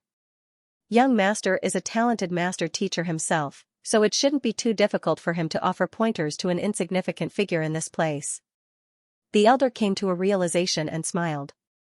Of course. I'm determined to get into the top 5 in this master-teacher tournament. The young man said confidently. Young Master's talent is unparalleled. Be it in terms of soul depth or comprehension of martial arts, they far surpass that of ordinary cultivators. In my opinion, not only will you be able to get into the top 5, you might even be able to get into the top 3. The elder said. Top 3. It's hard to say. Those few aren't easy to deal with. However, I'm not afraid of them either. Let's see who's in the best condition then. The young man's expression turned grim for a moment before he waved his hands. Turning to the auction hall, he said, "All right, it's about time." "Right, I still have some use for spirit stones, so don't waste them." "Yes." The elder nodded. At this moment, the bids had already been called. Even though there were quite a few wealthy clans and powers in the auction hall, they had no choice but to stop before such a price. 20,000 spirit stones going once, 20,000 spirit stones going twice. Is there any higher bid than this? If there isn't, I'll sell this drunken dream to my friend in Suite 14. Elder Chen scanned the surroundings. 20,000 spirit stones? To think that a painting could be sold for so much money. Looking at the rising bids below, Xianxia's eyes lit up in excitement.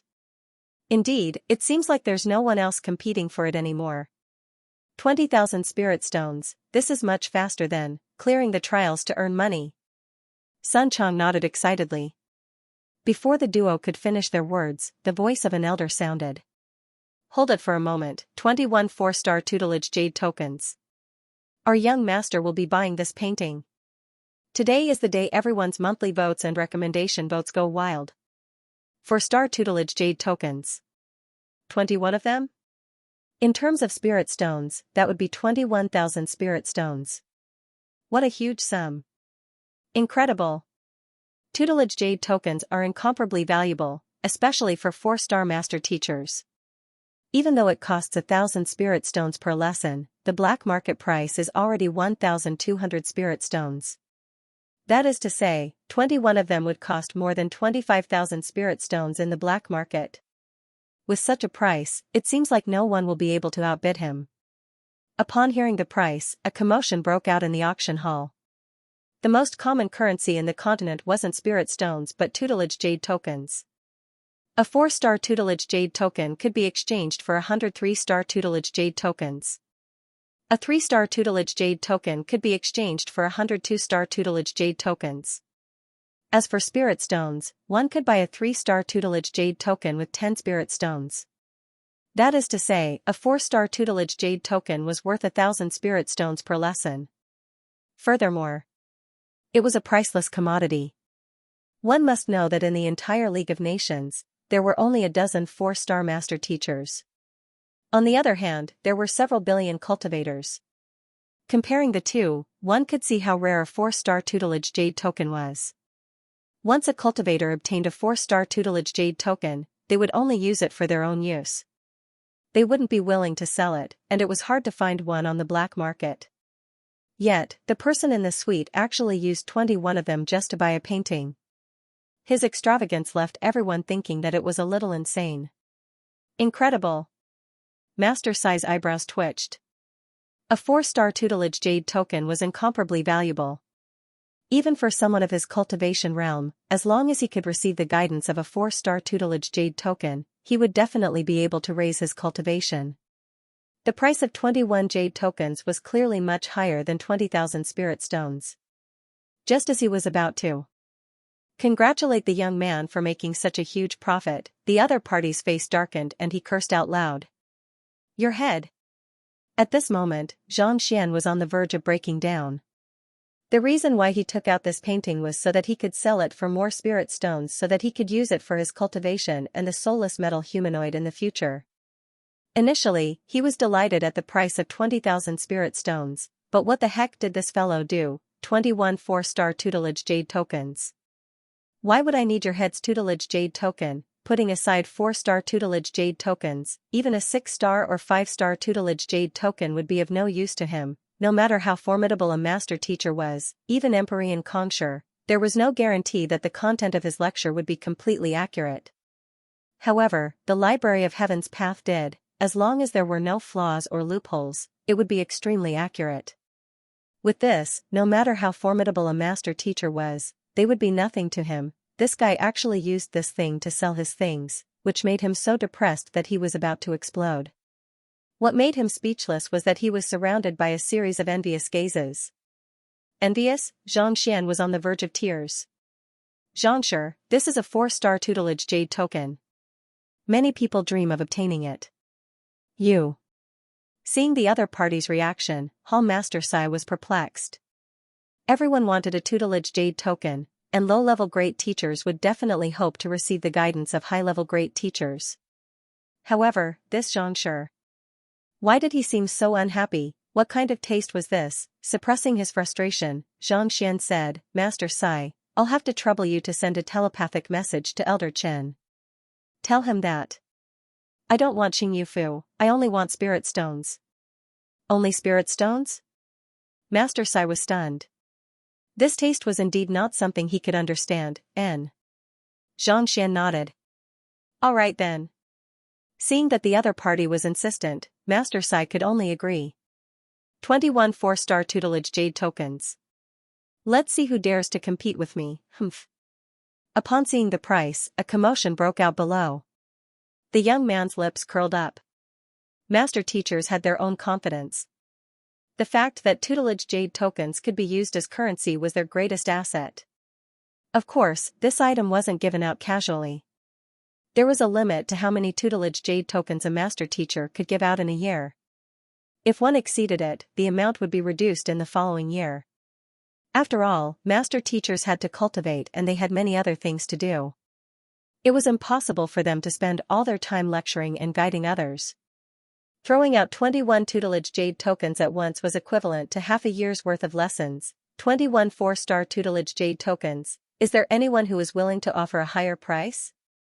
If not, then this painting will belong to the friend in VIP room 23. Elder Chen was clearly stunned as well. He was stunned for a moment before shouting out another price. However, halfway through, he seemed to have heard something and his body froze. With a bizarre expression, he shouted once more, Is there anyone who offers more than 20,000 spirit stones? If not, this painting will go to the friend in suite 14. What? The young man, who thought that he had already won the painting, was stunned upon hearing those words. He nearly fainted on the spot. What was going on? Our young master just offered 21 tutelage jade tokens. Could it be that the price isn't more than 20,000 spirit stones? The elder couldn't help but speak up. If it isn't enough, we can raise it further. Oh, this friend, I'm sorry, but the seller just told me that he doesn't accept tutelage jade tokens, only spirit stones. Elder Chen said. Only spirit stones? The young man felt lightheaded. How could there be such a foolish person in the world? With so many lessons, not only would he be able to learn, he would even be able to befriend this 4-star master teacher. Yet, this fellow didn't want the cheaper spirit stones? That's right. Is there anyone who is willing to offer a higher price? If not, this painting will go to suite 14. Elder Chen continued. The person in suite 14 was a famous painter. He thought that he wouldn't stand a chance after the other party offered so many tutelage jade tokens. Yet, the tables had turned and the other party didn't accept the jade tokens. In an instant, he was overjoyed. Deal. Seeing that no one was willing to offer a higher price, the painting was finally sold for 20,000 spirit stones. Damn it, damn it. With a livid expression, the young man felt frenzied. 4-star tutelage jade tokens were in high demand no matter where one went. Yet, he didn't manage to buy anything here. This left him furious. Go and find out who the seller is and what his background is. The young man waved his hands grandly and instructed. Yes. The elder left the room, and not too long later, he returned. Reporting to young master, this painting was sold in suite 1. It seems like the seller is a friend of Master Sai of the appraiser hall. However, I haven't managed to find out his identity yet. Suite 1? The young man narrowed his eyes and harumphed. Young master, now that the painting has been bought, what should we do? The elder turned to him and asked. Forget it, let's just wait for the soulless metal humanoid. The young man was frustrated, but he knew that there was nothing he could do. Thus, he waved his hands. Once the hammer was struck, even a master teacher wouldn't be able to refute it. The seller was only interested in spirit stones, and he didn't like tutelage jade tokens. No matter how formidable he was, there was nothing he could do. All right. The elder shook his head helplessly. The auction continued on. After the painting that had caused such a huge commotion was sold, the Frigidine sword was sold once more. In the end, it was bought by Xianxia for 700 spirit stones. Following which, the items that came after remained unremarkable. As valuable as the artifacts were, they couldn't match up to a painting of the 7th level. Xianxia made 2 more bids. He bought a spear for Xingyang and a set of armor for Yuan Tao. These 2 items added up to around 1,000 spirit stones, so it wasn't too expensive. As for Lu Yan and Wang Ying, they couldn't find anything suitable for them, so they gave up on the matter. Now, the final item of the auction, the highly anticipated soulless metal humanoid. Following Elder Chen's words, the stone platform slowly floated up, and a figure clad in armor that seemed to be forged from metal appeared before the crowd. Xianxia took a closer look at it. It was indeed no different from a human, just that a large amount of metal had been infused into its body, granting it greater defense. Activating his Eye of Insight, Xianxia shook his head. Obviously, this thing was also beyond the scope of his analysis. He couldn't see anything at all. This soulless metal humanoid has been appraised by the appraiser hall's master Sai, Elder Liu, and myself, and we've confirmed its authenticity. It's a guard of the ancient soul oracles, and its value is immeasurable. Elder Chen explained. However, I'm unable to decide on the price of this artifact. The owner of this artifact has decided to sell it personally. He wishes to exchange for the artifact that he needs. Let's welcome the auctioneer. After which, an elder walked up from behind the stone platform. This elder's hair and beard were completely white, and his aura was slightly aged. His skin was sagging, and it was clear that he was extremely old. Activating his Eye of Insight, Xianxia took a look, and a frown appeared on his forehead. Even though the elder's cultivation seemed to have reached transcendent mortal 2-dan pinnacle, for some reason, his Eye of Insight was able to see through some of his flaws. Under normal circumstances, the Eye of Insight would only be able to discern the flaws of a transcendent mortal 1-dan primary stage cultivator. As a half-transcension cultivator, Xianxia was only able to see through the flaws of a transcendent mortal 1-dan primary stage cultivator. But for some reason, he was able to see through some of the flaws in the elder's body. No matter how he looked at it, there was something amiss about it. This is the fellow who discovered the soulless metal humanoid? That seems to be the case. I wonder what kind of dogsh *t luck he ran into. As soon as this artifact was sold, its value immediately soared. Indeed. Why can't I be as lucky as him, seeing that such an aged fellow was intending to sell the soulless metal humanoid after obtaining it? A commotion broke out among the crowd. Everyone, please calm down. Since everyone is interested in purchasing this artifact, let's hear what he wants to exchange for it. Regardless of whether it's in your possession or in your clan, as long as you can bring the artifact he needs here within a day, we'll give you a price. Elder Chen said. All right. Hearing that the conditions were so generous, everyone was delighted. Initially, they shared the same thoughts as Master Sai, thinking that the other party would have to use spirit stones to exchange for the artifact. Thus, they brought sufficient money with them. Yet, the other party actually wanted to barter, so they were caught off guard. Now that they heard that the other party was willing to give them more time, they immediately perked up. Which of those who were able to take out so many spirit stones to participate in the auction weren't in charge of a powerful organization? As long as the other party could name a treasure, they were confident that even if they couldn't find it, they would at least be able to find some news about it.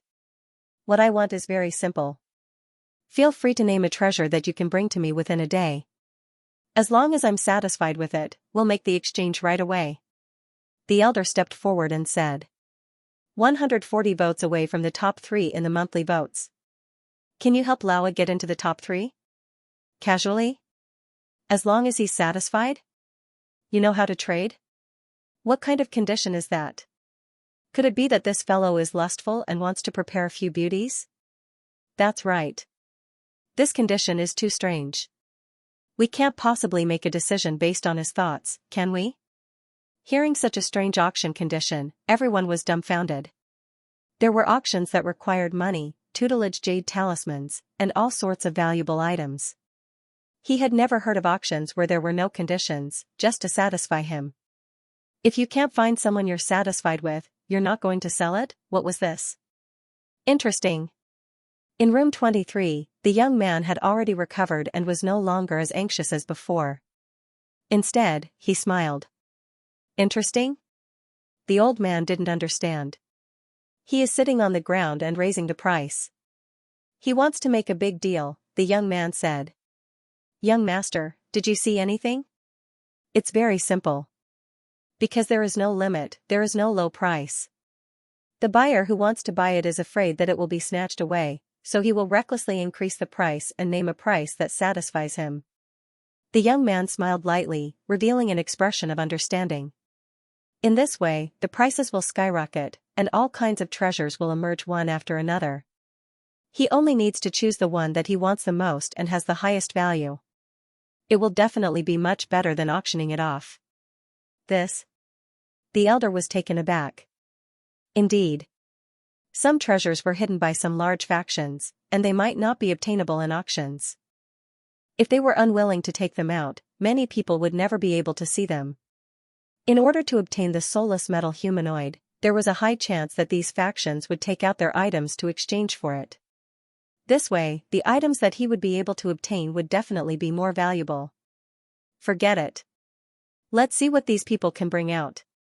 Knowing the other party's motive, the young man chuckled softly and fell silent. Satisfy him? Hearing this condition, Xianxia was also stunned. What arrogant words.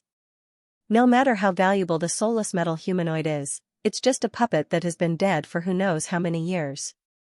It's hard to say whether it can be used or not. Most of those who wish to purchase it are just to observe the skills of the ancient soul oracles. There might not be many who are interested in it.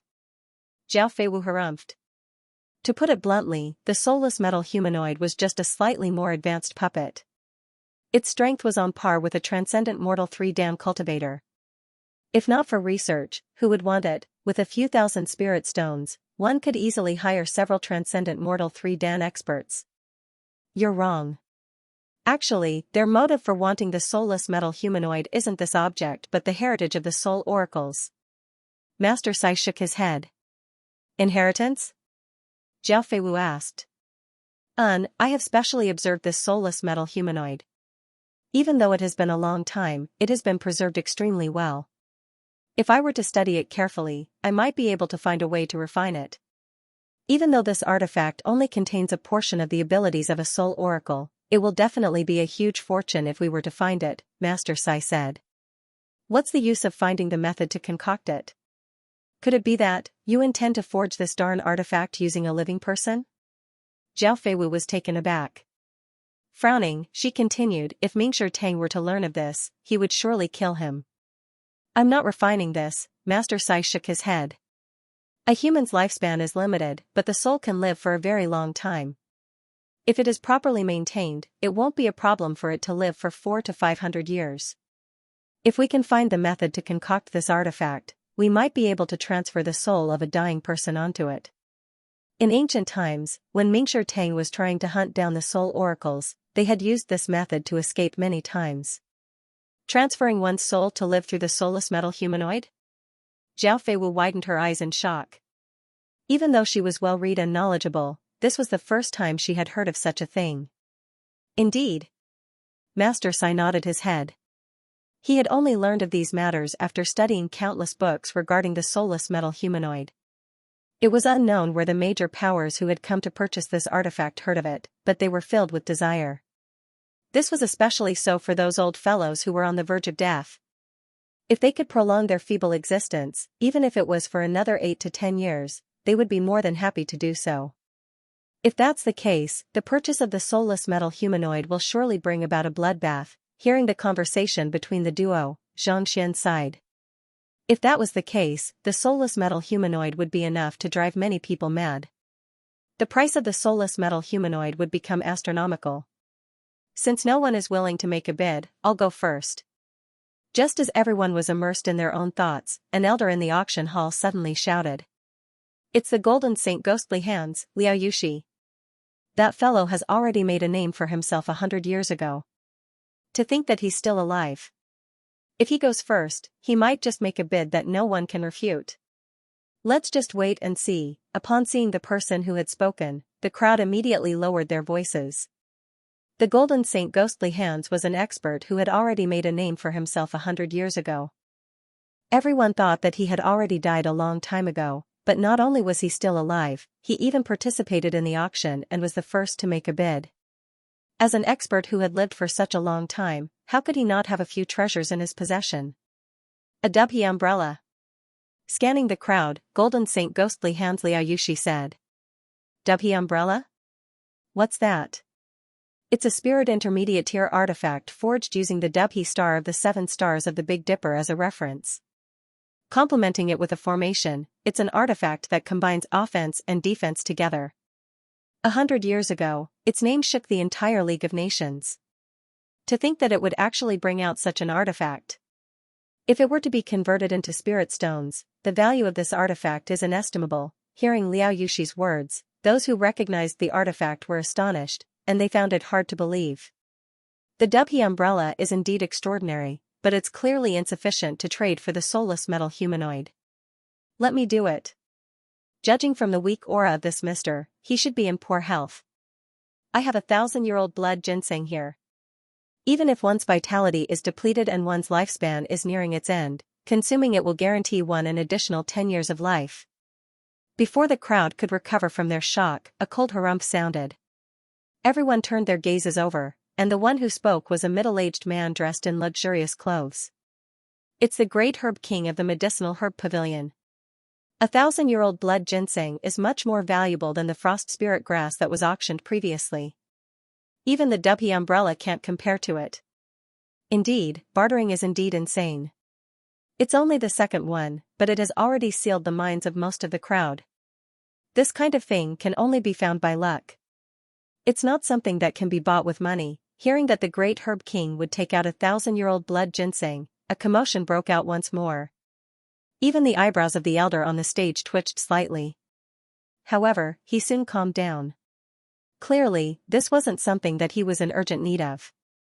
1,000-year-old blood ginseng might sound frightening, but if one were to consume it without knowing how to properly consume it, not only will it not increase one's lifespan, it might even cause one's body to explode. It's a grade 4 pinnacle spirit pill, longevity pill. As long as there aren't any major problems with consuming it, it can increase one's lifespan by an epoch. Furthermore, there aren't any side effects to it. It's much better than that blood ginseng. An elder harumphed. It's the guild leader of the Apothecary Guild. Longevity pill can increase one's lifespan by an epoch. Even though it's a grade 4 pill, only 5-star apothecaries are capable of forging it. To offer it as a starting bid, he's way too generous. Madness, everyone has gone mad. Even though there were only 3 bids, the atmosphere had already reached a climax. Many of the powers who thought that the soulless metal humanoid would fall into their hands felt immense pressure. What blood ginseng and longevity pill? If one's constitution isn't suitable for them, they will only turn into lethal poison if consumed. I have a spirit tier cultivation technique that is suitable for all constitutions. As long as one cultivates it, one's cultivation will surely soar. Only with strength will one be able to increase one's lifespan. Another person said. The cultivation technique is profound. How can one possibly master it without several years of hard work? I have a grade 4 barrier-breaking pill. If you consume it, I guarantee that you will be able to achieve a breakthrough in your cultivation. Don't listen to them. I have 1,000 pitfalls map that can suppress the entire world. I have, with someone speaking up, the other powers behind him didn't hold back anymore. None of the powers who had come to purchase the items were weaker than the appraiser hall. As such, the value of the treasures that they had prepared was unimaginable. All right, everyone. Just as the crowd was in the midst of a heated argument, an impassive voice sounded. It was the elder at the very center. Upon hearing his words, the entire room fell silent. The treasures that you all have are extremely valuable, but it's a pity that they aren't what I want. The elder shook his head. They aren't what you want. Then what do you want? Why don't you tell us? There are so many of us here, so we'll accept whatever you can. Those who can't can only blame it on their bad luck, a voice harumphed. That's right, just tell us what you want. Don't keep us guessing. Even though we want to buy the soulless metal humanoid, we don't have the time to waste on you. Seeing how the other party refused to accept any of the priceless treasures they had, the crowd roared furiously. As much as they wanted to buy the soulless metal humanoid, they didn't want to guess the thoughts of others. What in the world are you trying to do? Are you toying with us? After a moment of hesitation, the elder wanted to say something, but his body suddenly froze. He closed his eyes and fell silent. What is that fellow up to? I don't know. Is he toying with us? Damn it. Not expecting the other party to back down on his words, everyone was infuriated. If not for the fact that they were in an auction hall, they would have beaten him to death by now. The other party's body suddenly stiffened, and he fell silent. Xianxia was also perplexed. Just as he was about to use his eye of insight to examine the other party, his mind jolted and a book appeared. Did he execute a battle technique? Xianxia was taken aback. There were only two possibilities for a book to appear in the Library of Heaven's Path. Given how far away the other party was, for him to appear out of nowhere, it was likely that he had executed some kind of battle technique. To suddenly shut his mouth and execute a battle technique halfway through his words. This was way too bizarre. Let me take a look first. Perplexed, Xianxia knew that there was no point thinking too much into it. Thus, he took the book and flipped it open. With a single glance, a bizarre expression appeared on his face. There's such a situation? Xianxia blinked his eyes in disbelief. The third chapter is a tribute to the Alliance head, King of Lanling doesn't drink wine. I'm almost done with the fourth chapter and will be able to upload it soon. I'm still 14 votes away from third place. Is there anyone else? While Xianxia was taken aback, the old man recovered from his daze. With a slightly pale face, he scanned the surroundings and said, I know the reason why you are interested in this artifact. If anyone can offer me the treasure I want, not only will I obtain this soulless metal humanoid, I will even bring him to the location of the soulless metal humanoid to uncover the secrets of the soul oracles. What? Legend has it that the soulless metal humanoid follows the soul oracles closely. Even after their death, they will be buried together with them. Doesn't this mean that the location of the soulless metal humanoid is the tomb of the soul oracles? After Mingshi Tang destroyed the heritage of the soul oracles, it disappeared from the world. Putting aside the fact that we will be able to obtain the heritage, just knowing some information regarding the occupation will bring us a huge boost in our wealth. More importantly, the ancient soul oracles are known to be the wealthiest occupation in the world. Even appraisers pale in comparison to them. The tomb of such a person will surely leave behind boundless wealth. Indeed. If we are able to head there, we will be rich. Upon hearing those words, the various powers who were filled with animosity toward the old man immediately grew agitated. Mingshi Tang taught the world without discrimination. Unless absolutely necessary, he wouldn't make a move on other occupations. Back then, the soul oracles went too far, resulting in such an outcome. As long as their descendants didn't commit any atrocities, they wouldn't interfere in the matter. Furthermore, if they could make use of the heritage, they might even be able to gain their protection and praise. On top of that, the fact that the soul oracle was able to dig out a complete soulless metal humanoid meant that the deceased soul oracle was extremely powerful. Even if they couldn't obtain the heritage, the treasures he left behind should be sufficient to drive countless people into a frenzy. We must get it. Indeed, just that. We have already offered so many treasures, but the other party isn't interested in them at all. We can't possibly give him our entire clan, right? Clan? The other party has to be willing to accept it first. After a moment of excitement, everyone rubbed their glabella. That fellow didn't even say what he wanted, but he had already offered whatever they could. Could it be that the treasures weren't valuable enough to satisfy his requirements? I have a sapling of the 1,000-leaf tree here, may I know if you are interested? Just when everyone was at a loss as to what to offer, a calm voice sounded from one of the suites. 1,000-leaf tree? The legendary spirit tree that can protect the clan and help others in battle? The 1,000-leaf tree has 1,000 branches and 1,000 leaves. Once it matures, it will automatically protect its master, just like a spirit weapon. In other words, it won't pale in comparison to a transcendent mortal 4-dan clarifying turbidity realm expert.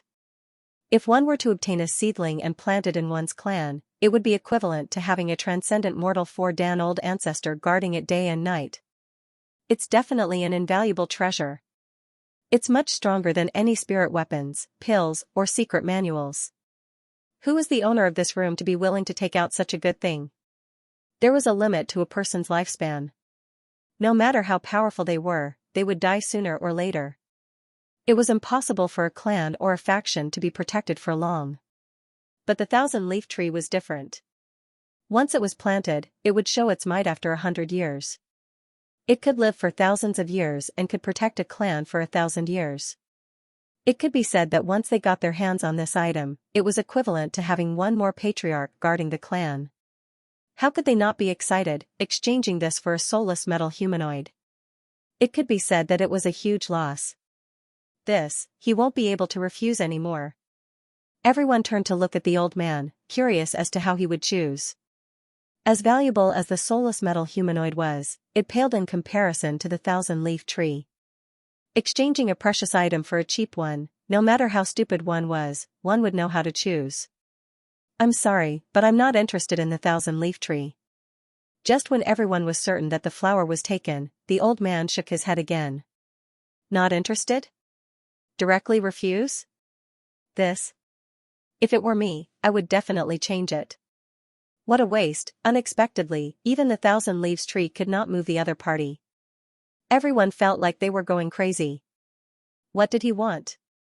I'll stand by my words. As long as I'm interested in the items that you offer, I'll naturally exchange them. It's not that the more valuable the better. The old man waved his hand. Interested? Hearing this again, everyone fell silent. In an instant, no one else called out a price. You say you're interested, but you don't say what you need. You want us to report like this? When will it end? How did the auction house get such a freak? Manager Luo, I think that fellow is here to cause trouble. Furthermore, you won't be able to get anything out of bartering, so why would the auction house accept it? Looking at Luo Qin on the stage, Elder Chen, who was in charge of sending out and retrieving all kinds of treasures, asked. Clearly, he was here to cause trouble. Who in the world would come to an auction and not state what they wanted? Furthermore, the auction house would take a cut of the spirit stones that one exchanged for in a normal auction. He isn't here to cause trouble, and he has already paid the price. It's a total of 5,000 spirit stones. Luo Qin shook his head. He has already paid the price before the auction? 5,000? Elder Chen was taken aback. Even he couldn't take out that many spirit stones at once. Yet, not only did the other party take it out, he even paid the price in advance. It seemed like he wasn't worried about the soulless metal humanoid being sold at all, indeed. Thus, regardless of how the auction is conducted, the auction house won't make a loss. Luo Qin said. Then, what does he want? Elder Chen was perplexed. To be able to take out 5,000 spirit stones so casually, it could only mean that he wasn't lacking in money. On top of that, he didn't even care about the 1,000-leaf tree at all. What in the world was he after? I have no idea either. Ever since he arrived, he has spoken less than 10 sentences to me. How would I know what he is thinking? Luo Qin smiled bitterly. Even though he was the manager of the auction house, and he was the one who arranged the auction of the soulless metal humanoid, he didn't have much interaction with that fellow. They barely spoke at all. As for what the other party wanted or needed, he had no idea at all. He doesn't even want the 1,000-leaf tree. Interesting. In Suite 23, the young man chuckled lightly. He was the one who called for the 1,000-leaf tree. The value of the 1,000-leaf tree was so great that even the 3 soulless metal humanoids couldn't compare to it. Only a genius from a sect like him would be able to take it out easily. But it was a pity that the other party wasn't interested. Young master, it seems like he isn't hoarding the 1,000-leaf tree for a high price, the elder said. Previously, the young master had said that the other party was intentionally hiding what he wanted in order to get a high price, but from the looks of it, that wasn't the case. In terms of price, what could possibly compare to the 1,000-leaf tree? Since he didn't even want the 1,000-leaf tree, it could only mean that his true motive was to find what he needed. Who cares what he wants? There's no way he can reject this.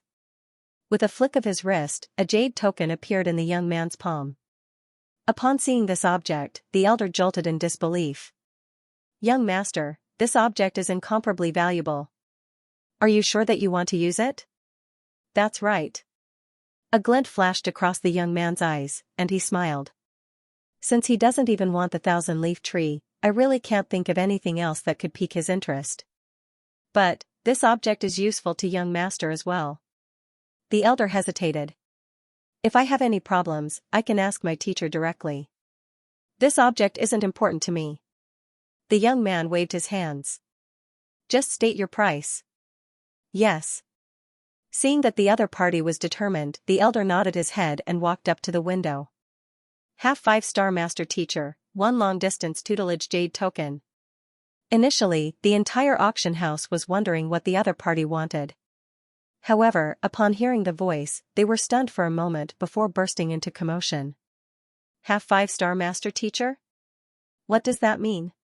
When a master teacher reaches 4-star and above, the difficulty of advancing their cultivation will increase exponentially.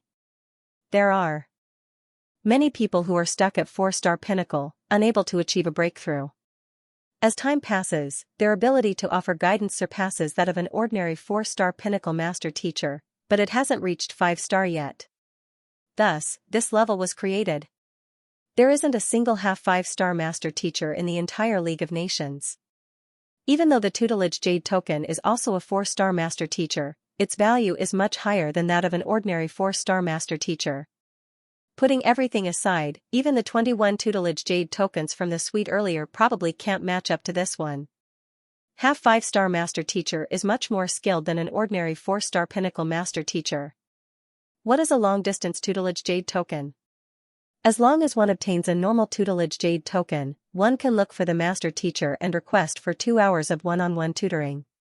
However, it will take quite some time to find the master teacher, and a long-distance tutelage jade token isn't required. The tutelage jade token contains a sliver of the master teacher's soul, and by dripping a drop of blood onto it, one will be able to enter a virtual classroom to solve problems and conduct a lecture. In other words, as long as one obtains this tutelage jade token, it is equivalent to having a half 5-star master teacher by one's side. If one has any questions regarding cultivation, one can consult them at any time. Even though it's only a one-time use item, its value is immeasurable. Being able to receive the guidance of a half 5-star master teacher at any time and searching for a tutelage jade token were two completely different concepts. The value of this tutelage jade token far exceeded the 21 tutelage jade tokens from before. Upon understanding this, everyone turned their gazes to the elder on the stage, curious to see how he would make his decision. If he were to reject this tutelage jade token, no one else would know what to offer. The elder didn't expect the fellow in the suite to take out such a valuable item. Hesitating for a moment, he gritted his teeth and said, "All right, I agree to the trade." "You agree to it?" I think that he would agree to it as well. Seeing the elder agree to it, even though everyone was disappointed, they knew that the value of this tutelage jade token was simply too high. "That's more like it." Upon hearing the elder agree to it, the young man in suite 23 chuckled lightly. Since he had already taken out such a valuable item, it would be a miracle if he still didn't agree to it. Just as he was about to arrange for the elder to hand over the soulless metal humanoid, an impassive voice suddenly sounded from the direction of suite 1. "Don't be in such a hurry to agree to it, I haven't made an offer yet." "You? Do you think that your offer is higher than my tutelage jade token?" The young man stood up in displeasure. "I don't know whether my offer is high or not, but I only have a single sentence for it." With an impassive voice, he continued, "I can help you, get it out." "What did you say?" The nonchalant expression of the elder on the stage suddenly froze. His face paled, and his body trembled uncontrollably. "Help you get it out." The entire auction house was dead silent. The influential figures of Honghai City stared at each other with their eyes wide open. They were so stifled that they were about to explode. What was going on? Who in the world is this old man from Suite 1? "You like this kind of thing? That's way too filthy." Most importantly, he didn't feel the slightest bit of shame when he said such filthy words in front of everyone.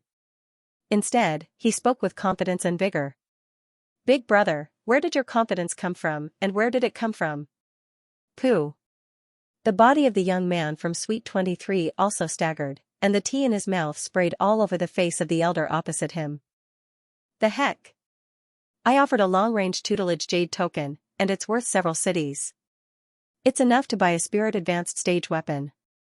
If it was a normal price, I would have tolerated it. After all, it's a fair competition, and I can't afford it. But help you get it out? What the heck, the fellow selling the soulless metal humanoid is old and on the verge of collapse. It looks like he will die at any moment, and you want to help him get it out. Am I thinking wrongly, or is it because your taste isn't up to par? This. The elder wiped away the tea on his face, and after a long moment of shock, he said, "Young master, that fellow doesn't have long to live, so it's unlikely that he would covet the pleasures of the flesh. Besides, even if he does, there are so many brothels out there, why would he need to find a man?" Cough cough. The young man coughed to calm his breathing, preventing himself from choking to death. I know all of this, but I just think that the fellow in Suite 1 sure is an incredible person. To think that he would dare to say such words. Not just us, even the old fellow selling the soulless metal humanoid is about to faint. Indeed. How could an ordinary cultivator accept such a despicable request? He is simply too much, too shameless. The elder was indignant at the injustice, and he was about to criticize the other party when the commotion below suddenly stopped. Following which, an agitated and excited voice sounded. "Is this Mister's words? For real?" The elder standing on the stage trembled in agitation. His face was flushed, and he couldn't believe what he was hearing. "Of course. As long as you give me the soulless metal humanoid, I'll do my best to help you get it out." The voice from Suite 1 continued. "All right, I'll agree to it." Seeing the other party's confirmation, the elder nodded his head without any hesitation. "Pooh. If I had known this would happen, I would have prepared a few more beauties, or found a few male concubines with this taste." Hearing the old man's agitated reply without the slightest bit of reluctance, everyone felt a mouthful of blood welling up in their chests, and they almost fainted. Is that even possible? Cultivation technique manuals, weapons, the 1,000-leaf tree, and even a half 5-star tutelage jade token, all for this. Your tastes are way too unique. For a moment of pleasure, he would rather not have so many precious treasures. Most importantly, he's a man. His taste has truly widened our horizons. What was even more impressive was that the fellow in private room 1 actually said it so openly and confidently. Most importantly, how did you know that this guy had a taste for such things? Could it be that you were also? Everyone felt a chill down their spine. He agreed? The young man in room 23 was stunned. He felt as if he was being struck by lightning. Did he attend an auction, or did he enter some kind of brothel? It was one thing for Xianxia to reject the valuable tutelage jade token and spirit stones, but the 1,000-leaf tree was willing to forego the priceless half 5-star master teacher jade token just to produce it. Even though they were witnessing it with their own eyes, the duo still felt as if their worldview had been shattered. Yes, he agreed. The elder trembled. Damn it. If only I knew that this fellow was into it, I wouldn't have gone through so much trouble. After a moment of depression, a vicious glint flashed across the young man's face. He turned around and instructed, "You go and make an offer as well. Tell him that we can get it for him as well. Furthermore, he can do whatever he wants. Fulfill all of the conditions and poses." "Young master, you." The elder's body stiffened. "Aren't you sacrificing too much? To go so far for a soulless metal humanoid. Young master is too vicious." "Sacrifice? Sacrifice my ass. Do you want me to do it? I, Xianxia, a 4-star master teacher, am to do such a thing? You must be joking. You should be the one to do it. As long as he agrees to sell the soulless metal humanoid to me, you have to serve him well." The young man, Xianxia, harumphed. "Me?" Just as he was feeling proud of his young master's greatness, the old guard trembled and almost cried. "Do you have to be so vicious? I have watched you grow up, and I have followed you for so many years. To sell me off just like that? That doesn't seem too good. Who did you offend? Despite his age, you still have to sacrifice your reputation and integrity. Instead of pleasing a beautiful lady, you chose to fawn over an old man? Hurry up, it will be too late once the other party is done with the transaction. Seeing how the elder's face was distorted and how he was unwilling to speak, Xianxia bellowed. Yes. The elder was on the verge of tears. Even though he was extremely reluctant, he still walked up to the window and said, "Our young master is willing to make an offer for you as well." Ah? Another one? The heck, do you still have any integrity? It's a grand auction. How did it turn into some sort of transaction? Have you all gone mad? The entire auction hall was in a frenzy. It was one thing for the first one to make an offer, but the second one was doing the same as well. Where is your face? Where is your integrity? For the sake of the soulless metal humanoid, can you all still have some dignity? While the crowd below was in a frenzy, Xianxia and Sweet One was also bewildered. He stood up and turned to the suite where the voice came from. You can help him get it out as well? How do you intend to do it? Can you tell me about it? Let's see whose method is better so that he can make a better choice. Based on what he knew, it was extremely difficult to procure the soulless metal humanoid. Even he, who possessed the Library of Heaven's Path, found it difficult to procure the soulless metal humanoid. What other means could the other party possibly have? Pooh. It would have been better if he hadn't heard those words. Upon hearing those words, Xianxia felt as though a snake was slithering around his chest. He reached out to grab his hair.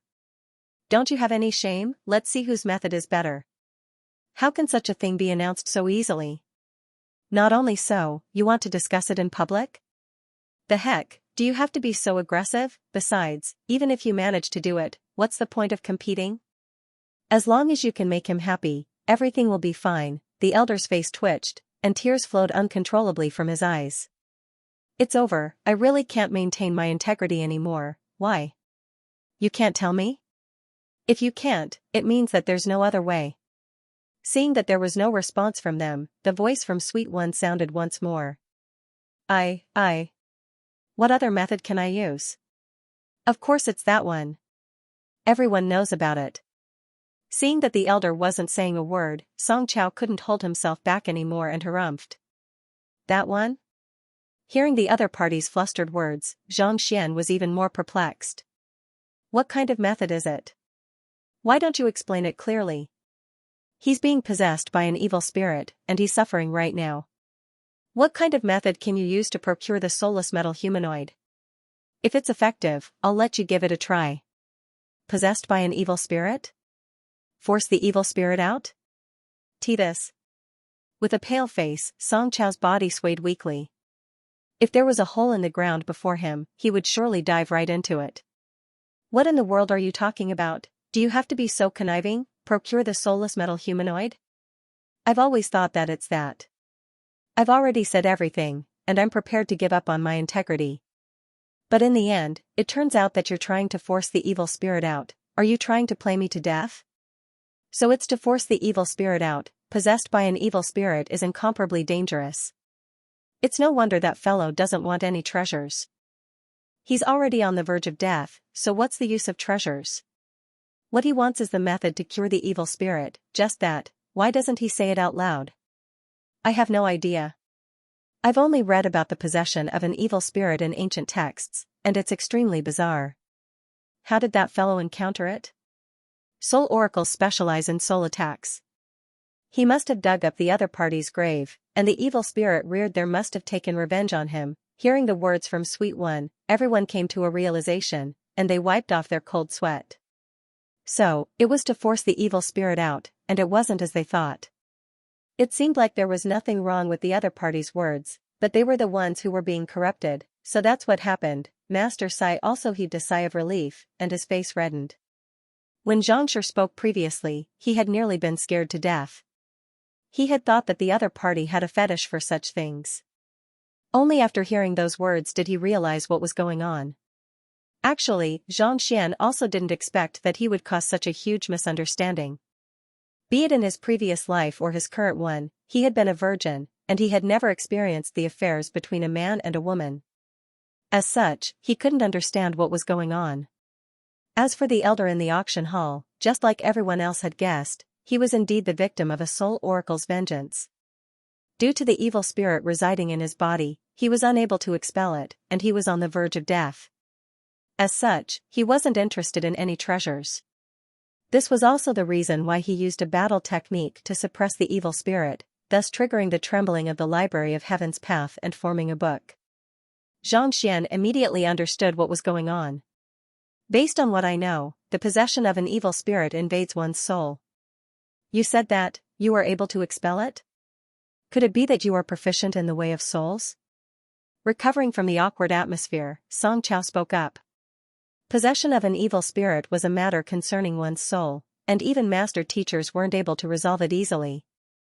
Judging from the other party's voice, he didn't seem too old, so what could he possibly do? The crowd also turned their gazes over. Even the elder on the stage had a nervous look on his face, fearing that the person in the suite was just spouting nonsense. Possession of an evil spirit is akin to a lethal poison that fuses with one's soul. I am helpless against it. The voice in the suite sounded. Helpless? Then. Everyone felt lightheaded. It was just a moment ago that the other party had spoken so confidently, but at this moment, he was saying that he was helpless against it. Wasn't this change a little too fast? Then why did you say that you can help me get it out? Unable to maintain his composure, the elder hurriedly asked. Since I am able to see through it and describe it in such detail, I am confident that I can do it. Chuckling lightly, Xianxia continued. This? The elder was bewildered. He said that he was helpless against the possession of an evil spirit, and yet he said that he could help him get it out. Was this fellow muddle-headed, or did he not understand the other party's words? Just as the elder was perplexed, the voice in the suite continued, All right, pass the soulless metal humanoid to me, and I will help you deal with it. There are too many people here, so it isn't convenient for me to go into the details. All right. After a moment of hesitation, the elder nodded his head. Scanning the surroundings, he said, Thank you all for bidding on the soulless metal humanoid. My apologies, but I have already found a buyer, and I have decided to sell it to this mister over here. I can only apologize on my behalf. After which, he stretched his hand forward. The golden humanoid lying before everyone's eyes was stowed into his storage ring. With a faint smile, the elder turned around and walked down the stage. Young master. What should we do? Seeing that the buyer had been confirmed, the elder in Suite 23 couldn't help but ask. He had rushed over excitedly to purchase the soulless metal humanoid with a huge sum of money, but in the end, he didn't even spend a single cent. It was one thing if the other party had more money than him, but the other party didn't even spend a single cent. With just a few words, the other party actually gave him the soulless metal humanoid. The more he thought about it, the more stifled he felt. What else can we do? Are you able to expel the possession of an evil spirit? Xianxia's face steeled. I can't. The elder shook his head. Possession of an evil spirit involved the soul. Even though he wasn't weak and knowledgeable, there was nothing he could do about it. Forget it for now. Go and find out who is in room 1. We'll make a decision after we figure it out. Xianxia instructed. Yes. The elder nodded. If he didn't even know who the other party was, how could he make a decision? Think of a better idea?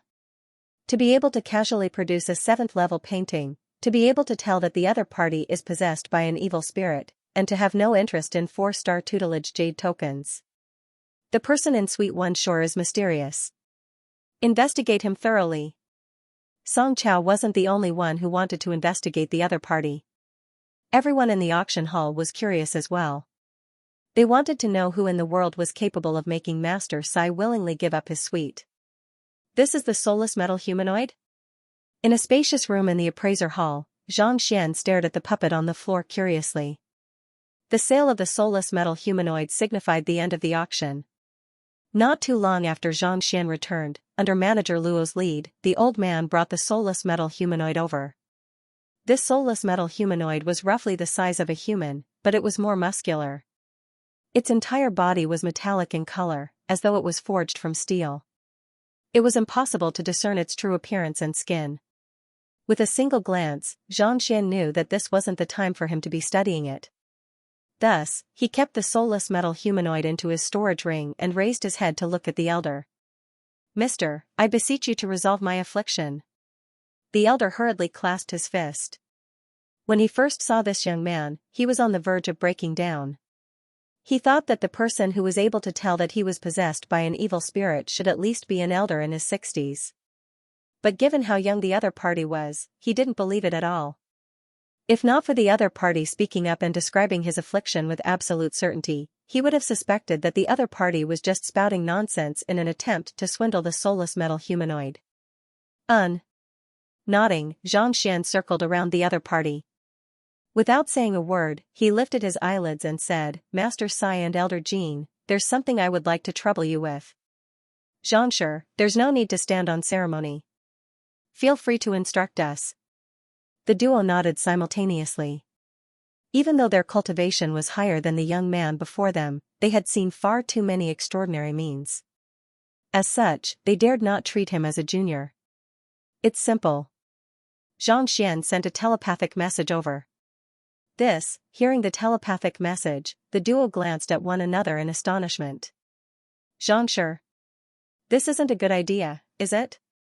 After a moment of hesitation, Master Sai felt a little awkward. Just do as I say, I know what I'm doing. Xianxia nodded. All right. The duo gritted their teeth. Seeing how they were placed in a difficult position, everyone was perplexed.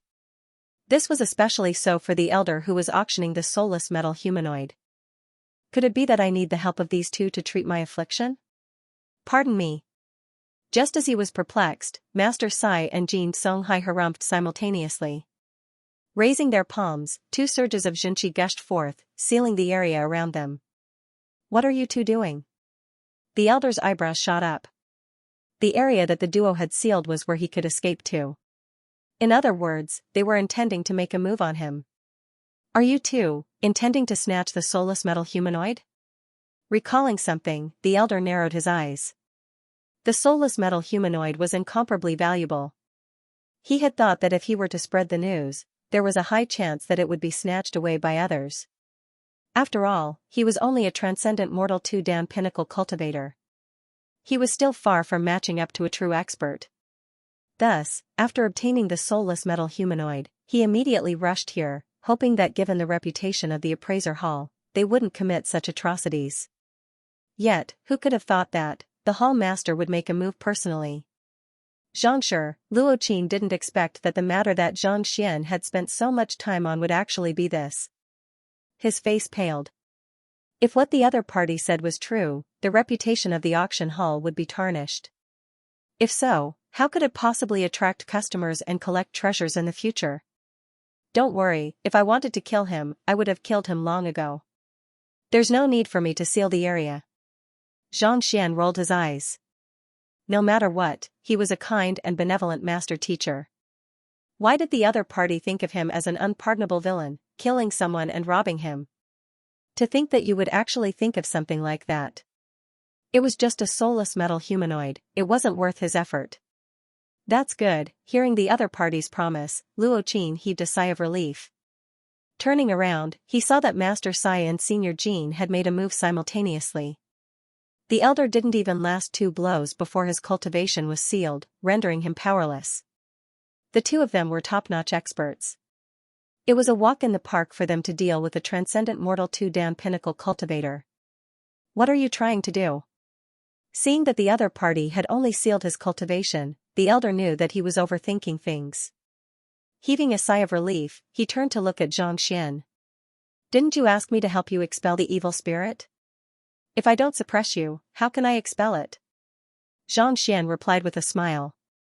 I see. Mister, I beseech you to make a move then. Hearing that the other party was only suppressing his cultivation to expel the evil spirit, the elder heaved a sigh of relief. Nodding his head, Zhang Xian stepped forward and raised his palm. Pa! A slap struck the other party's face. The elder was sent spinning on the spot, and his eyes widened in shock. What was going on? I asked you to expel the evil spirit for me, and yet, you had someone seal my cultivation first and then came over to slap me. What are you trying to do? Just as he was about to ask, he suddenly saw a foot flying toward him. Pung! What are you doing? Choking on his words, the elder's eyes darkened, and he was sent flying. Struggling to his feet, the elder's vision darkened, and he felt as though he was going insane. Of course, he wasn't the only one who felt as though he was going insane. Everyone present looked as though they had seen a ghost. This was especially so for Luo Qin. At this point, his tears were flowing uncontrollably. Didn't you say that you wouldn't kill him for his possessions? Even if you don't kill him, beating him up and snatching his possessions won't do either. After invigilating the examination, I rushed a 2-in-1. Cough cough, I missed 1,000 words. Laowa is simply too tired, and he hasn't eaten yet. He told me to rest for a while. Sweat. Pung pung pung pung, with his cultivation sealed, how could the old man possibly withstand Xianxia's blows? After a few consecutive blows, he was pummeled to the point where his head swelled up like a pig's head. I'll kill you. The reason why he brought the soulless metal humanoid here was to treat his affliction. Yet, he ended up being pummeled to such a state. Unable to hold himself back any longer, the old man gritted his teeth and his eyes reddened. Kill me? Didn't you want to make use of me to kill him? Why do you want to kill me now? With a slight smile, Xianxia looked at the old man leisurely. What did you say? I don't know. Hearing those words, a hint of panic flashed across the old man's face, but he quickly concealed it. You don't know?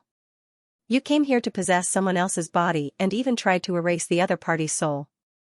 And you dare to say that you don't know? The edges of Xianxia's lips curled up. Possession? Jing Songhai, Master Sai, and the others were taken aback. They turned to look at the old man warily. Possession was a unique technique of soul oracles. It was also known as reincarnation through another body. As the name suggested, a soul oracle who had reached the end of his lifespan would forcefully suppress or kill the soul of another and borrow the other party's body to revive himself.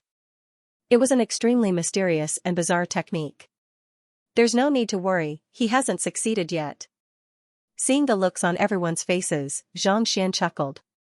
If he succeeds, he would be possessed by an evil spirit and I wouldn't be able to deal with it. Previously, he had said that he was helpless against an evil spirit's possession, but it turned out that the old man wasn't possessed by an evil spirit. Rather, he had been possessed. You. Don't spout nonsense. I am me. I am possessed by an evil spirit, I am unable to deal with it. The old man gritted his teeth. You were possessed by an evil spirit? Xianxia shook his head. Circling around the old man once more, he placed his hands behind his back and said, I'm not too sure what method you used to suppress the other party's soul, but I'm still able to see through it. He came to the auction hall to auction off the soulless metal humanoid, but he didn't say what he wanted, allowing everyone to guess. If I'm not mistaken, it was his soul that was in control back then. It wasn't that he didn't want to say it, but that you were suppressing him, preventing him from saying it. Under the interrogation of the crowd, he became agitated, and you seized this opportunity to possess his body. Then, you said that you would bring anyone who bought the soulless metal humanoid to the tomb of the Soul Oracle. If I'm not mistaken, you're trying to lure others over and set up a trap to kill more experts. Xianxia harumphed, otherwise, I would not have longed to live after being possessed by an evil spirit while digging the soulless metal humanoid. Why would I think of going there a second time? Are you so used to being abused that you want to seek death? This, Jing Songhai and Master Sai were both shocked. When the old man was being interrogated by the crowd earlier on the auction stage, he did want to say something, but his body swayed and he didn't speak again. Following that, he said this.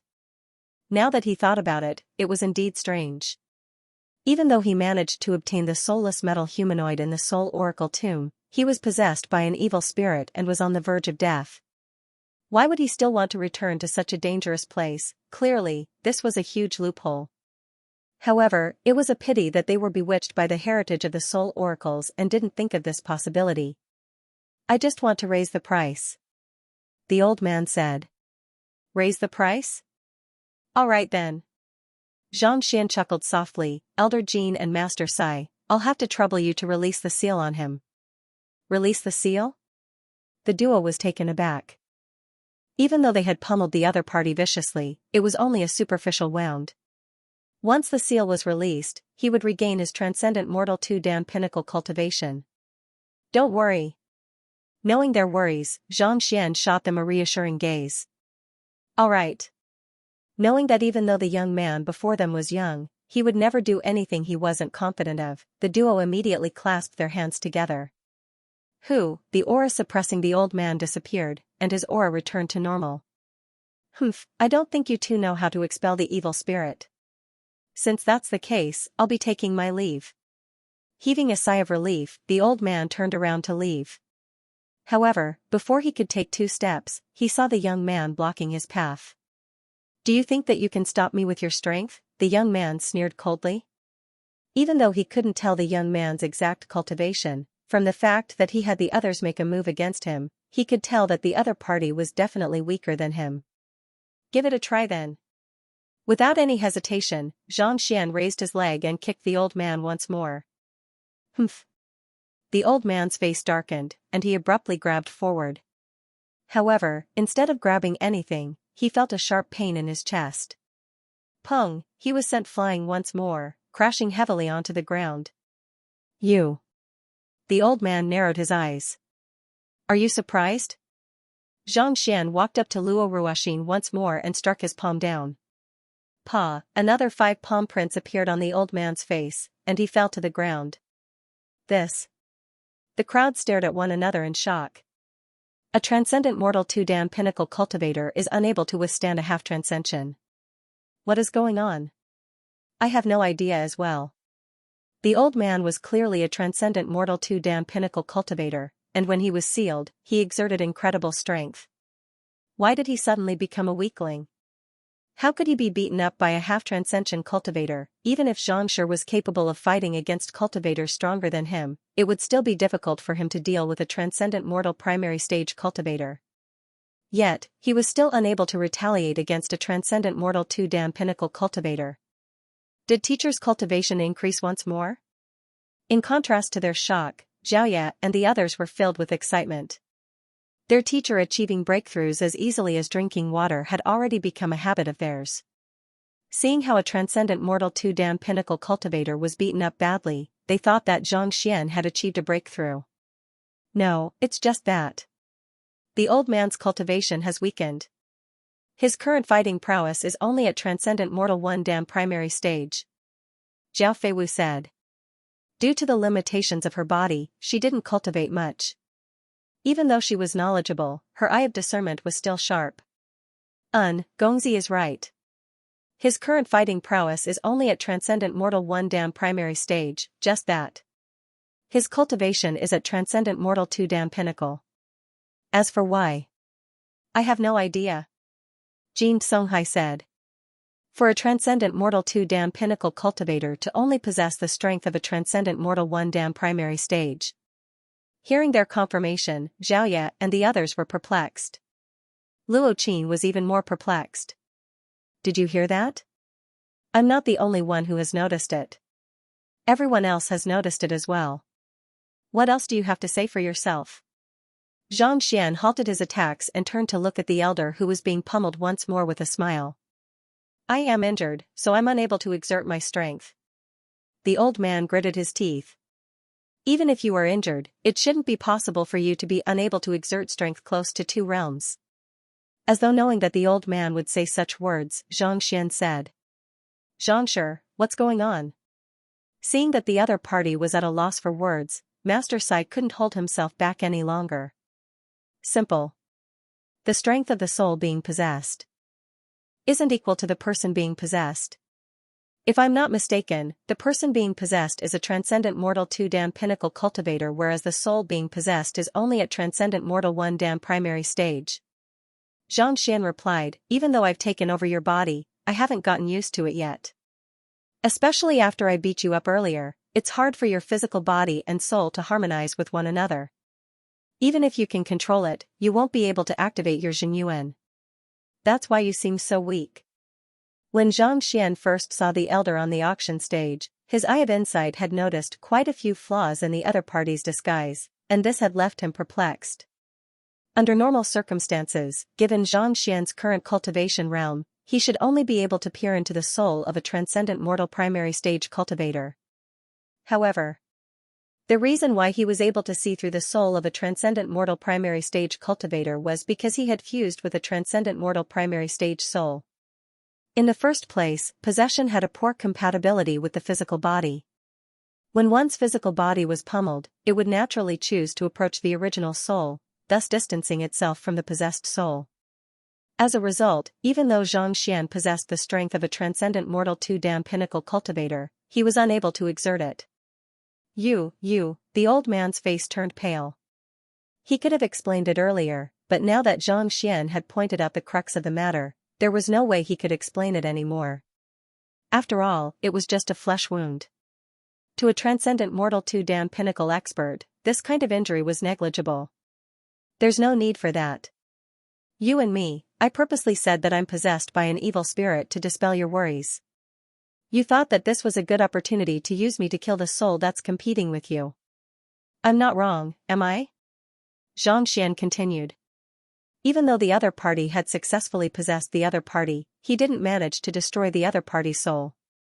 Otherwise, he wouldn't have come all the way here to auction off the soulless metal humanoid and exchange it for the method to suppress it. It was a good idea, but if it had been anyone else, they might have really fallen for it and destroyed the original soul to fulfill the possession. However, it was a pity that the other party had met with Xianxia. Under the might of the heavens, there was nothing one could hide from. Putting aside a soul, even a wisp of smoke wouldn't be able to escape Xianxia's eyes. Since you've already seen through my disguise, I won't hide it anymore. Indeed, I have possessed this fellow. Seeing that there was no way he could hide it anymore, the elder stood up and harumphed coldly. It's really him? A transcendent mortal one-dan soul possessing a transcendent mortal two-dan pinnacle physical body. Hearing the elder admit to it, everyone's face paled in fright. The difference between a transcendent mortal one-dan primary stage and a transcendent mortal two-dan pinnacle was nearly 2 whole realms. In terms of fighting prowess, the gap between the two realms was like the gap between the heavens and the earth. Yet, this soul was able to possess the other party. How in the world did he do it? This was way too fearsome. It's good that you admit to it. Actually, what I said earlier was just a guess of mine. If you hadn't admitted to it, I would have thought that I had guessed wrongly. Xianxia said. He was speaking the truth. The Library of Heaven's path could only see the flaws in the other party's body. As for what the other party was, it couldn't analyze it, nor could it provide an answer. He had only come up with this hypothesis through analyzing the various flaws and combining them with the knowledge in his head. To think that he would actually be right. The elder's face reddened, and he nearly spurted blood. If only he knew that it was just a guess, he would have never admitted to it. Now that he had admitted to it, there was no way he could deny it anymore. There's no need for you to be gleeful. Narrowing his eyes, the elder tossed aside his frustration and sneered coldly, my soul is currently the master of this body. Even if you know that I have possessed the other party's body, what can you do about it? Do you think that you can kill me? Do you dare? Last night, I worked overtime until midnight and came up with another chapter. I still have to invigilate the exam in the morning. My heart aches, please console me. When the soul was in charge, it was the master of the body. Once it was chased away and the other soul could not replace it in time, it was very likely that it would be difficult for the person to wake up and become a corpse. With two souls as one, even if the other party was suppressed, they would still be able to survive. However, if that was the case, there would be no chance for them to make a comeback. Xianxia, the secrets of the soul are unparalleled. Even the gods are unable to fully comprehend it. If the other soul is unable to come back to life, that would be equivalent to killing the other party. Master Sai said grimly. Indeed. You have to think twice before doing anything. Luo Qin said anxiously. Everyone knew that the old man was here to make a deal. If the old man were to die here, the auction house would be in deep trouble. Indeed. Xianxia nodded. They were right. The secrets of the soul weren't something that could be easily dealt with like the physical body. It was one thing for the old man to become a retard, but if he were to really kill the old man, he would be in deep trouble. So many people have seen my deal with you. If anything were to happen, the appraiser hall and auction house won't be able to get away scot-free. Seeing that the crowd was hesitating, the old man chuckled. How about this? I'll give you a suggestion. Let's continue with the deal, and you can have the soulless metal humanoid. However, you have to help me erase the soul of the original owner of the body. In any case, it's a deal, so why should you take the risk? In any case, it was a deal, so it was the same whether he was to kill the old man or the original owner of the body. It would be one thing if he were to succeed, but what if he were to fail? Xianxia. Luo Qin hurriedly turned to look at Xianxia.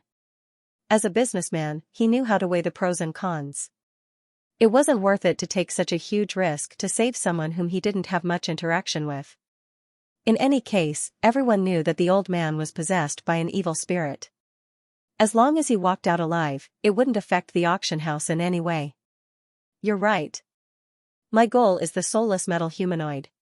Now that I have it, there's no need for me to create trouble for myself. Sighing, Xianxia glanced at Luo Qin impassively. However, didn't you say that I don't have a solution? I just thought of one, so I would like to give it a try. Give it a try?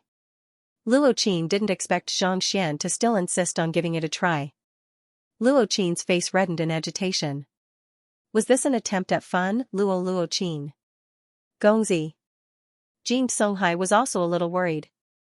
He couldn't help but look at the young master, wanting him to persuade him. However, this time, Zhao Feiwu was different from her usual self.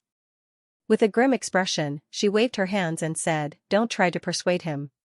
This is the duty and responsibility of a master teacher. He can't avoid it." While master teachers enjoyed lofty statuses, they naturally had to shoulder their responsibilities as well.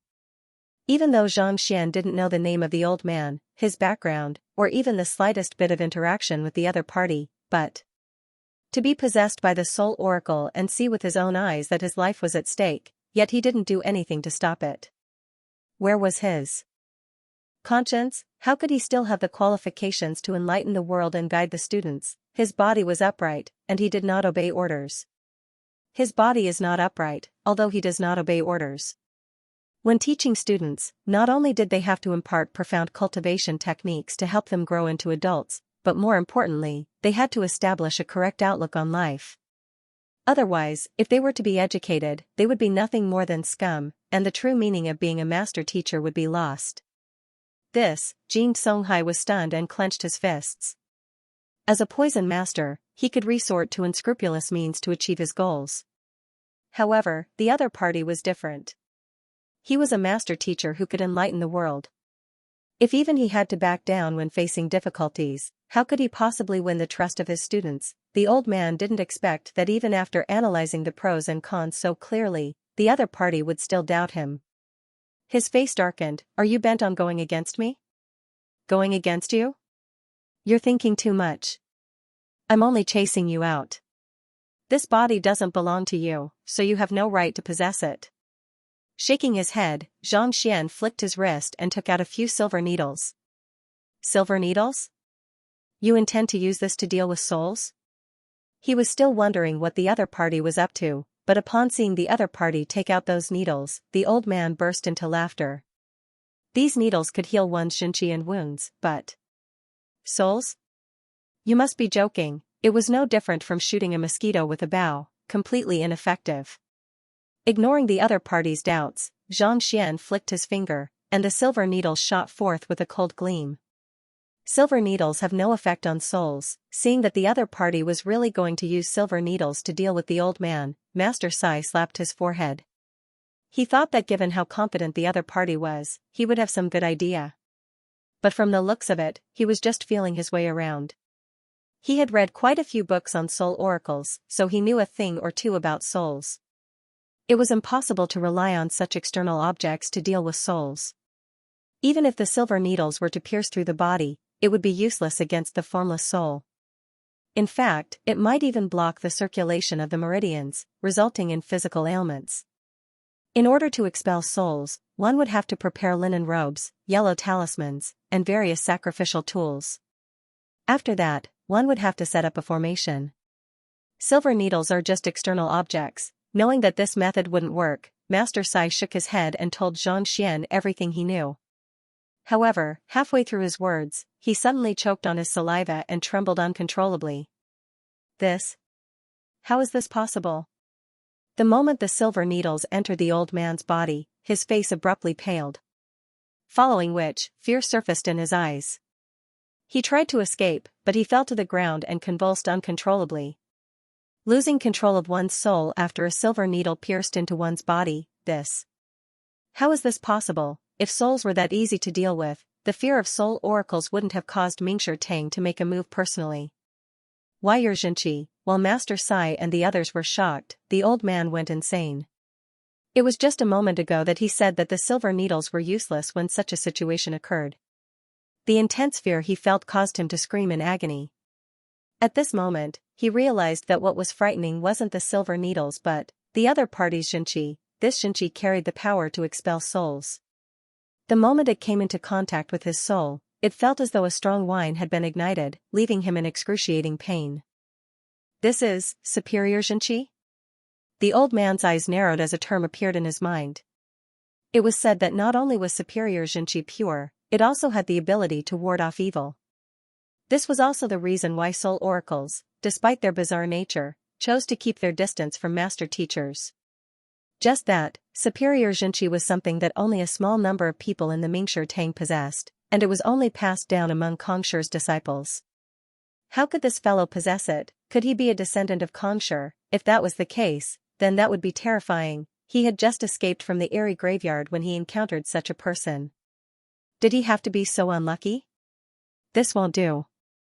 At this rate, I'll surely die. Feeling more and more silver needles piercing through his body, the old man's eyes reddened. Superior Xianxia was the nemesis of soul oracles. If he were to allow it to accumulate, there would only be one outcome, and that was to be burned to death. This won't do. I have to possess someone else's body. Knowing that he wouldn't be able to hold on for much longer, the old man endured the excruciating pain and observed his surroundings. If he were to remain in this body, he would surely die. The only thing he could do now was to possess someone else's body and find an opportunity to exact his vengeance. However, even if he were to succeed in his possession, he couldn't allow the other party to see through it. Otherwise, if the other party were to attack him again, he would be doomed. Damn it. To force me to possess your body, I will make you my sworn enemy. Even though he had made up his mind, the old man's heart was bleeding. Possession wasn't an easy feat. Every single possession would cause severe damage to one's soul. Not only would one's cultivation plummet, one's origin energy would be severely damaged as well. Take for example, when he attempted to possess this body previously, his cultivation wasn't too bad, reaching Transcendent Mortal 3 Dan primary stage. However, after he succeeded, his cultivation fell by 2 realms, becoming Transcendent Mortal 1 Dan primary stage. In other words, even if he were to succeed in his possession, his cultivation would continue to plummet. Perhaps, he might even fall by 2 realms, falling from Transcendent Mortal to Jizuan realm. I'll have to find one of those few. Roaring furiously, Xianxia scanned the room and found his target. The one with the weakest cultivation in the room was probably Zhao Feiwu, who hadn't cultivated much.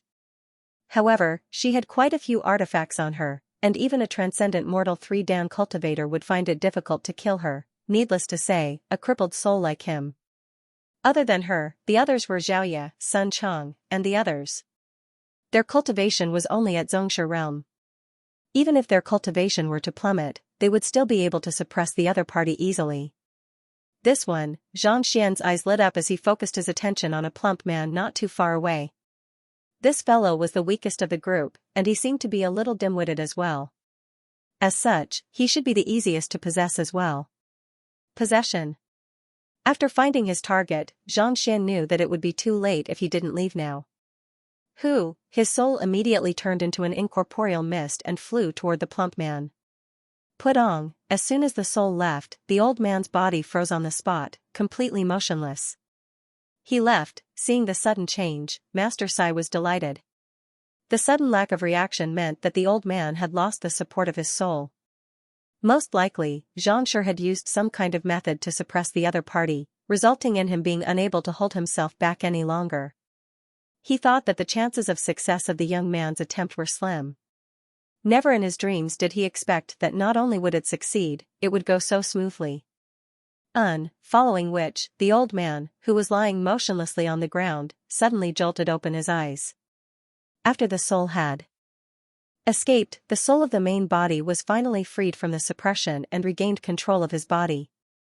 Wandering cultivator Luo Zhu, thank you for saving my life, Xianxia. Even though he was suppressed, he was still aware of the situation outside. He knew that if not for the young man's persistence, the one who would have died would have been him. The gratitude in his heart was indescribable. Standing up, Luo Zhu was just about to express his gratitude when he heard a sound not too far away. Achoo! Not too far away, the plump man suddenly felt a chill running through his body. He shuddered and sneezed. Shit, he is possessing my body. Hearing the sneezing sound, Luo Zhu suddenly recalled something, and his eyes narrowed. He couldn't help but exclaim. Cultivators were tempered by Xianxia, making them immune to illness. Under normal circumstances, they wouldn't sneeze easily. Back then, when he was possessed, he felt a chill run through his body and sneezed. Now that the other party had just left, the plump man was experiencing the same situation. Clearly, the other party was possessing his body. Luo Zhu didn't expect that this fellow would still insist on possessing someone else even after being chased away by Xianxia. Luo Zhu's face paled. Possession? Everyone was taken aback. Souls were formless. No one would be able to tell where they went after leaving the other party's body. That's right. Back then, I was possessed because of a sneeze. That fellow must have entered his body. Luo Zhu hurriedly pointed to the fatty. Me? Naturally, the plump man was Sun Chang. He had been watching the young master display his prowess and expel the soul when the old man suddenly pointed at him. Stunned, he blinked his eyes and asked innocently, have I been possessed? Shouldn't possession be a battle of souls? Why didn't he feel anything at all? That fellow is extremely cunning.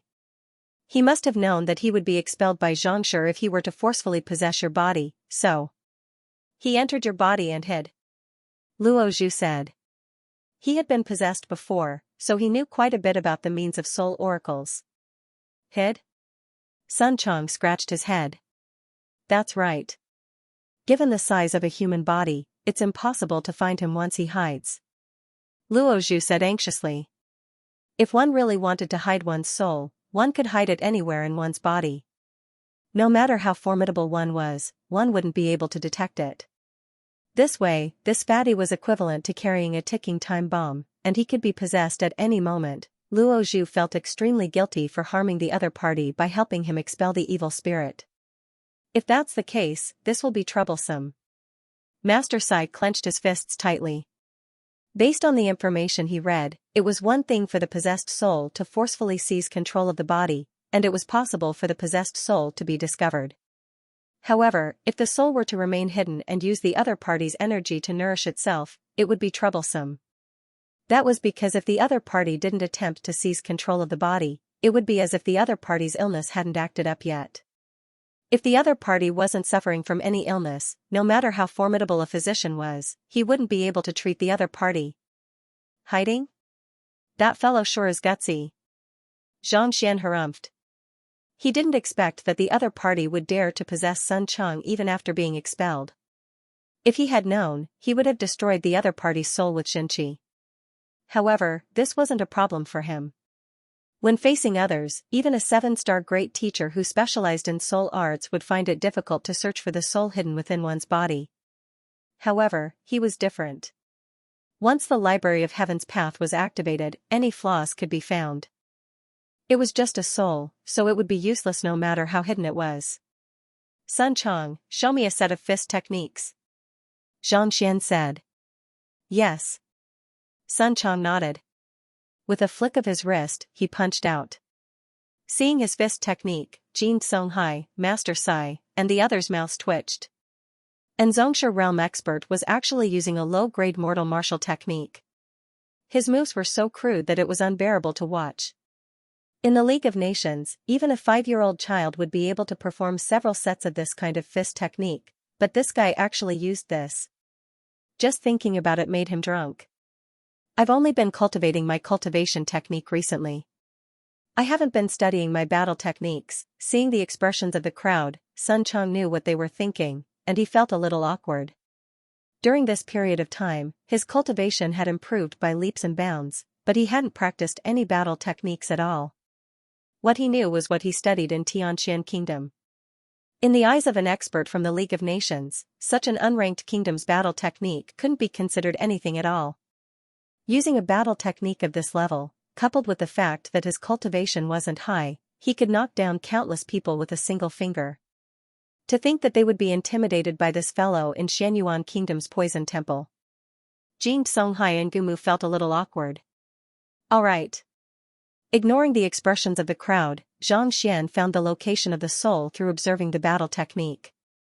Thus, he took out another silver needle and threw it over. Puha, the silver needle entered Sun Chang's body, and a deafening roar sounded from within. How did you know that I'm here? Following which, an exasperated soul ripple sounded in everyone's ears. Clearly, the person who possessed Luo Zhu didn't expect to be discovered so easily. Get out here, and I can spare your life.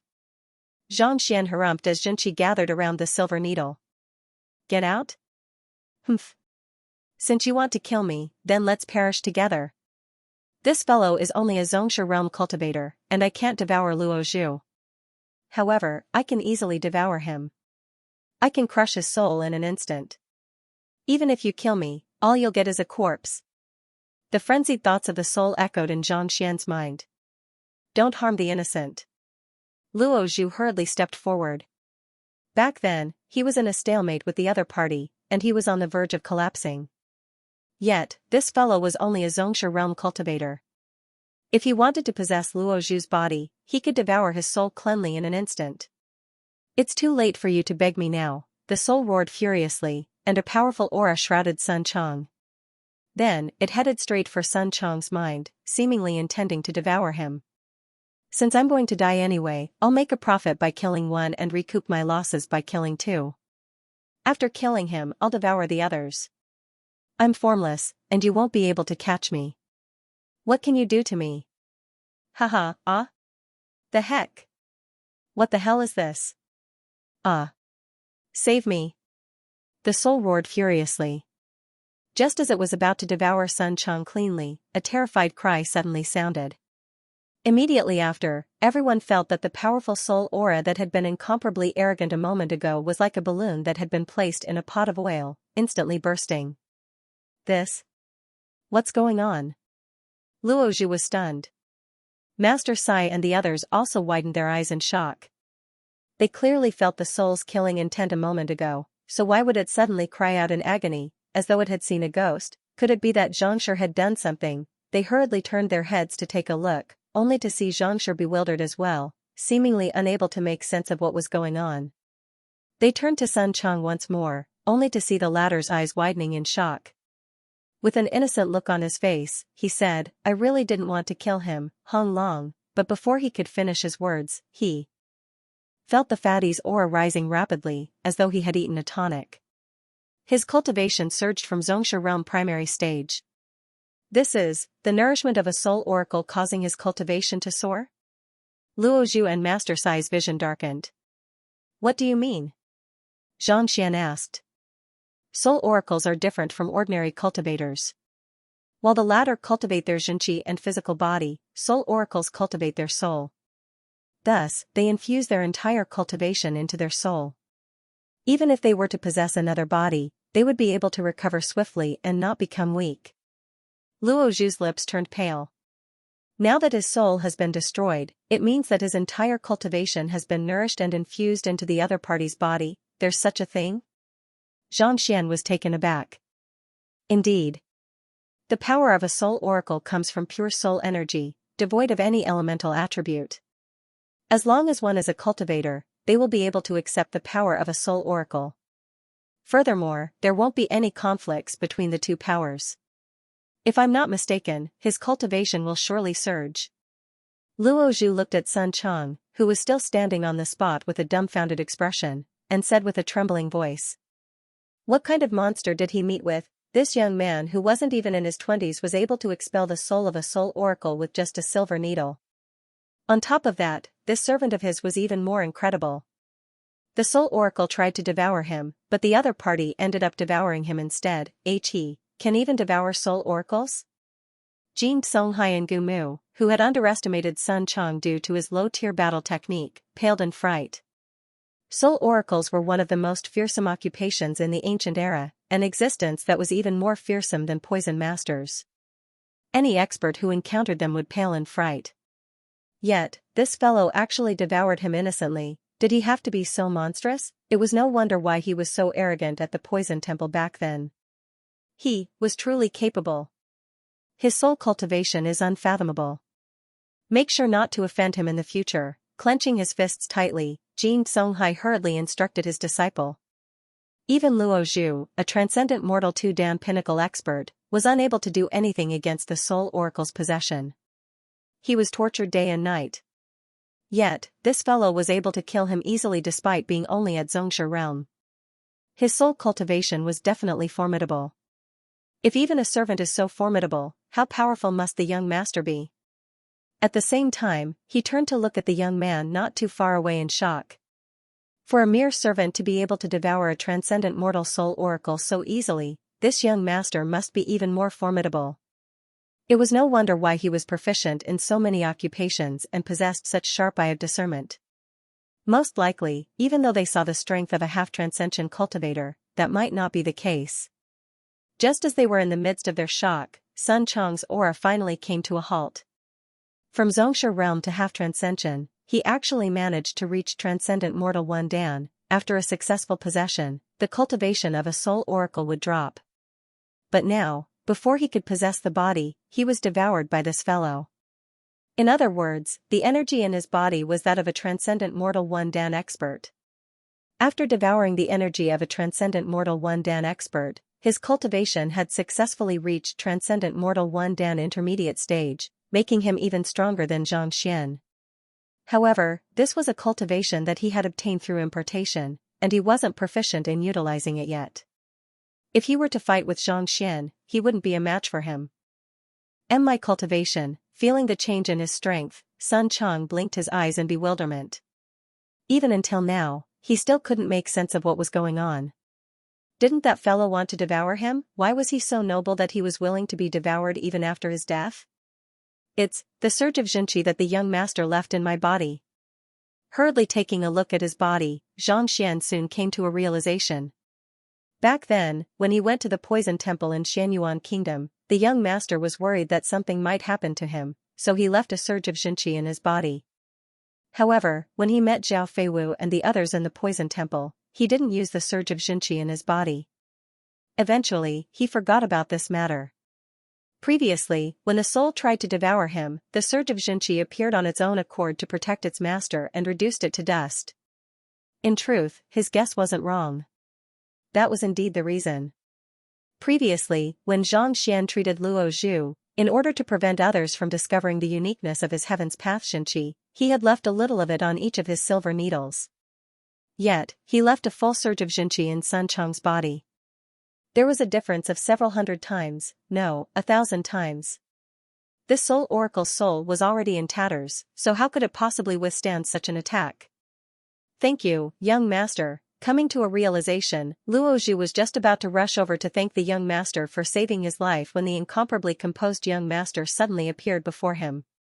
Elder Luo Zhu, right? May I know where you caught the Soul Oracle? Can you get me a few more? I'll let a few of my students level up and make a breakthrough. Luo Zhu. Master Sai. Others would shudder at the mention of Soul Oracles and flee as far as they could. Yet, this fellow actually wanted to obtain a few of them for his students to advance their cultivation. Everyone's jaws dropped to the floor, and they nearly spurted blood. If it was anyone else who said those words, they would surely think that the other party was insane.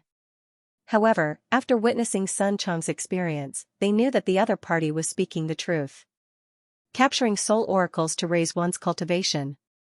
Brother, do you think that this frightening occupation is a realm-breaker pill? This. Xianxia, the Soul Oracles have been wiped out since ancient times.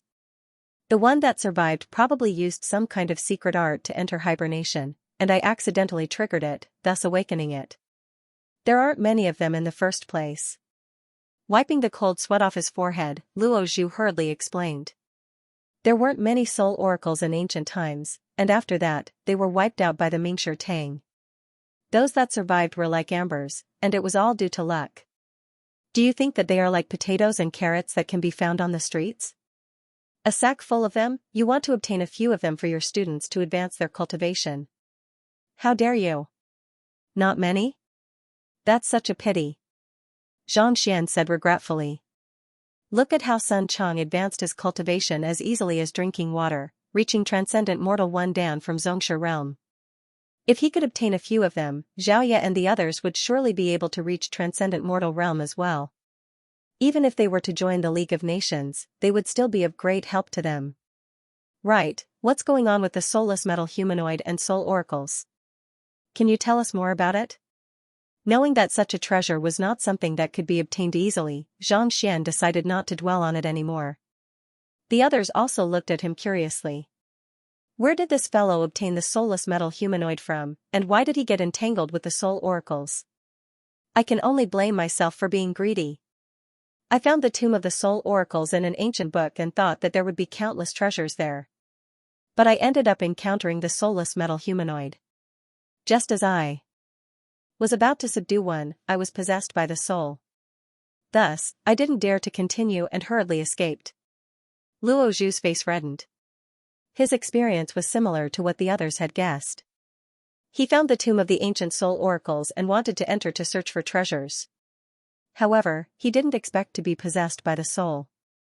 After fighting for so many days, he could feel that the other party was getting stronger and stronger. He knew that if this continued, it would only be a matter of time before he was eliminated. Thus, he was forced to come to the auction house and sell the soulless metal humanoid. He hoped that he could use the name of the appraiser hall to attract more people who were interested in soul oracles, and at the same time, resolve the trauma in his body. Fortunately, he was lucky enough to meet this Xianxia.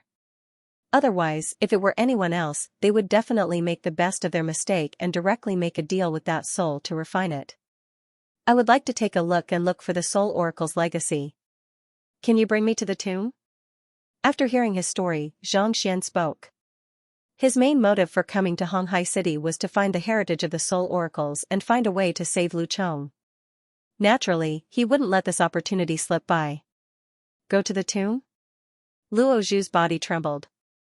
The previous experience was still unforgettable to him. If he were to go there again, he would really be afraid and apprehensive. If you're worried, you can tell me the address. I can go there myself. There's no need for that. My life was saved by Xianxia. If Xianxia wishes to go, I'll bring you there. After hesitating for a moment, Luo Zhu gritted his teeth. If not for Xianxia, his soul would have dissipated by now. Such a huge favor wasn't something that could be repaid with just a single soulless metal humanoid. However, Xianxia, you have to be careful. That place is incomparably bizarre, so it's best for you to prepare in advance. Otherwise, I fear that no matter how powerful you are, you won't be able to guard against it. Recalling the bizarre incident in the tomb, Luo Zhu felt a lingering fear in his heart. Xianxia nodded his head. To be able to become one of the most feared occupation in the ancient times, soul oracles were bound to be extraordinary. The reason why Sun Chang was able to refine that fellow so easily was due to his heaven's path Xinqi. More importantly, that fellow had lived for a long time and was already extremely weak. On top of that, having competed with Luo Zhu for control of his body for such a long time, it wasn't surprising for him to be defeated so easily. However, that tomb was different. If there was a soul in there, its strength and means were unknown. It wouldn't be that easy to deal with it. After contemplating for a moment, Luo Zhu said, I'll prepare the necessary items right away. We'll set off 3 days later.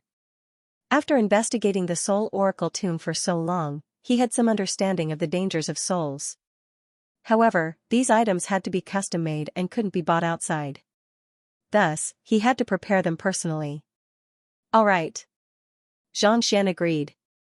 It just so happened that he hadn't gathered the cultivation technique and battle technique manuals that he asked the appraiser hall to prepare, and there were still many things that he had to deal with here. 3 days was just enough time for him. Then, I'll be taking my leave first. After discussing for a while longer to finalize the details of the trip to the Soul Oracle tomb, Luo Zhu clasped his fist and left. Xianxia, the disappearance of the Soul Oracle heritage is extremely bizarre. I would like to follow along to take a look. May I know if that's possible? After Luo Zhu left, the room fell silent. Master Sai's face reddened as he asked. He hadn't done anything to help in the purchase of the soulless metal humanoid, and yet, he was going to enjoy the fruits of his labor. Even so, the Soul Oracle culture had a strong influence in the ancient era. As an appraiser, he would naturally want to join in if he had the opportunity to come into close contact with it. Xianxia, I would like to take a look as well. Luo Qin hurriedly chimed in. Every time a Soul Oracle studied souls, they would require a huge amount of tributes. If they could obtain some treasures from the tomb, it would be beneficial to the auction as well. You wish to take a look? Zhang Xian frowned for a moment before his eyes suddenly lit up. Sure. However, I advise you to prepare sufficient spirit stones beforehand so that you can purchase any treasures that you find. These two were wealthy individuals.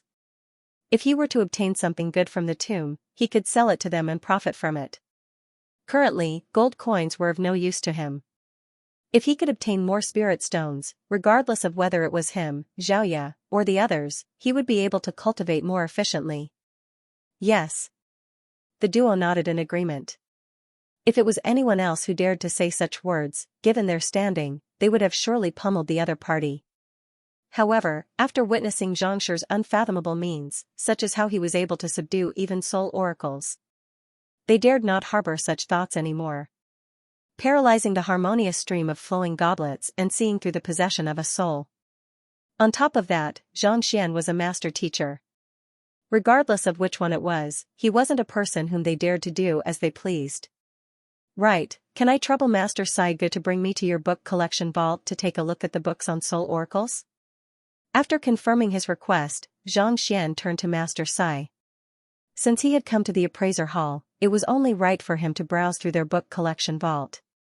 This way, he would be able to gain a better understanding of appraising and soul oracles. That's simple. Master Sai had thought that Zhang Xian would be requesting for him to browse through the books, so he smiled. The person before him possessed a higher standard of appraising than him. Even if Zhang Xian didn't request for him to browse through the books, he was still qualified to do so. That's good. I'll have to trouble Pavilion Master Sai Ge to prepare a residence for me. My students and Zhao Gongzi require some rest. Zhang Xian said. They had rushed all the way from Xianyuan Kingdom to the appraiser hall and the auction. All of them were feeling a little fatigued. Nodding his head, Master Sai backed out of the room. Not too long later, he returned with a few quiet rooms. After entering the rooms, Zhang Xian called Xiaoya and the others over. The Soul Oracle tomb is extremely dangerous. We have to raise our cultivation as soon as possible so as to ensure our safety. Even the transcendent mortal Tudan pinnacle Luo Zhu was attacked by the Soul Oracle tomb. His students were only at Xianxia realm, and they were still a long way off from reaching Xianxia realm. They had to raise their cultivation as soon as possible. Otherwise, they would only be a burden to him. Use the spirit stones as you please. Within 3 days, all of you must reach Jizuan realm. Otherwise, there's no need for you to tag along. Tossing a pile of spirit stones over, Zhang Xian instructed calmly. Previously, due to his poverty, he couldn't bear to use spirit stones on himself, and his students had never seen such a thing before. However, after the auction and the harmonious stream of flowing goblets, Zhang Xian had more than 20,000 spirit stones in his hands. He could use them as he pleased. Yes.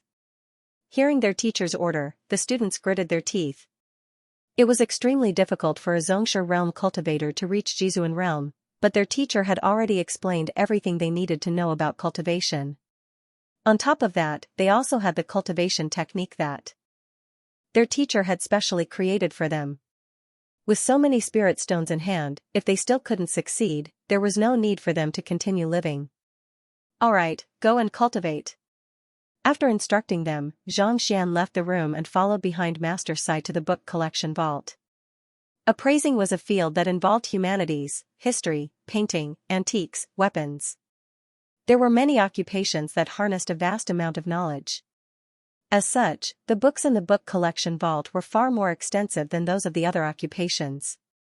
With just a glance, Xianxia was astonished by the majesty of the book collection vault. Compared to this, the Tianwu Kingdom book collection vault and even the Mingshi Tang Library in Xianyuan Kingdom paled in comparison. Begin. Xianxia started collecting the books in the vault. Walalala, it took him nearly an entire day to collect all of the books in the vault. Only when he returned to his residence did he realize that his entire body was limp, and he could barely get up. From Xianyuan Kingdom to the appraiser hall, the harmonious stream of flowing goblets, and the auction, the exhaustion on his body wasn't too severe. He had used too much of the Eye of Insight, and his soul depth had been depleted as well. On top of that, he had to swiftly collect all of the books in the vault. He slept for a night, and it wasn't until noon the next day that he finally felt refreshed. As long as one's foundation wasn't damaged, it was possible to recover one's soul depth with sufficient rest. Let's see if I can find any clues. Waking up, Xianxia stretched his back lazily. Flicking his wrist, a gigantic golden humanoid appeared before him. He hadn't been able to examine it properly since he bought it from the auction. Since he had some free time now, he might as well take a good look at it. Perhaps, he might be able to find some clues that would deepen his understanding of soul oracles. The golden humanoid lay quietly on the ground, no different from a corpse or puppet. Xianxia examined it for a moment, but he wasn't able to discern anything. Thus, he placed his finger on the golden humanoid. Flaws. Who? A book materialized in the Library of Heaven's Path. Flipping it open, Xianxia lowered his head to take a look. Following which, he frowned and a bizarre expression appeared on his face. This. How is this possible? The books were densely packed together. Grade 1 soulless metal humanoid, a unique puppet forged by a soul oracle. It possesses sentience and can be controlled by one's soul. There is a spirit stone formation set up within its body, so there's no need for one to cultivate. When several of them worked together and were controlled at the same time, they possessed great offensive power. Flaws. Autonomous consciousness? What does that mean? Could it be that this thing was not dead, but alive? Otherwise, how could it possess sentience? He continued to read. Flaw 4. His consciousness is voluntarily extracted from his body, leaving only a trace of inextinguishable fire in his body, rendering him unable to regain consciousness. Flaw 5. Could it be? Suddenly recalling something, Xianxia's face darkened. Legend had it that the soulless metal humanoid was forged from living humans by soul oracles. Xianxia had found it hard to believe, but from the looks of it now, it seemed to be the case. Forcefully extracting one's soul and leaving behind an inextinguishable flame in one's body was so that one could live and their body would not rot. This was similar to a person in a vegetative state. They looked no different from a corpse, but their body was active and could be considered a living person. Otherwise, without a soul, a person would be as good as dead. If the body could not be preserved, how could it be refined into a metal man? Putting everything else aside, just soaking his entire body in metal would take a lot of time. If he didn't keep his body alive, it would have already rotted away before he could succeed. Clenching his fists tightly, Xianxia felt that the soul oracles were incomparably cruel. However, he soon shook his head and said, "That's not right. Their consciousness was extracted from their bodies willingly. Could it be that they were willing to die? The Library of Heaven's Path shows that the soul was willingly extracted. In other words, when the soul oracles were extracting the soul, the original owner of the metal humanoid had done so willingly. This was the only way for the inextinguishable flame to remain. Otherwise, if the soul oracles were to resist, their entire soul would be destroyed. Putting aside the fact that it was impossible to create a golden man, even the corpse might not be preserved. Legend has it that some powerful forces are able to raise death warriors who are willing to die. I'm afraid these gold men are the same. Nurtured by the soul oracles, their mission is to turn them into metal humanoids and pledge their loyalty to them, Xianxia thought. Since the major powers were able to groom death warriors, it wasn't impossible for soul oracles to do the same. Besides, soul oracles specialized in soul manipulation, so it wasn't entirely impossible for them to brainwash a cultivator into willingly allowing their soul to be extracted. Terrifying, strange, to be able to forge a living human into a puppet willingly, the soul oracles were indeed fearsome. Initially, Xianxia was still considering whether he should capture a few of them and assimilate them to raise his cultivation, but after seeing their cruel means, he couldn't help but shudder in fear. He continued to read on and quickly flipped through the entire book. There wasn't much else worth paying attention to. Basically, it was just an introduction to the weaknesses of the soulless metal humanoid and how to use it. What a pity that I can't use it. After reading the content, Xianxia shook his head helplessly. Soul oracles specialized in the field of souls, so they were able to draw their souls out of their bodies to control the artifact. However, Xianxia was unable to do so. Up till now, Xianxia had never come into contact with any soul cultivation method. In other words, even though his cultivation had reached half-transcension, his soul was still fused with his physical body, making it impossible for him to leave his body. It was like driving a car. If you wanted to drive the car to the place you wanted to go, you had to get in first. If your soul couldn't leave your body, you couldn't get in. How could you control this thing? Previously, Xianxia was still thinking that if he could control it, he would have a transcendent mortal death warrior. However, from the looks of it now, that wasn't the case at all. His soul was trapped in his physical body, unable to leave his body. As such, he was unable to use it. In other words, this thing would only be lying there, completely useless. Of course, if he were to meet with danger, he could still bring it out to serve as a meat shield. Cough cough, after spending so much money on the auction, he only bought a shield. Just the thought of it left him speechless. Keep. After browsing through the book for a while longer, Xianxia didn't find any useful information. Thus, he kept the metal humanoid into his storage ring. Then, with a flick of his wrist, a round ball appeared in his hands. It was the celestial designer mechanical box that Elder Chen had to compensate him for losing the bet. There's a flaw here, and here. Stroking the round ball, Xianxia infused Xianxia into his finger and tapped on the flaws recorded in the Library of Heaven's Path one by one. There were a total of 17 flaws, and Xianxia swiftly tapped on them. Gotcha, the sound of a mechanical spring snapping echoed. The round ball in. Xianxia's hand suddenly changed, as though a box had been opened. This. Xianxia was taken aback. On the surface, the object looked no different from a lead ball. There was no gap at all, and he had thought that it was just a lump of metal. Never in his dreams did he expect that it would actually open. This is too intricate. Lowering his head to take a look, Xianxia couldn't help but exclaim in awe. Could it be that the Celestial Designer Hall is similar to the Beast Hall and Apothecary Guild, a place where celestial designers gather? After reading through all of the books in the Appraiser Hall, even though Xianxia still hadn't fully assimilated all of them, he did learn of an incredible occupation, celestial designer. Celestial designers didn't possess much fighting prowess. Instead, they specialized in mechanics, and they belonged to the lower 9 paths. It was said that celestial designers were capable of designing the most intricate hidden weapons and the most complicated puppets in the world. This was especially so for armor. Even though a blacksmith forged an armor that was compatible with one's body, in order to bring out the full potential of the armor, one had to look for a person of this occupation.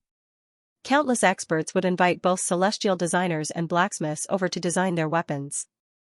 More often than not, a single weapon would contain innumerable secrets, making it hard for one to guard against it. Putting everything else aside, Xingyang's spear was the most ordinary of them all. It had to be folded, and it was extremely troublesome. If a celestial designer were to make a move, there would be a spring installed within the artifact. The artifact would only be the length of a chopstick in one's hand, but with a light push, it would grow to a length of 3 zhang, granting it incredible might. As for this Heavenly Works mechanical box, the flaws recorded in the library should be the weak points of its connections. Only by touching these points could it be opened completely. Otherwise, no matter how strong one's strength was, one would be helpless against it. Forcefully attacking it would only completely destroy what was stored inside. What kind of precious item could be stored in this thing? He casually pulled open the Heavenly Works mechanical box. When he first came into contact with this item, the Library of Heaven's Path gave him a verdict, saying, "Refined by the Celestial Designer Institute, it is incomparably ingenious. Without a specific method, it cannot be opened. It can be used to store some important and secret treasures." Since it was stored in such a marvelous thing, it was definitely not simple. When he opened the box, there was a thin piece of beast skin inside. It was unknown what material it was made of, but it was abnormally tough. Who knew how many years it had been preserved, but it was actually in perfect condition, without the slightest damage. He casually flipped it open. Red dust heaven ascending steps? What's this? At the very front of the beast skin were the words red dust heaven ascending steps. It was hard to decipher what it meant. As Xianxia continued reading, a line of poetry appeared before his eyes. 3,000 li of red dust, a smile treading the clear skies. At the end of the poem, the origin of the item was described. The red dust heaven ascending steps was created by Kongshir's disciple, Saint Zhong. On the day he mastered it, he would be able to carry a mountain on his back and travel 3,000 li with a single step, soaring into the 9 heavens. Saint Zhong has bestowed upon my lineage the red dust heaven ascending steps to be passed down to my descendants. In order to prevent any mishaps, I have placed it in the Heavenly Works mechanical box. Without the blood of my descendants, it is impossible to open it. It's a movement technique? Xianxia came to a realization, and his eyes lit up. Since it was created by Kongshir's disciple, the value of this cultivation technique was unimaginable. It was no wonder why it was stored in the Heavenly Works mechanical box. Logically speaking, there was a special way to open it. Without the blood of their descendants, it was impossible to open it. Naturally, Xianxia wasn't their descendant. In fact, he didn't even know what this cultivation technique was. The reason why he was able to open it was because the Library of Heaven's Path had found a flaw in it. It was similar to the password in his previous life. If he knew the password, he could open it. If he forgot it, he could just enter the administrator's interface and use the administrator's password to open it. This was what he was using at the moment. The Library of Heaven's Path was able to peer into the essence of the skill box. No matter how intricate it was, it would be a fatal blow. I wonder if there are any flaws in the cultivation technique left behind by Kongshir's disciple. Holding the secret manual in his hand, Xianxia muttered to himself. Regardless of what cultivation technique it was, it had become a habit for him to check if there were any flaws in it. Since this cultivation technique was created by Kongshir's disciple, it was easy to imagine how high its tier was. However, there were bound to be flaws as well. Xianxia decided to take a look first. A similar book appeared in his mind, and he casually flipped it open. There are only 42 flaws? It didn't take long for Xianxia to finish flipping through the book. As expected of a movement technique created by Kongshir's disciple, it was truly fearsome.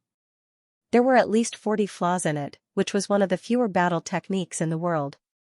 Most of the battle techniques that he had seen previously had several hundred flaws. This was precisely the reason why every single cultivation technique required at least 1,000 secret manuals to make up for it. Yet, this battle technique didn't even have 50 flaws. This was more than enough to show how formidable it was. If it were to spread out, it would surely cause a bloodbath. Even if there are so many flaws, I wouldn't dare to cultivate it. It was one thing if he didn't know the flaws, but now that he did, a bitter expression appeared on Xianxia's face. It was just like how a delicious fruit would lose its appetite upon seeing countless worms crawling around it. Xianxia was used to cultivating flawless cultivation techniques and battle techniques.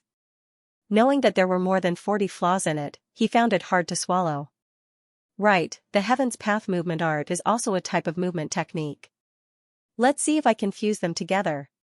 The Heaven's Path movement art was created by fusing countless movement technique manuals and movement technique manuals together. Even though it was only the foundation, it represented the essence of the world. Perhaps, he might be able to fuse the two together. Fusion, correct. Placing the two books together, Xianxia's mind jolted. A new book materialized in the Library of Heaven's Path. Xianxia flipped it open once more. There are only 3 flaws? That's great. Even though there are only 3 flaws, I can already cultivate it. Xianxia's eyes lit up. Even though the 3 flaws were still significant compared to the previous cultivation technique, it was still worth cultivating. At the very most, he would just have to gather more movement technique manuals in the future and find a way to fuse them together. Knowing that he could cultivate it, Xianxia began browsing through the contents of the secret manual. With just a single look, his eyes narrowed and his lips paled. Red dust heaven ascending steps, parallel heaven scroll.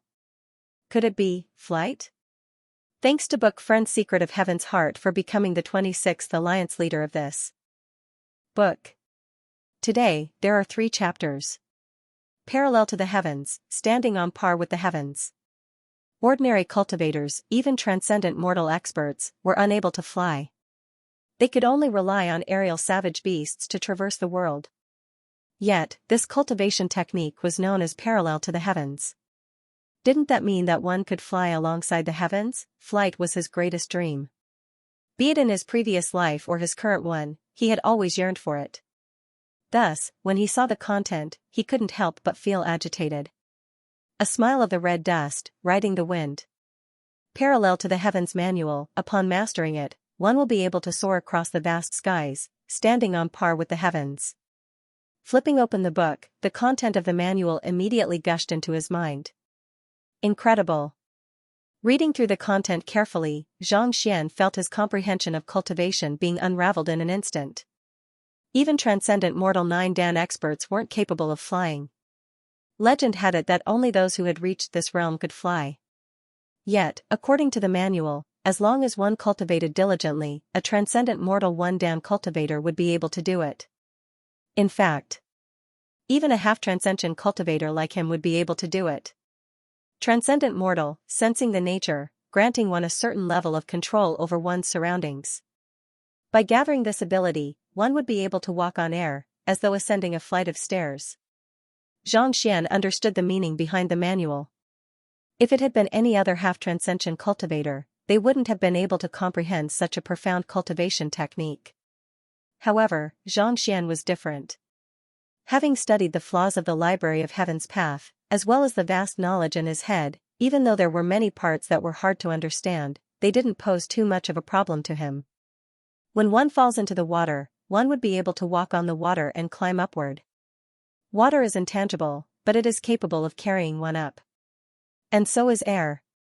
As long as one finds a way to control nature, it isn't difficult for one to walk on air and fly. This is also known as controlling air with air. After an unknown period of time, Xianxia exhaled a mouthful of turbid air, and his eyes glowed in excitement. To think that he would be able to create such a formidable battle technique. Incredible.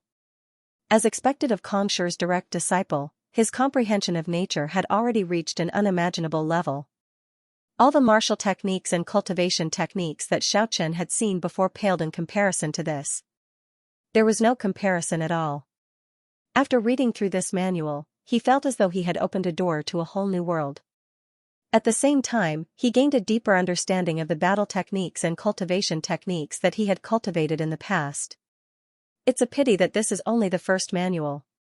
I wonder how profound the later manuals will be. He also felt that it was a pity. Xianxia knew that this was only the introductory portion of the red dust heaven ascending steps, and it was only suitable for transcendent mortal cultivators. Once one reached higher realms, it would be useless. This was because once one surpassed transcendent mortal, one would be able to fly. Even if one were to continue cultivating, one would only be able to increase one's flying speed by a little. I'll give it a try. After making some adjustments, Xianxia went through the contents of the Equal Heaven Scroll once more before sitting down cross-legged and cultivating according to the Xinqi circulation method of the battle technique. Even though Xianxia was only a half-transcension cultivator, he had already gained a certain level of control over his surroundings. He was able to focus all of his strength on a single point. His body, which had been sitting cross-legged on the ground, slowly floated upwards like a balloon that had fallen into the water.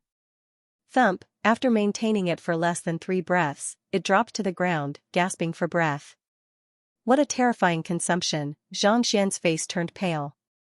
After 3 breaths of time in the air, he had nearly used up all of the true energy in his body.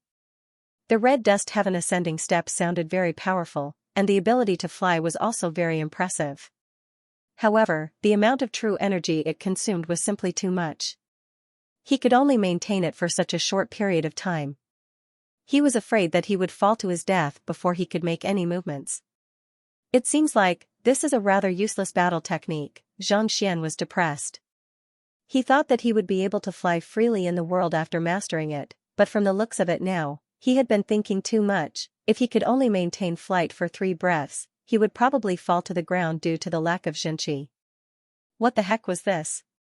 He had clearly learned an incredible battle technique, but if he were to execute it on someone else, not only would he not be able to jump high enough, he would even fall to the ground due to a lack of Xianxia. Forget it, it would be best for him not to show off in the future. Taking out a few spirit stones, Xianxia began to absorb them frenziedly. An hour later, he finally recovered. In the end, it was all due to his low cultivation and insufficient Xianxia. If his cultivation was a few levels higher, it might be a lot easier. Flying in the sky and diving into the ground would also be a piece of cake. After studying it for a moment longer, Xianxia confirmed that it was indeed unsuitable for him to use this battle technique with his current strength. Thus, he stretched his back lazily and walked out of the room. "Young master, there's a fellow outside who insists on meeting you. I've already chased him away thrice, but he still shamelessly comes over every single day. Do you think? Should you tell Elder Jean to throw him out?"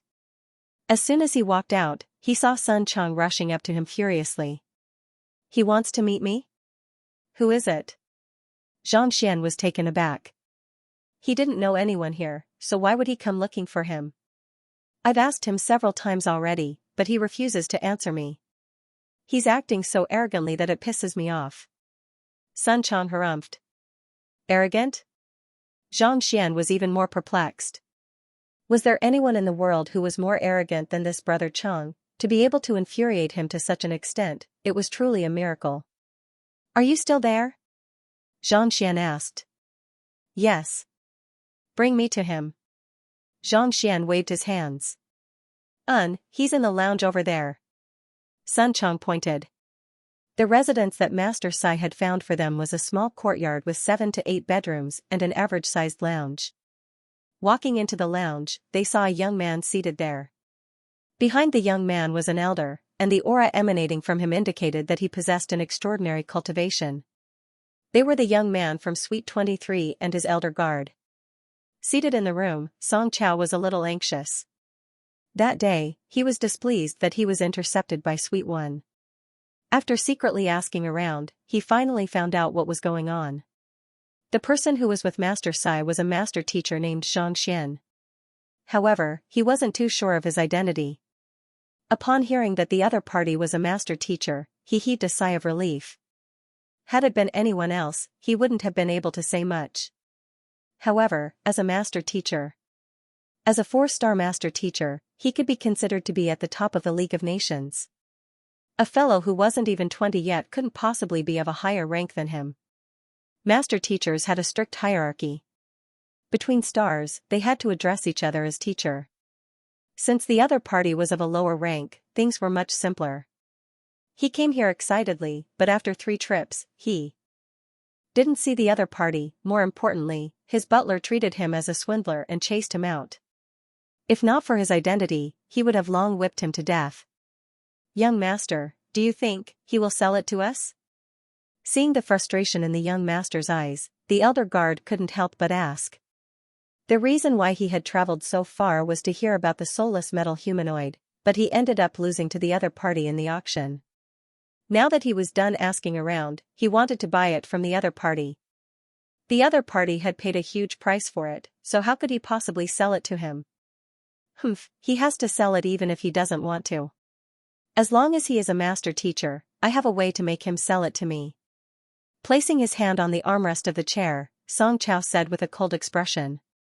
"Does young master have a way?" The elder guard's eyes lit up. "Of course. As a 4-star master teacher, it isn't too difficult for me to see through the problems in his cultivation. I just need to offer him some pointers, and I don't believe that he won't hand it over obediently." The edges of Xianxia's lips curled up. As long as one cultivated, it was impossible for there to be no problems. As a genius 4-star master teacher, it wasn't difficult for him to offer pointers to an insignificant figure who wasn't even 20 yet. If the other party wasn't grateful for his guidance, putting aside the soulless metal humanoid, he would even acknowledge the other party as his teacher on the spot. That's true, the elder was taken aback for a moment before nodding his head. Master teachers did possess the ability and charisma to do so. Other than the favor of his clan, the other reason why he was willing to stand behind the young master was also because of this. By following behind a master teacher, one would be able to avoid many detours in one's cultivation, allowing one to achieve twice the results with half the effort. Young master, they are the ones who wish to meet you. Just as Xianxia was wondering if he would be able to meet Xianxia today, the butler's voice sounded and two people walked over. The one walking at the front didn't seem too old, appearing to be below 20. From the looks of it, he should be the legendary Xianxia. You two are looking for me? Walking into the room, Xianxia was bewildered. He had never met these two before. Why were they looking for him? That's right, I am a 4-star master teacher, Song Chao. Song Chao stood up and gestured grandly. 4-star master teacher? Xianxia was taken aback for a moment before clasping his fist. Oh, Xianxia pays respect to Songshire. To think that the fellow before him, who didn't seem to be in his 30s, would actually be a 4-star master teacher. As expected of the League of Nations, they were indeed filled with talented people. Seeing that the other party's attitude wasn't bad, Song Chao nodded his head in satisfaction. Just as he was about to display the disposition of an expert and offer him pointers, he heard another set of footsteps. Xianxia, you're out of seclusion. I have gathered all of the things you wanted. Master Sai walked in. Upon seeing Song Chao, Master Sai clasped his fist and greeted, paying respect to Songshire. Over the past 2 days, this fellow had been asking around for information and had met him before. They had met long ago. After greeting Xianxia, Hall Master Sai walked up to Xianxia excitedly and passed a storage ring over fawningly. You've gathered everything? So quickly? Didn't he say that it would take 3 days? It had only been 2 days, and he had already gathered everything. Grabbing the storage ring, Xianxia scanned it with his consciousness and realized that it was filled with books. Cultivation technique manuals, battle technique manuals, and so on. All in all, there were more than 10,000 of them. There were Transcendent Mortal 1 Dan, 2 Dan, and 3 Dan books. However, the number wasn't too different from what Xianxia had said previously. Even so, it was still not too bad. From the looks of it, he should be able to extract a Transcendent Mortal 1 Dan Prolonged Longevity Realm Cultivation Technique. Well done. With a smile, Xianxia nodded his head in praise. Since I promised you, of course I have to do it quickly. Upon receiving praise, Master Sai nodded. Flicking his wrist, he took out an identity token and said, Xianxia, I've reported the matter regarding you clearing the harmonious stream of flowing goblets to the headquarters. This is the 5-star appraiser emblem that the headquarters have bestowed upon you. 5-star emblem? Xianxia took the emblem and saw the 5 stars on it. To become a 5-star appraiser just by clearing the harmonious stream of flowing goblets, why did he find it hard to believe? Wasn't the appraiser examination a little too easy? The harmonious stream of flowing goblets is a test for the 5-star appraiser examination, and it's extremely difficult. If you manage to appraise 3 of them and even the harmonious stream of flowing goblets has to acknowledge you as its master, you'll be in deep trouble if you fail the 5-star appraiser examination. Seeing through Xianxia's thoughts, Master Sai smiled bitterly. Honestly speaking, in his view, even a 5-star appraiser was too low a rank. To be able to make an artifact acknowledge him as its master through appraisal, this was an ability that only 6-star appraisers possessed. But of course, his appraiser hall was still too low, so he was unable to apply for such a high rank. At most, he could only get a 5-star appraiser. There is no cultivation requirement for an appraiser? Xianxia couldn't help but ask. Master teacher, apothecary, beast tamer, physician. These unique occupations of the upper 9 paths had high cultivation requirements. Without sufficient cultivation, no matter how skilled one was, it was impossible for one to become one. It was just like how he had caused a huge uproar in Tianwu Kingdom's Physician Guild, only to be given the identity of an elder of the League of Nations Physician Guild. Wasn't it taking it too lightly to give him the rank of a 5-star appraiser? The purpose of an appraiser is to appraise artifacts, so there isn't any strict requirement on one's cultivation. Actually, this is the case for most of the middle 9 paths and lower 9 paths occupations. Only the upper 9 paths occupations have a strict requirement on one's cultivation. Master Sai explained. Xianxia nodded his head. While the duo chatted merrily, Song Chao felt his vision turning dark. He was about to explode from anger. No matter what, he was a 4-star master teacher, an existence of the highest standing in the League of Nations. It was one thing for Master Sai to pay respects to Songshur and ignore him. But then, Master Sai continued chatting merrily with him, completely ignoring him. Was there anyone who didn't respect him? He thought that the butler had a screw loose when he chased him away previously, but from the looks of it now. Like master, like servant, a 4-star master teacher is sitting here, and yet you two are chatting merrily. Don't you have the slightest bit of respect? Humph. Unable to take it any longer, Song Chao flung his sleeves, raised his head, and placed his hands behind his back. Xianxia, Master Sai, with a 4-star master teacher here, is this how you treat your guests? Before Zhang Xian could finish his words, the elderly guard's awkward voice sounded, "Young master, I'll be leaving now, gone?" Startled, he quickly turned his head and saw Zhang Xian and Master Sai walking out of the room, laughing and chatting. With the cultivation technique and battle technique in hand, Zhang Xian intended to head back and compile the Heaven's Path divine art to push for a breakthrough to Transcendent Mortal 1 Dan. Song Chao was about to vomit blood. It was one thing for the other party to ignore him, but to turn around and leave without even saying a single word to him, a 4-star master teacher.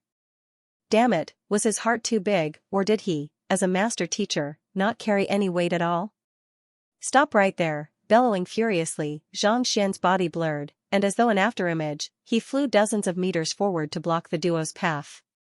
As soon as he used his battle technique, his cultivation realm was revealed. He was a Transcendent Mortal 3 Dan Yinyang realm primary stage expert. Xianxia, do you know that there's a problem with your cultivation technique? How can you not know that you're in danger?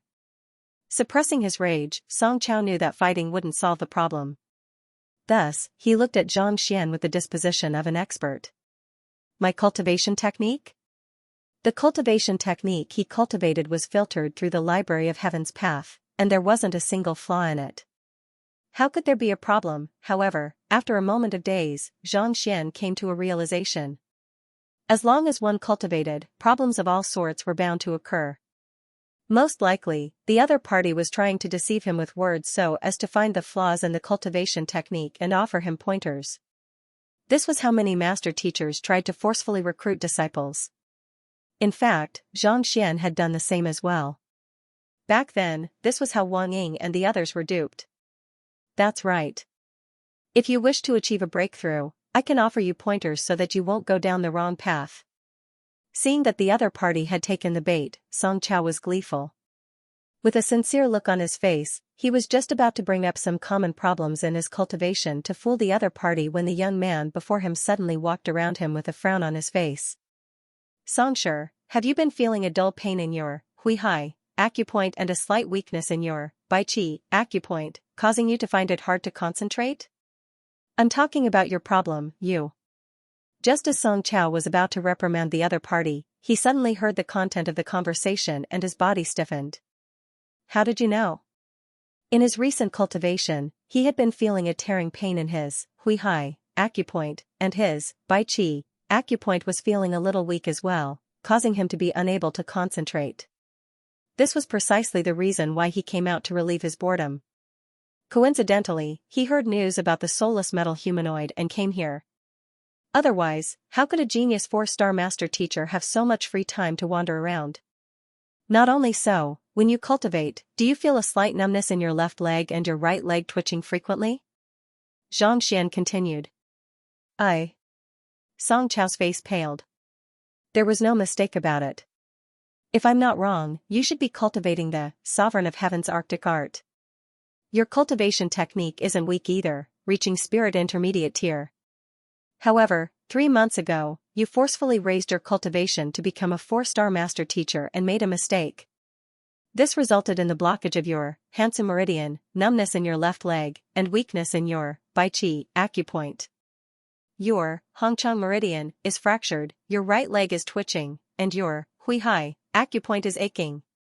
Xianxia said impassively. This fellow had used a battle technique to block Xianxia's path, and a book had formed in his head, allowing him to see the flaws clearly. Is there a solution to this? Song Chao staggered and hurriedly turned to look at Zhang Xian. What the other party had said was indeed his current situation. However, there was no solution to the blockage and rupture of his meridians. Even his teacher, a half-5-star master teacher, was unable to solve this problem. Zhang Xian thought that he could only wait helplessly, but who could have thought that the young man would point it out without any mistakes? How in the world did he see through it? 5,000 spirit stones, and I'll help you achieve a breakthrough in your cultivation as well. Zhang Xian said calmly. 5,000 spirit stones? Song Chao hesitated. If I'm not wrong, you have sought help from others, but it's a pity that none of them were able to solve this problem. If you don't use my method, you will need at least a year to recover. If a genius is unable to cultivate for an entire year, you can imagine the consequences. Zhang Xian didn't rush Zhang Xian. Without any hesitation, Song Chao gritted his teeth and said, "All right, here are the spirit stones. I'll be seeking your guidance, Xianxia." With a flick of his wrist, a pile of spirit stones fell to the ground. In an instant, spiritual energy gathered in the area, and an intimidating aura emanated from it. Zhang Xian nodded in satisfaction. Stretching his hand, he stowed the spirit stones into his storage ring and said, "The method is simple. All you have to do is to circulate your Xinqi through your meridians, guide a 4-star master teacher casually." Then, what is this Xianxia's cultivation realm? Master Sai widened his eyes in shock. He knew that this Xianxia wasn't an ordinary person, but he didn't expect him to be so formidable. This Song Chao was a 4-star master teacher, and yet, the other party was able to point out a problem in his cultivation and offer him pointers. The other party was truly impressed. He wasn't the only one. The body of the elder in the room stiffened, and his illness seemed to be on the verge of acting up. The young master went out to offer the other party some pointers so as to earn the other party's gratitude so that he could obtain the soulless metal humanoid. How did it turn into accepting the other party's pointers and even paying for it? Did it have to be so ridiculous? Even though he was witnessing it with his own eyes, he still felt as though he was going insane. "All right, just cultivate according to my instructions. I guarantee that your illness will be cured within 3 days."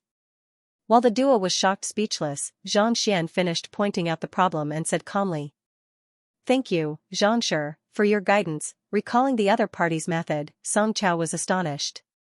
He clasped his fist in gratitude. Zhang Xian nodded his head and continued walking forward. If it was any other master teacher, it would be difficult for them to see through the other party's problem. However, once the root of the problem was found, it would be much easier to resolve it.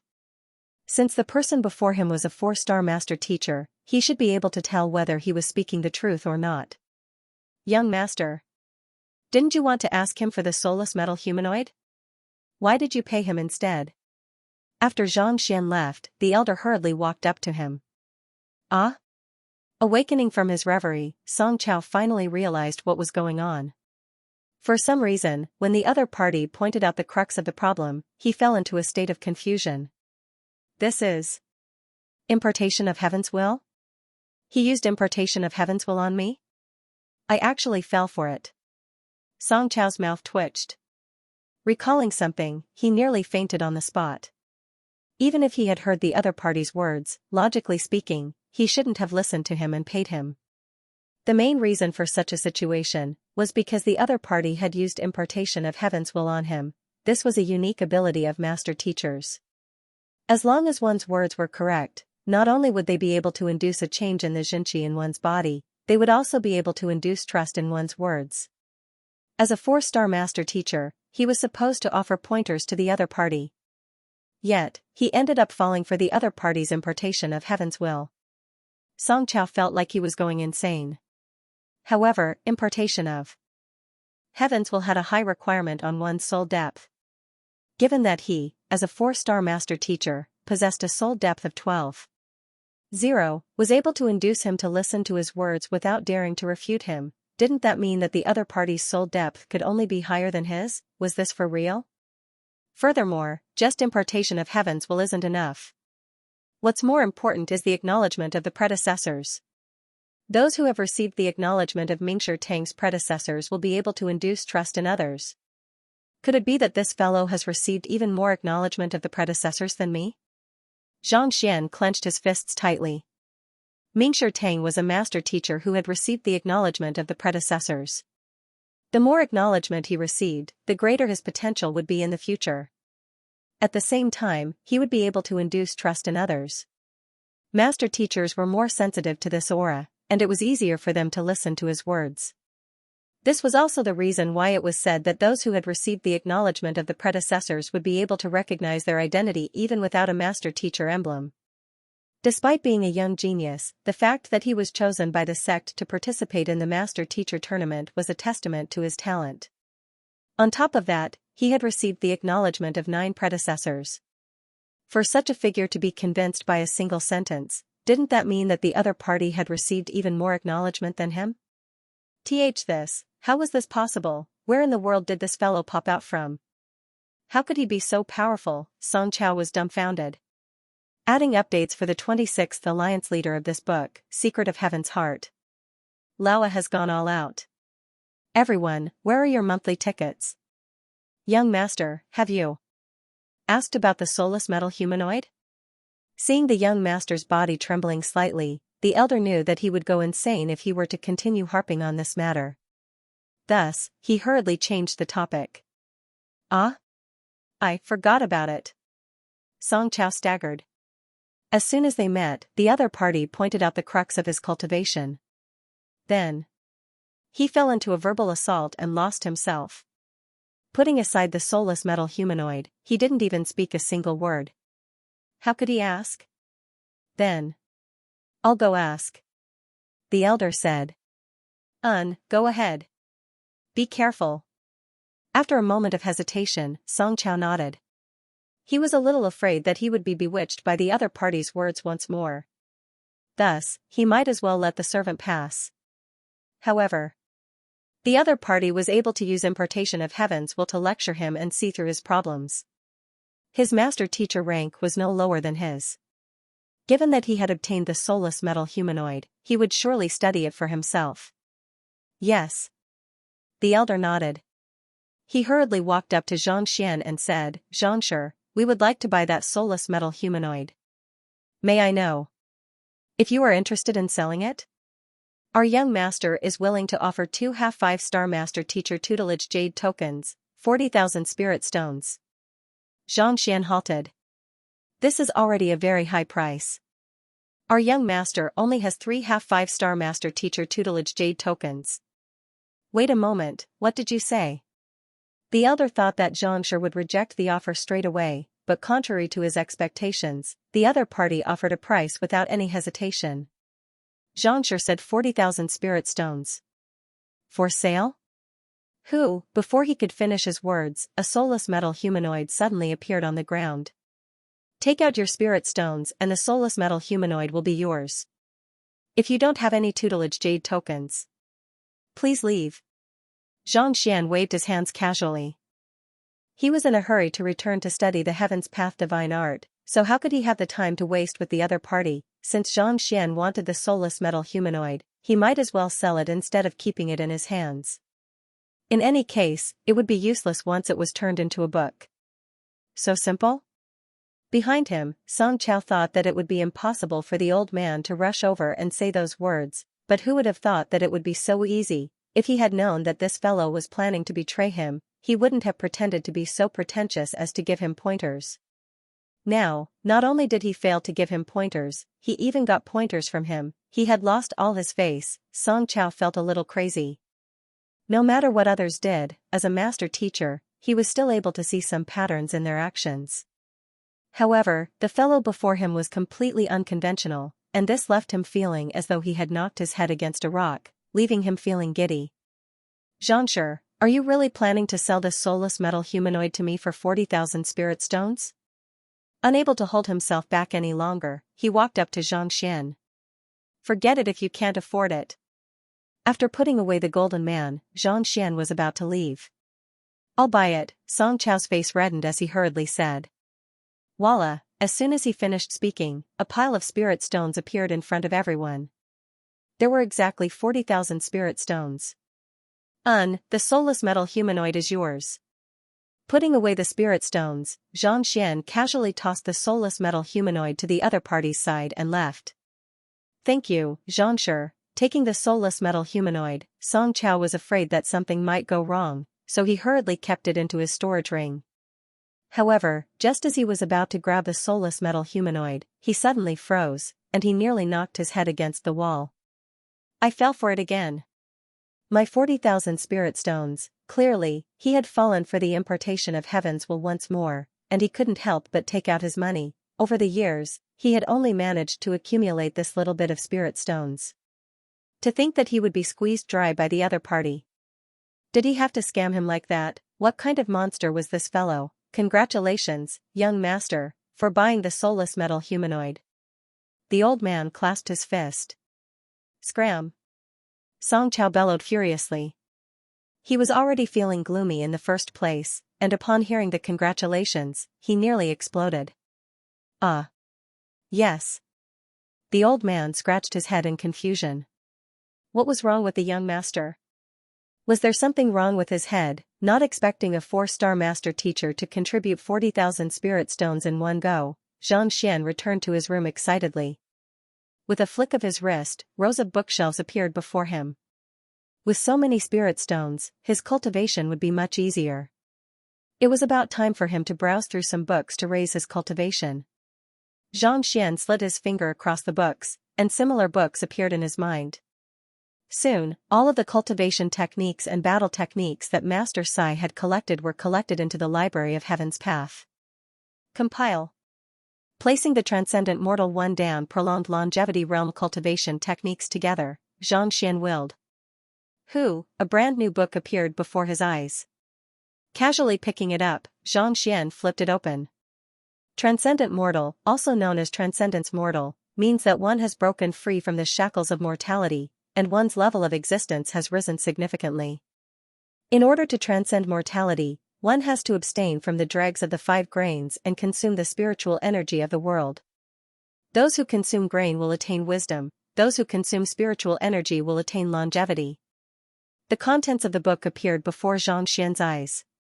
After an unknown period of time, exhaling a mouthful of turbid air, Xianxia opened his eyes. He had already comprehended the Transcendent Mortal One Dan Heaven's Path divine art, so he could cultivate it any time he wanted. Let's begin. Sitting cross-legged on the bed, Xianxia flicked his wrist, and a spirit stone appeared in his palm. His Jinqi flowed slowly according to the direction of the cultivation technique. Kacha, 2 breaths later, the spirit stone in his hand shattered into dust. This? Xianxia's face twitched. Spirit stones were formed by nature, and they contained spiritual energy within them. They were crystalline like jade. Logically speaking, they should be extremely resilient. Why would they shatter so easily? Lowering his head to take a look, a bizarre expression appeared on Xianxia's face. The spiritual energy has been sucked dry? The shattered spirit stone on the floor was completely white, reminiscent of dust. Clearly, it was due to the spiritual energy within it being sucked dry. This? How many spirit stones would it take to reach Transcendent Mortal One Dan like this? Xianxia felt lightheaded. He thought that he would be able to reach Transcendent Mortal One Dan with just a few hundred spirit stones.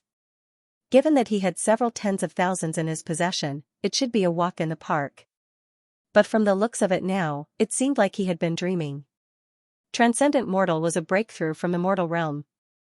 His body had been tempered by the Heaven's Path Xinqi, making it far superior to an ordinary human. The difficulty of breaking the barrier between mortal and spirit realm was more than 100 times greater than that of an ordinary human. It was just like how it was easy to increase the volume of water in a meter-wide puddle by 2-fold. However, to increase the volume of water in an ocean by 2-fold. How difficult was that? This was the case with Xianxia. Nourished by the heaven's path Xianxia, his physical body and soul had undergone a transformation, making him invincible among those of the same cultivation realm. This made it even more difficult for him to cross the final hurdle. If I absorb them one by one, I'll die of exhaustion sooner or later. There were tens of thousands of spirit stones. Under normal circumstances, no matter how many spirit stones he needed, it would be more than enough for him to achieve a breakthrough. However, the spiritual energy contained in these low-tier spirit stones was limited, and he needed a huge amount of them. If he were to continue absorbing the spiritual energy in them every 2 breaths, his cultivation would also be interrupted. Furthermore, if he were to absorb them one by one, when would he be able to reach transcendent mortal realm? It was just like drinking water through an infusion tube. Even if there was sufficient water in the drip bottle, it would still be sufficient to kill him. In other words, he had to find a way to increase the flow of spiritual energy from the spirit stones so as to complement his cultivation. Formation. Frowning, an occupation appeared in Xianxia's mind. It was impossible for him to cultivate one by one with spirit stones in his hands. If he wanted several hundred or even several thousand spirit stones to provide him with spiritual energy simultaneously, there was only one way, and that was to use a formation. Back then, after destroying the Lin clan, he had learned quite a few books on formations. He knew that some formidable spirit-gathering formations could extract the spiritual energy from the spirit stones and condense it into a powerful current. If he had such a formation, he would be able to absorb the spiritual energy from the spirit stones by placing them into it. This way, it would be much easier for him to cultivate. I should look for a formation first. Xianxia stood up. As his cultivation rose, his demand for spiritual energy would increase. Without such a formation, even if he had sufficient spirit stones, it would still be troublesome for him to cultivate.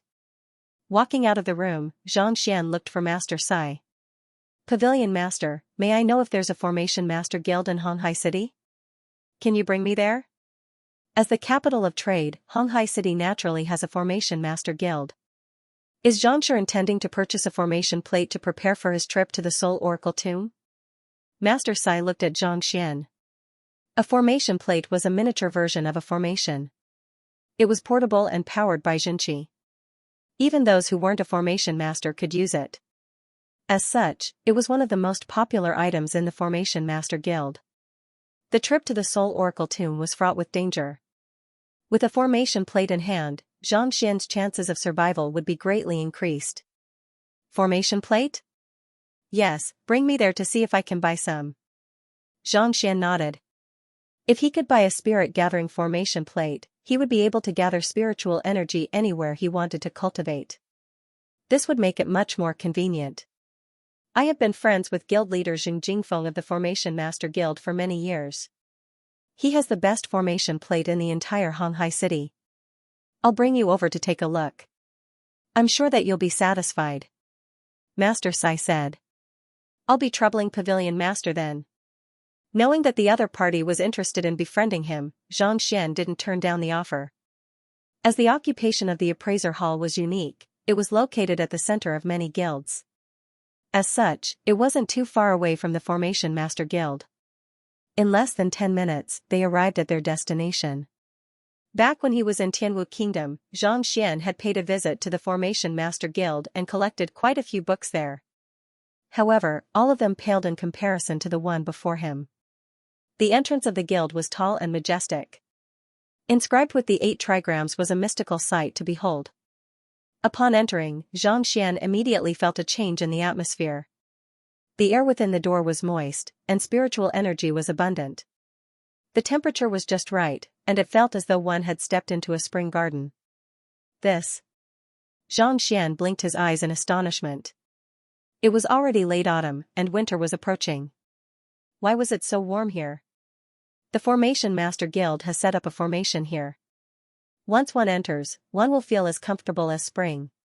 Noticing Xianxia's expression, Master Sai stroked his beard and said, "Don't worry, this formation will only make one feel comfortable. It doesn't possess any offensive properties, so it won't cause any harm.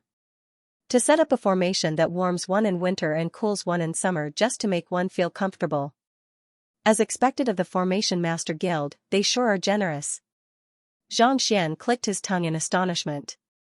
To be able to control such a large formation so precisely, only within the guild, not affecting the outside at all, as expected of the Formation Master Guild of the League of Nations. Just this formation was probably grade 3 pinnacle or even grade 4. Walking in, Xianxia walked in. In the spacious hall, there was a huge crowd. Quite a few people were queuing in front of the counter. Formation plates, weapons, and pills were known as essential items. The number and types of formation plates provided by the Formation Master Guild were limited, and there were many people who had to wait through the night just to obtain one. Paying respect to Master Sai. Bypassing the crowd, a young man walked up to the counter and welcomed him. I have some matters to discuss with Guild Leader Jing, please lead the way. Master Sai gestured. My teacher is currently inscribing a formation plate. I'll bring you over now. The young man nodded with a smile and led the way. Walking up the stairs to the second floor, they soon arrived at a room filled with formation plates. At the very center of the room, there was an old man who was busy inscribing something. Formations required formation flags, formation bases, and the environment to complement one another. It was extremely troublesome, and one had to possess a deep understanding of formations to be able to inscribe them. On the other hand, formation plates were much simpler.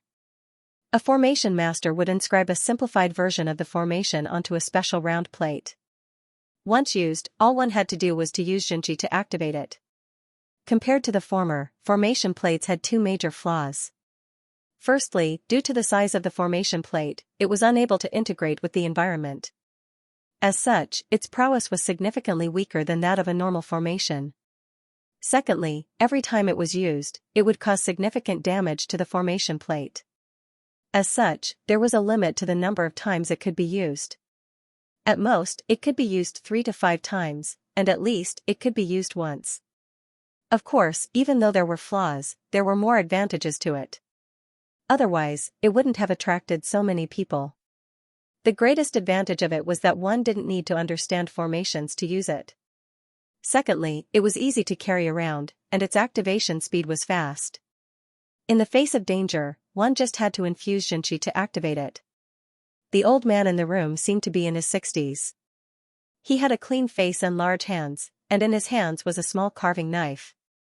Inscribing a formation plate was extremely complicated. It required one to inscribe a massive formation onto a palm-sized round plate. The difficulty of inscribing such a huge formation plate was unimaginable. Just a single mistake, or even the slightest mistake, could result in a complete loss. As such, just like pill forging, even a 4-star formation master wouldn't be able to inscribe it easily. Every single one of them required a huge amount of effort. Teacher, Master Sai is here. The young man walked into the room and bowed deeply. Putting down the carving knife, the old man raised his head and looked at his old friend with a faint smile. I've always been the one looking for you. What wind blew you here? This time, I really have something to trouble President Xing with. Master Sai nodded and introduced, this is Xianxia. He wants to buy array discs. I thought about it and decided that the things you have here are the most reliable, so I brought them here. Xianxia? The elder, guild leader Jing, stood up and stared at Xianxia doubtfully. He was well aware of his old friend's temperament. He was proud and arrogant, and even with him, he was very casual. However, when he introduced this young man, his tone was very cautious and respectful, which made him feel strange.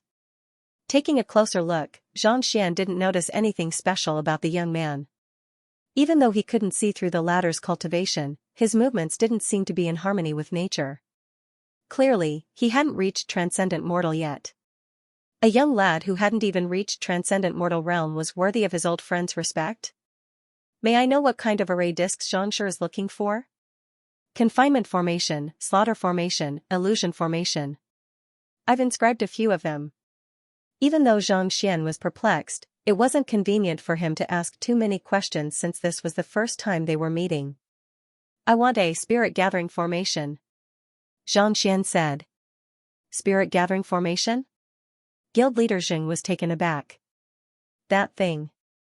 Without a formation plate, it is usually set up at a fixed location. Spirit gathering formations were mostly used for cultivation.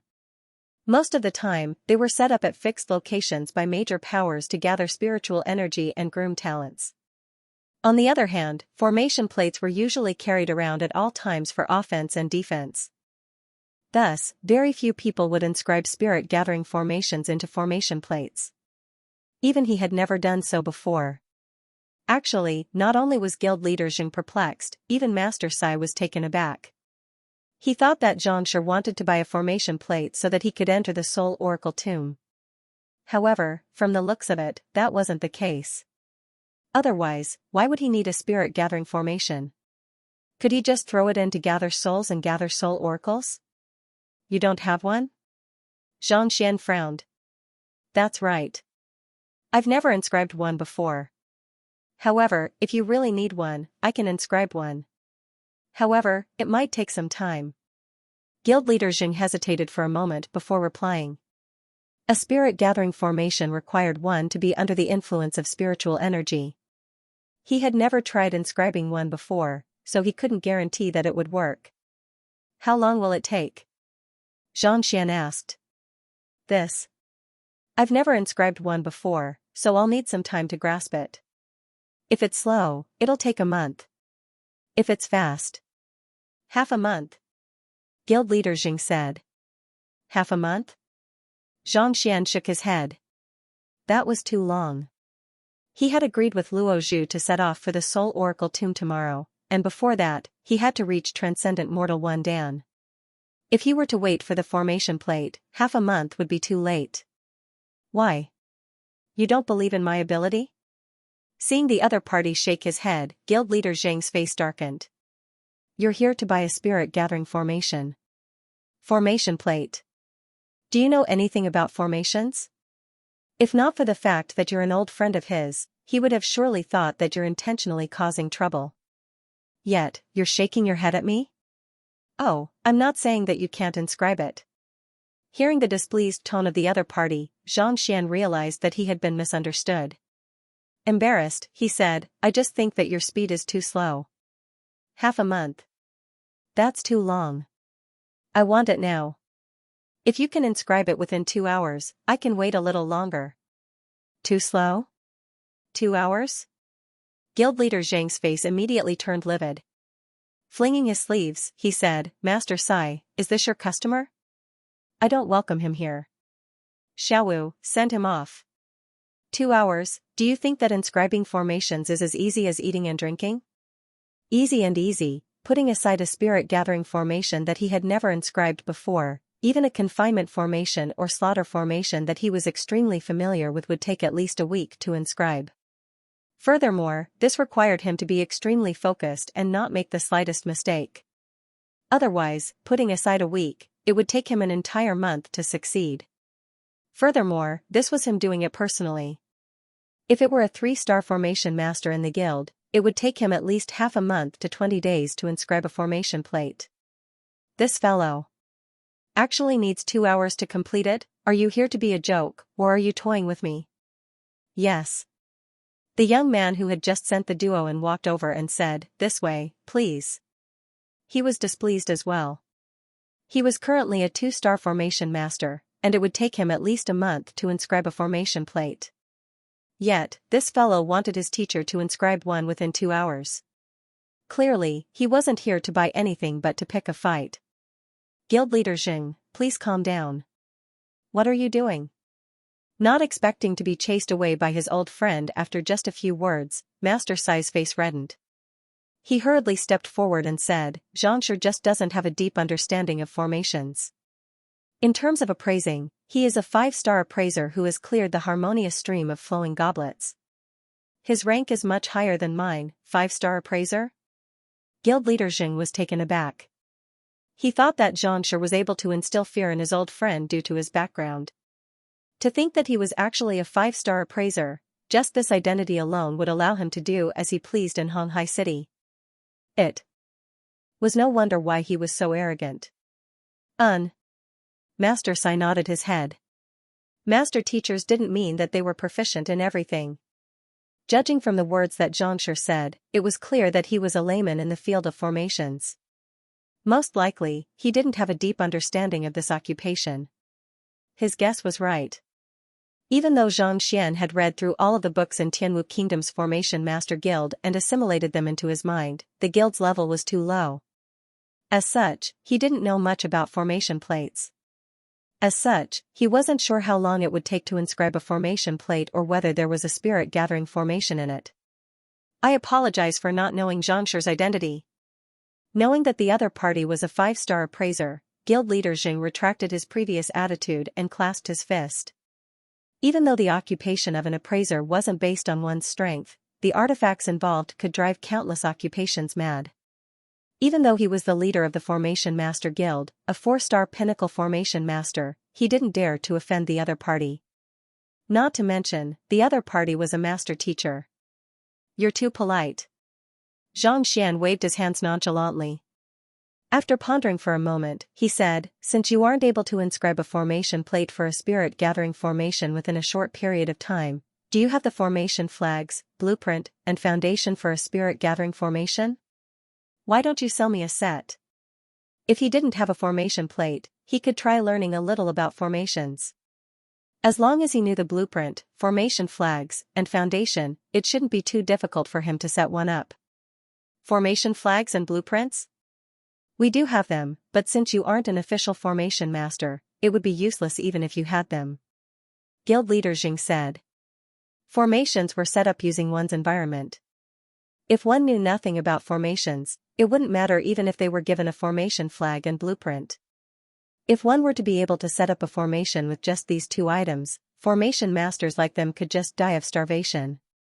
As long as you sell it to me, I'll think of a way to set it up. Knowing the other party's worries, Xianxia said. This isn't a matter of whether you sell it or not. Seeing the other party's insistence, guild leader Zhang's complexion darkened. He couldn't help but shake his head. Why did Master Sai bring in such an unreliable fellow? In the hands of an ordinary person, formation flags and blueprints were no different from trash. Furthermore, they were expensive. If one didn't know how to set up a formation, it would be useless even if they were to buy it.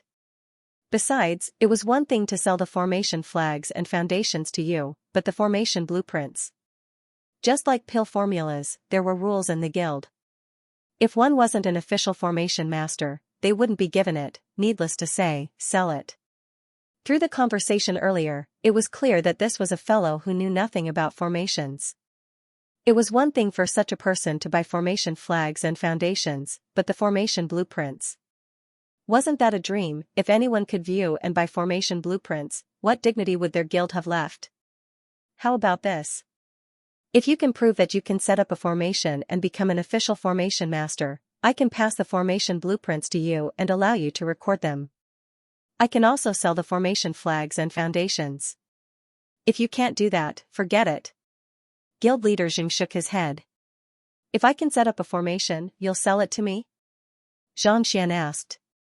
That's right. Guild leader Jing nodded. Then, he frowned. Why?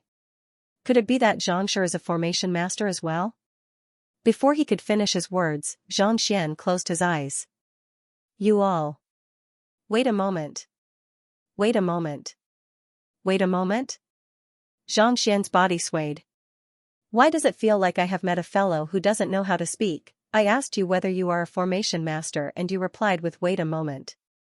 What do you mean by that? Could it be that I'm not a formation master now and I'll be one a moment later? Do you have to be so funny? Formation master was one of the upper 9 paths occupations.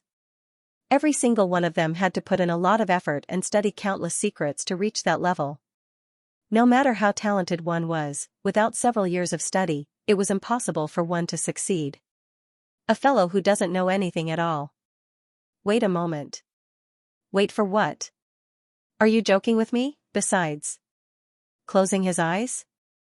His face was blank. Blank your face. You. What in the world are you up to? Guild leader Zhang's face twitched. If not for the fact that the other party was a 5-star appraiser, he would have already sent him a kick. Old Zhang, I think you should prepare a set of formation flags and core. Seeing that his old friend was on the verge of losing his cool, Master Sai stepped forward and said. Prepare? Indeed. Since Xianxia has said so, he must have his own ideas. It's not a big deal to make some preparations, Master Sai said. Even though he had no idea where Xianxia's confidence came from, he had seen the various means of this young man and he had an inexplicable trust in him. This was a person who could even teach a 4-star master teacher a lesson. He would believe that the other party could set up a formation on the spot. Alright, I'll trust you this once. Xiaowu, bring over the spirit-gathering formation flags and core that you have been learning. Seeing his old friend's unwavering trust in this young man, guild leader Jing waved his hands in frustration. Yes. The young man flicked his wrist and a pile of items appeared on the ground. A formation consisted of a formation core and a formation flag. These 2 items were forged using unique materials, and they were categorized into different attributes for different formations. This young man was a 2-star formation master and he had been learning how to set up a 2-star spirit-gathering formation recently. It just so happened that he had a set of formation flags with him. After retrieving the items, everyone turned to look at the fellow not too far away. His eyes were still closed, and it was hard to tell what he was doing. Could it be that Xianxia intends to learn formations on the spot? But even so, he should at least look for a teacher first. Why is he standing on the spot in a daze? Master Sai was also full of doubts. The study of formations involved countless profound mysteries. First, one had to acknowledge a formidable teacher. Then, he would have to start from the most basic knowledge of topography, the 5 elements, yin and yang. He had never seen anyone standing on the spot with his eyes closed in a daze. But if he wasn't studying, then what was he doing? Everyone was puzzled. At this time, Xianxia was actually learning array formations as they had guessed. Even though Xianxia had collected quite a few books on formation masters previously, he had never studied the occupation properly. He immersed his consciousness in the library of Heaven's Path and arrived before the books on formations. Correct. Muttering softly, Xianxia took out a library of Heaven's Path and flipped it open with the words Heaven's Path Formation Art. Boundless knowledge flowed into his mind. I already know all of this knowledge. It'll be much easier for me to learn it again. Previously, when he was in Tianwu Kingdom, he had used the golden page to assimilate the knowledge on formations, pill forging, physicians. Even though he had never studied them before, most of the knowledge had already been imprinted in his mind, as though he had studied them for several years. With this, it would be easy for him to learn Heaven's Path Formation Art. The knowledge flowed through his mind, and in just a few dozen breaths, he had already comprehended it. If it was an occupation that he had never studied before, it would have taken him at least 2 hours to master it. But now, the knowledge was already stored in his mind. All he had to do was to rearrange the sequence of the knowledge. Xianxia opened his eyes and looked at the crowd. Have you brought the formation flags? Are you going to set up the formation here? Cough cough, just as he was about to see what the other party was up to, the other party suddenly opened his eyes and spoke. Guild leader Jing choked on his saliva. He didn't know anything about inscribing a formation played a moment ago. To think that he would be setting up a formation after closing his eyes for a moment. Alright, I would like to see what you can set up. Since you think that it's possible, let's set it up here. Suppressing the rage in his chest, he flung his sleeves and harumphed. Alright. Xianxia nodded his head and walked over to the formation flags. Upon seeing his actions, not only guild leader Jing, even Xiaowu's face was filled with dark lines. To set up a formation, one had to first observe the environment and determine the direction of the formation. Yet, this fellow didn't even bother to take out his compass. Instead, he headed straight for the formation flags, as though a glutton who had seen a pile of juicy meat. You call this setting up a formation? You must be joking. If you can set up a formation like this, I will be able to ascend to the heavens. Master Sai, what kind of person did you bring along? Harumphing, guild leader Jing sent a telepathic message to Xianxia. Xianxia is indeed formidable. Master Sai's face reddened. He had only been in contact with Xianxia for a few days, and they had only met at the first-grade pavilion. The other party challenged the harmonious stream of flowing goblets and nearly destroyed the appraiser hall. Even the soul possession problem was resolved. Logically speaking, a person of his caliber shouldn't be doing something he wasn't confident in. But why did it seem like the other party was a little unreliable? He had seen formation masters setting up formations many times, and there were 3 steps to it. Firstly, one had to take out a compass to check the magnetic field and the concentration of spiritual energy in the surroundings. Secondly, one had to calculate the size of the formation, as well as the circumstances that would be triggered once the formation fused with the environment. Thirdly, one had to measure the formation base and the formation flags before starting to set up the formation. Putting aside 1-star and 2-star formation masters, even his old friend, guild leader Zheng, would have to spend a lot of time to prepare before setting up a formation. Without at least an hour or 2, it would be nigh impossible for him to succeed. Furthermore, this was only the simplest formation. If one were to encounter a formation that encompassed a radius of several hundred meters or even several thousand meters, it would be nigh impossible to succeed without several years of research. Yet, this fellow didn't use a compass, didn't use any divination, and just took out the formation flags and the formation base. It was indeed a little childish. Formidable? You call this formidable? Humph, I don't care whether he is a 5-star appraiser or not. Take him away later on. The Formation Master Guild doesn't welcome such frivolous people. Guild leader Zheng harumphed. This? Master Sai felt awkward. He was just about to explain on behalf of Xianxia when the latter's impassive voice sounded. Done. Done? What's done? Shocked, he hurriedly turned around to take a look. The formation base and flags that Xianxia had just picked up had already been thrown out. They pierced into the ground not too far away, and according to a unique arrangement, they formed a circle with a diameter of 6 to 7 meters. Aren't you going to set up a spirit-gathering formation? I only set up one. Xianxia looked over. Set up one? This is a spirit-gathering formation? Master Sai stared at it with a dazed expression. The formation flags and formation bases were placed in a similar position to a spirit-gathering formation. However, he didn't know much about formations. Thus, he hurriedly turned to guild leader Zheng. It only has the form but not the intent. You call this a formation? Flinging his sleeves, guild leader Zheng's eyebrows shot up. Why? Is there something wrong with Xianxia's arrangement? Seeing the other party getting so angry, Master Sai asked. Xiaowu, speak up. Placing his hands behind his back, guild leader Zheng harumphed. Yes. The young man, Xiaowu, stepped forward. The location of the formation base and flags is still correct, but a formation doesn't just have to be placed according to the formation blueprint. More importantly, it has to be able to induce changes in the spiritual energy in the surroundings. Xiaowu revealed a confident expression. Induce changes in the spiritual energy in the surroundings? That's right. With a flick of his wrist, a compass appeared in Xiaowu's hands. With this in hand, his aura immediately changed. Previously, he looked like a mere attendant, but now, he seemed like a true formation master. Look at the formation he set up. There isn't the slightest change in the spiritual energy in the surroundings. In other words, the formation flags aren't placed in the most accurate positions. Thus, it doesn't harmonize with the environment, and naturally, it doesn't possess any prowess. That is what we call a useless formation. Useless formation? Since it's a spirit-gathering formation, it should gather the spiritual energy in the surroundings. The moment it is set up, it will be like a whirlpool in the water. The spiritual energy in the surroundings will constantly gather at the center. And this? The spiritual energy in the surroundings doesn't seem to be gathering at all. In other words, he has only placed the formation blueprint correctly and not set it up as a formation. Xiaowu said.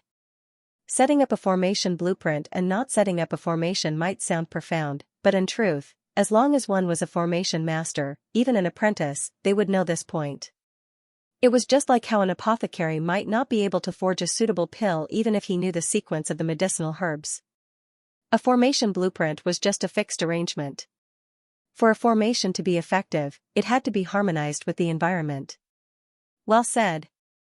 Alright, Xianxia, on account of Master Sai, I won't hold it against you for your nonsense. You can return now. Seeing his student's logical analysis, guild leader Zheng knew that the other party had improved significantly recently. Thus, he nodded his head in satisfaction. Nonsense? How did I do that? Xianxia didn't expect that the formation which he had painstakingly set up would turn out to be nonsense in the other party's eyes. This formation of yours doesn't draw in spiritual energy, so it doesn't have any effect at all. If this isn't nonsense, what is it? Seeing that the other party was still denying it, guild leader Xing was even more displeased. Oh. You're referring to this because I was afraid that you all wouldn't be able to see it clearly, so I stopped the formation. Wondering what the other party was trying to say, Xianxia shook his head and stomped on the ground. Wang, a ripple spread out from his feet and struck the formation not too far away. With a loud explosion, the formation before him was immediately shrouded in spiritual energy. Hoo, the spiritual energy in the surroundings immediately gathered at the center as though a hurricane. When the wind blew on his face, he felt as though he was being cut by a knife. This, Xiaowu, who was still gleeful a moment ago, was stunned on the spot. He was so shocked that he nearly spat out his tongue. This is perfect fusion, calm water, the astounding, flawless formation that can shake the heavens upon activation? How is this possible? Guild leader Xing screamed. His voice was a little hoarse. He stared fixedly at Xianxia, as though he was looking at a monster. Flawless formation? Seeing his old friend lose his composure, Master Sai was perplexed. He had heard of confinement formation, illusion formation, beguilement formation, killing formation, spirit gathering formation. But he had never heard of a flawless formation. Just like paintings and pills, the setting up of a formation is also divided into different conceptions. How can the might of a formation set up by a 2-star formation master and a 5-star formation master be the same? Suppressing the shock in his heart, guild leader Xing said. Master Sai was taken aback. Of the same grade formation plate, everyone wanted to buy the one inscribed by a higher-ranked formation master. Firstly, it was more stable, and secondly, it was more powerful. For the same pill, a higher-ranked apothecary would be able to forge a better pill. In fact, pill inscriptions might even appear on the pill, and the medicinal effects would be better. Since there were so many classifications for the other occupations, it was likely that there were classifications for formations as well. For the same formation, a higher-ranked formation master would be able to produce a stronger might. The might of a formation depends on its compatibility with the environment and whether it is able to tap into the energy of the environment. Seeing that Xianxia was confused, guild leader Xing explained, when one reaches 20% compatibility with the environment, one can be considered to have reached the novice level. At this point, the formation setup can be activated and unleash its might. Only by doing so will one be able to set up a formation and become an official formation master. When one reaches 40% compatibility, one can tap into a portion of the energy of the environment to augment the formation. At the same time, one's comprehension of formations would also reach the intermediate level. Take me for example. As a 4-star formation master, I can easily set up a grade 2 formation to reach this level. When one reaches 60% compatibility, the environment and the formation would be able to complement one another. This is what we call the advanced level. Only when I set up a grade 1 formation can I occasionally see such a situation. When one reaches 80% compatibility, it is equivalent to setting up a formation that controls the environment. This kind of formation can tap into the energy of nature, and just like a sentient artifact spirit, it can even form storms and torrential rains. Any life forms trapped within will find it hard to break out of it. At this point, guild leader Zhang's lips paled. You can break out of a formation, but can you break out of the environment? Master Sai was taken aback. You can walk out of the formation, out of the room, out of the courtyard. But wherever you are surrounded by the environment. How can you walk out? How can you break out of it? After comprehending this concept, if the formation was even more advanced, even a formation master would find it difficult to break out of it. Something's wrong. Upon recalling something, Master Sai's body trembled. His eyes widened in disbelief as he stared at Xianxia in disbelief. This is only an 80% fusion. Then, what about 100% fusion? That's right, it is, this kind of flawless formation. Guild leader Zhang's voice trembled. It is perfectly compatible with the environment. When it isn't activated, it won't cause the slightest change to the environment. But once it's activated, the environment will be completely affected and fused together. The environment is the formation, and the formation is also the environment. Think about it, how can cultivating in a formation that gathers spiritual energy be faster than cultivating in a natural environment? It was like an air-conditioned room. No matter how comfortable the temperature was, how could it compare to the 4 seasons of spring? It is said that only 6-star formation masters and above are capable of manipulating the environment through formation flags. At this point, even guild leader Xiang found it hard to believe. The fellow before him didn't even know that he didn't have a spirit-gathering formation plate, and yet, he was able to set up a formation that only 6-star formation masters were capable of. Is he crazy, or am I? There has never been such a situation in the history of the guild. Just as he was perplexed, the voice of the young man before him sounded, "Can you sell me the spirit-gathering formation flags and formation blueprint now?" The formation Xianxia had set up previously was the simplest spirit-gathering formation. It wasn't able to absorb spiritual energy from spirit stones, and in order to utilize spirit stones to speed up one's cultivation, one had to reach grade 4 at the very least. Sure, guild leader Zheng's body stiffened as he nodded his head.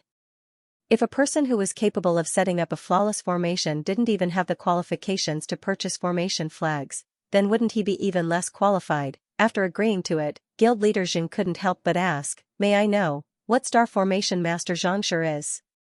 Only 6-star master teachers were capable of setting up 2-star flawless formations, and it was said that talented formation masters were capable of doing so as well. However, the young man before him hadn't even reached transcendent mortal realm, so it was clear that his rank wasn't too high. Guild leader Zheng wanted to know what his rank was so that he could make the right decision. Formation master? I have never taken the examination before, so I'm not. Xianxia shook his head. He had just learned how to set up formations, so naturally, he hadn't taken the examination before. You aren't a formation master? Guild leader Zheng's mouth twitched, and his body staggered. To be able to set up a formation so quickly and possess such a high level of comprehension. To think that he hadn't even taken the formation master examination yet. Where in the world did he pop out from? He was a 4-star pinnacle formation master, but in terms of speed, he was far from being a match for the other party, needless to say, setting up a flawless formation. May I know if Xianxia is willing to take the examination in our guild? Upon thinking of something, guild leader Zheng's eyes lit up with desire. There were countless branches beneath the headquarters of the Formation Guild. As long as one could take the examination here, even if he was a genius of Honghai City, he would surely be handsomely rewarded when the news reached the headquarters. Sure. Xianxia nodded his head.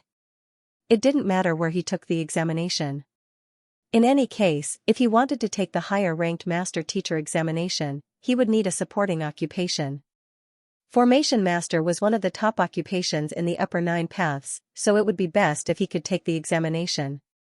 Great, I'll go make the necessary preparations now. Hearing the other party agree to it, guild leader Xing chuckled in excitement. As for the spirit-gathering formation flags and formation blueprints, once you're done with the examination and gain the authority, I'll give you a set for free. Just like the Apothecary Guild, it was extremely difficult for a low-tier master teacher to purchase a high-tier formation blueprint. As long as one's rank reached the required level, one wouldn't even need to pay for it. All right. Hearing that it was free, Xianxia hurriedly nodded his head. Even though he had quite a lot of spirit stones at the moment, he realized through his previous cultivation that he would require an astronomical amount of spirit stones to advance his cultivation. 10,000 spirit stones might be a huge fortune to other cultivators, but to him, it might not even be sufficient for him to reach Transcendent Mortal 2 Dan. Thus, the more spirit stones he used, the fewer spirit stones he would need. As long as he could save them, it would be equivalent to making a profit. How do I take the Formation Master examination? Xianxia asked. Before taking the examination, he had to make sure of this first. Just like the Master Teacher examination, there were many ways to take the Formation Master examination. Depending on the branch, the requirements would be different as well. For example, in Tianwu Kingdom, one had to set up a Grade 1 formation to take the 1-star Formation Master examination. However, as a major city of the League of Nations, Honghai City's examination method might be different. Our branch is indeed different from the other branches. Speaking of which, the more difficult examination is the Sea of Formations. Guild leader Xing said. Sea of Formations? Xianxia frowned.